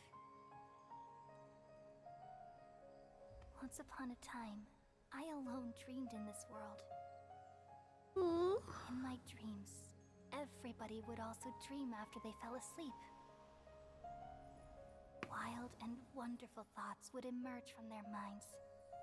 Some tumbled to the ground, and others floated to the sky, connecting all things in the world into one dazzling net. Among a plethora of worlds were numerous smaller worlds, all of fate finding within the tapestry their brilliant glow. I gradually understood that these indescribable and constantly changing things are the most profound things in the world. Only they can completely repel the madness. Only dreams can awaken consciousness from the deepest darkness.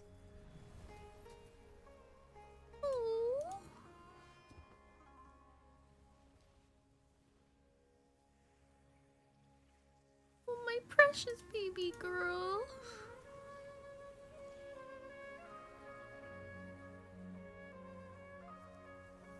I'm the one who posed this question, yet also the one who sought a solution.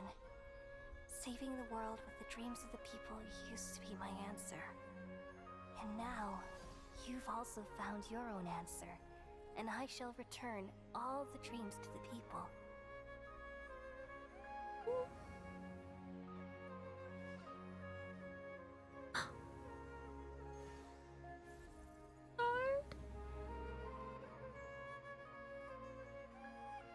Goodbye, people of Sumeru. May you be blessed tonight with the sweetest of dreams.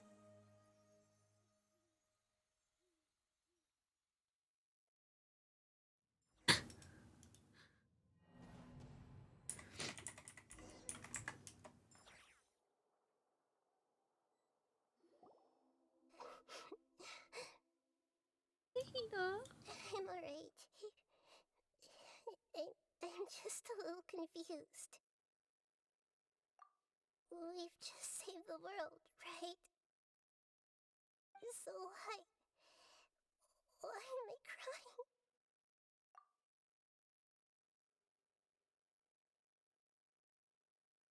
I don't know where this feeling inside of me is coming from, but I feel very sad. Just now, we used the power of two gnosis to successfully connect with the Irminsul consciousness from 500 years ago. Then, we removed the remaining pollution from Irminsul. Yeah, what's wrong? Weren't you there just now?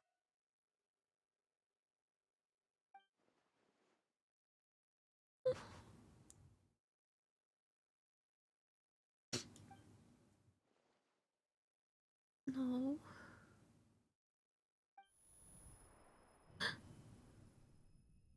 Nothing. Uh-oh. That's not good.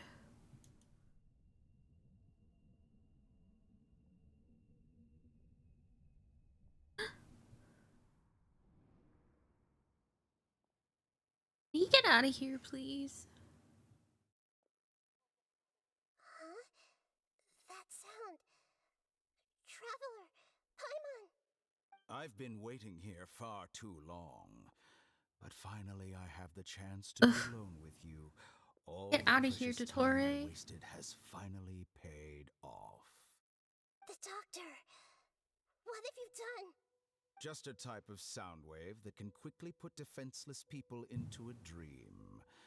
As I expected, it doesn't have any effect on gods.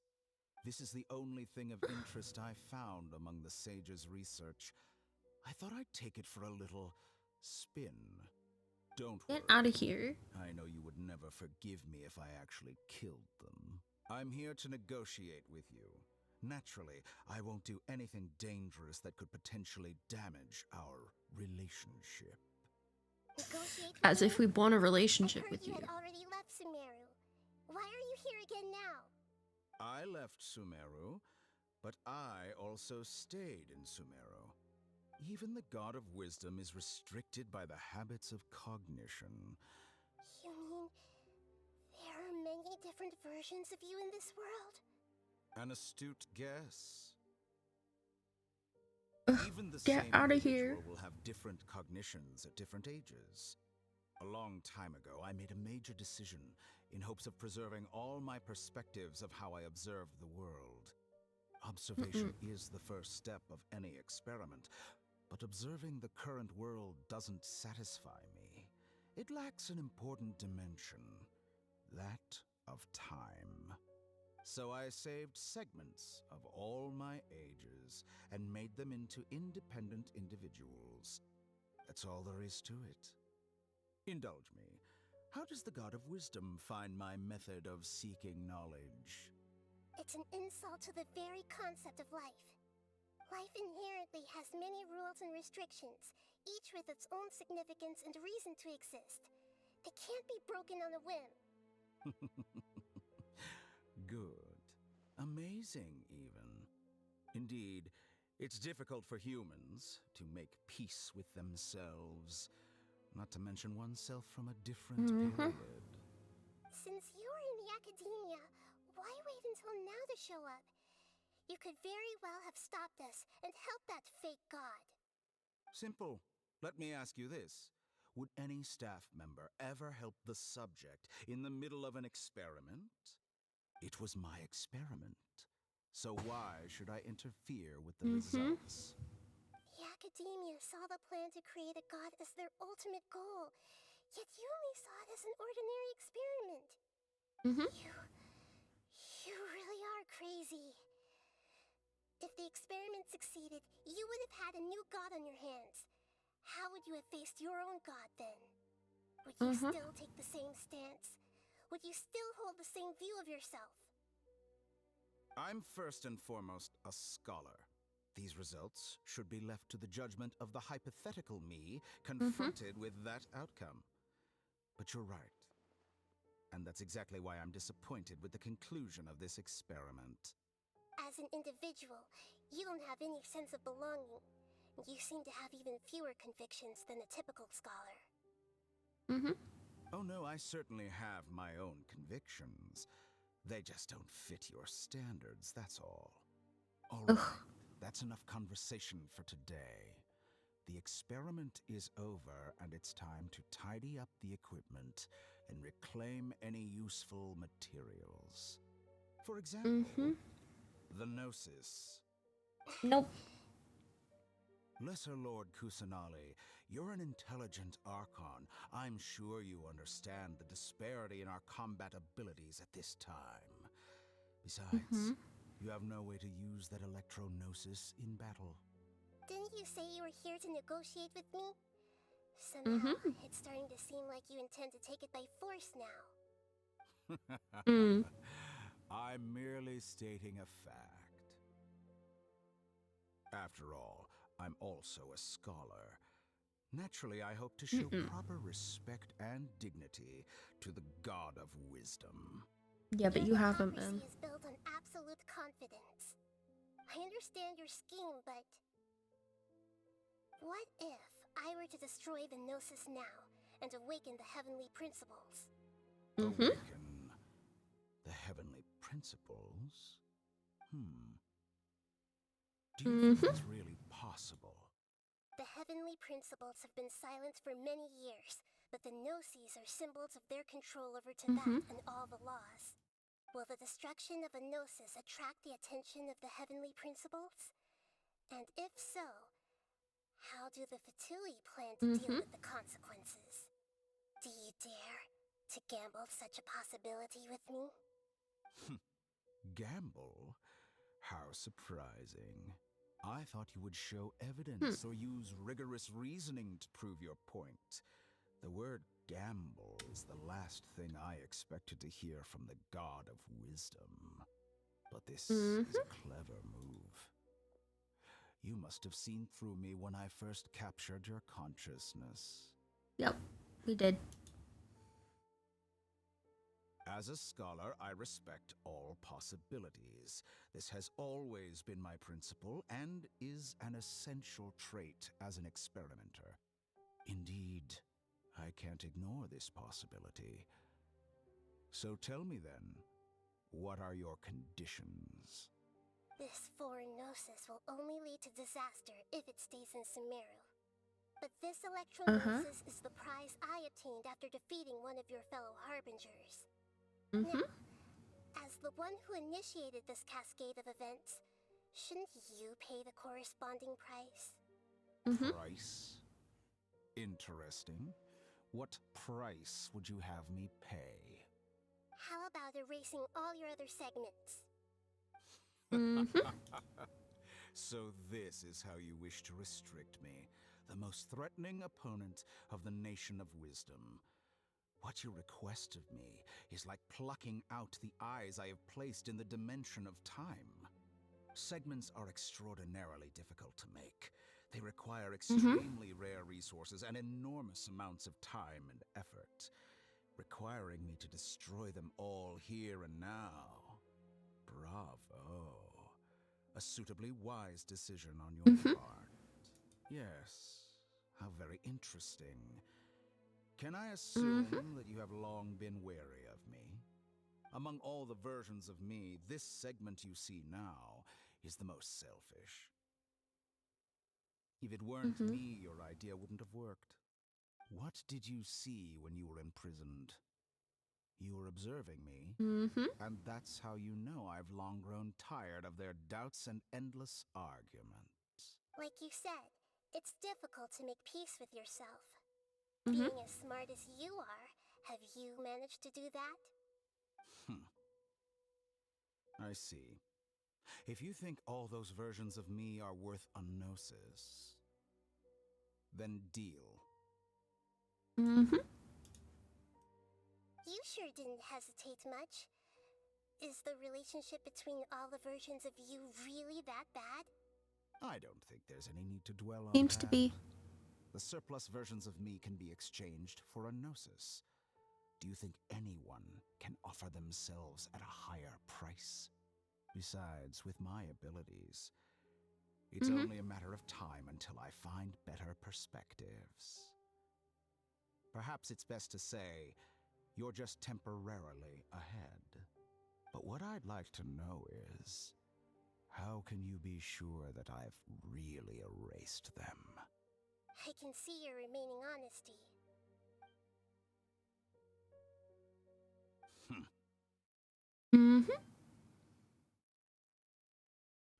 What a ridiculous decision! You can't be serious!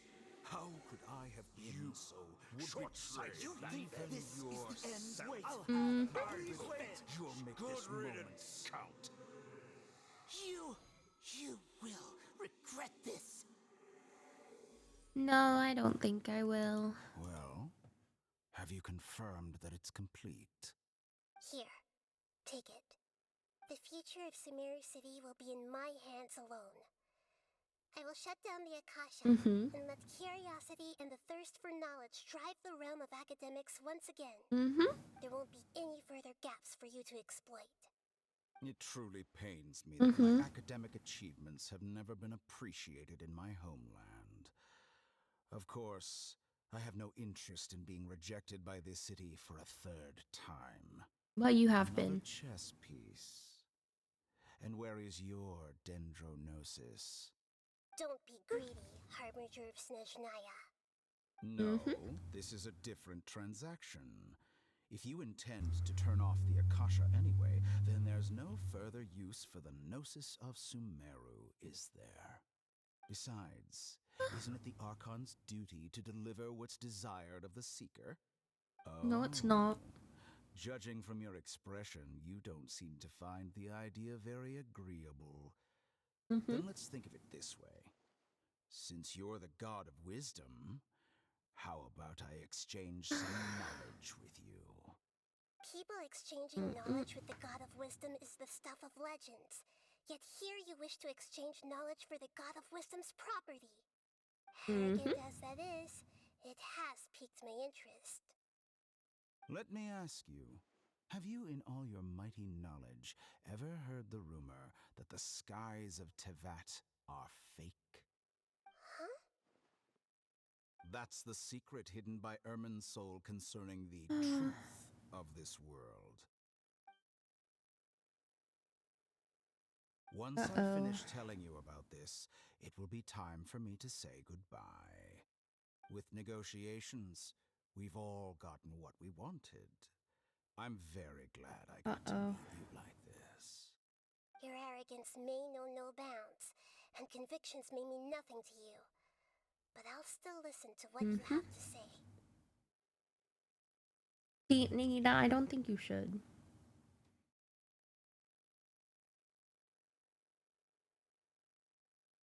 I don't think you should listen to him.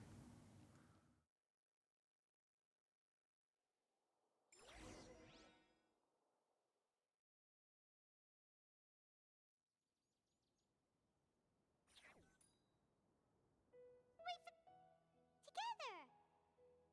Okay, wake her up. Okay. Are you awake? Kali says it's time for breakfast. Come on, get up! Okay.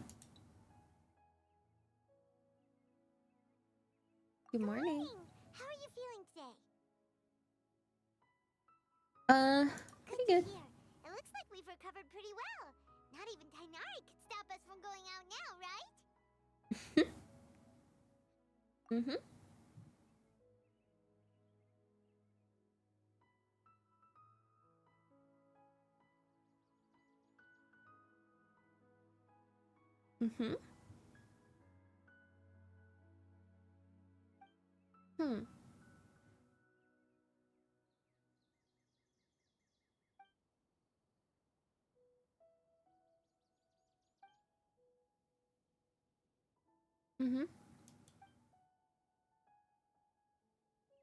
on, Traveler, let's go!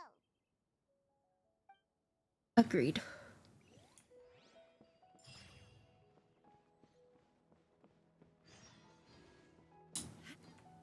Hi, Kali. Morning. Looks like you're awake. Yep. I prepared some breakfast today. Please have a taste. I hope you'll like it. It's nice to have you here so we can eat something yummy. Well, now that I've recovered Agreed. from Alizar, I'm feeling better than ever. I can even prepare 4 or 5 meals a day now. And Paimon, You don't even need 4 or 5 meals a day, but like, go you. Oh, by the way, someone brought a letter for you after you went to sleep last night. Oh! Nope, Paimon wanted to read the letter with you after you woke up. So Paimon didn't open it. Alright, let's read it now. Oh, it's from Nilu. We're going to hold a feast at the Grand Bazaar and celebrate Cyano's reinstatement as the General Mahamatra. As heroes of Sumeru, please be sure to attend. I'll wait for you. The date of the banquet is written on the back. It's in 2 days. Okay. Oh, I've also heard that you've become heroes here as well. That's amazing. We were just doing our part. Sometimes I'm really envious of strong and confident people like you.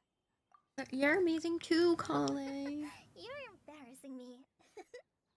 Anyway, let's Bazaar to have a look. Oh, before you leave, Be sure to inform Master Tainari.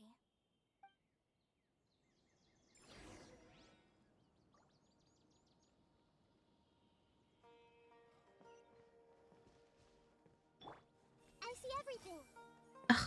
Nothing. Man! What's the point of being able to read minds if there's nobody's mind to read? Good morning. How do you feel today? We feel much better. How about you? I'm recovering well. Thanks for asking. From the looks of it, you seem to be already busy with work again. It's fine. I'm not that busy, really. The Elazar patients have recovered, as well as Hypatia. For now, I only need to tend to my forest watcher duties. It seems that's good. Soul started getting better. Everything else started to recover too.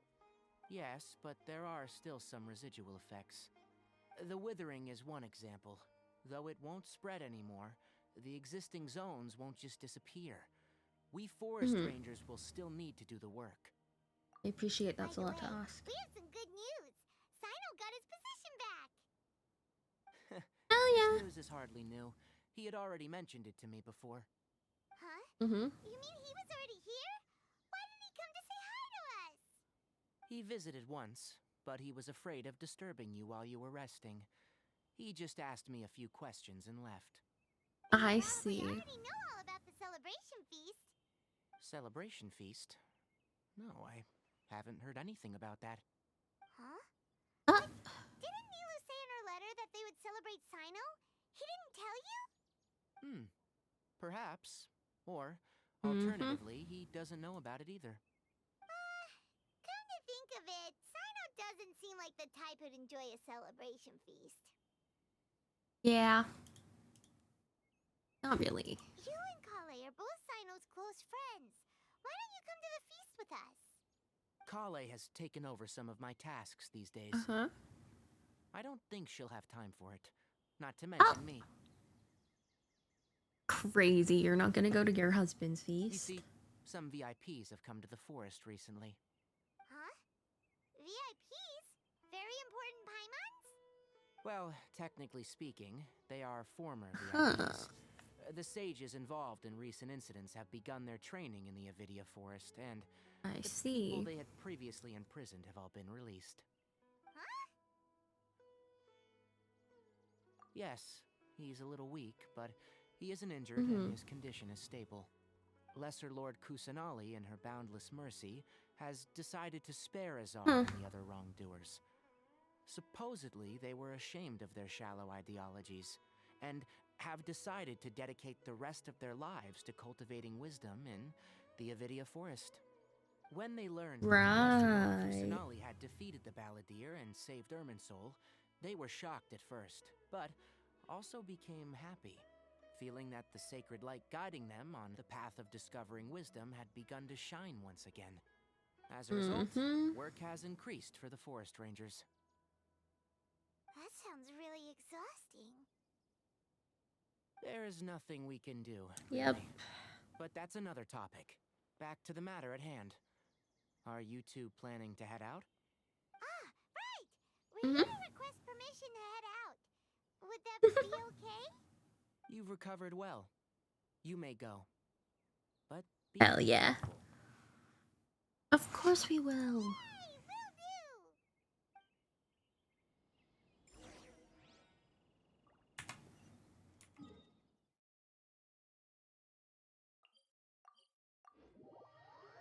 Of course we'll be careful.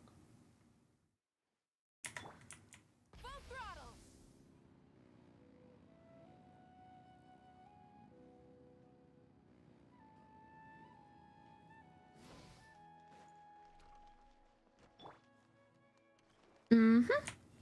Work is so...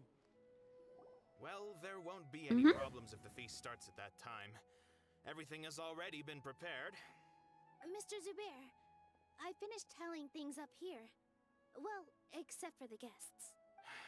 Is a simple reply really that much to ask of our guests? It's affecting our arrangements.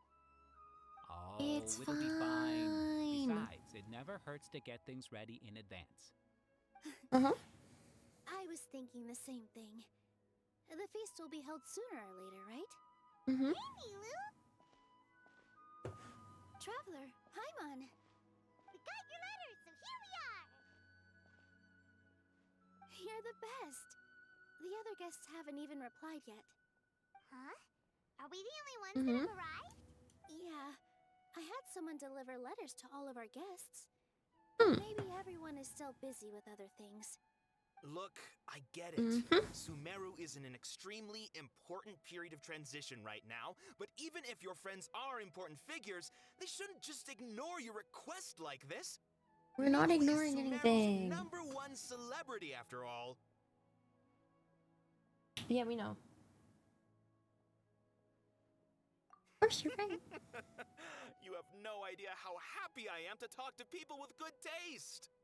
If you consider enjoying Nilu's dances having good taste, then almost everybody has good taste. Because Paimon thinks everybody will love her performance. That's right. We all think she's amazing too.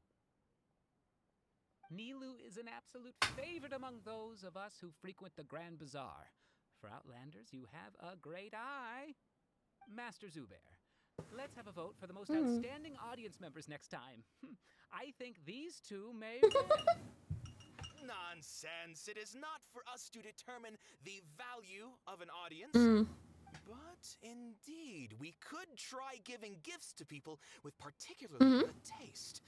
I heard there's a device in Fontaine called a camera that can record people's appearances as pictures. Such pictures would make superb gifts. Ooh, good idea. I wonder where we can find one. You guys are so funny.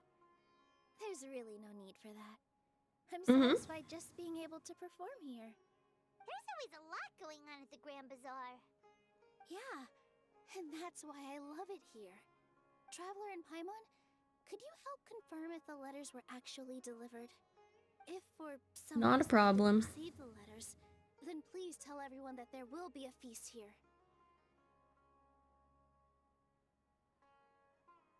Yeah, we can also check out how everything in Sumeru is going now. Make sure nothing went to waste. When I wrote the letters, I heard that Dia was in Port Ormos, and Alhaitham was at the Academia. As for Sino, we've only heard that he appears at the Academia from time to time. I'm not too sure about Ramon's whereabouts. My guess is that he's with Dia. As for Dunyarzad, I just hope she's feeling better. I sent her a letter, but I was afraid of disturbing her. If you have time, please ask about her for me. Okay, got it. Let's go, Of course.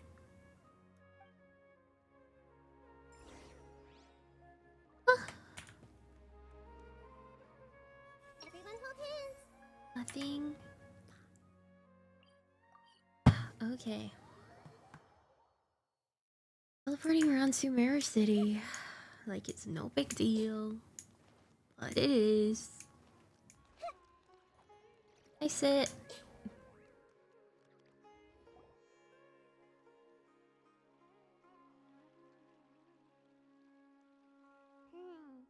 We haven't seen Alhaitham anywhere. Let's ask that person over there.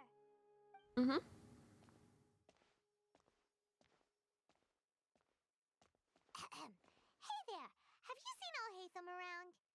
Yes, it seems Scribe Alhaitham has gone to the House of Dana. You should be able to find him there. But you're already the second group of people I've seen looking for him today. He must be quite the busy man. Oh? Who else was looking for him? That he is. Mr. Cave was just here asking about him. You wouldn't believe how terrible their relationship is. And now you two are here. Don't tell me everyone's here looking for gossip about Not the way sage. that they said Kave. No way. We're strictly here on business. Ah, I see. Sorry, I thought maybe everyone's as interested in rumors about the sages as I am. No.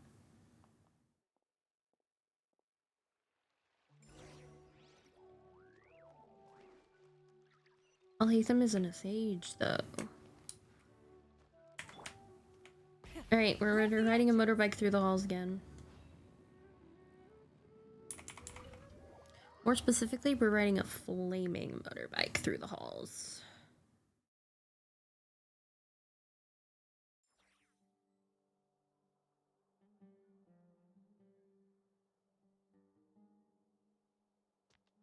Full throttle.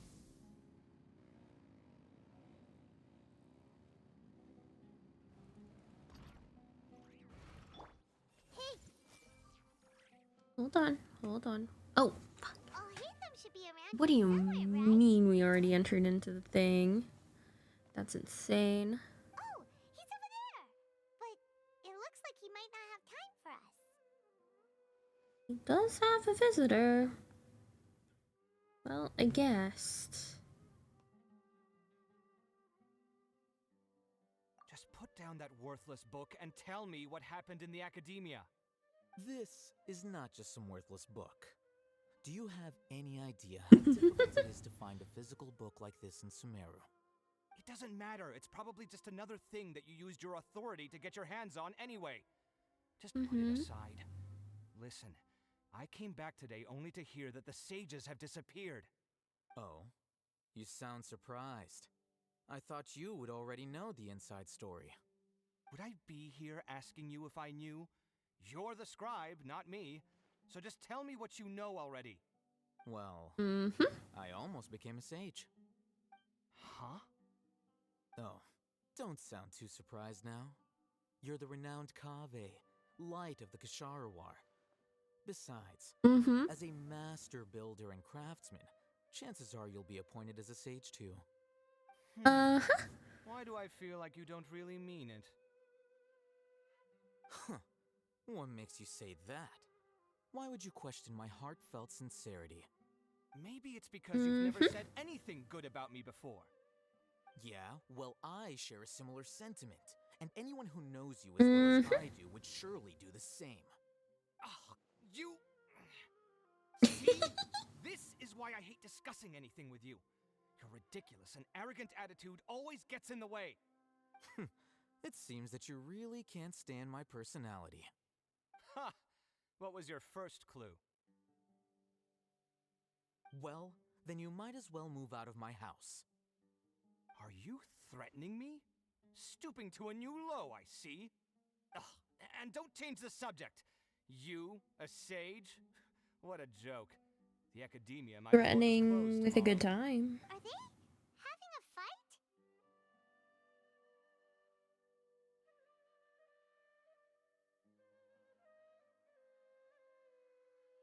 Let's see how this plays out. Forget what's going on with the academia. Haven't you been busy with your construction project? Tell me, when are you going to build yourself a mansion? Don't get me started. I get angry just thinking about it. So, what great building did our master architect work on this time? Like I need to tell you.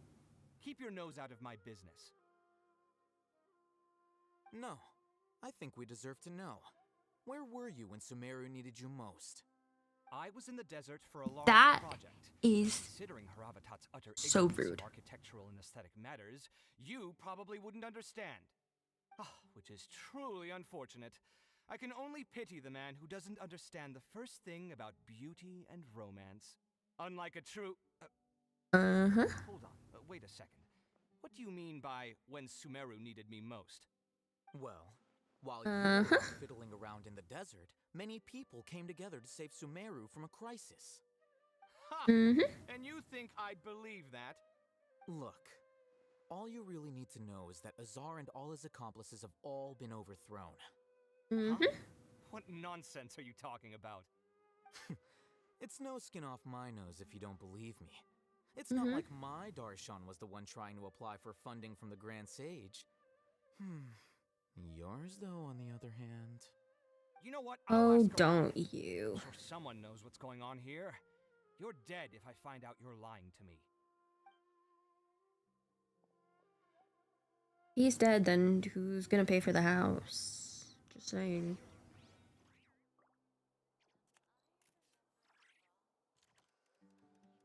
Just saying, if Alhatham's dead, who's paying for the house?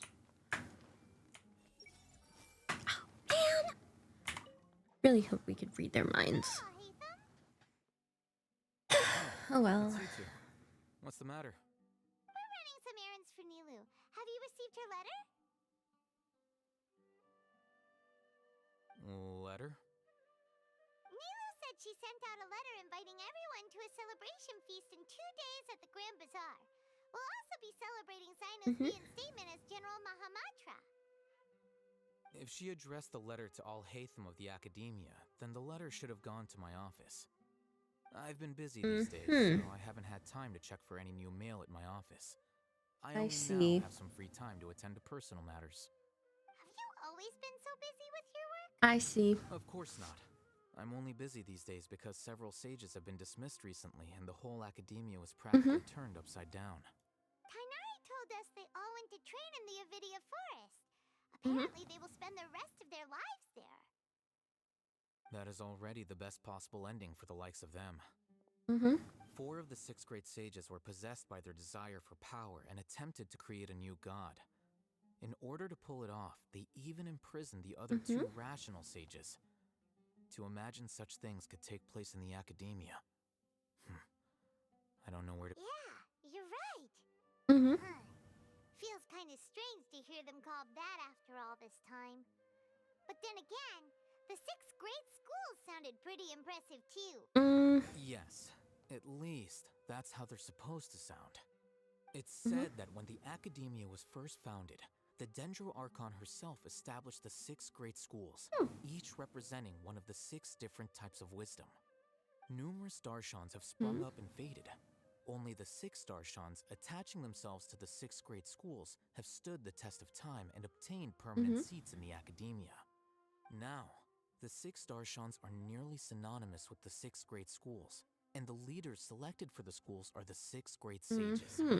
Among the 6 great sages, there is one central leader, the Grand Sage. So there's 7 of them. Only the sages from Vahumana and Amorta remain now. They were imprisoned for opposing Azar, and were only rescued after Azar's downfall. So who's managing things in the other 4 schools now? Do they need to find someone new? Yes. Normally, new sages are selected based on a strict set of criteria. Oh, didn't you just say something about becoming a sage?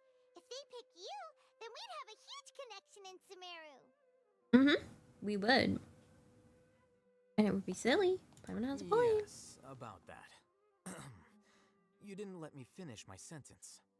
The person in charge of personnel affairs nominated me to be the Grand Sage in place of Azar and help Lesser Lord Kusanali manage the Academia. But I refused. Why? Like, I'll hate them. A little more ambitious? I'm not even interested in being one of the 6 great sages. Like I said before, I don't like being a leader. Oh, all right. So are you busy these days trying to find others to take the job? That's not my job either. I'm only responsible for handling important affairs within the Academia before the new sages take office.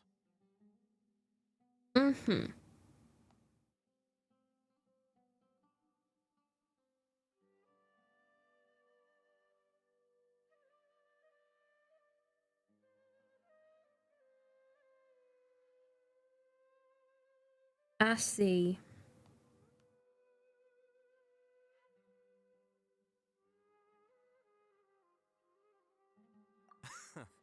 And the first thing I'll do is reject Kasharawar's application for funding. I'll hate them. Who was that other person just now? Is he I'll hate them. Do we look like friends? Yes, you do. Paimon doesn't know. That's why Paimon's asking. His name is Kaveh, my roommate. You could say he's the representative for Ksharawar scholars. Could say? Which is exactly why he always has so many problems. So everything that's happened recently must be a huge change for the people of Sumeru.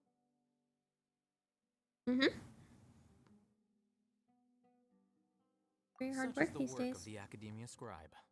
Well, anyway, no matter how big Right, the scribe. feast in 2 days. All right, I'll see you there. Let's go. We got one of them. Pita pockets! I'm gonna learn that recipe right now.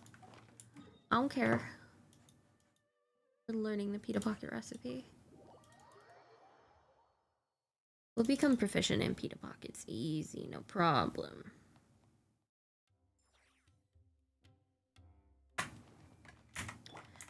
Malika, get your bike. Thank you.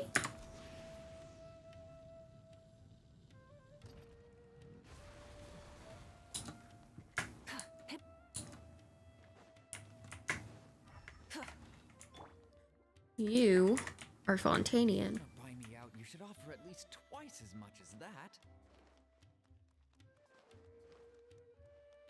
And we go here.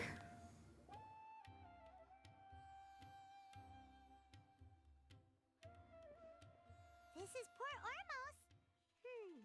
Now where could Is that Paimon I hear? Huh? Dunyazard! Oh, it's been a while. How are you doing? Dunyazad! It's been so long since we've seen you!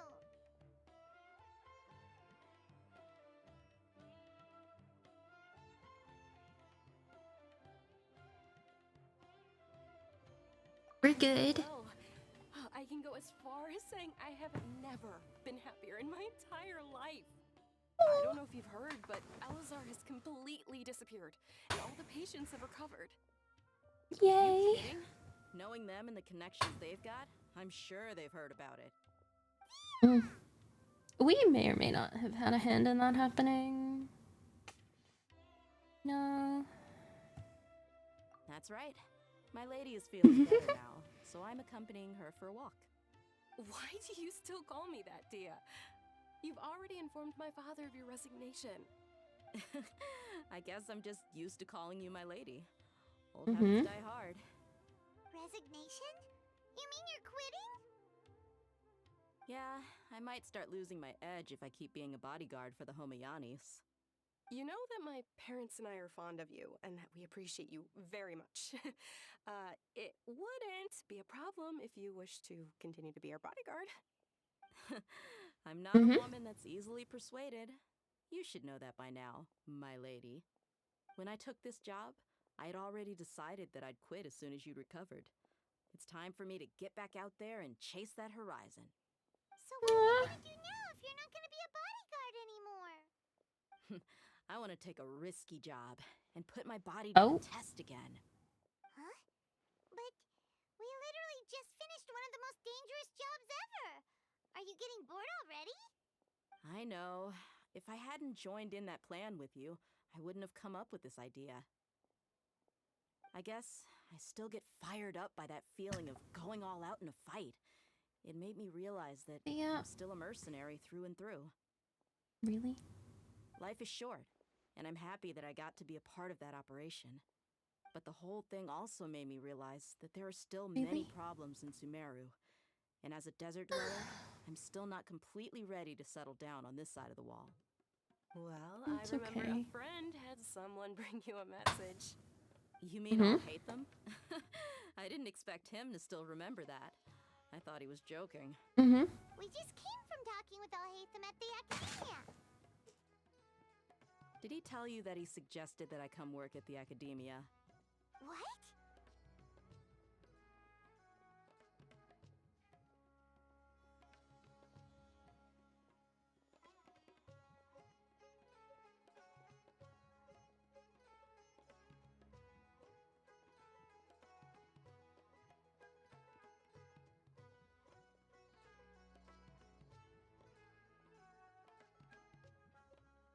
I heard that Azar and his cronies fell from power, and Alhaitham told me that now was a good time to find a job in the Academia, but only if I wanted to. Whoa. Paimon can't see you being anything Yeah. other than a mercenary. Me either. Me neither. But I think Dia would look great dressed up as a scholar. Ugh, forget about it. I wouldn't last 10 seconds in there. Nathan probably just liked the way I worked and knew I'm good in a fight. So he suggested I find some work in the academia. But you know, if you take him up on the offer, Sino might actually agree and let you become a Matra. Because you're super amazing. The Matra have all the talent they need as long as they have Sino. I prefer to be free to live however I choose. That's true. In fact, I chose this That job Matra from the very do. start because I knew it'd be right up my alley. Even if being a mercenary means facing all kinds of danger. A lion has to return to the wild sooner or later. If anything, being your bodyguard has been unfamiliar territory for me. I don't want to see you go, but I'll respect your decision. I'm glad to hear you say that. Come on, no need for the sad face. It's not like we'll never meet again. I guess being free is just part of how they Once the whole operate. Dendro Archon thing is settled, everything in Sumeru will take a turn for the better. That makes me happy too. A peaceful society will probably mean less demand for mercenaries like me. Before long, we'll be a dying breed. So I'd better get to work while I still can. Huh? But wait a second. You make it sound like you're leaving now. Well, no, not yet at least. I promised my lady I'd stick around until next week. So, we're almost this entire time? We were wondering if you had received a letter from Nilu. Oh, did Nilu write to us? She heard that you were seen in Port Ormos, so she sent the letter here. Huh. It was probably sent to the inn that we're staying at. My lady has been very energetic lately and keeps taking me on hikes, staying out even into the night. By the time we get back, the receptionist is usually off napping on the job. Right, and we tend to leave quite early in the morning, so the old man on duty is also usually dozing off. So what it really sounds like is that the person on duty is always asleep. I left the letters at the reception desk. I'll go check later. No wonder there wasn't a reply. You never received the letter. Good thing Nilu asked us to come and check on that. Sorry to make you two come all the way out here. That's okay. It must be something important for Nilu to specifically write to us like that.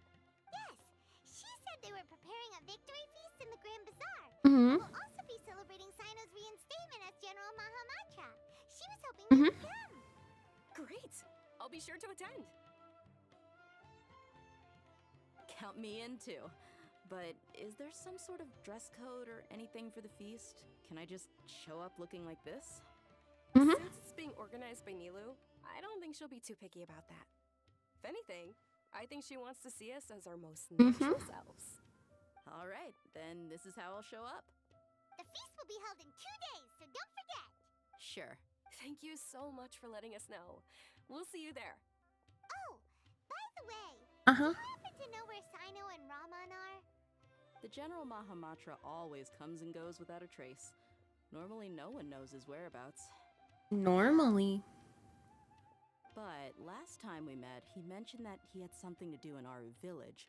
You can try your luck there. As for Raman, your guess is as good as mine. I only remember he said that he had something to discuss with Sino. You can ask Sino when you meet him. Don't mention it. You'd better get going. Alright, on to our...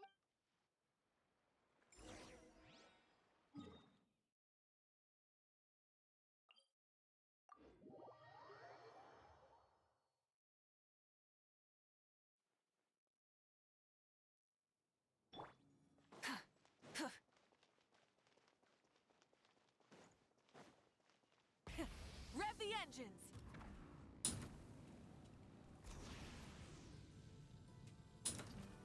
Hi, Sino. It's been a while since we last visited Aru village. Ah, there's Sino!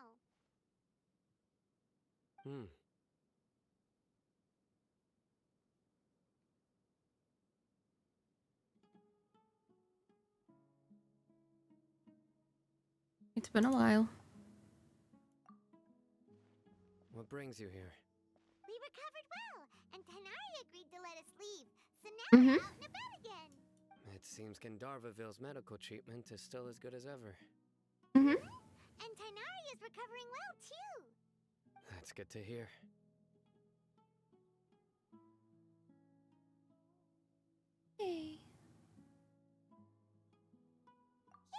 Uh-huh. You're the one who brought us to him when we lost consciousness, right? Thanks for that. You're welcome. Tainari has excellent medical skills, and Kale is Mhm. quite attentive. It was the best place for you. But why are you just standing here like a dead tree? I'm meeting some people. Oh, you mean Candace? I've already talked to Candace and the village chief. There's still, but you know one of the people I'm meeting as well. Oh, by King Deshret's blessing, my friend suddenly appears in the desert. Don't tell me you've run into trouble and need us to help now. Roman! Nah. Huh? Sataria? Oh. You know me? Yeah, of course we know you. You're pretty famous in the academia. Don't worry, these are our friends. No need to be so guarded. I see.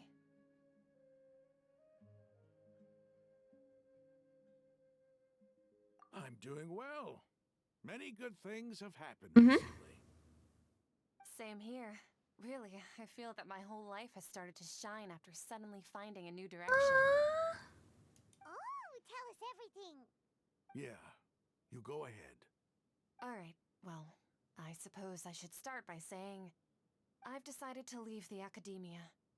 What? Oh! It's not that I've given up on being a scholar. Instead, you could say I've found a new identity. I will no longer pursue research like a typical scholar, but I have not completely given up on my relationship to knowledge either. I can see what you're saying now.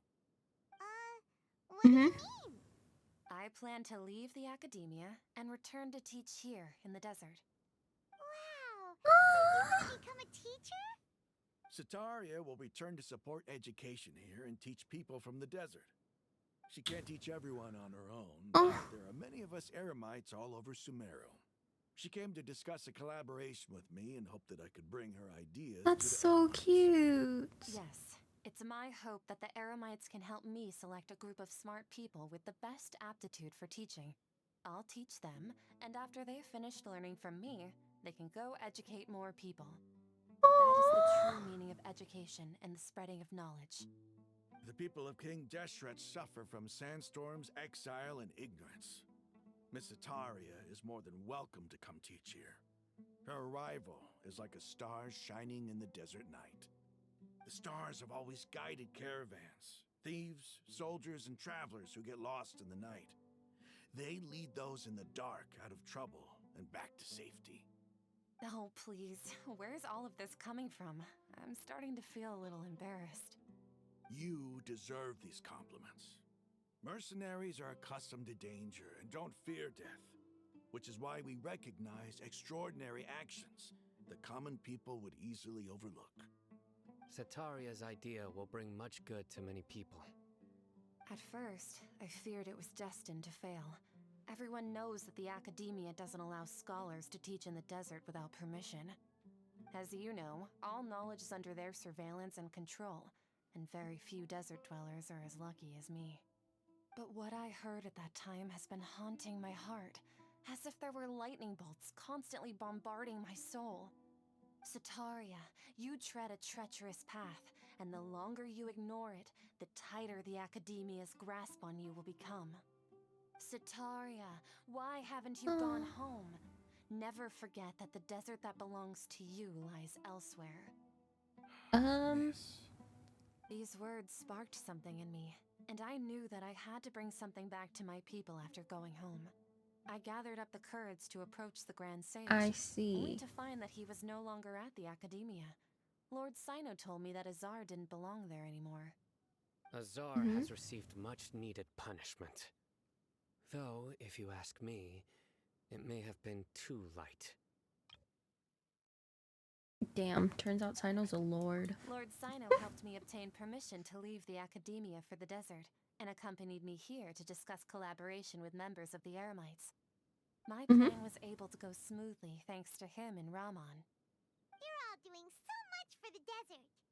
Aside from that, I also have some other business to discuss with Sino.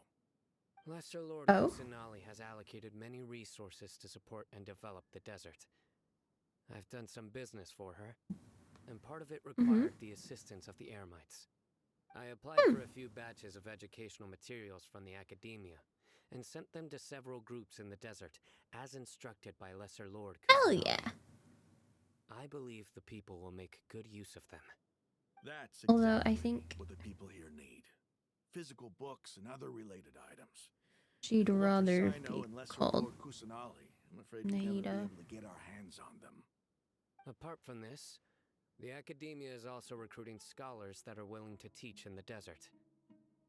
I'll let you and Sataria Hell know as soon yeah. as I have any more news. We must be persistent about this, and maintain these resources to ensure long-term effectiveness. This is the first time in hundreds of years we've had a glimmer of hope. I think this may be the turning point for the desert. Remember these words. Here lies our faithful priest, Kasala. His wisdom is a miracle among the people, deserving of high praise and admiration. I hope people with wisdom like that priest will rise again among the desert dwellers. Then we'll once again see the wisdom and glory that once shook the world. Enough about us. Are you here to discuss some business too? No, not at all. We're actually here on behalf of Nilu.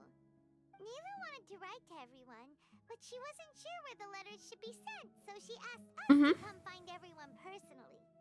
A celebration feast will be held in 2 days at the Grand Bazaar. She hopes that all of you will be able to attend.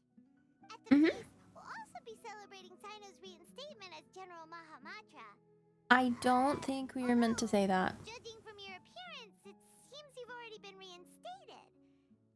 Paimon thought you would only start working for the academia after the feast. Celebration? Feast?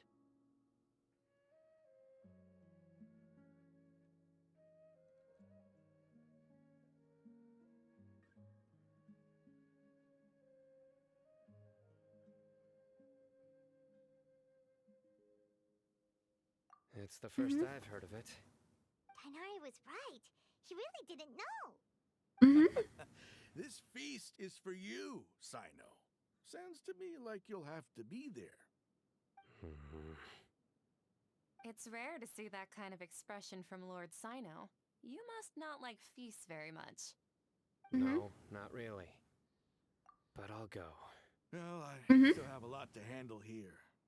Besides, I need to look after Miss Sataria in the desert, so I'll have to pass. I'm afraid I won't be able to join you. Although, if you'd be so kind, please give a message to Miss Nilu for me. The message is, I'm sorry for how I treated you before, but now I understand the beauty of your dance. It's like a light shining in the sky. You and the art you symbolize are not only beautiful, but also lively and powerful, so much so that it was prohibited. Please keep dancing, and someday I'll be able to appreciate your art in person. Okay, we've got all that down. Our job here is complete as well. Oh, Sino, remember, party's in 2 days. Make sure you're there. Got it.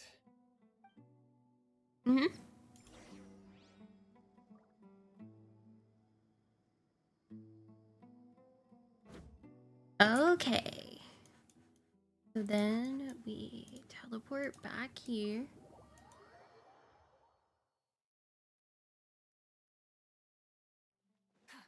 We get on the bike. We go. We go, go, go, go, go.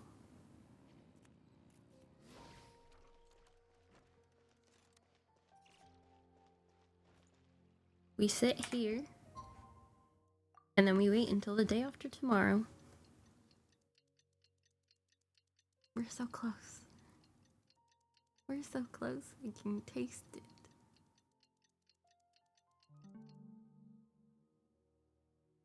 Today's the big day. Let's go to the Grand Bazaar and see how the celebration's coming along. Nope. Nobody's brain. Here. Looks like we're the last ones to arrive. You're here. there you are.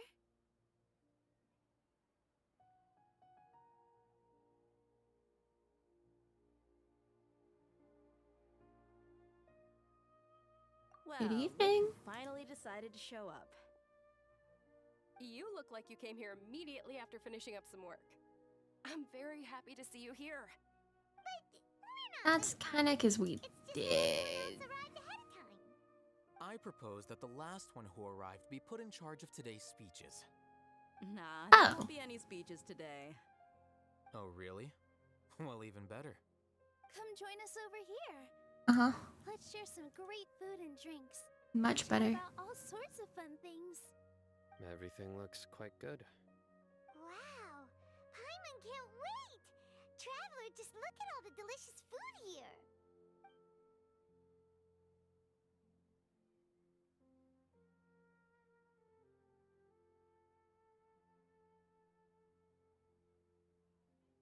Uh-huh.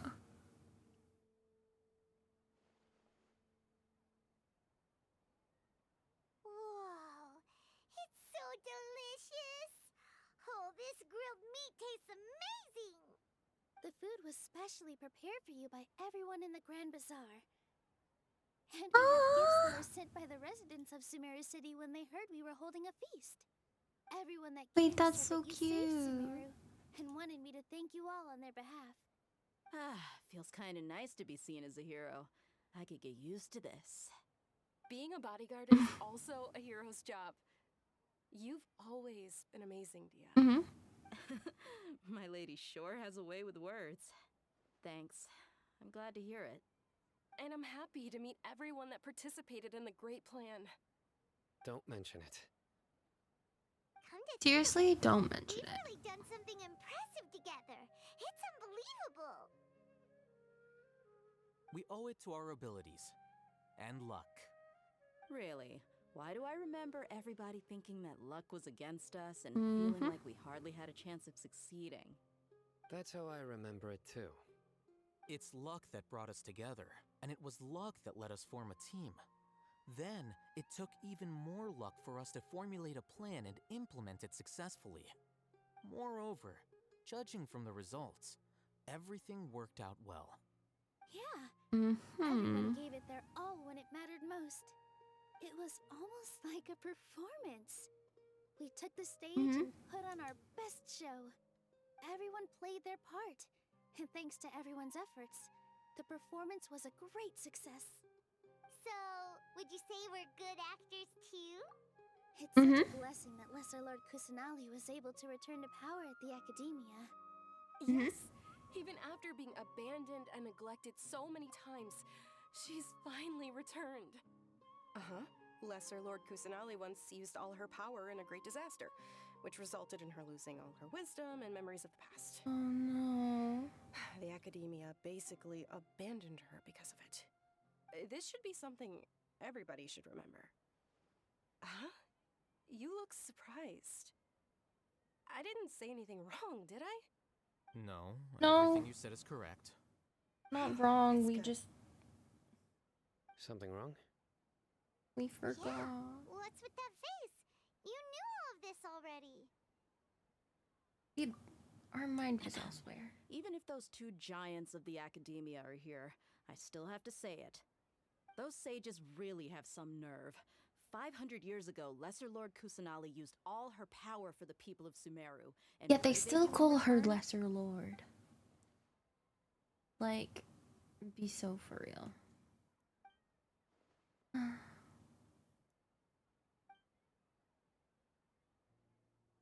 You are.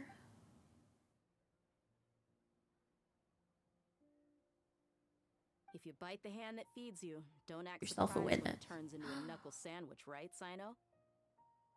Perhaps I shouldn't say this, but their treatment of Lesser Lord Kusanali calls for a more severe punishment. You could simply tell Lesser Lord Kusanali that you wish to have Azar and his accomplices severely punished. I respect our deity's decision and won't interfere in any way. While That's we're really on this cute. topic, why didn't you accept the Academia's invitation to become the Grand Sage? Are you trying to say that I'm fit to be a sage? No. Not at all.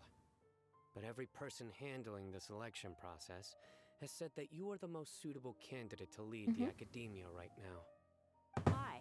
Because he dethroned Azar from power? Pretty much. Could you try to put it another way? This is a good thing, yet you're making it sound like I overthrew Azar for my own personal gain. But seriously, though, I always wondered if you had some personal motives behind it. I did have my own motive, but it had nothing to do with being a sage. If the rules of our nation were suddenly cast by the wayside, then it wouldn't be long until chaos ensued. I had no intention of letting their dreams disrupt my life. By that, you mean your life working as the Academia's scribe? Precisely. Wait, is that all? So, that's the only reason why you joined us and came up with all those plans? Pretty much. It's reason enough. You've certainly got quite the personality. You flatter me. Personality, that's one way to Alright say then. it. How about you? You've already resumed work as the General Mahamatra, right? That's right. Will you be happy with that life? It's not about being happy. There are merely a lot of things that I must do. Even so, keep your spirits up and try to be happy, okay? And try to smile more every day, just like I'm doing now. Thank you. I'll keep that in mind.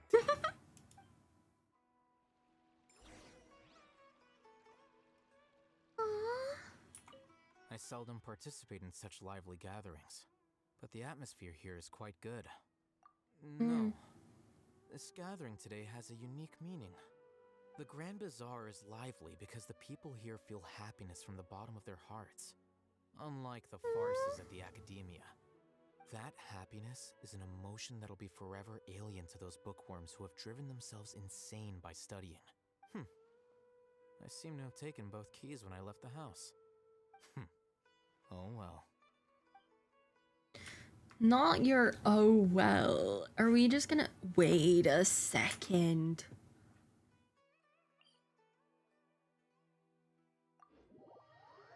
Wait a second.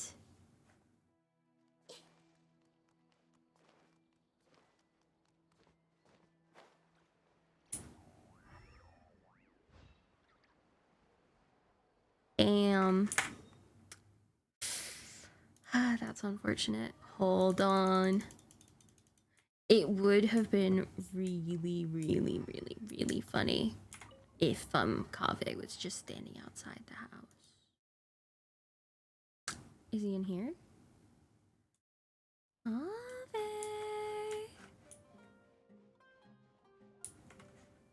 Damn. Hold on. What about up here? Kaveh?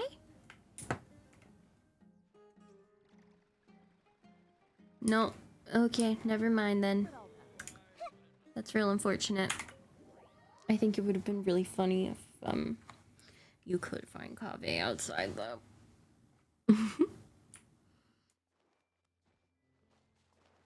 Okay, back on the bike we go. Back to the feast. Getting so sidetracked.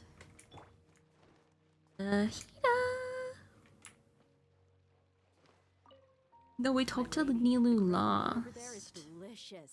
Have you tried it? Yes, I also tried some fruit just now. Oh, they're very sweet. What an amazing place to relax. No wonder everybody likes to rest at the Grand Bazaar. You said it. Oh, look who else is here.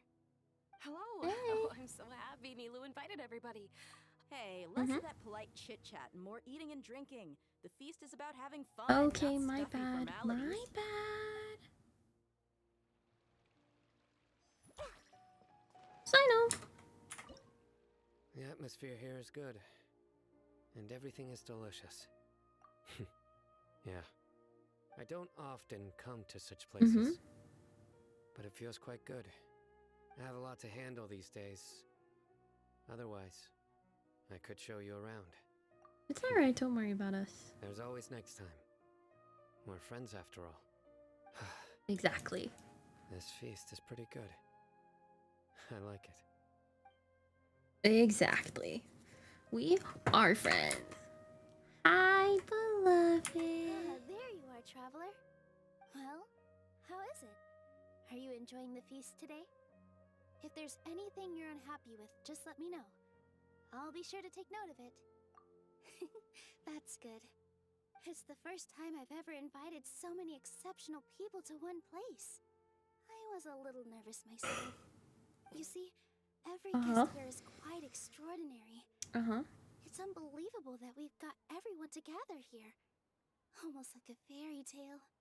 Make sure you live it up tonight. I'll be happy as long as you're enjoying yourselves. I'm honored to have her think of me this way. If I have a chance in the future, I would really like to invite her to one of my performances. I can't explain why, but I just feel elated right now. Thank you.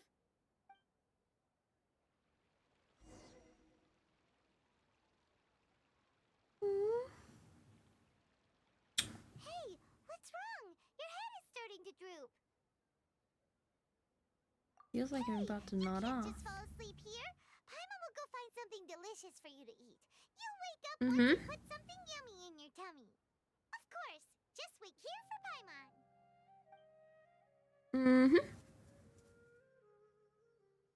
Don't worry, it's probably just Nahida.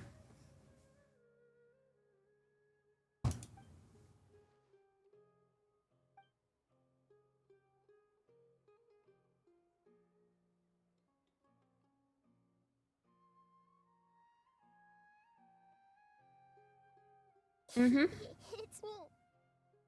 Hi, Nahida. Hi, precious. You may blame me for being a bit too self-indulgent. I was thinking about I will talking never with you, blame you. and the next thing I knew, I had made a connection with you. The connection between us is amazing. It's like As Flora if and the fence I across could the ever blame you, Nahida.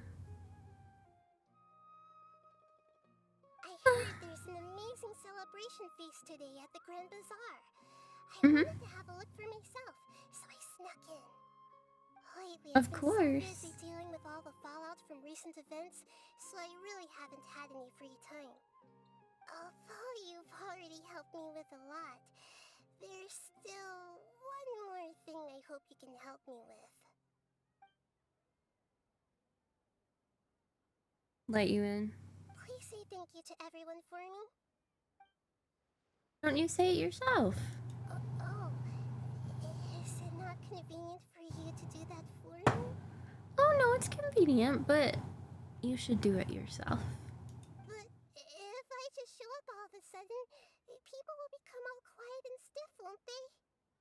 Nahida. Scaring them and ruining this wonderful feast.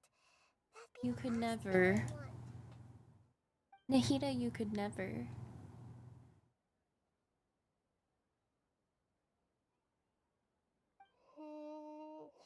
Let me think about it. Okay. Yes, I have. Wait, huh? Oh. You said I should hey. thank everyone as myself, right?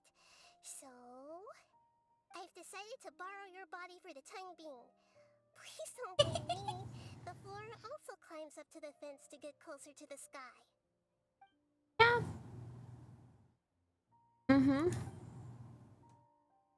That's fine. That's fine. Everyone.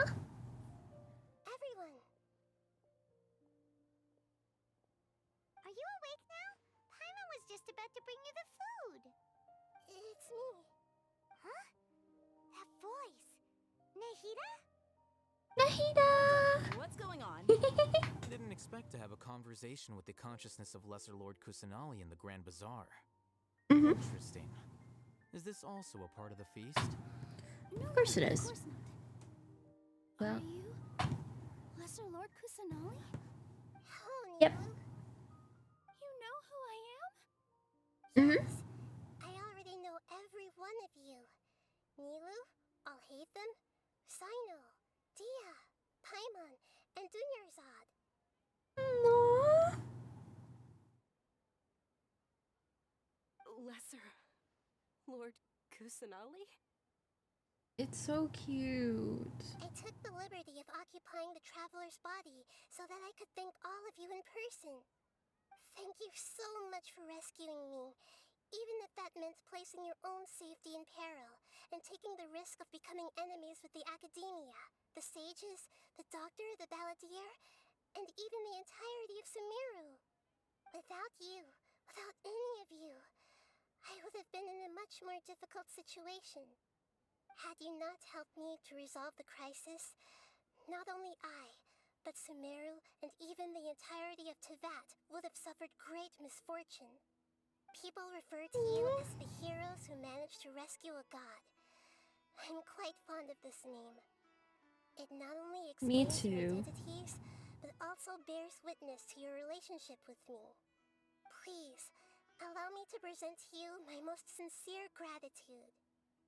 Lesser Lord Kusanali, you have done so much for Sumeru, and I didn't even do anything for you. You don't have to do this. Dunyarzad, the suffering you endured during your illness is also proof of you being with me and praying for me. Thank you. You don't need to be so ceremonious. It's always been my duty to protect you. This is how the relationship between the Academia and Dendro Archon should be. We just did what was necessary and set things back on the right path. You're an Archon, but you act so humble.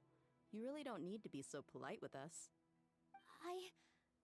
I'm honored Well, to she have wants to been able to be. take part in this plan. I hoped you liked the dance I dedicated to you.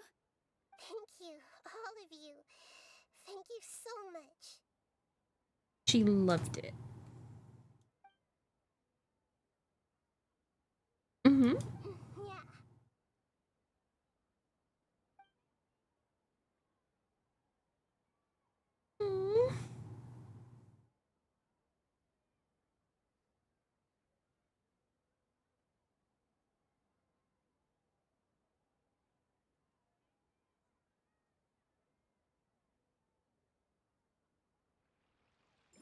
We're good, by the way. No adverse effects. Are you awake? Did you rest well?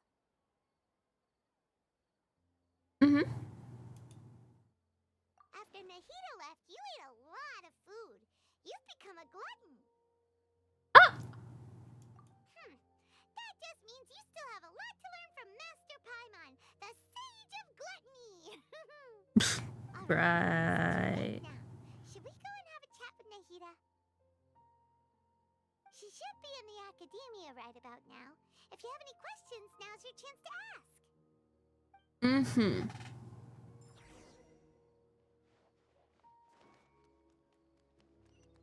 Almost done. Hi. We're almost finished.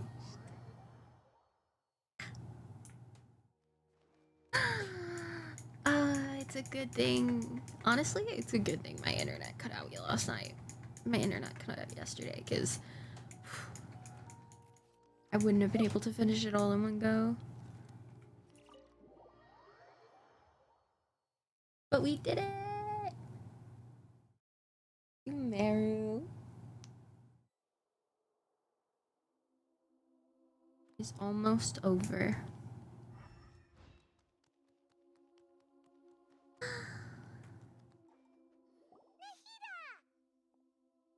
Hello, Traveler and Paimon.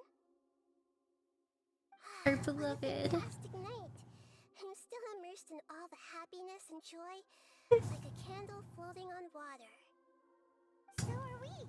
And that's why we're here to talk with you. Is there anything you want to know?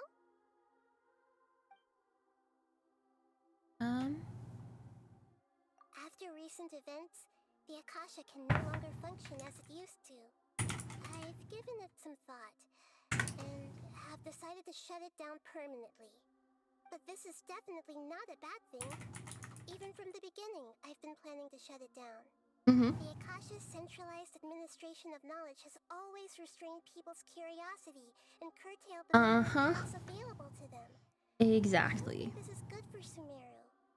Although people may initially feel I don't think it's good for anyone. Akasha, they will soon understand that this life is more suitable for them. And as for the future of Sumeru, I'm preparing to regain control of the academia. The former sages have received their punishment, but the new sages have yet to be selected. I will oversee the process personally. I hope that the new 6th grade sages will be more focused on academics. Sumeru needs such leaders more than ever. The Real and true. issue is the people of King Deshret. All the residents of the desert, in fact. They've been mistreated for far too long. I've already taken some measures to address this. It will take some time to rebuild everything, but no matter if My it's precious conflict, baby friendship, girl. or trust, we will rebuild it.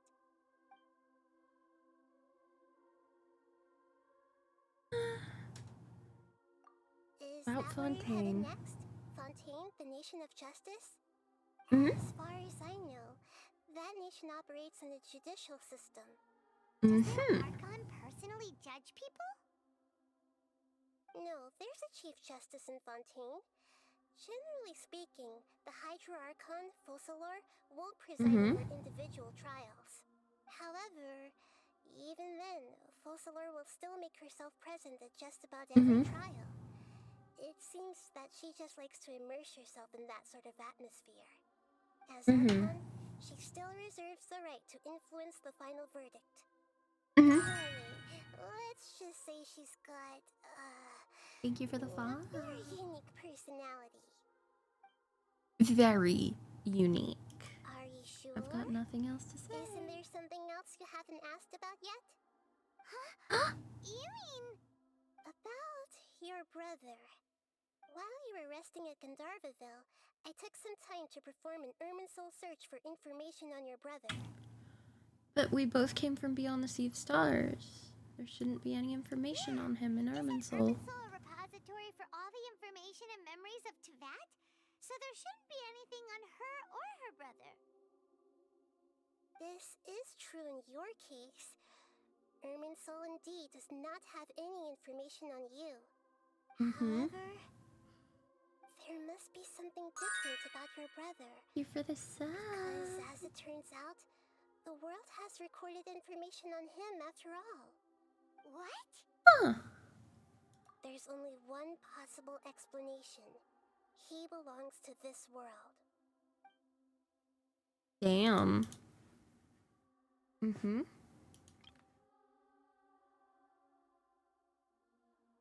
Damn. I can't believe this. I can't believe it. But nothing about this makes any sense. Wasn't this your first trip to Teyvat?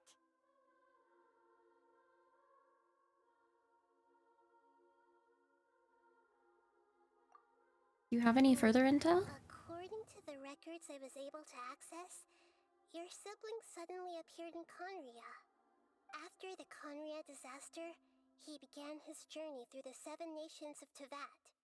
But just as his journey was about to reach its conclusion, the Irminsul records on him suddenly become fuzzy. What do you mean fuzzy? Did something happen to him? All I know for sure is that somebody, for reasons only they can know, is deliberately obfuscating his fate. And whoever it is, if they can do that, who knows what else they're capable of. If he related to the Abyss. But even that wouldn't explain how he somehow comes from this world. Something else I noticed was that according to these records, the Fatui have not classified your sibling as one of the Descenders. Thank you!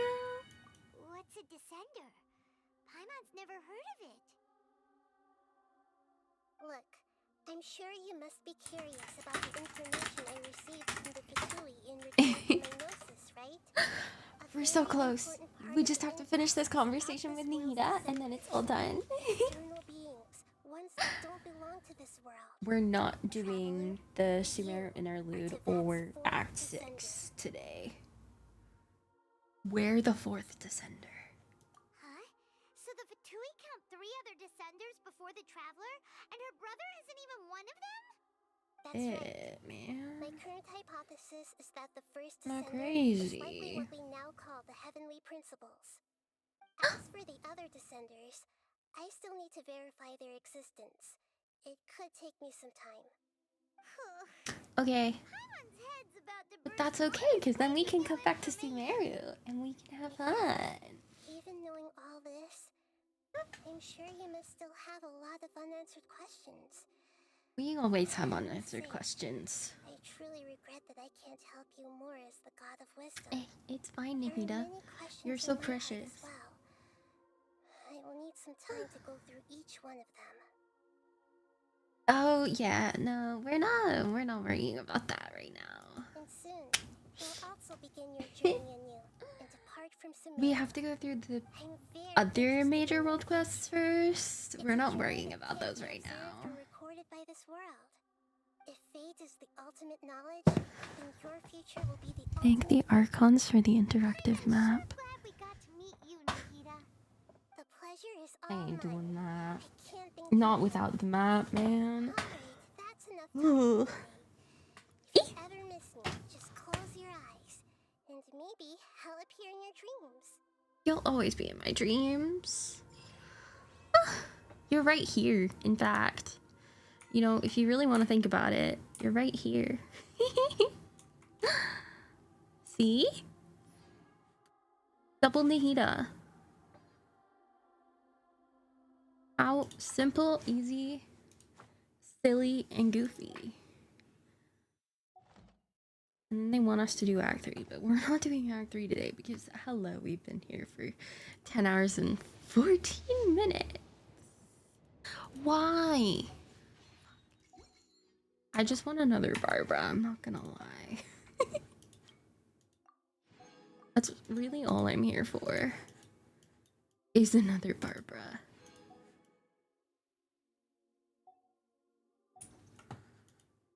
Is that enough? It's not enough. It's 10 less than enough. Shit.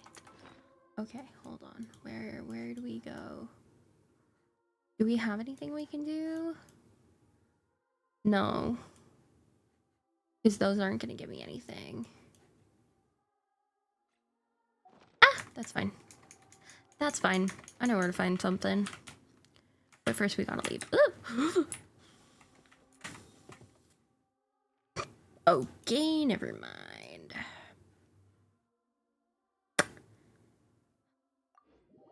I can't donate those yet. I have to wait until I have all of them. That's our silly goofy little challenge. For the Electroculi, these ones. The Pyroculus and the Pyrosigils, we agreed that if I didn't get Nahida with my pulls and I needed to get more pulls, then I'd get these. And then the Geoculus, we're also only donating as it comes in stages. And I don't think we have enough for that. We only need 10 though. So we should be fine.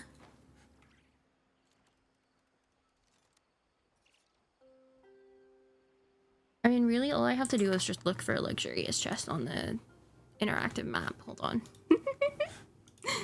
But we'll do this one. There's a chest over there, too.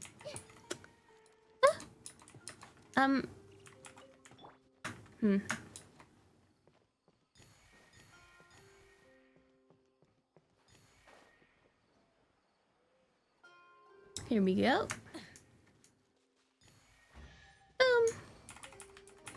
It's just a common chest, but that's okay. We'll get this one too. Let's dance. I see everything. And then you. There we go. That'll get that over with. At some point, as well. I need to go through. I have no saved pulls, which is really bad for me, honestly. Because I'm trying to pull Farina, and going off my luck, I am gonna need far too many pulls. Going off my luck. Wait, there's an Oculus over here? There. Down. Yes. Aha. Boop. Don't mind if I just do that real quick. You know, don't mind me. Just doing my thing, you know. Just doing my thing. Oof. Grab these raw meat. Grab that. Bonk. There we go. There is no escape. We'll do this. We're so close to being able to say goodbye. Oh, good night and goodbye. You know what? Who cares about that Oculus? We'll come back for it later. We'll come back for it later. Who cares about it right now, you know? Right! Let me just heal that little bit.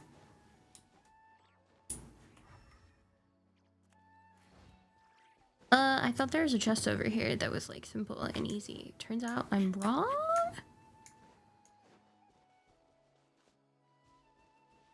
I shouldn't be able to see the Aranara.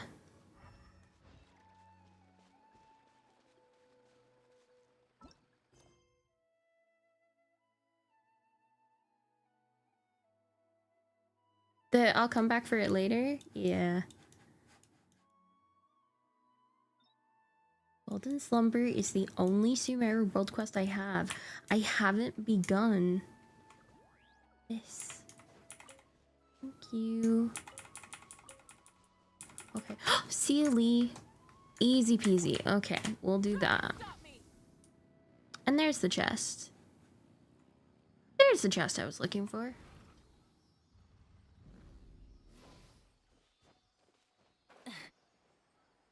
Where are we going? Down here? Okay.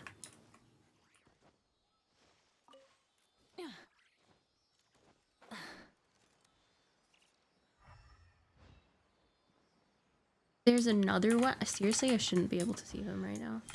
But you know what? That's fine. I'll take that. There we go. Okay. Nope. In here. We're one off.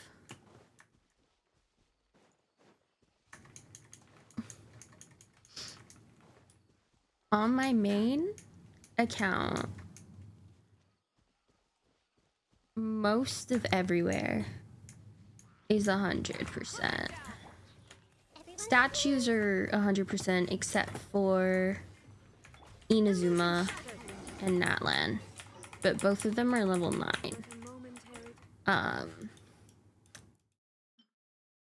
And then Inazuma's all at 80, Natlan's all at 90% or above exploration wise. Sumeru's 100%. Fontaine's 100%.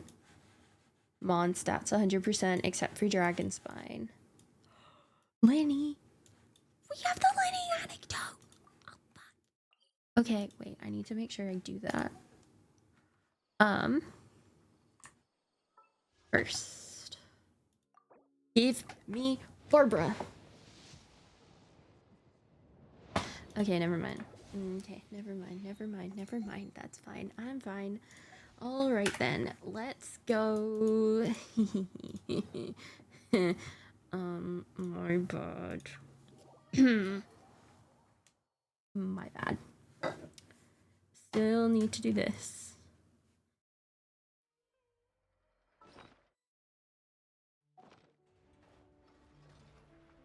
Still need to do this quest, and it ends in 45 minutes.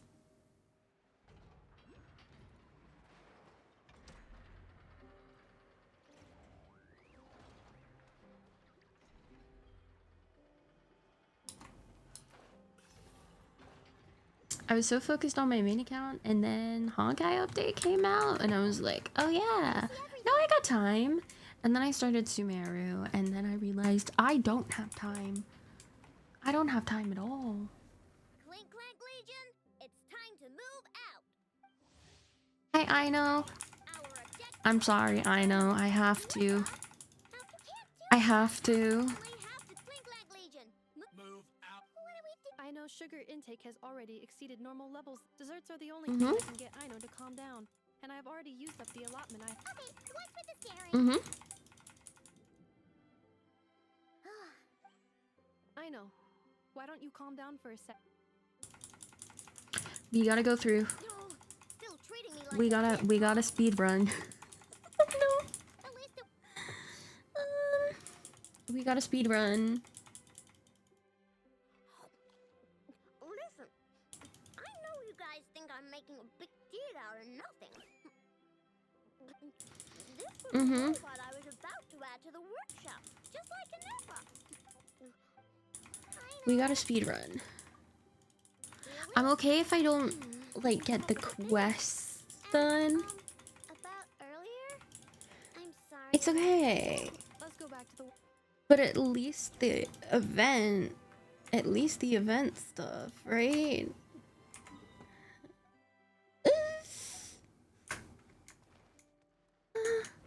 And Lenny's anecdote, oh gosh. I have so little time for all of this. It's a Lenny anecdote, man. That's my boy right there. The fuck? Job well done, everyone. Uh-oh. We gotta speed run. Okay, so... Unfortunate, which means... See? Mm-hmm. What choice? Analyzing options. Nashita. Perhaps you can get started on the workshop's order backlog in the meantime. Keeping customers waiting too long could have a negative impact on our reputation. About that. Crumb Clank's core was built using a special kind of power, one that incorporates Kuvaki. I wanted to test it out, but with Crumb Clank missing, there's no way I can get them done. Kuvaki? Wait. What? Calculations complete.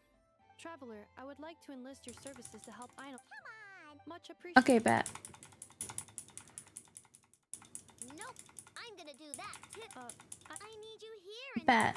Besides, rescuing our stolen Then I will defer. All right. Clink Clank Legion, move out. Oh. Aino sure is determined, huh? Well, she is the boss of the workshop, Mhm. and a capable one at that. Please have faith in her ability. No problem.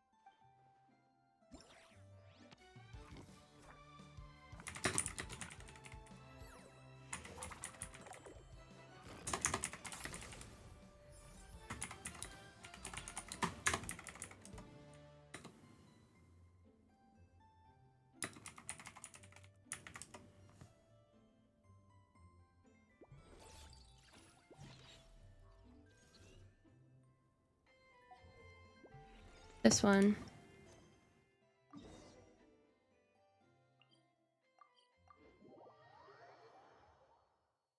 I got it. I got it. Surely, right? Surely, right?